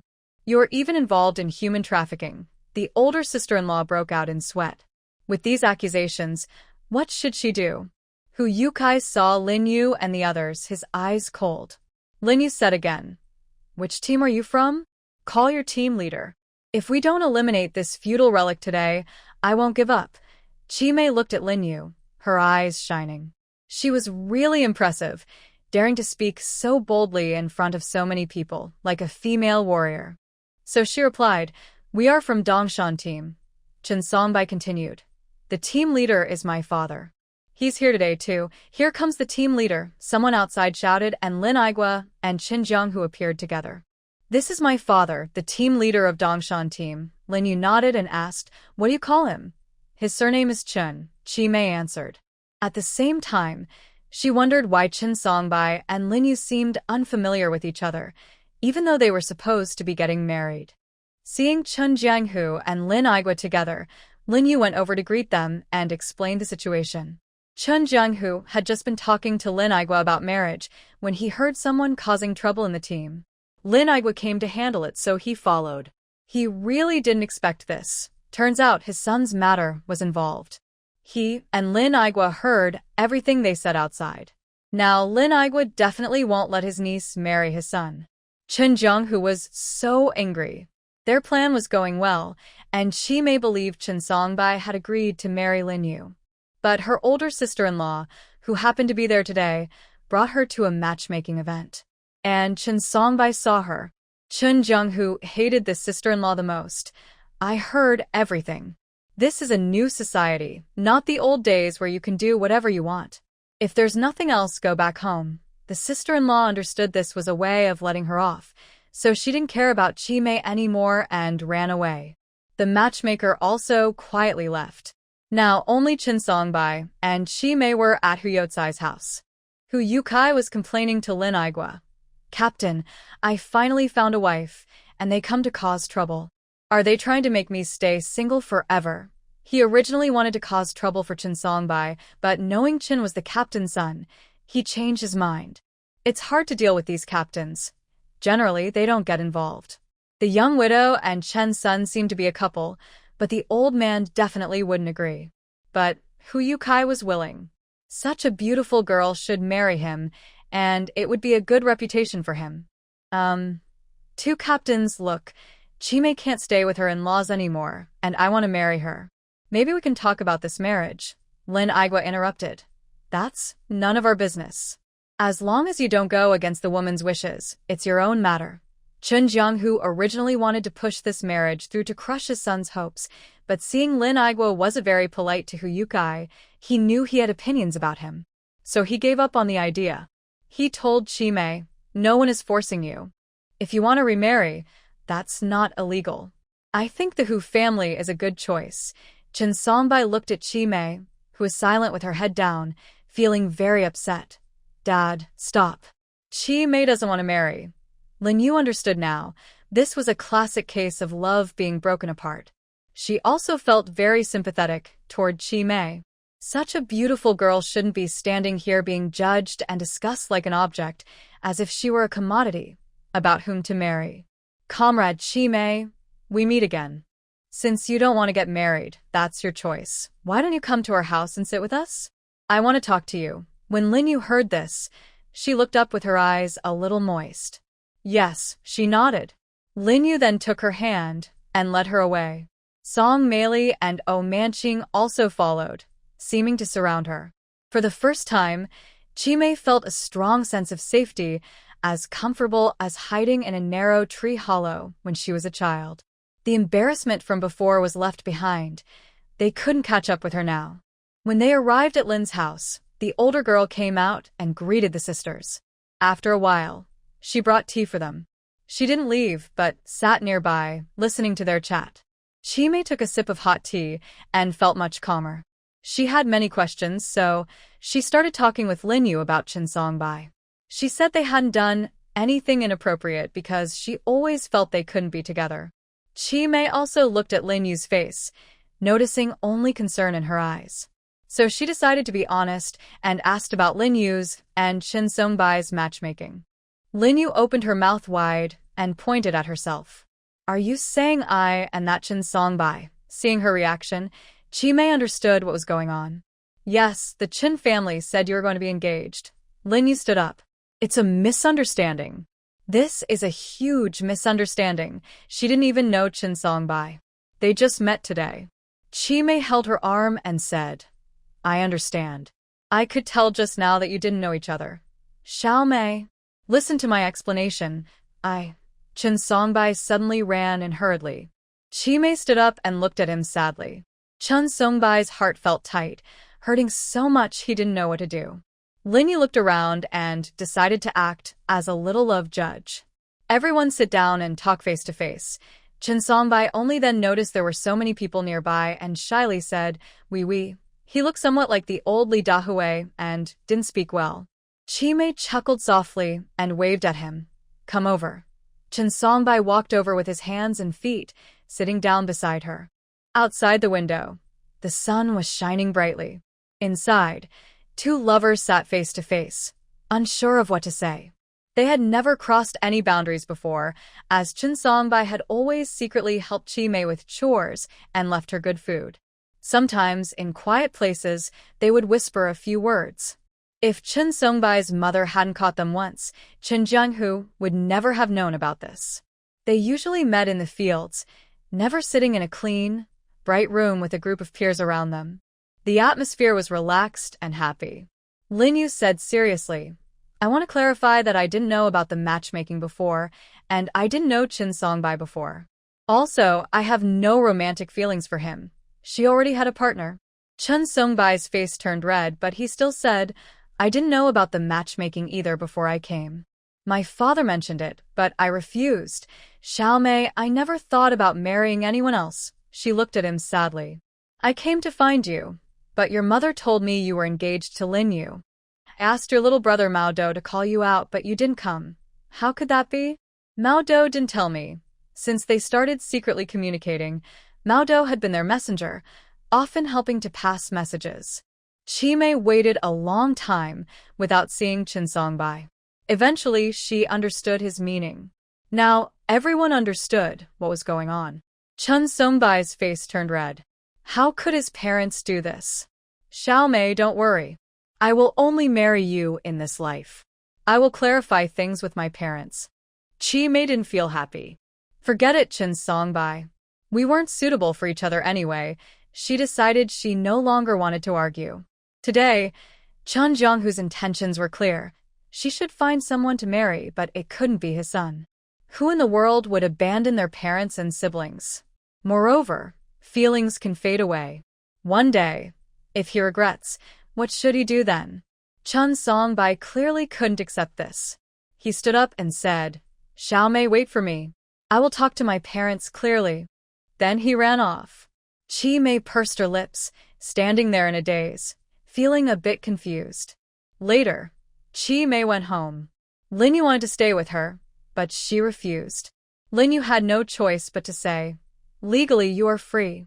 No one can imprison you or force you to marry. If you are bullied, learn to stand up for yourself. Chimei nodded. She wasn't afraid of anything now. She was fearless, even barefoot. Once a person loses everything, there's nothing left to fear. After returning home, Chime caused a big fuss with her mother-in-law and sister-in-law. That's a story for another time. After she left, Lin Yu and the others felt deeply. Rumors are not always true. People say Chime is a sly fox, but she is actually just a lonely person. The only person she can rely on in this world is herself. If she isn't strong, what else can she do? That evening, when the whole family gathered, Grandma Lin asked about this matter. Today, it was a big fuss in the village. If she hadn't been working at the workshop, she would have gone to join the fun. Lin Yi and Nyo watched the whole thing. So, they took turns telling the story. What kind of good person is Huyukai? That matchmaker even introduced him to someone. Isn't that just causing trouble? Third brother Lin was the most disdainful of Huyukai. He even wanted to marry his daughter to him, which was just wishful thinking. Lin Yu agreed in her heart. That man's look was very unpleasant. Chun Songbai, I didn't expect him to be like this. Lin Igua was a bit disappointed. He could tell what Chin Jianghu meant, thinking about his children's marriage. At first, he thought Chun Songbai was a good kid. But now, in their older generation's view, it was wrong for a young man to like a widow. Lin Yu remembered this and curled her lips. Captain Chin still used me as a shield, saying Chin Songbai wanted to marry me. Lin Igua thought, that's not a shield. He really has that plan. Lin Yu's thoughts grew worse. It seemed her marriage prospects were being brought up often lately. If this kept up, would they keep trying to match her with someone else? This won't do. Lin Yu then stood up and said, don't find me a partner anymore. I already have one. Old Lin Sen seemed a bit surprised and asked, you already have someone? Lin Yu grinned and said, yes, I have a partner now. Shall you look at me? Is this okay? Are these things enough? Gu Yunza was very nervous. Finally, he had a relationship openly recognized by Lin Yu and her family, and now he was going to meet her parents. He had to do well. Lin Yu looked at his outfit, white shirt, black pants, and glasses, and thought he looked like an intellectual, which made her feel uncomfortable. Shouldn't he look more like a tough guy? This style more closely resembled her older brother Qiao Feng. Gu Yunza heard from someone that dressing like this made him more likable. Actually, he wasn't very used to it himself. But since he was already dressed like this, and seeing Lin Yu's expression, which didn't seem to dislike it, he felt reassured. Lin Yu also looked at what he brought. Condensed milk, cookies, white wine. Are you bringing too much? These things are quite valuable. Gu Yunza shook his head. Not much. I asked my mom about it. Really? You told your mom? Gu Yunza nodded naturally. Of course I told her. She even asked me to find a chance for you to meet her. Teachers say that a relationship not aimed at marriage is just playing around. Since Gu Yunza is dating, he takes it seriously and wouldn't hide it from his parents. Lin Yu thought there wasn't much chance to meet her parents now, so she waved her hand and said, all right, let's talk about it later. Let's go. This person was so nervous that he wouldn't dare to enter the Lin family door until he was ready. As soon as they entered, the first to greet him was Lin Xiaoqing, the little dog. Woof woof woof. Lin Xiaoqing was very alert. It knew that the tall guy was holding good things. Xiao Bao had once secretly given it cookies to eat. The little dog circled around Gu Yunza, wagging its tail. Somehow, Lin Yu even saw it acting very flattering. Old Lin San curled his lips. Silly little dog, just a bit of food and you're bought. You're really ungrateful. Woof woof woof woof woof woof. Lin Xiaoqing, very clever, seemed to understand that old Lin San was scolding him and turned to bark back. Gu Yunza was surprised and amused when he entered, thinking that his future father-in-law was quite interesting. Uncle Lin, hello, I am Gu Yunza. He greeted politely. Uncle Lin, expressionless, nodded and said, yes, Gu Jiqing. Shun Jinian knew today was the day to meet her daughter's potential partner's family, so she dressed up in new clothes. When Uncle Lin saw her, his eyes lit up as he walked over. Wife, you look very beautiful today. He always spoke without worrying about the occasion. Shun Jinian softly glared at him and then looked at Gu Yunza. Hello, Aunt Shun. I am Gu Yunza. Shun Jinian smiled and said, hello, Gu Jiqing. Come in and sit. Gu Yunza followed her into the house, met the Lin family members, and presented a gift. He sat upright on the chair, with a straight back. Uncle Lin raised an eyebrow and exchanged a glance with Shen Jinyan. Grandma Lin, however, didn't pay attention to that and only asked about his family background. Gu Yunza's family situation was also known vaguely by Lin Yu. He explained that he came from a blended family. His father's first wife had several older siblings, and his mother married his father later through an organization, giving birth to only him. It was a bit complicated, but seeing how handsome he was, Grandma Lin was still somewhat satisfied. Lin Yu, who grew up in a big city and was quite smart, had been told several times by Patriarch Lin that this child was not ordinary. In the future, if she were to be with Gu Yunza, she wouldn't have to worry about adapting to a big city family. Grandpa Lin was happy to see the white wine Gu Yunza brought. He didn't think there was anything wrong with the boy. He was a good kid. Although Lin Aigua and his wife were just the eldest uncle and aunt, they were the head of the family, and they had to check on Lin Yu's future partner. Lin Aigua asked him many questions about his future plans and his own thoughts. Seeing that he spoke clearly and wasn't confused, Lin Aigua felt somewhat satisfied. The children at home, Xiao Taidan and Xiao Bao, already knew Gu Yunza. When they saw him bringing so many delicious things, they were very happy and quickly got one over. Big girl and second girl sat next to Lin Yu, watching their future brother-in-law. Second girl secretly whispered to Lin Yu, "Sister, this Jiqing is pretty good." Second girl didn't expect to be a fan of looks too. The big girl nodded and said, "He seems very educated and polite." Seeing that he was wearing glasses, she thought he was an intellectual, which made her impression of him better. Lin Yu smiled, really fooled him. Lin Yi was a bit unhappy because he understood what partner meant. His sister had just come back, and she was already getting married? But since everyone was together now, no one paid attention to his feelings. Gu Yunza only stayed a little while at the Lin family and then left, since he wasn't yet the son-in-law. After he left, Lin Yu noticed Lin Yi looked upset. He was sitting in the yard, sulking. "What's wrong, Xiao Yi?" Lin Yi lowered his head and whispered, "I don't like that person." Lin Yu was a bit surprised and asked, "Which one?" Lin Yi looked up and said, "That Gu Jiqing. I don't like him. Don't want him around." Lin Yu found it funny and asked why. He said, "Jiqing isn't a good person. He might trick you into leaving your family and going far away." Lin Yi remembered his older sister Qiao Mingming, who often went to see the young soldiers and said she would go to a big city someday and not return to the countryside. He was worried Lin Yu might do the same. He liked his sister very much and didn't want her to leave. Lin Yu patted his round head, and their similar eyes met. "Xiao Yi, don't worry. Your sister won't leave you.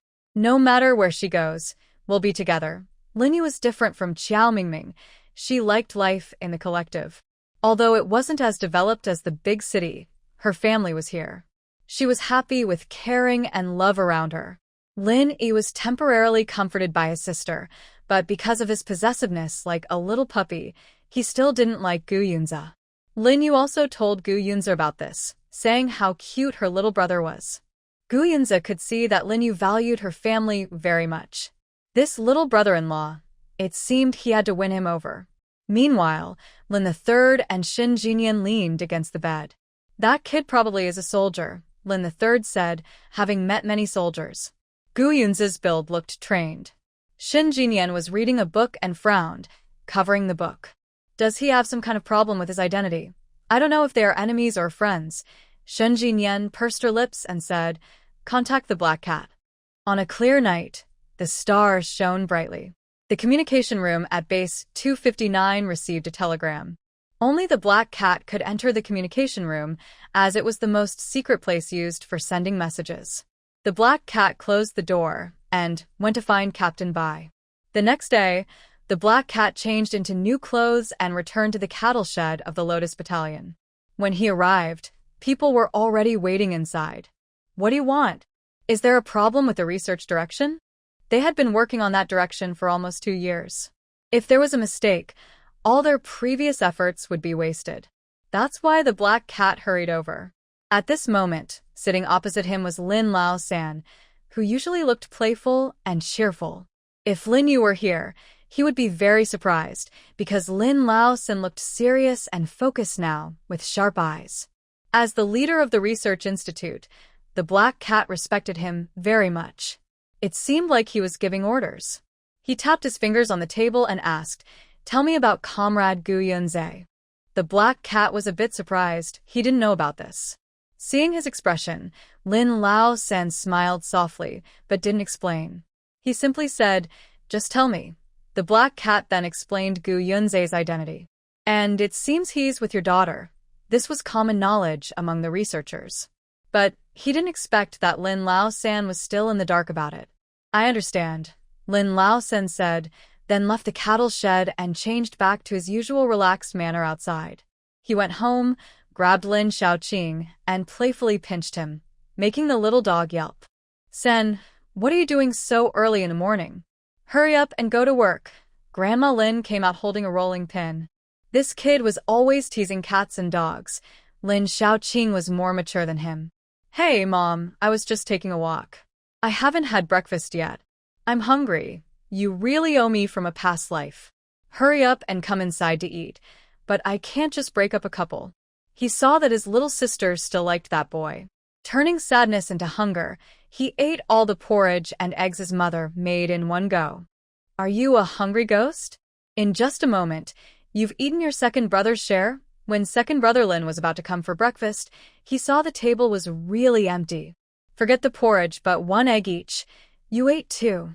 Grandma Lin was so angry she pinched his ear. "Oh, Mom, I was wrong. I didn't notice." Second brother Lin isn't good with words, but he's always been gentle with his younger brother. He said, "Mom, I'll just eat a little. The eggs can go to third brother." "Mom, did you hear that? My second brother isn't arguing with me." Hee. Third brother Lin broke free from their mother and ran outside, hugging his second brother as he passed by. "Thanks, second brother." Second brother Lin scratched his head, feeling a bit shy. "Mom, I just want a bun." He went to the kitchen, grabbed a bun, and left to work in the fields. Grandma Lin shook her head. Second brother is really honest. She wondered if, when they were born, they might have given all their cleverness to third brother. "Big news. Have you heard?" "What news?" Song Meili went to the workshop and came back in a hurry. Everyone in the office looked over. Lin Yu also asked eagerly, "What big news? Isn't there a lady named Guadama in our dried fruit shop? Her family is from Dongshan Brigade. Yesterday, she went back to visit relatives and said their brigade leader's youngest son was kicked out of his home." Oh, Manqing asked, "Is it that comrade Chin Songbai from that day?" "Yes, the one named Chi Mei," Lin Yu remembered. "It's been a while since that day." Song Meili nodded. "And this matter is also related to Chi Mei. Since that day she went back, Chi Mei has become more assertive.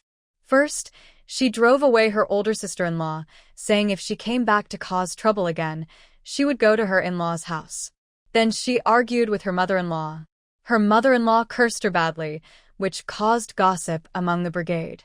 Chi Mei then took a knife and held it to her neck.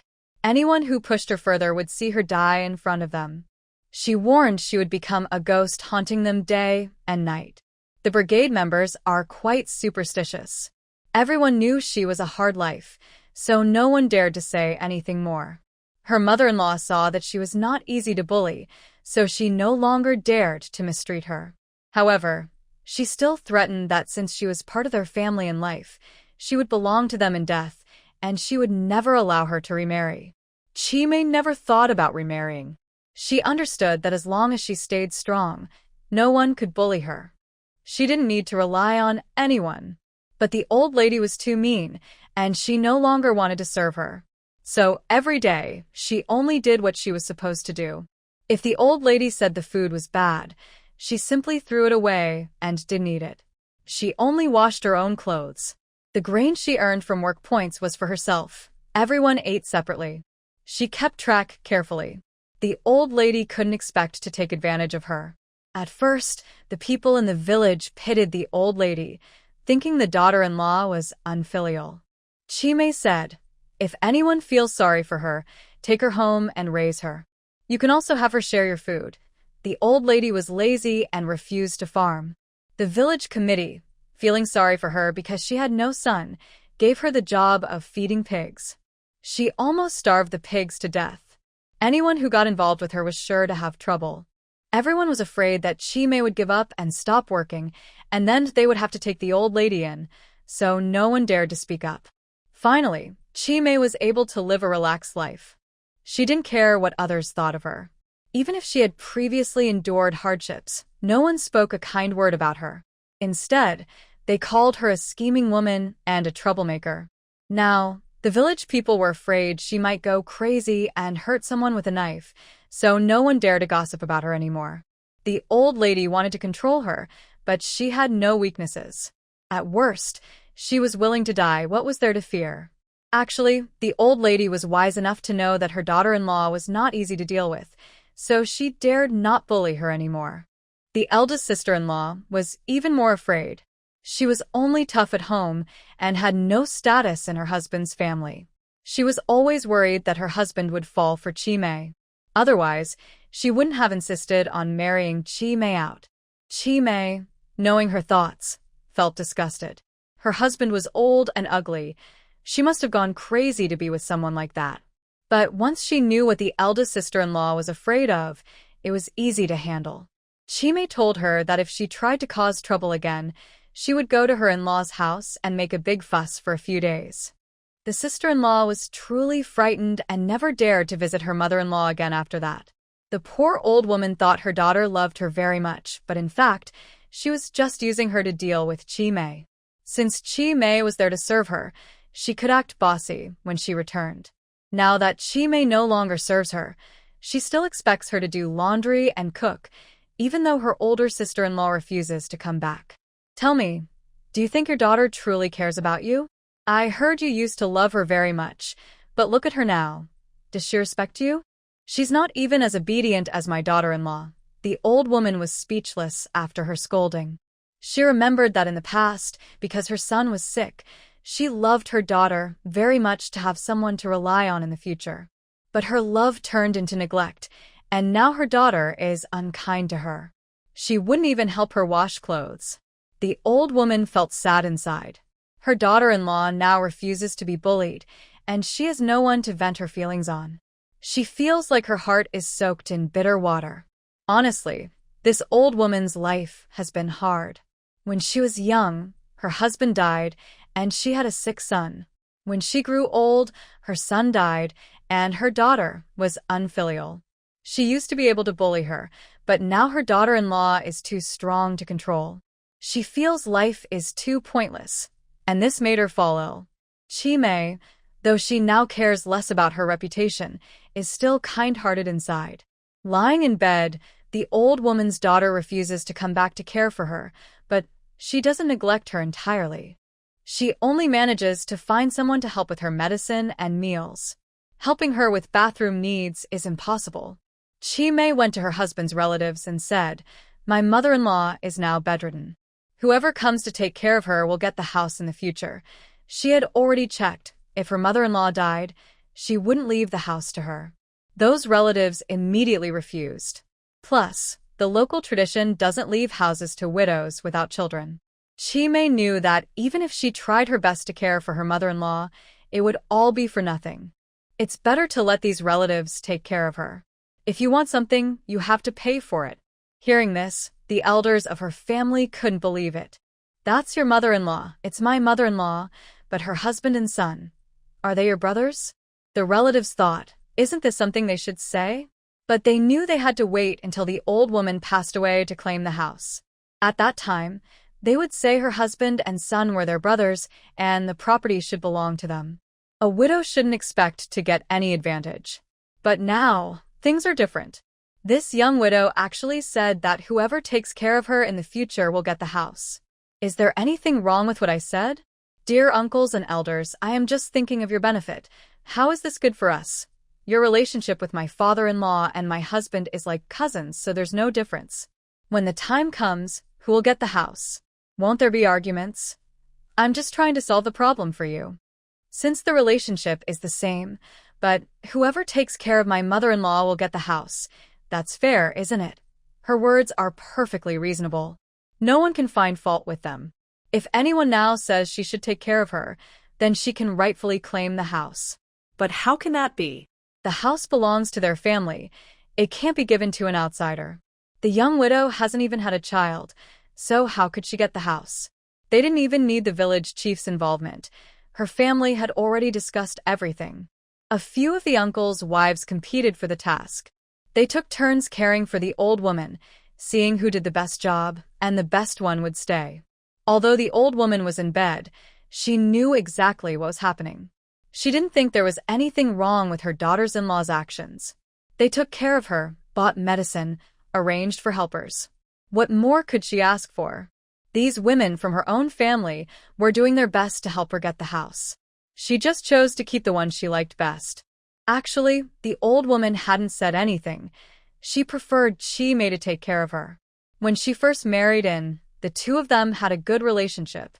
But later, her son didn't survive, and she could only blame her daughter-in-law's bad luck. Deep down, she understood that her son had been sick for many years, and it wasn't Chi-mei's fault. They say that when a person is about to die, their words are kind. After the old lady fell ill, she was very weak and had little will to live. She soon passed away. Before she died, her daughter, her sister-in-law, and other relatives were with her. But she kept looking outside. Her sister-in-law quickly called out, "Chi-mei, your mother-in-law wants to see you." Chi-mei was sitting in the yard, having packed her belongings. Once the old lady passed, she planned to move into the abandoned house in the big team. When she heard her mother-in-law wanted to see her, she raised an eyebrow and said, "Oh, I understand." She wasn't very excited. She went to her mother-in-law's bedside and asked, "Mother, what do you want to tell me?" The old lady's eyes filled with tears. Seeing her cold expression, she felt sad and kept saying, I'm sorry. Chi-mei slightly smiled and said, "It's okay. Rest in peace." Since she was about to die, Chi-mei didn't want to say much. After finishing her words, the old lady closed her eyes and passed away. Chi-mei told the relatives, "You handle the funeral." Then she turned and left. Her eldest sister-in-law looked at her back with anger and said, "Chi-mei, as a daughter-in-law, don't you know how to show respect to elders?" Chi-mei turned around, her eyes cold, which made her sister-in-law freeze. "You are the most filial eldest daughter. Who can compare to you?" Her biological mother had been in bed for over a month. Chi-mei had visited her only a few times. When she learned Chi-mei planned to give the house to her relatives, she caused a fuss, wanting to take the house for herself.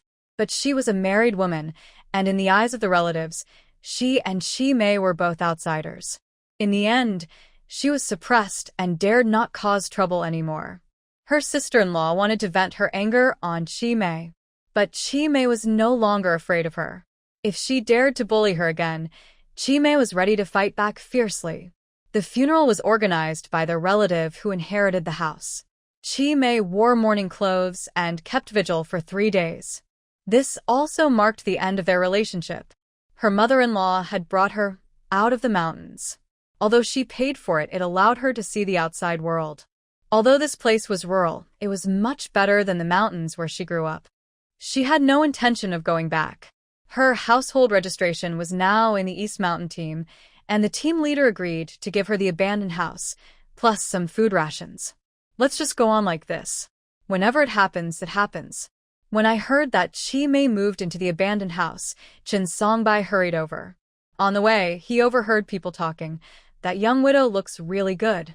She's alone. She probably needs someone to rely on, haha. Forget it, don't even think about it. I think she's fiery. Be careful, she might cut you with a knife. You're right, forget it. There are always many rumors around widows, and Chen Songbai has seen this before. But he didn't expect that after Chi-mei's mother-in-law died, more people would be interested in her. Most of these people are not good. Some even have families of their own. Chen Songbai clenched his fists, feeling angry at himself. He went to the house where Chi-mei was, saw her tidying up the yard. They looked at each other from a distance, the first time since they returned that they were alone. Since Chi-mei came back, she's been busy dealing with her mother-in-law and her older sister-in-law. Later, her mother-in-law fell ill, and she had no time to think about Chen Songbai. Chen Songbai wanted to fight for her and marry Chi-mei. His mother was so angry she fell ill. He dared not bring it up again. Chi-mei's feelings for him had gradually changed. Chin Songbai could feel her love fading. He took a few steps forward, but Chi-mei didn't move. She just gently shook her head. She even smiled slightly and mouthed, "Don't come over." What's the use of coming? It would only cause more misunderstandings about their relationship. Chi-mei didn't want to be entangled anymore. She didn't need a man to live. Actually, she still doesn't understand much about love and men. Her late husband was a good person, but they only spent a few days together before he died. All she was left with were her mother-in-law's insults and gossip from the village. Later, she met Chin Songbai, who treated her well and looked at her with love. But their relationship wasn't accepted. Chi-mei saw no future. It was better to end it here. He could marry a daughter-in-law his parents liked, and she could live her own life. Chin Songbai walked home feeling lost, thinking he might really have lost Chi-mei. Xiao Maodo ran out of the house and bumped into his leg. Be careful when you walk, since learning that Maodo listens to his grandparents and doesn't tell Chi-mei's secrets to his third uncle, the two of them have not been as close as before. Little Maodo feels very sad. He knows he made a mistake because he betrayed his third uncle. His parents told him that his third uncle wants to marry Sister Chi-mei, but his grandparents disagree. They said he did the right thing by listening to his grandparents, because then he would get sweets. But little Maodo doesn't think he did the right thing. Even at his young age, he already understands what guilt feels like. Chun Songbai looks lost and doesn't want to talk to Maodo. He walks straight into the house. His mother is sick because of him and is resting in bed. He doesn't want to face her now, so he goes straight to his room. Lying on his bed, resting his right arm, sunlight hits his face, making him almost cry. He covers his eyes with his left hand, but still feels a little stinging. Maodo looks through the door at his grandmother and then runs away.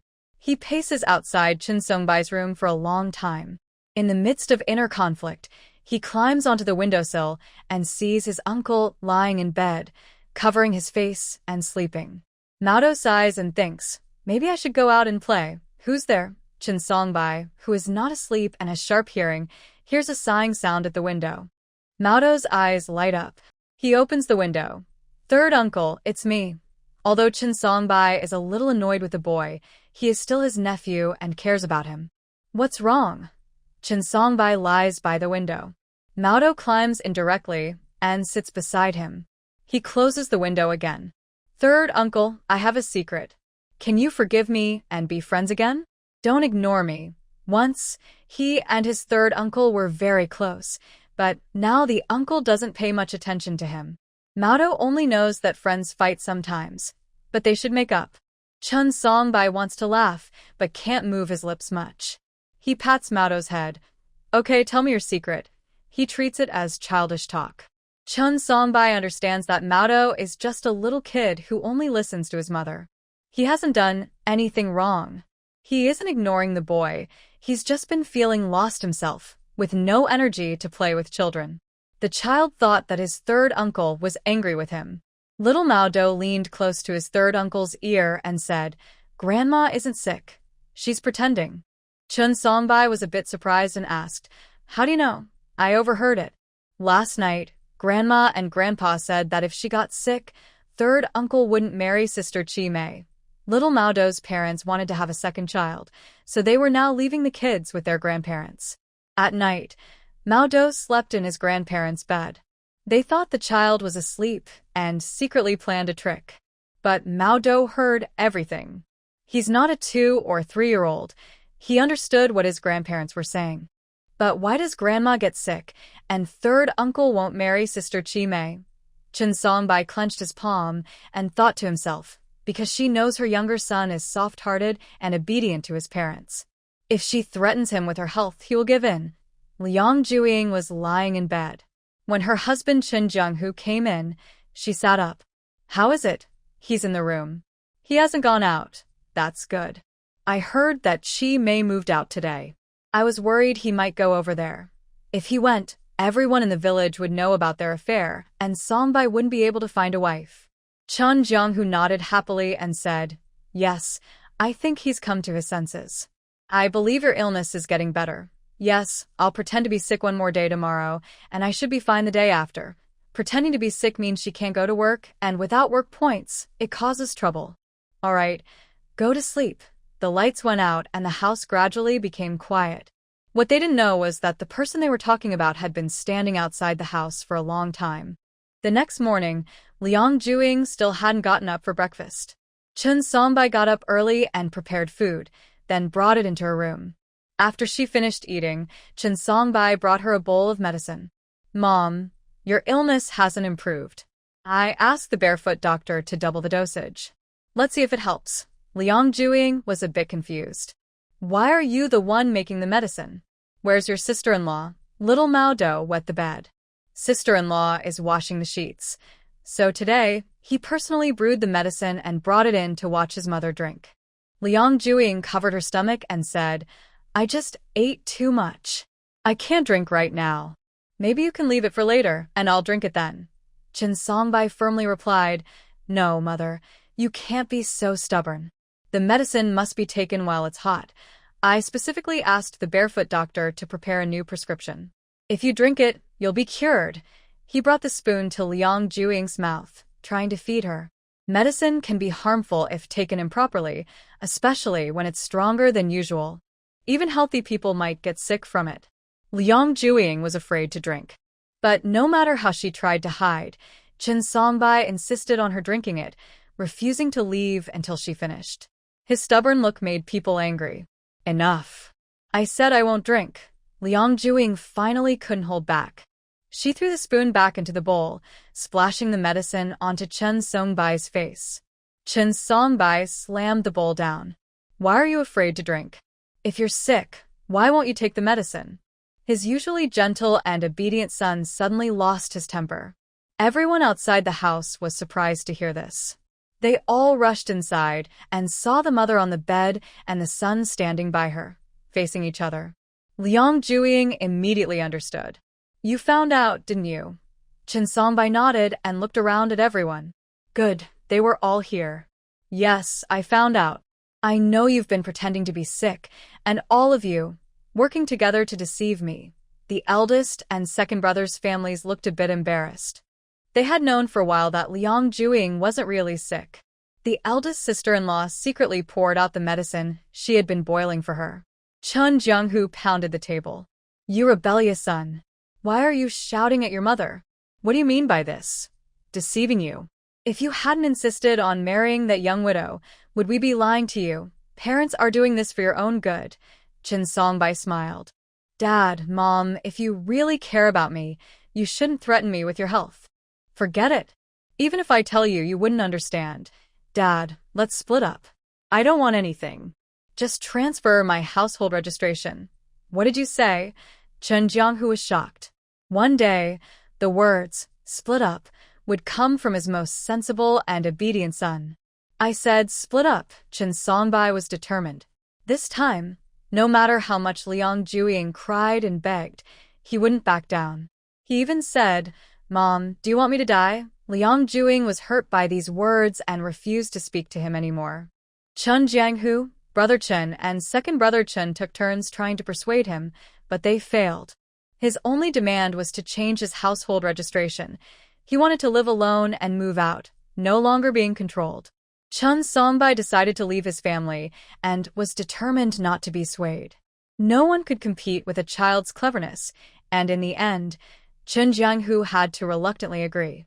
He was worried that if he didn't go along with his youngest son's wishes, he might really lose control. Who would have thought that the most obedient and filial child would be the first to leave the family?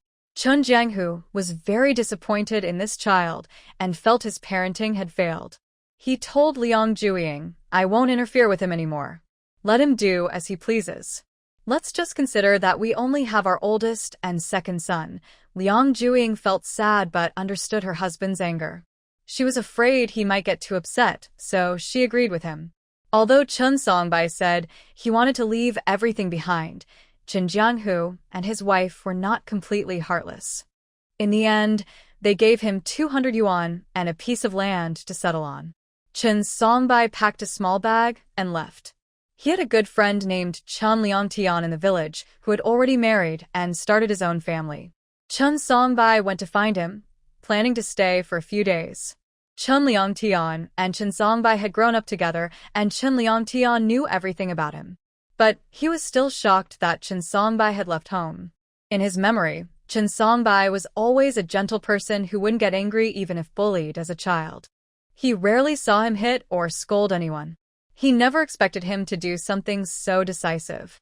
Despite his surprise, Chun Leongtian and his wife had no children, so they gave Chun Songbai a spare room to stay in. Chun Songbai was very considerate. He only returned at night to sleep and didn't stay at their house during the day. He also didn't eat with them during meals. Nothing was new under the sun. The news of Chun Songbai moving out spread quickly through the entire village. As for the reason, no one knew. All they knew was that he had left home and moved to Chun Leongtian's place. Chun Leongtian and his wife kept quiet and refused to say anything, no matter how much they were asked. There was a lot of talk in the team, but Chun Songbai didn't mind. He now had 200 yuan plus the 100 he had saved before, totaling 300 yuan. He wanted to build a house. This money wasn't much, so he could only build a simple earthen or stone house. To finish quickly, Chun Songbai chose to build an earthen house. Building a stone house would take a long time because it needs to be carved. Many of his relatives and friends in the team heard about it, and as soon as he called, many strong workers came to help. In just a few days, they helped him build 2 earthen houses, surrounded by a yard. People in the team talked a lot about Chun Songbai. Chi Mei, who kept to herself, also heard some of it. But she didn't care. She was busy working every day, tired and sore all over, and when she got home, she still had to cook and do laundry. She didn't have much time to think about those things. One day, Chun Songbai appeared at her door. He said he had become independent and had built his house, and asked Chi Mei if she wanted to marry him.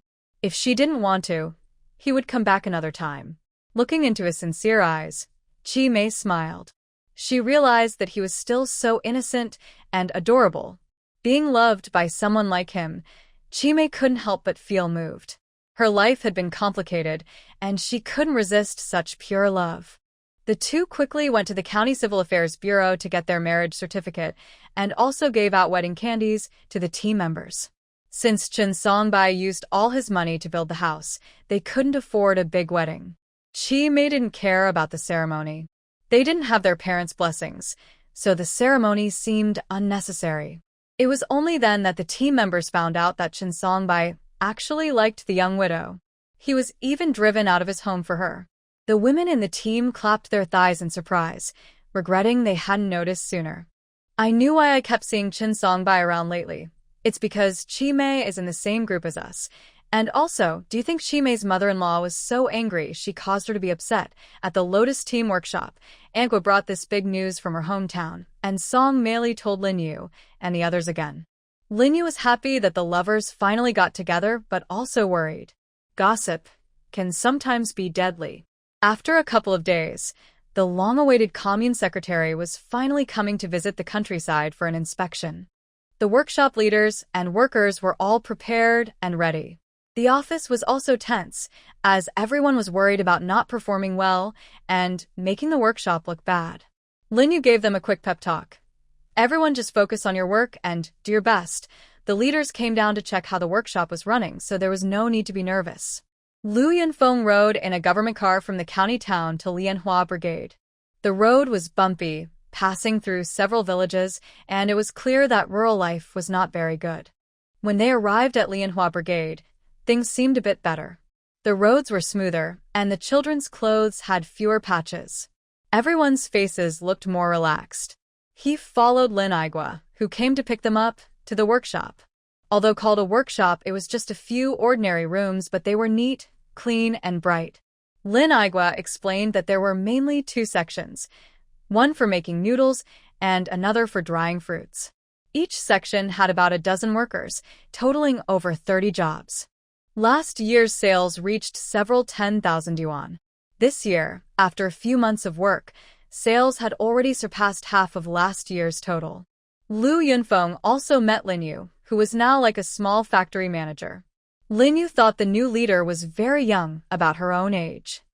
His skin looked weathered from sun and wind. He resembled Gu Yunze in temperament, and Lin Yu guessed he might have come from the military. When they met, Lu Yunfeng showed respect to Lin Yu and didn't make things difficult. "Hello, Comrade Lin Yu. Your name is well known. It's a pleasure to meet you. Are new leaders always so polite?" Lin Yu shook his hand and said, "Hello, Secretary Lu. Welcome to visit our workshop." After this visit, Lu Yunfeng saw clearly that this workshop had great potential. If the previous secretary had been smarter, he would have used this workshop better to improve his achievements. Unfortunately, he only cared about protecting himself and was irresponsible. Lu Yunfeng was different. Although he had his reasons for coming to Qingshan Commune, he was also ambitious. At the meeting, he suggested that Lianhua Brigade should cooperate more with nearby brigades to achieve shared prosperity. Just like the Dongfeng team and Nyoto team, now backed by the workshop, this year's harvest has been quite good. After the leaders left, Lin Igua asked Lin Yu if she had any plans for the next step. Lin Yu had a plan, and she had just thought of it in the past couple of days. The Qingshan Commune is named after the two main teams that are built around Qing Mountain and Shaoqing Mountain. They rely on the mountains for food, and there are many mountain delicacies here. Whenever it rains, they go to the mountains to pick mushrooms. These mushrooms are not very valuable here, but in big cities, they are considered good food. Although the resources here are not as rich as in the northeast, being near two mountains gives them good geographical advantages. Lin Yu plans to make dried mushrooms, package them, and sell them outside. Lin Igua agreed to let her do it. The next day, Lin Yu went to the Dongshan team. When Chen Jianghu heard she wanted to cooperate with the team, he thought this was a great opportunity. He was very jealous of the Dongfeng team. Originally, the two teams had similar names, but one was very poor, making their Dongshan team seem wealthy. Now, the Dongfeng team has become rich first by selling fruit. This made their Dongshan team look poor. Now, the workshop will also cooperate with them. Lin Yu told him she wanted to find someone to collect mushrooms, and they would buy different varieties later. That sounds good. I will organize the team members to bring the mushrooms. Captain Chen, I think it's best to have a responsible person for this.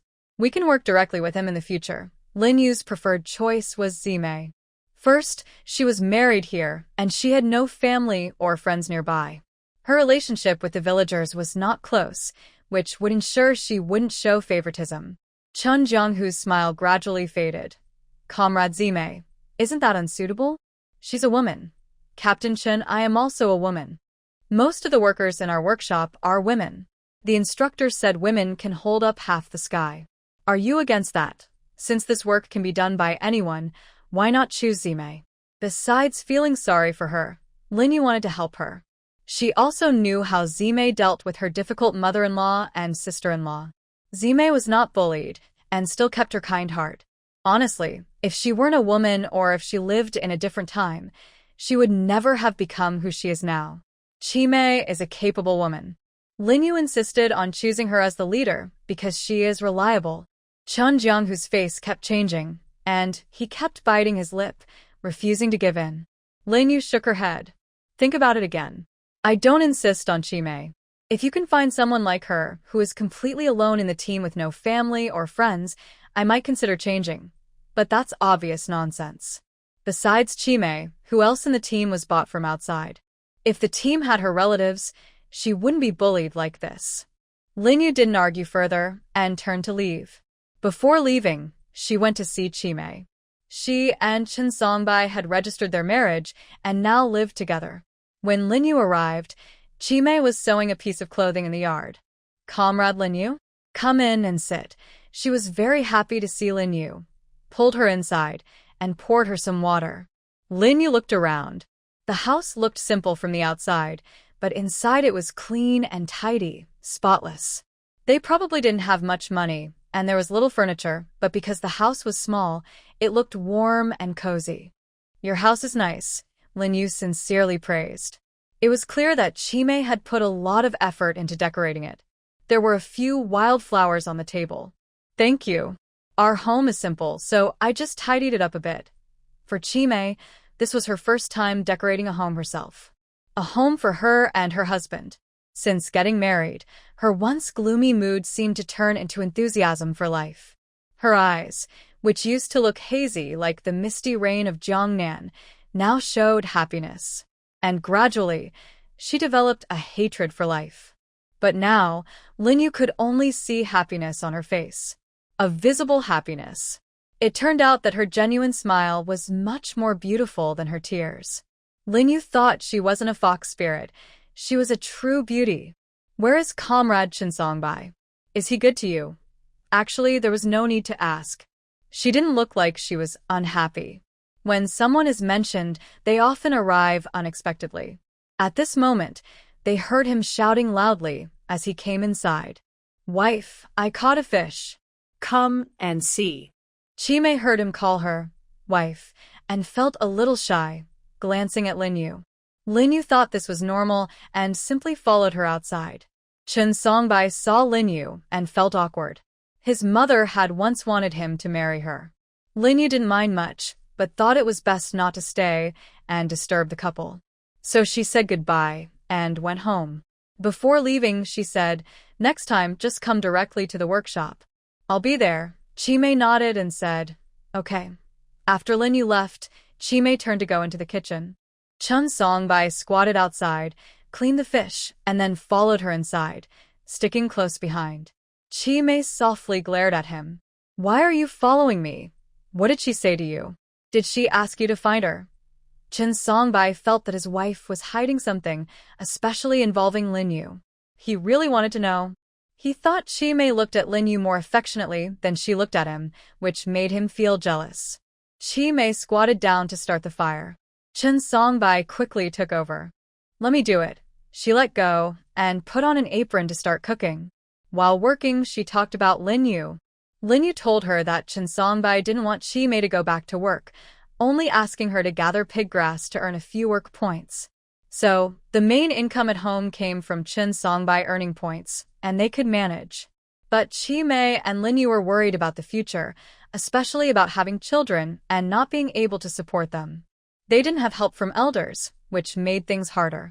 Linyu suggested that Chimei find some mushrooms and mountain delicacies to send to the workshop, as they were planning to develop new products. They needed to buy these ingredients. Chimei could exchange them for money and save it for raising children later. Chen Songbai was happy after hearing this. "Good idea. You don't need to go. I'll go pick mushrooms in the mountains in a few days." Chimei patted him. "Men don't go mushroom picking. I'll go myself." "No, that's not safe. The mountain paths are slippery, and you're alone." "I can't rest easy." The women in the team, worried that Chimei's reputation might be affected, dared not get too close to her. So, Chimei usually acted alone. Chen Songbai felt worried about her.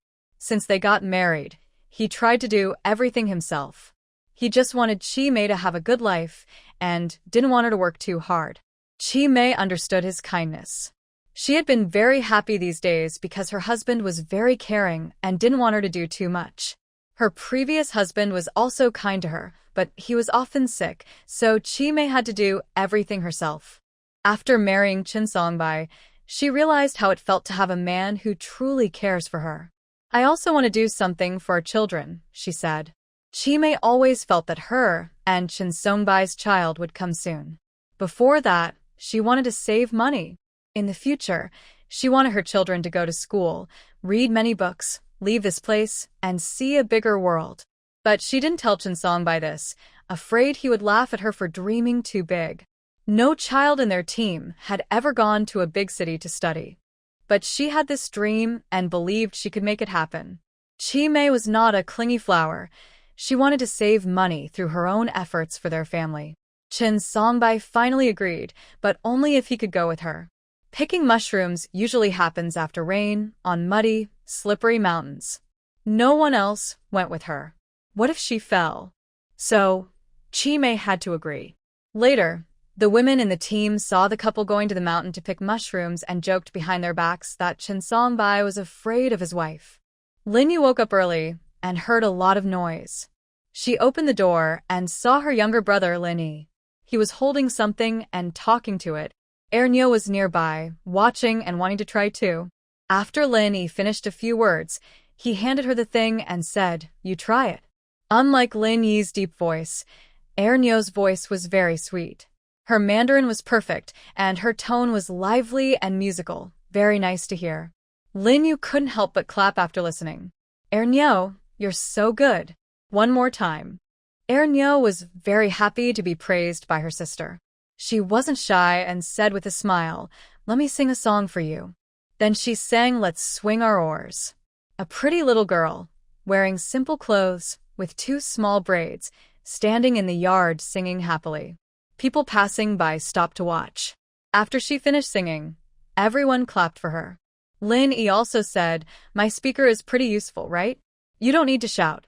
It can make your voice louder. Ernyo, you should take the speaker. You're like a little singer." "That's because Ernyo already sings well," Lin Yi said as she walked over and carefully looked at the speaker. "Did you make this?"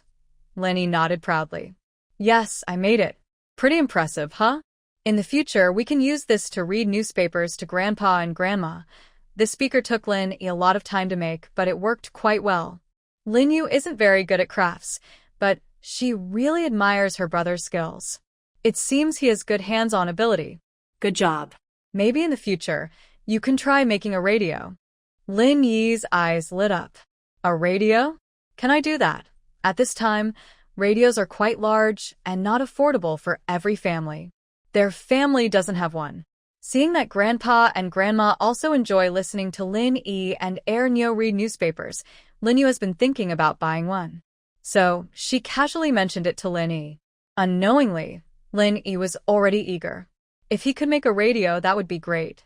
With this new toy, reading newspapers for the team would be much easier. Grandpa and Grandma actually prefer listening to Ernyo because her voice is clear and pleasant. She sings well, and her reading sounds rhythmic, which makes it very comfortable to listen to. Lin Yi doesn't feel discouraged. Since Ernyo reads more, he has more time to read and study. In the past, he learned whatever the teacher taught, but now he wants to learn on his own. He has looked at some mechanical books his father gave him, but some of the content is too deep for him to understand. At this moment, Gu Yunze surprisingly brought him many books on this subject. You need to start with the basics so you can understand those advanced books. Since seeing Lin Yi's books at the Lin family and knowing he was interested in this area, Gu Yunze called back to Beicheng and asked someone to find books for him. He has many acquaintances in Beicheng and quickly helped find these books. Lin Yu flipped through them. They are beginner-level books, perfect for someone like Lin Yi with little foundation. Lin Yi was very happy when he saw these books. His desire for knowledge made him forget his hostility toward Gu Yunze instantly. "Thank you, Gu Zhizheng." Lin Yi similet happily. Gu Yunze patted the little boy's shoulder and said, "You're welcome. Study hard." The boy hugged his book and ran back to his room, probably planning to start reading right away. Lin Yu also thanked him, since he was kind to her brother, which was because of her. Gu Yunze smiled and said, "Trying to please my little brother-in-law is what I should do. Otherwise, I'm afraid he won't let me marry his sister." Lin Yu pushed him lightly. He was too strong. If he hadn't been steady, she might have fallen. "Who are you calling your little brother-in-law?" Gu Yunze. "Don't get your hopes up." "Why am I getting my hopes up?" Lin Yu, a relationship without marriage isn't serious. "Are you trying to play tricks on me?" Lin Yu didn't want to play tricks, but she still had tasks to do. Who knew when they would end? Seeing what she was thinking, Gu Yunze looked at her seriously and said, "We will get married soon." He was very eager to marry the girl he liked so much. He just needed a little more time. Lin Yu was 20 years old and not in a hurry to marry. So she didn't take his words seriously. On the way to the workshop, Lin Yu saw Li Dahui and Oh Manqing walking ahead. The newlyweds looked very happy, so Lin Yu didn't bother them. A few days ago, it rained and there were muddy patches on the ground. Li Dahui stopped, picked up Oh Manqing with one hand, and walked over. Lin Yu whistled in her mind. What a great boyfriend. These two looked like they were in a romantic TV drama. Oh Manqing wasn't cold and distant in front of Li Dahui. When she was with him, she knew how to act a little weak, being cute and leaning on him, and she was a bit smaller than him. They looked very well matched. Linyu didn't disturb them and took another path to the workshop. She saw another couple, Chi Mei, comrade Chen Songbai. Chen Songbai carried a basket carefully, walking with Chi Mei on the road. "What are you two doing?" "We brought mushrooms," Chi Mei said, coming over and pulling Linyu to walk ahead. As they walked, she explained that they had picked a lot of mushrooms these days, and since the weather was good today, they decided to bring some over. Linyu took them to find Song Meili, first weighing the mushrooms. There are common types like oyster mushrooms, white mushrooms, and button mushrooms that Linyu often saw, along with some she had never seen before, such as pine mushroom and wild morel. Chi Mei is a careful person and sorted the mushrooms into groups, putting similar ones together. This also made it easier to count the money. The buying prices for these mushrooms vary. Linyu referred to the prices offered by the state-run restaurant in the county, which are slightly higher because they buy in smaller amounts and sell differently. State-run restaurants need less, so their prices are naturally higher. Farmers usually don't sell mushrooms in the county because it's too far, and going there takes a whole day, which isn't worth it. They usually eat the mushrooms themselves after picking.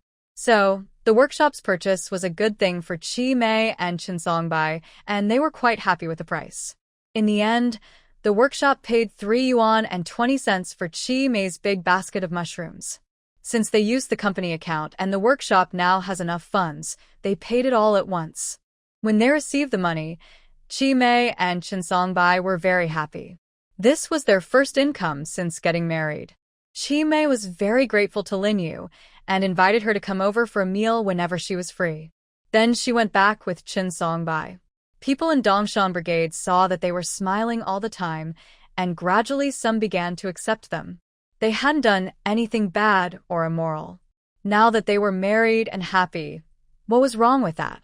Of course, many old-fashioned people still disapproved and told the younger family members not to associate with them.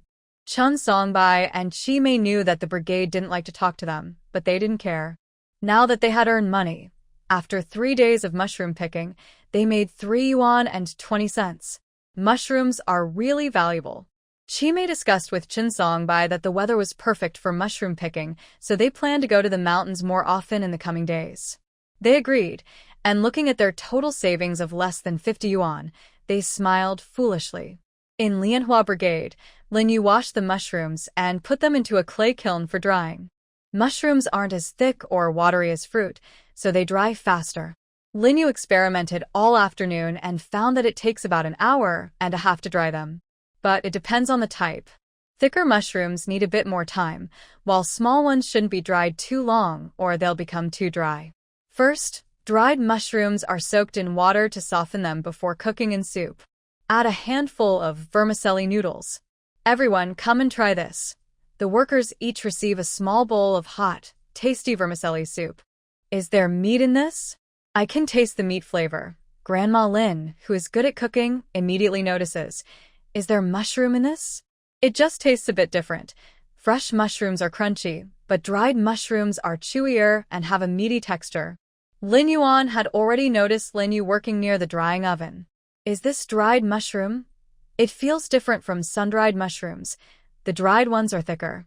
Yes, dried mushrooms. Do you think they taste good? Yes, they're delicious. Sis, is this a new product? Lin Yuan's eyes sparkle. Has it finally been his turn to promote? He hasn't gone out to do business for a long time. Lin Yu nods. We'll make some samples first. When the time comes, you guys will need to start selling. Lin Yuan and Li Dahui are responsible for selling within the province, while Zhou Huainan handles Beijing and other cities in different provinces. There are only a few salespeople, which isn't enough. If they want to grow bigger, they need to hire more staff. The first batch of dried mushrooms was mainly for testing. They failed a few times along the way, so there weren't many finished products left. After Chen Songbai came to deliver the second batch, they finally made enough samples. There are 2 months until the Mid-Autumn Festival. Linyu suggests that the sales team go out and explore the market during this time. The workshop of Lotus Flower Brigade is now quite famous locally. People are used to eating vermicelli, which is well preserved when dried. They buy some to keep at home and cook whenever they want. It's convenient and saves time, so many housewives love it. As for dried fruit, transportation is difficult because roads are uneven and not very accessible, making it hard to bring fresh fruit into the city. This makes it hard for city residents to buy fruit. Later, the workshop started producing dried fruit, which became very popular once on the shelves. Children love it the most. It's sweet and sour. And it's not the kind of sweetness made with sugar. It's the natural, fragrant sweetness of the fruit, soft and sticky. Adults also enjoy it very much. The packaging of the workshop is carefully designed so customers can recognize it easily. When the dried mushrooms are displayed in the glass cabinet, sharp-eyed customers notice them immediately. Comrade, is that made by Qingshan Factory? Because the packaging said Qingshan Commune, people gradually started calling it Qingshan Factory. Is it new? Comrade, let me see it. These days, resources are scarce. Whenever there's something new, everyone gathers around to look. The clerk took out the dried mushrooms and explained, this is a new product from Qingshan Factory. Soak it to rehydrate and use in soup or fry it with vegetables. They had 2 types of packaging. The regular one contained common mountain mushrooms, while the more attractive, pricier package had more valuable mushrooms like morels and matsutake. The mushrooms are not cheap, but just a few can make a pot of soup. Many housewives were tempted and bought a bag. According to the clerk, mushroom soup with vermicelli is very popular at home. The supply and marketing cooperative said they want a batch of dried mushrooms. After giving the sample, Lin Yuan was waiting for their order. He always believed in the quality of the workshop's products. Lin Yu had already collected mushrooms from Chen Songbai several times, but if they wanted to increase production, just the 2 of them picking mushrooms wouldn't be enough. Coincidentally, Chen Songbai asked her today if neighbors wanted to sell their mushrooms. Maybe because they had been looking for mushrooms everywhere, Chen was out every day with a basket and came back with an empty basket, which drew attention. Lin Yu asked him to tell Chi Mei to help collect mushrooms and send the best ones over. Chen didn't ask much, just dropped off the items, took the money, and left. As soon as he got home, he put the 2.4 yuan they received today into a box. They had saved nearly 10 yuan recently. Chi Mei was watering the vegetables in the yard. Did Xiao Yu say anything? Yesterday, Aunt Wu from next door suddenly came over, asking about them and showing concern. She found it strange. Later, she found out that Aunt Wu had noticed their recent mushroom picking for money and wanted to ask if she could do it too. Chi Mei knew that she and Chen couldn't supply enough mushrooms alone, so she agreed to let Chen ask around. Aunt Wu was happy and praised her several times. That evening, she made pancakes and even gave her 2. In the world of human feelings, Chi Mei understood long ago that when you have value, your reputation doesn't matter anymore. She was not cynical about the world because she understood women's difficulties. Nowadays, there are no good opportunities to make money in this countryside. If there were a way to earn money, what difference would it make if she got closer to Chi Mei? Even Sister Wu's husband, Chen Dawei, has started calling Chen Song by his brother. Living here, having many friends is better than having enemies, and Chi Mei does not oppose this. Now, it depends on what Lin Yu says. When Chen Songbai told Chi Mei what Lin Yu said, she understood her meaning. She wanted him to help her pick mushrooms, selecting only the good ones and not sending bad or rotten ones. It was also a chance for her to get along well with the people in the team. Chen Songbai, being simple-minded, didn't understand her meaning and was worried that helping with mushroom gathering might tire Chi Mei. Chi Mei shook her head and carefully explained, "Comrade Lin Yu is helping us." They knew that because of the marriage issue, they no longer interacted with the team leader. The team members, considering the leader and worried about Chi Mei's reputation, had excluded them. This gave her the opportunity. Chen Songbai scratched his head. "I knew it. Recently, Dawei has been working with me a lot. We should also tell Liang Tian about this." In his mind, Chen Liang Tian was his real brother. "Yes, just tell a few people who haven't scolded you before and who have been kind to us." "Chi Mei, look at these. Do they look okay? I picked them yesterday and I haven't eaten them yet. Chi Mei, look at my mushrooms. Songbai, these are from my family. Take a look." Chen Songbai first told a few trustworthy families. When they heard about mushroom buying, they immediately came over to Chi Mei's side. Chi Mei first accepted Sister Wu's mushrooms, checked them carefully, and then asked Chen Songbai to record them. She couldn't read or write. Everyone come one by one. I'll check them. Songbai will record them first, and after we settle the payment, I'll give you the money. Is that okay? It was her first time doing this and she felt a bit shy, but she tried to act calm. In reality, her thighs were pinched until they turned blue. Everyone agreed because, in their view, these mushrooms weren't worth much. Even a few extra cents would be good. Since these older sisters-in-law were all honest people and the mushrooms they brought were of good quality, Chi Mei saw no problems and asked Chen Songbai to record each one. They brought mushrooms but didn't leave, instead sitting in Chi Mei's yard chatting. They asked her how she knew the Lotus Flower Brigade and about the workshop. Everyone had heard that the Lotus Flower Brigade had set up a workshop and made a lot of money, and even the Dongfeng Brigade supplying them shared in the profits. The older sisters-in-law had long been interested in the workshop. Knowing that Lin Yu and Chen Songbai had been there, they asked many questions with great interest. Chen Songbai poured tea for them before going to tend the vegetables in the field.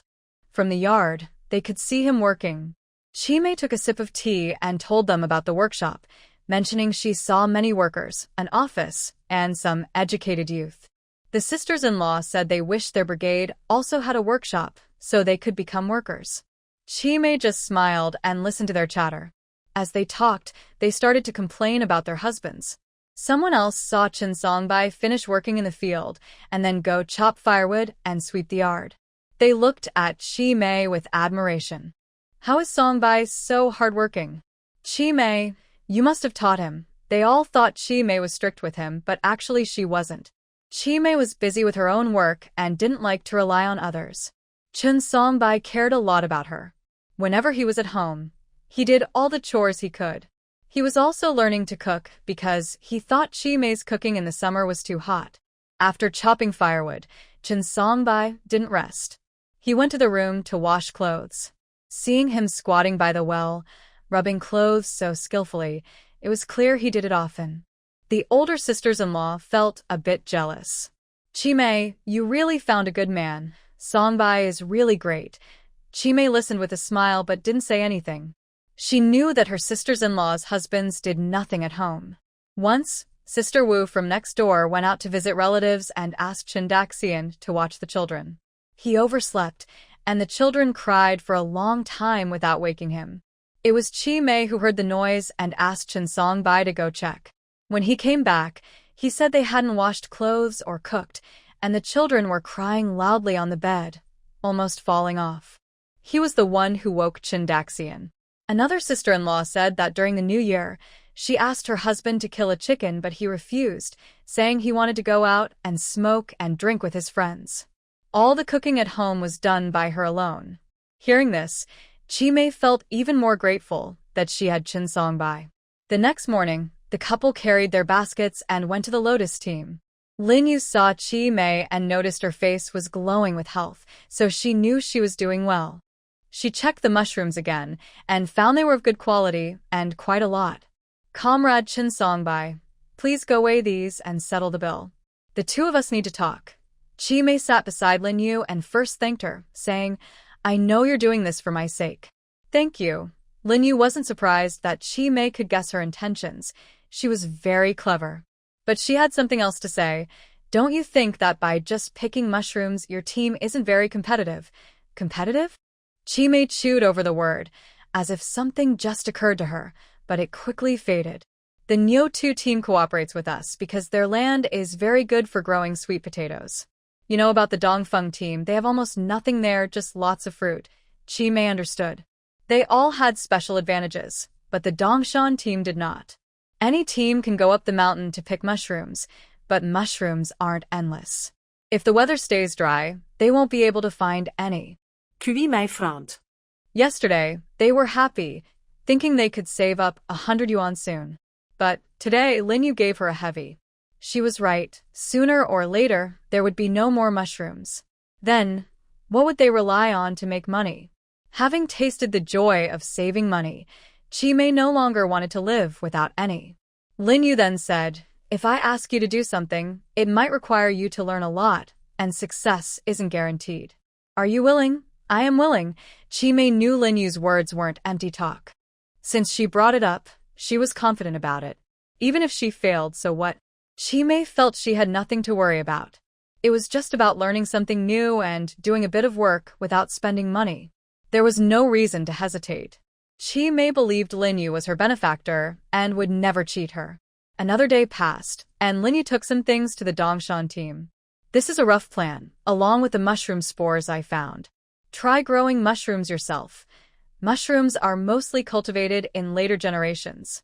In Lin Yu's space supermarket, there are books about this. She chose a suitable cultivation method from the books, copied the steps, and gave them to Chi-mei and Shinsongbai. The mushroom spores also need to be grown by oneself. The process doesn't seem difficult, but whether it will succeed is uncertain. Chi-mei can't read, but when she heard that Lin Yu was growing mushrooms herself, she was very surprised.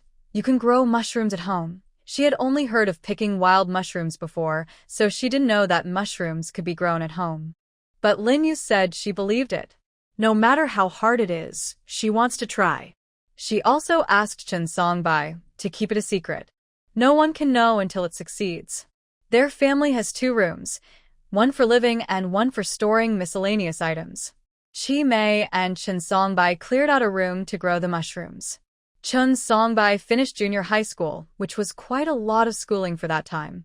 He read a few pages aloud to Chi-mei. Chi-mei followed the instructions. Of course, Lin Yu had already said that besides growing mushrooms, they also needed to help with purchasing. So, their lives became busier. The workshop added a new mushroom drying line, and they expanded the yard with another room. Xiaoyu, do we need to hire workers again this time? On the day of the interview, Lin Yu surprisingly saw Su Qing and the educated youth arrive. Grandma Lin is very tolerant of these young workers. She knows they are not good at farming and cannot support themselves. So, she let everyone who came register without hesitation.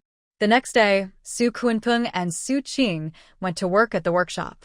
Yuanbo only found out about this later. When Su Qing went to work, he also wanted to go along. But the interview time for the workshop had already passed, and it was too late for him to join. Song Meili laughed and said, I suspect Su Qing did it on purpose. She didn't want Yuanbo to follow, so when I first mentioned this, she didn't say anything. Lin Yu also guessed it was true. Su Qing probably really doesn't like Yuanbo and finds his pursuit a bit bothersome. Did the educated youth come? This time, Xie Xinyu finally became a formal employee at the workshop. Yes, they came. Today, we processed their onboarding. Soon after, Xie Xinyu pushed Rui over. She needed to go to work, so she left her child in the office. A few of us helped watch her. This was Lin Yu's special care for her, working while taking care of her child, easing her worries as a single mother. Rui had grown a lot, and was now starting to speak. Rui, call me auntie. Lin Yu crouched in front of the stroller, teasing the child. The child, wearing a bib and drooling, called out Yi. Lin Yu took her little bib to wipe her mouth. Rui, you're so well-behaved. Song Meili and Oh Manqing also came over to listen to her call. Manqing, you should have a daughter too. They're so adorable, Song Meili said, holding her chubby little face. Oh Manqing was indifferent about having boys or girls. The 2 of them didn't have children in their previous life. If they could have a child born from their love, whether boy or girl, Oh Manqing would like it. Lin Yu knew what kind of child Oh Manqing would have, but chose not to say. Zhangbing's baby was also about to be born, so he liked Rui quite a bit. But he was too proud to get too close, and he and Lin Yu kept a respectful distance. After everyone went back to work, he casually walked over, gently touched the child's small hand, and softly smiled at her. Lin Yu noticed his small gesture, found it amusing, but said nothing. She decided to give him some face. She also started to help Zhangbing become part of the small group, often asking for his opinion on various matters. She would include him in conversations and sometimes ask about Li Lanhua. Li Lanhua's belly is now very big, but she still walks quickly and confidently. Zhangbing thought about how she is pregnant, but still so energetic, and he couldn't help but smile. Lanhua is in good health. He has always been weaker physically, often bullied as a child. Li Lanhua is different. She is the one who bullies others. Even during pregnancy, she doesn't seem weak. Sometimes Zhongbing feels a bit jealous when he sees her. Comrade Zhongbing, have you thought about whether Sister Lanhua will have a daughter or a son? Zhongbing was open about his preference. I like boys. Song Meili rolled her eyes immediately. Whether it's a boy or a girl, it doesn't matter. How can you prefer boys over girls? Song Meili was angry. At home, she feels overlooked because she's a girl. Hearing this made her even more upset. Sure enough, when she first liked Zhongbing, she must have been a bit crazy. Zhongbing shook his head. They are not the same. A son is part of the family. A daughter is an outsider and will get married someday. This way of thinking is common nowadays. Even more extreme, Wang Zhaodi once said that daughters are just a burden. Lanhua, Sister Lanhua, you're here. Lin Yu called out from outside. Zhongbing immediately turned his head, afraid that his words had been overheard. Outside, the sun was shining brightly, but no one was there. Zhongbing knew Lin Yu was deliberately teasing him and felt his face flush with anger. Song Meili felt a bit better and snorted, ignoring him. Lin Yu had wanted to give him a chance to get along well with the office staff, but as soon as he spoke, he offended everyone. He not only has a macho attitude and prefers boys over girls, but also lacks emotional intelligence. The other two men in the office had gone out for work, leaving only women behind. His comment that daughters are outsiders made them all angry. Lin Yu shook her head and patted his shoulder. Focus on your work. Maybe you should just keep quiet. He shut his mouth, acting like a normal person. Zhongbing really thought that way. He didn't believe he was wrong. He believed that Li Lanhua was definitely carrying a boy. That was his instinct. Unaware that when Li Lanhua gave birth, the midwife brought the baby out and placed it in his hands. He already forgot to ask whether it was a boy or a girl. He only felt his blood boil with excitement. Looking at the tiny, soft thing in his hands, less than a foot long, his heart softened completely. Li Accountant saw him staring blankly and thought he didn't like it, so he gave the midwife a red envelope. After the room was cleaned up, Li Lanhua's mother wanted to hold the baby from her son-in-law. Zhongbing still refused to let go. Quick, show the baby to Lanhua. Li Accountant said, Zhongbing, if you can't accept. Zhongbing looked up. Huh? What? Then he chuckled foolishly. Dad, Mom, this is my baby. I'm a dad now. Hee hee. Li Accountant sighed in relief and said helplessly, Yes, you're a dad now.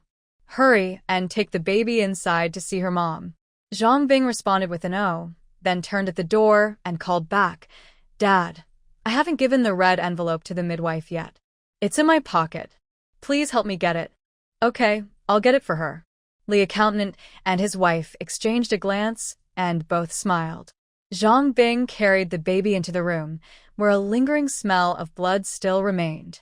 Li Lanhua was not as lively as usual, lying on the bed looking very tired. Zhongbing felt something strange, and went over. Lanhua? Li Lanhua saw him and the baby, and smiled. Come here, let me see. This was her own child, and Li Lanhua liked her immediately upon seeing her.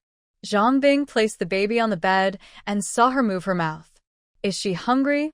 Zhongbing's heart softened like a sweet, sour bubble, and his voice became gentler. Then feed the baby quickly.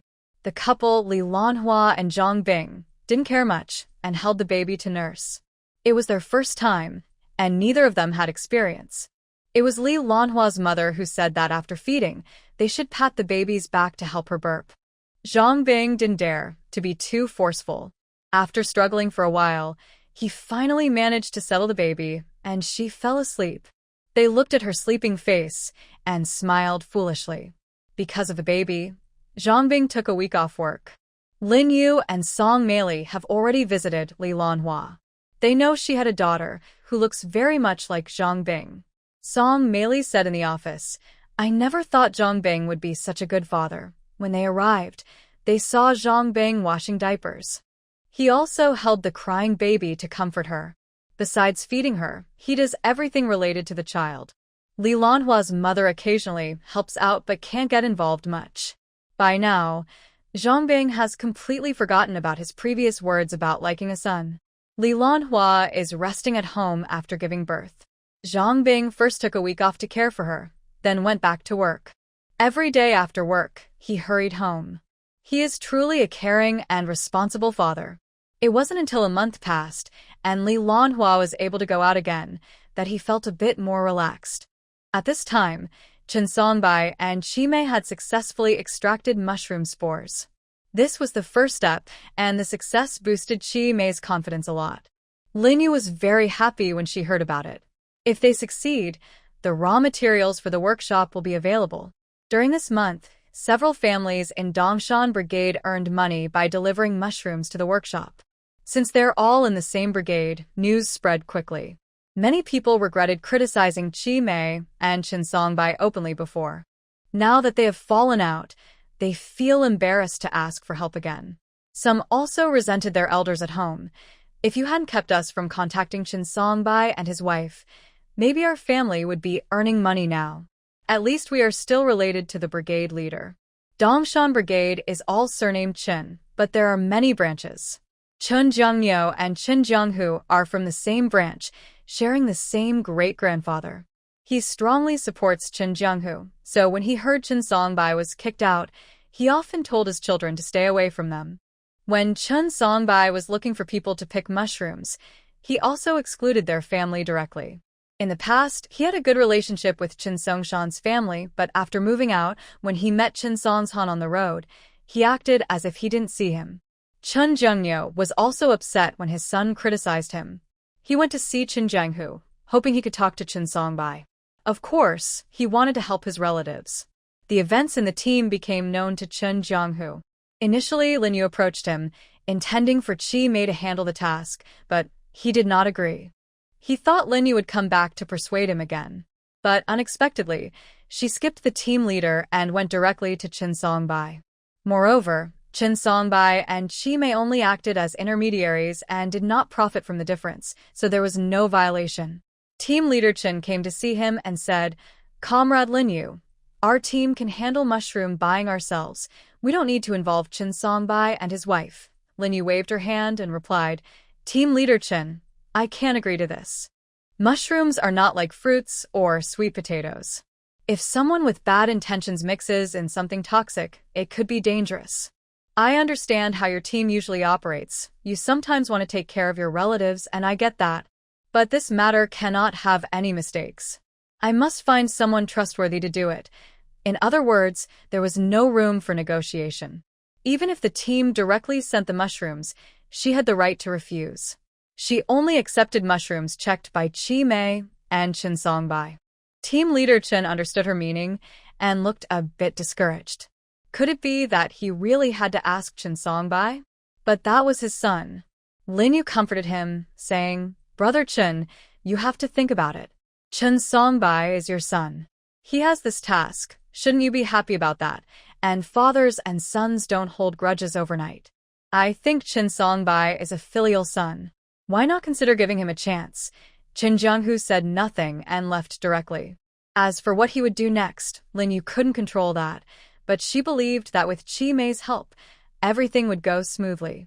Every other day, mushrooms from Dongshan team were delivered, but the amount kept decreasing. Fortunately, they didn't take many orders, and all the supplies were sent out a month before the Mid-Autumn Festival. Good news also came from Chi Mei. They successfully cultivated mushrooms. For now, they only grew the common white mushrooms, but they were trying other varieties. Rainfall was decreasing, the air was becoming dry, and mushrooms on the mountain were becoming scarce. The mushrooms cultivated by Chen Songbai and Chi Mei became very popular. Now, Chen Songbai was starting to feel like a leader among the people of Dongshan team. Whether it was buying or cultivating mushrooms, they all needed Chen Songbai's help. Gradually, his reputation was growing.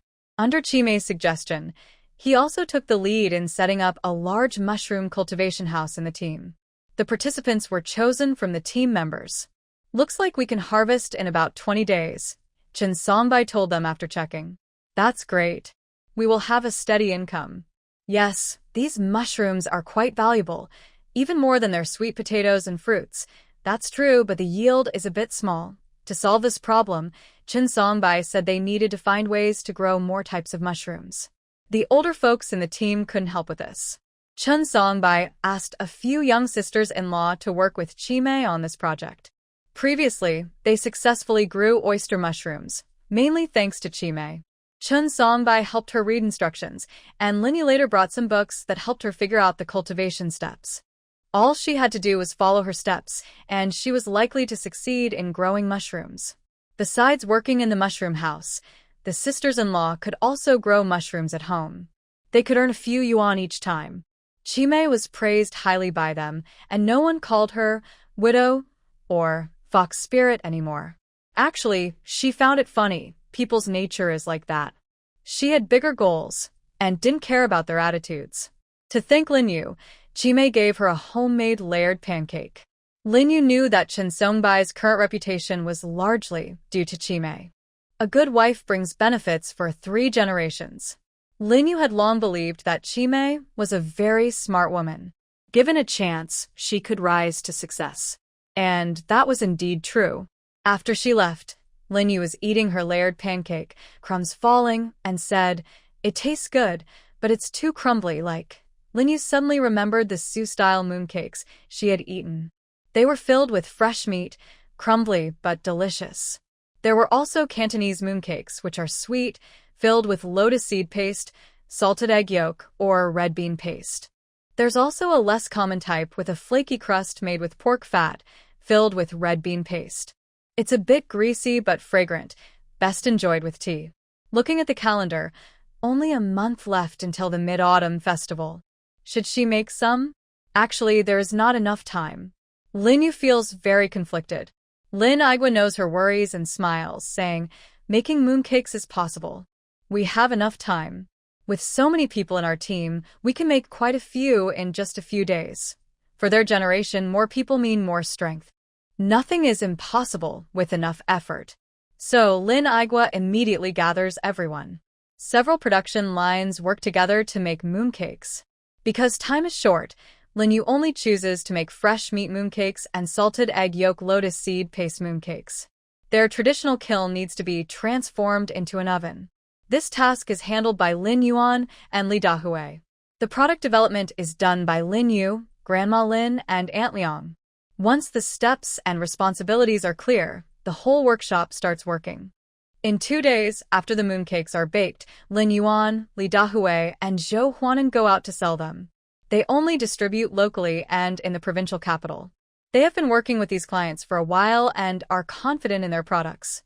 Moreover, during this time, mooncakes, which are a mix of sugar and oil, are very popular in this era. Their workshop's mooncakes don't require special coupons.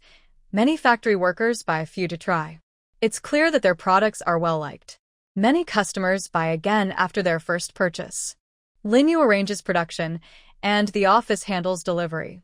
All the mooncakes are sold out just 3 days before the Mid-Autumn Festival. They are exhausted but very happy. This time, the profit is quite good. After paying the workers, the profit from the mooncakes gives the workshop about 50 to 60,000 yuan. Their hard work paid off. Let's celebrate. We can finally rest. Lin Yu and the others enjoy gatherings at Xie Sinyu's place. They've been busy for a long time, almost a month without proper conversations. Rui sits on a cart beside the table, babbling and talking to them, though they can't understand her. Xie Sinyu bought Rui new clothes with her salary this time. She wears them now, looking even cuter. "I feel more hopeful about life now. With this steady job, she can support her children, and life feels full of hope." Suddenly, there's a knock on the door. Lin Yu and the others look outside.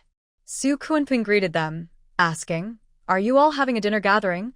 Everyone was unfamiliar with him, but out of politeness, they exchanged a few friendly words. He then said, "Comrade Lin Yu, I have something to talk to you about." Lin Yu was a bit surprised. "Me?" She stepped outside, curious about what Su Kunpeng wanted to say. He handed her a small box of cookies. "Lin Yu, I got my paycheck. I bought these at the Supply and Marketing Cooperative. Try some." He still wore a self-satisfied, gentle smile. Lin Yu replied perfunctorily, "No need, I don't like cookies." Su Kunpeng pushed forward again. No need to be polite. Just try it. It should be good. I myself can't bear to eat them. Hearing this, Lin Yu felt even more speechless. No, thank you for your kindness. I'm tired of these cookies since I was a child, she said with a blank expression. These cookies are made in Haicheng. When she was young, her grandparents often bought them. They weren't very expensive either. Su Kunping had just received his paycheck, but still claimed he couldn't bear to eat the cookies and gave them to Lin Yu. It can be said that every word he said was carefully planned. If the other person was Qiao Mingming, he might have succeeded, but Lin Yu had always been cautious around him. Naturally, she analyzed his intentions behind every word. She definitely wouldn't take his cookies. After dismissing him, Lin Yu returned to Xie Sinyu's house. How was it? Did Su Kunping confess to you? Song Meili's eyes sparkled with gossip. Lin Yu rolled her eyes and told her about it. He's the kind of person who deliberately acts ambiguous but doesn't confess, making girls misunderstand. Lin Yu saw through him clearly. Su Kunpeng is someone who seeks the greatest benefit with the least effort. He first makes some ambiguous moves, making the girl think he likes her. But he doesn't confess, just keeps her hanging. Finally, he chooses to marry the person who helps him the most. Xie Sinyu was a bit surprised. I didn't notice at work. He's quite good at pleasing people. The older women on the production line often laughed because of him. Knowing people doesn't mean knowing their hearts. Xie Sinyu felt her judgment of people was really poor. Lin Yu asked about their work situation. Xie Sinyu said, Su Jiqing and Su Jiheng are both good, they don't slack off. She remembered what she had seen, but she wasn't sure if it was true. After thinking for a moment, she decided not to say anything. Su Kunpeng felt humiliated by Lin Yu and was very angry. Bah, what's so special about that? He was holding a cookie when he turned and saw Su Qing. Su Jiqing went to the county town. Seeing her carrying a package, he knew she was heading there.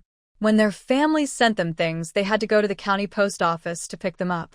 It seemed that Su Jiqing's family was quite well off. Su Kunpeng's mind moved. Su Jiqing, I'll help you. Su Qing avoided his hand. No need, I can carry it myself. Su Kunpeng followed her again and even gave her the cookie in his hand. Try this cookie. It should be pretty good.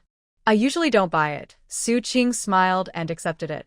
Su Jiqing, what do you think of the workshop? Su Qing asked as they walked and talked. Ugh, it's just a small rural workshop. They call it Qingshan Factory, but it's not comparable to big city factories. My parents work there. Their monthly wages and benefits are much better than what this workshop offers. Su Qing smiled. Really? Then your family is quite well off. Su Kunpeng was a bit proud. Of course. Big factories are stable jobs, but who knows how long this workshop will last.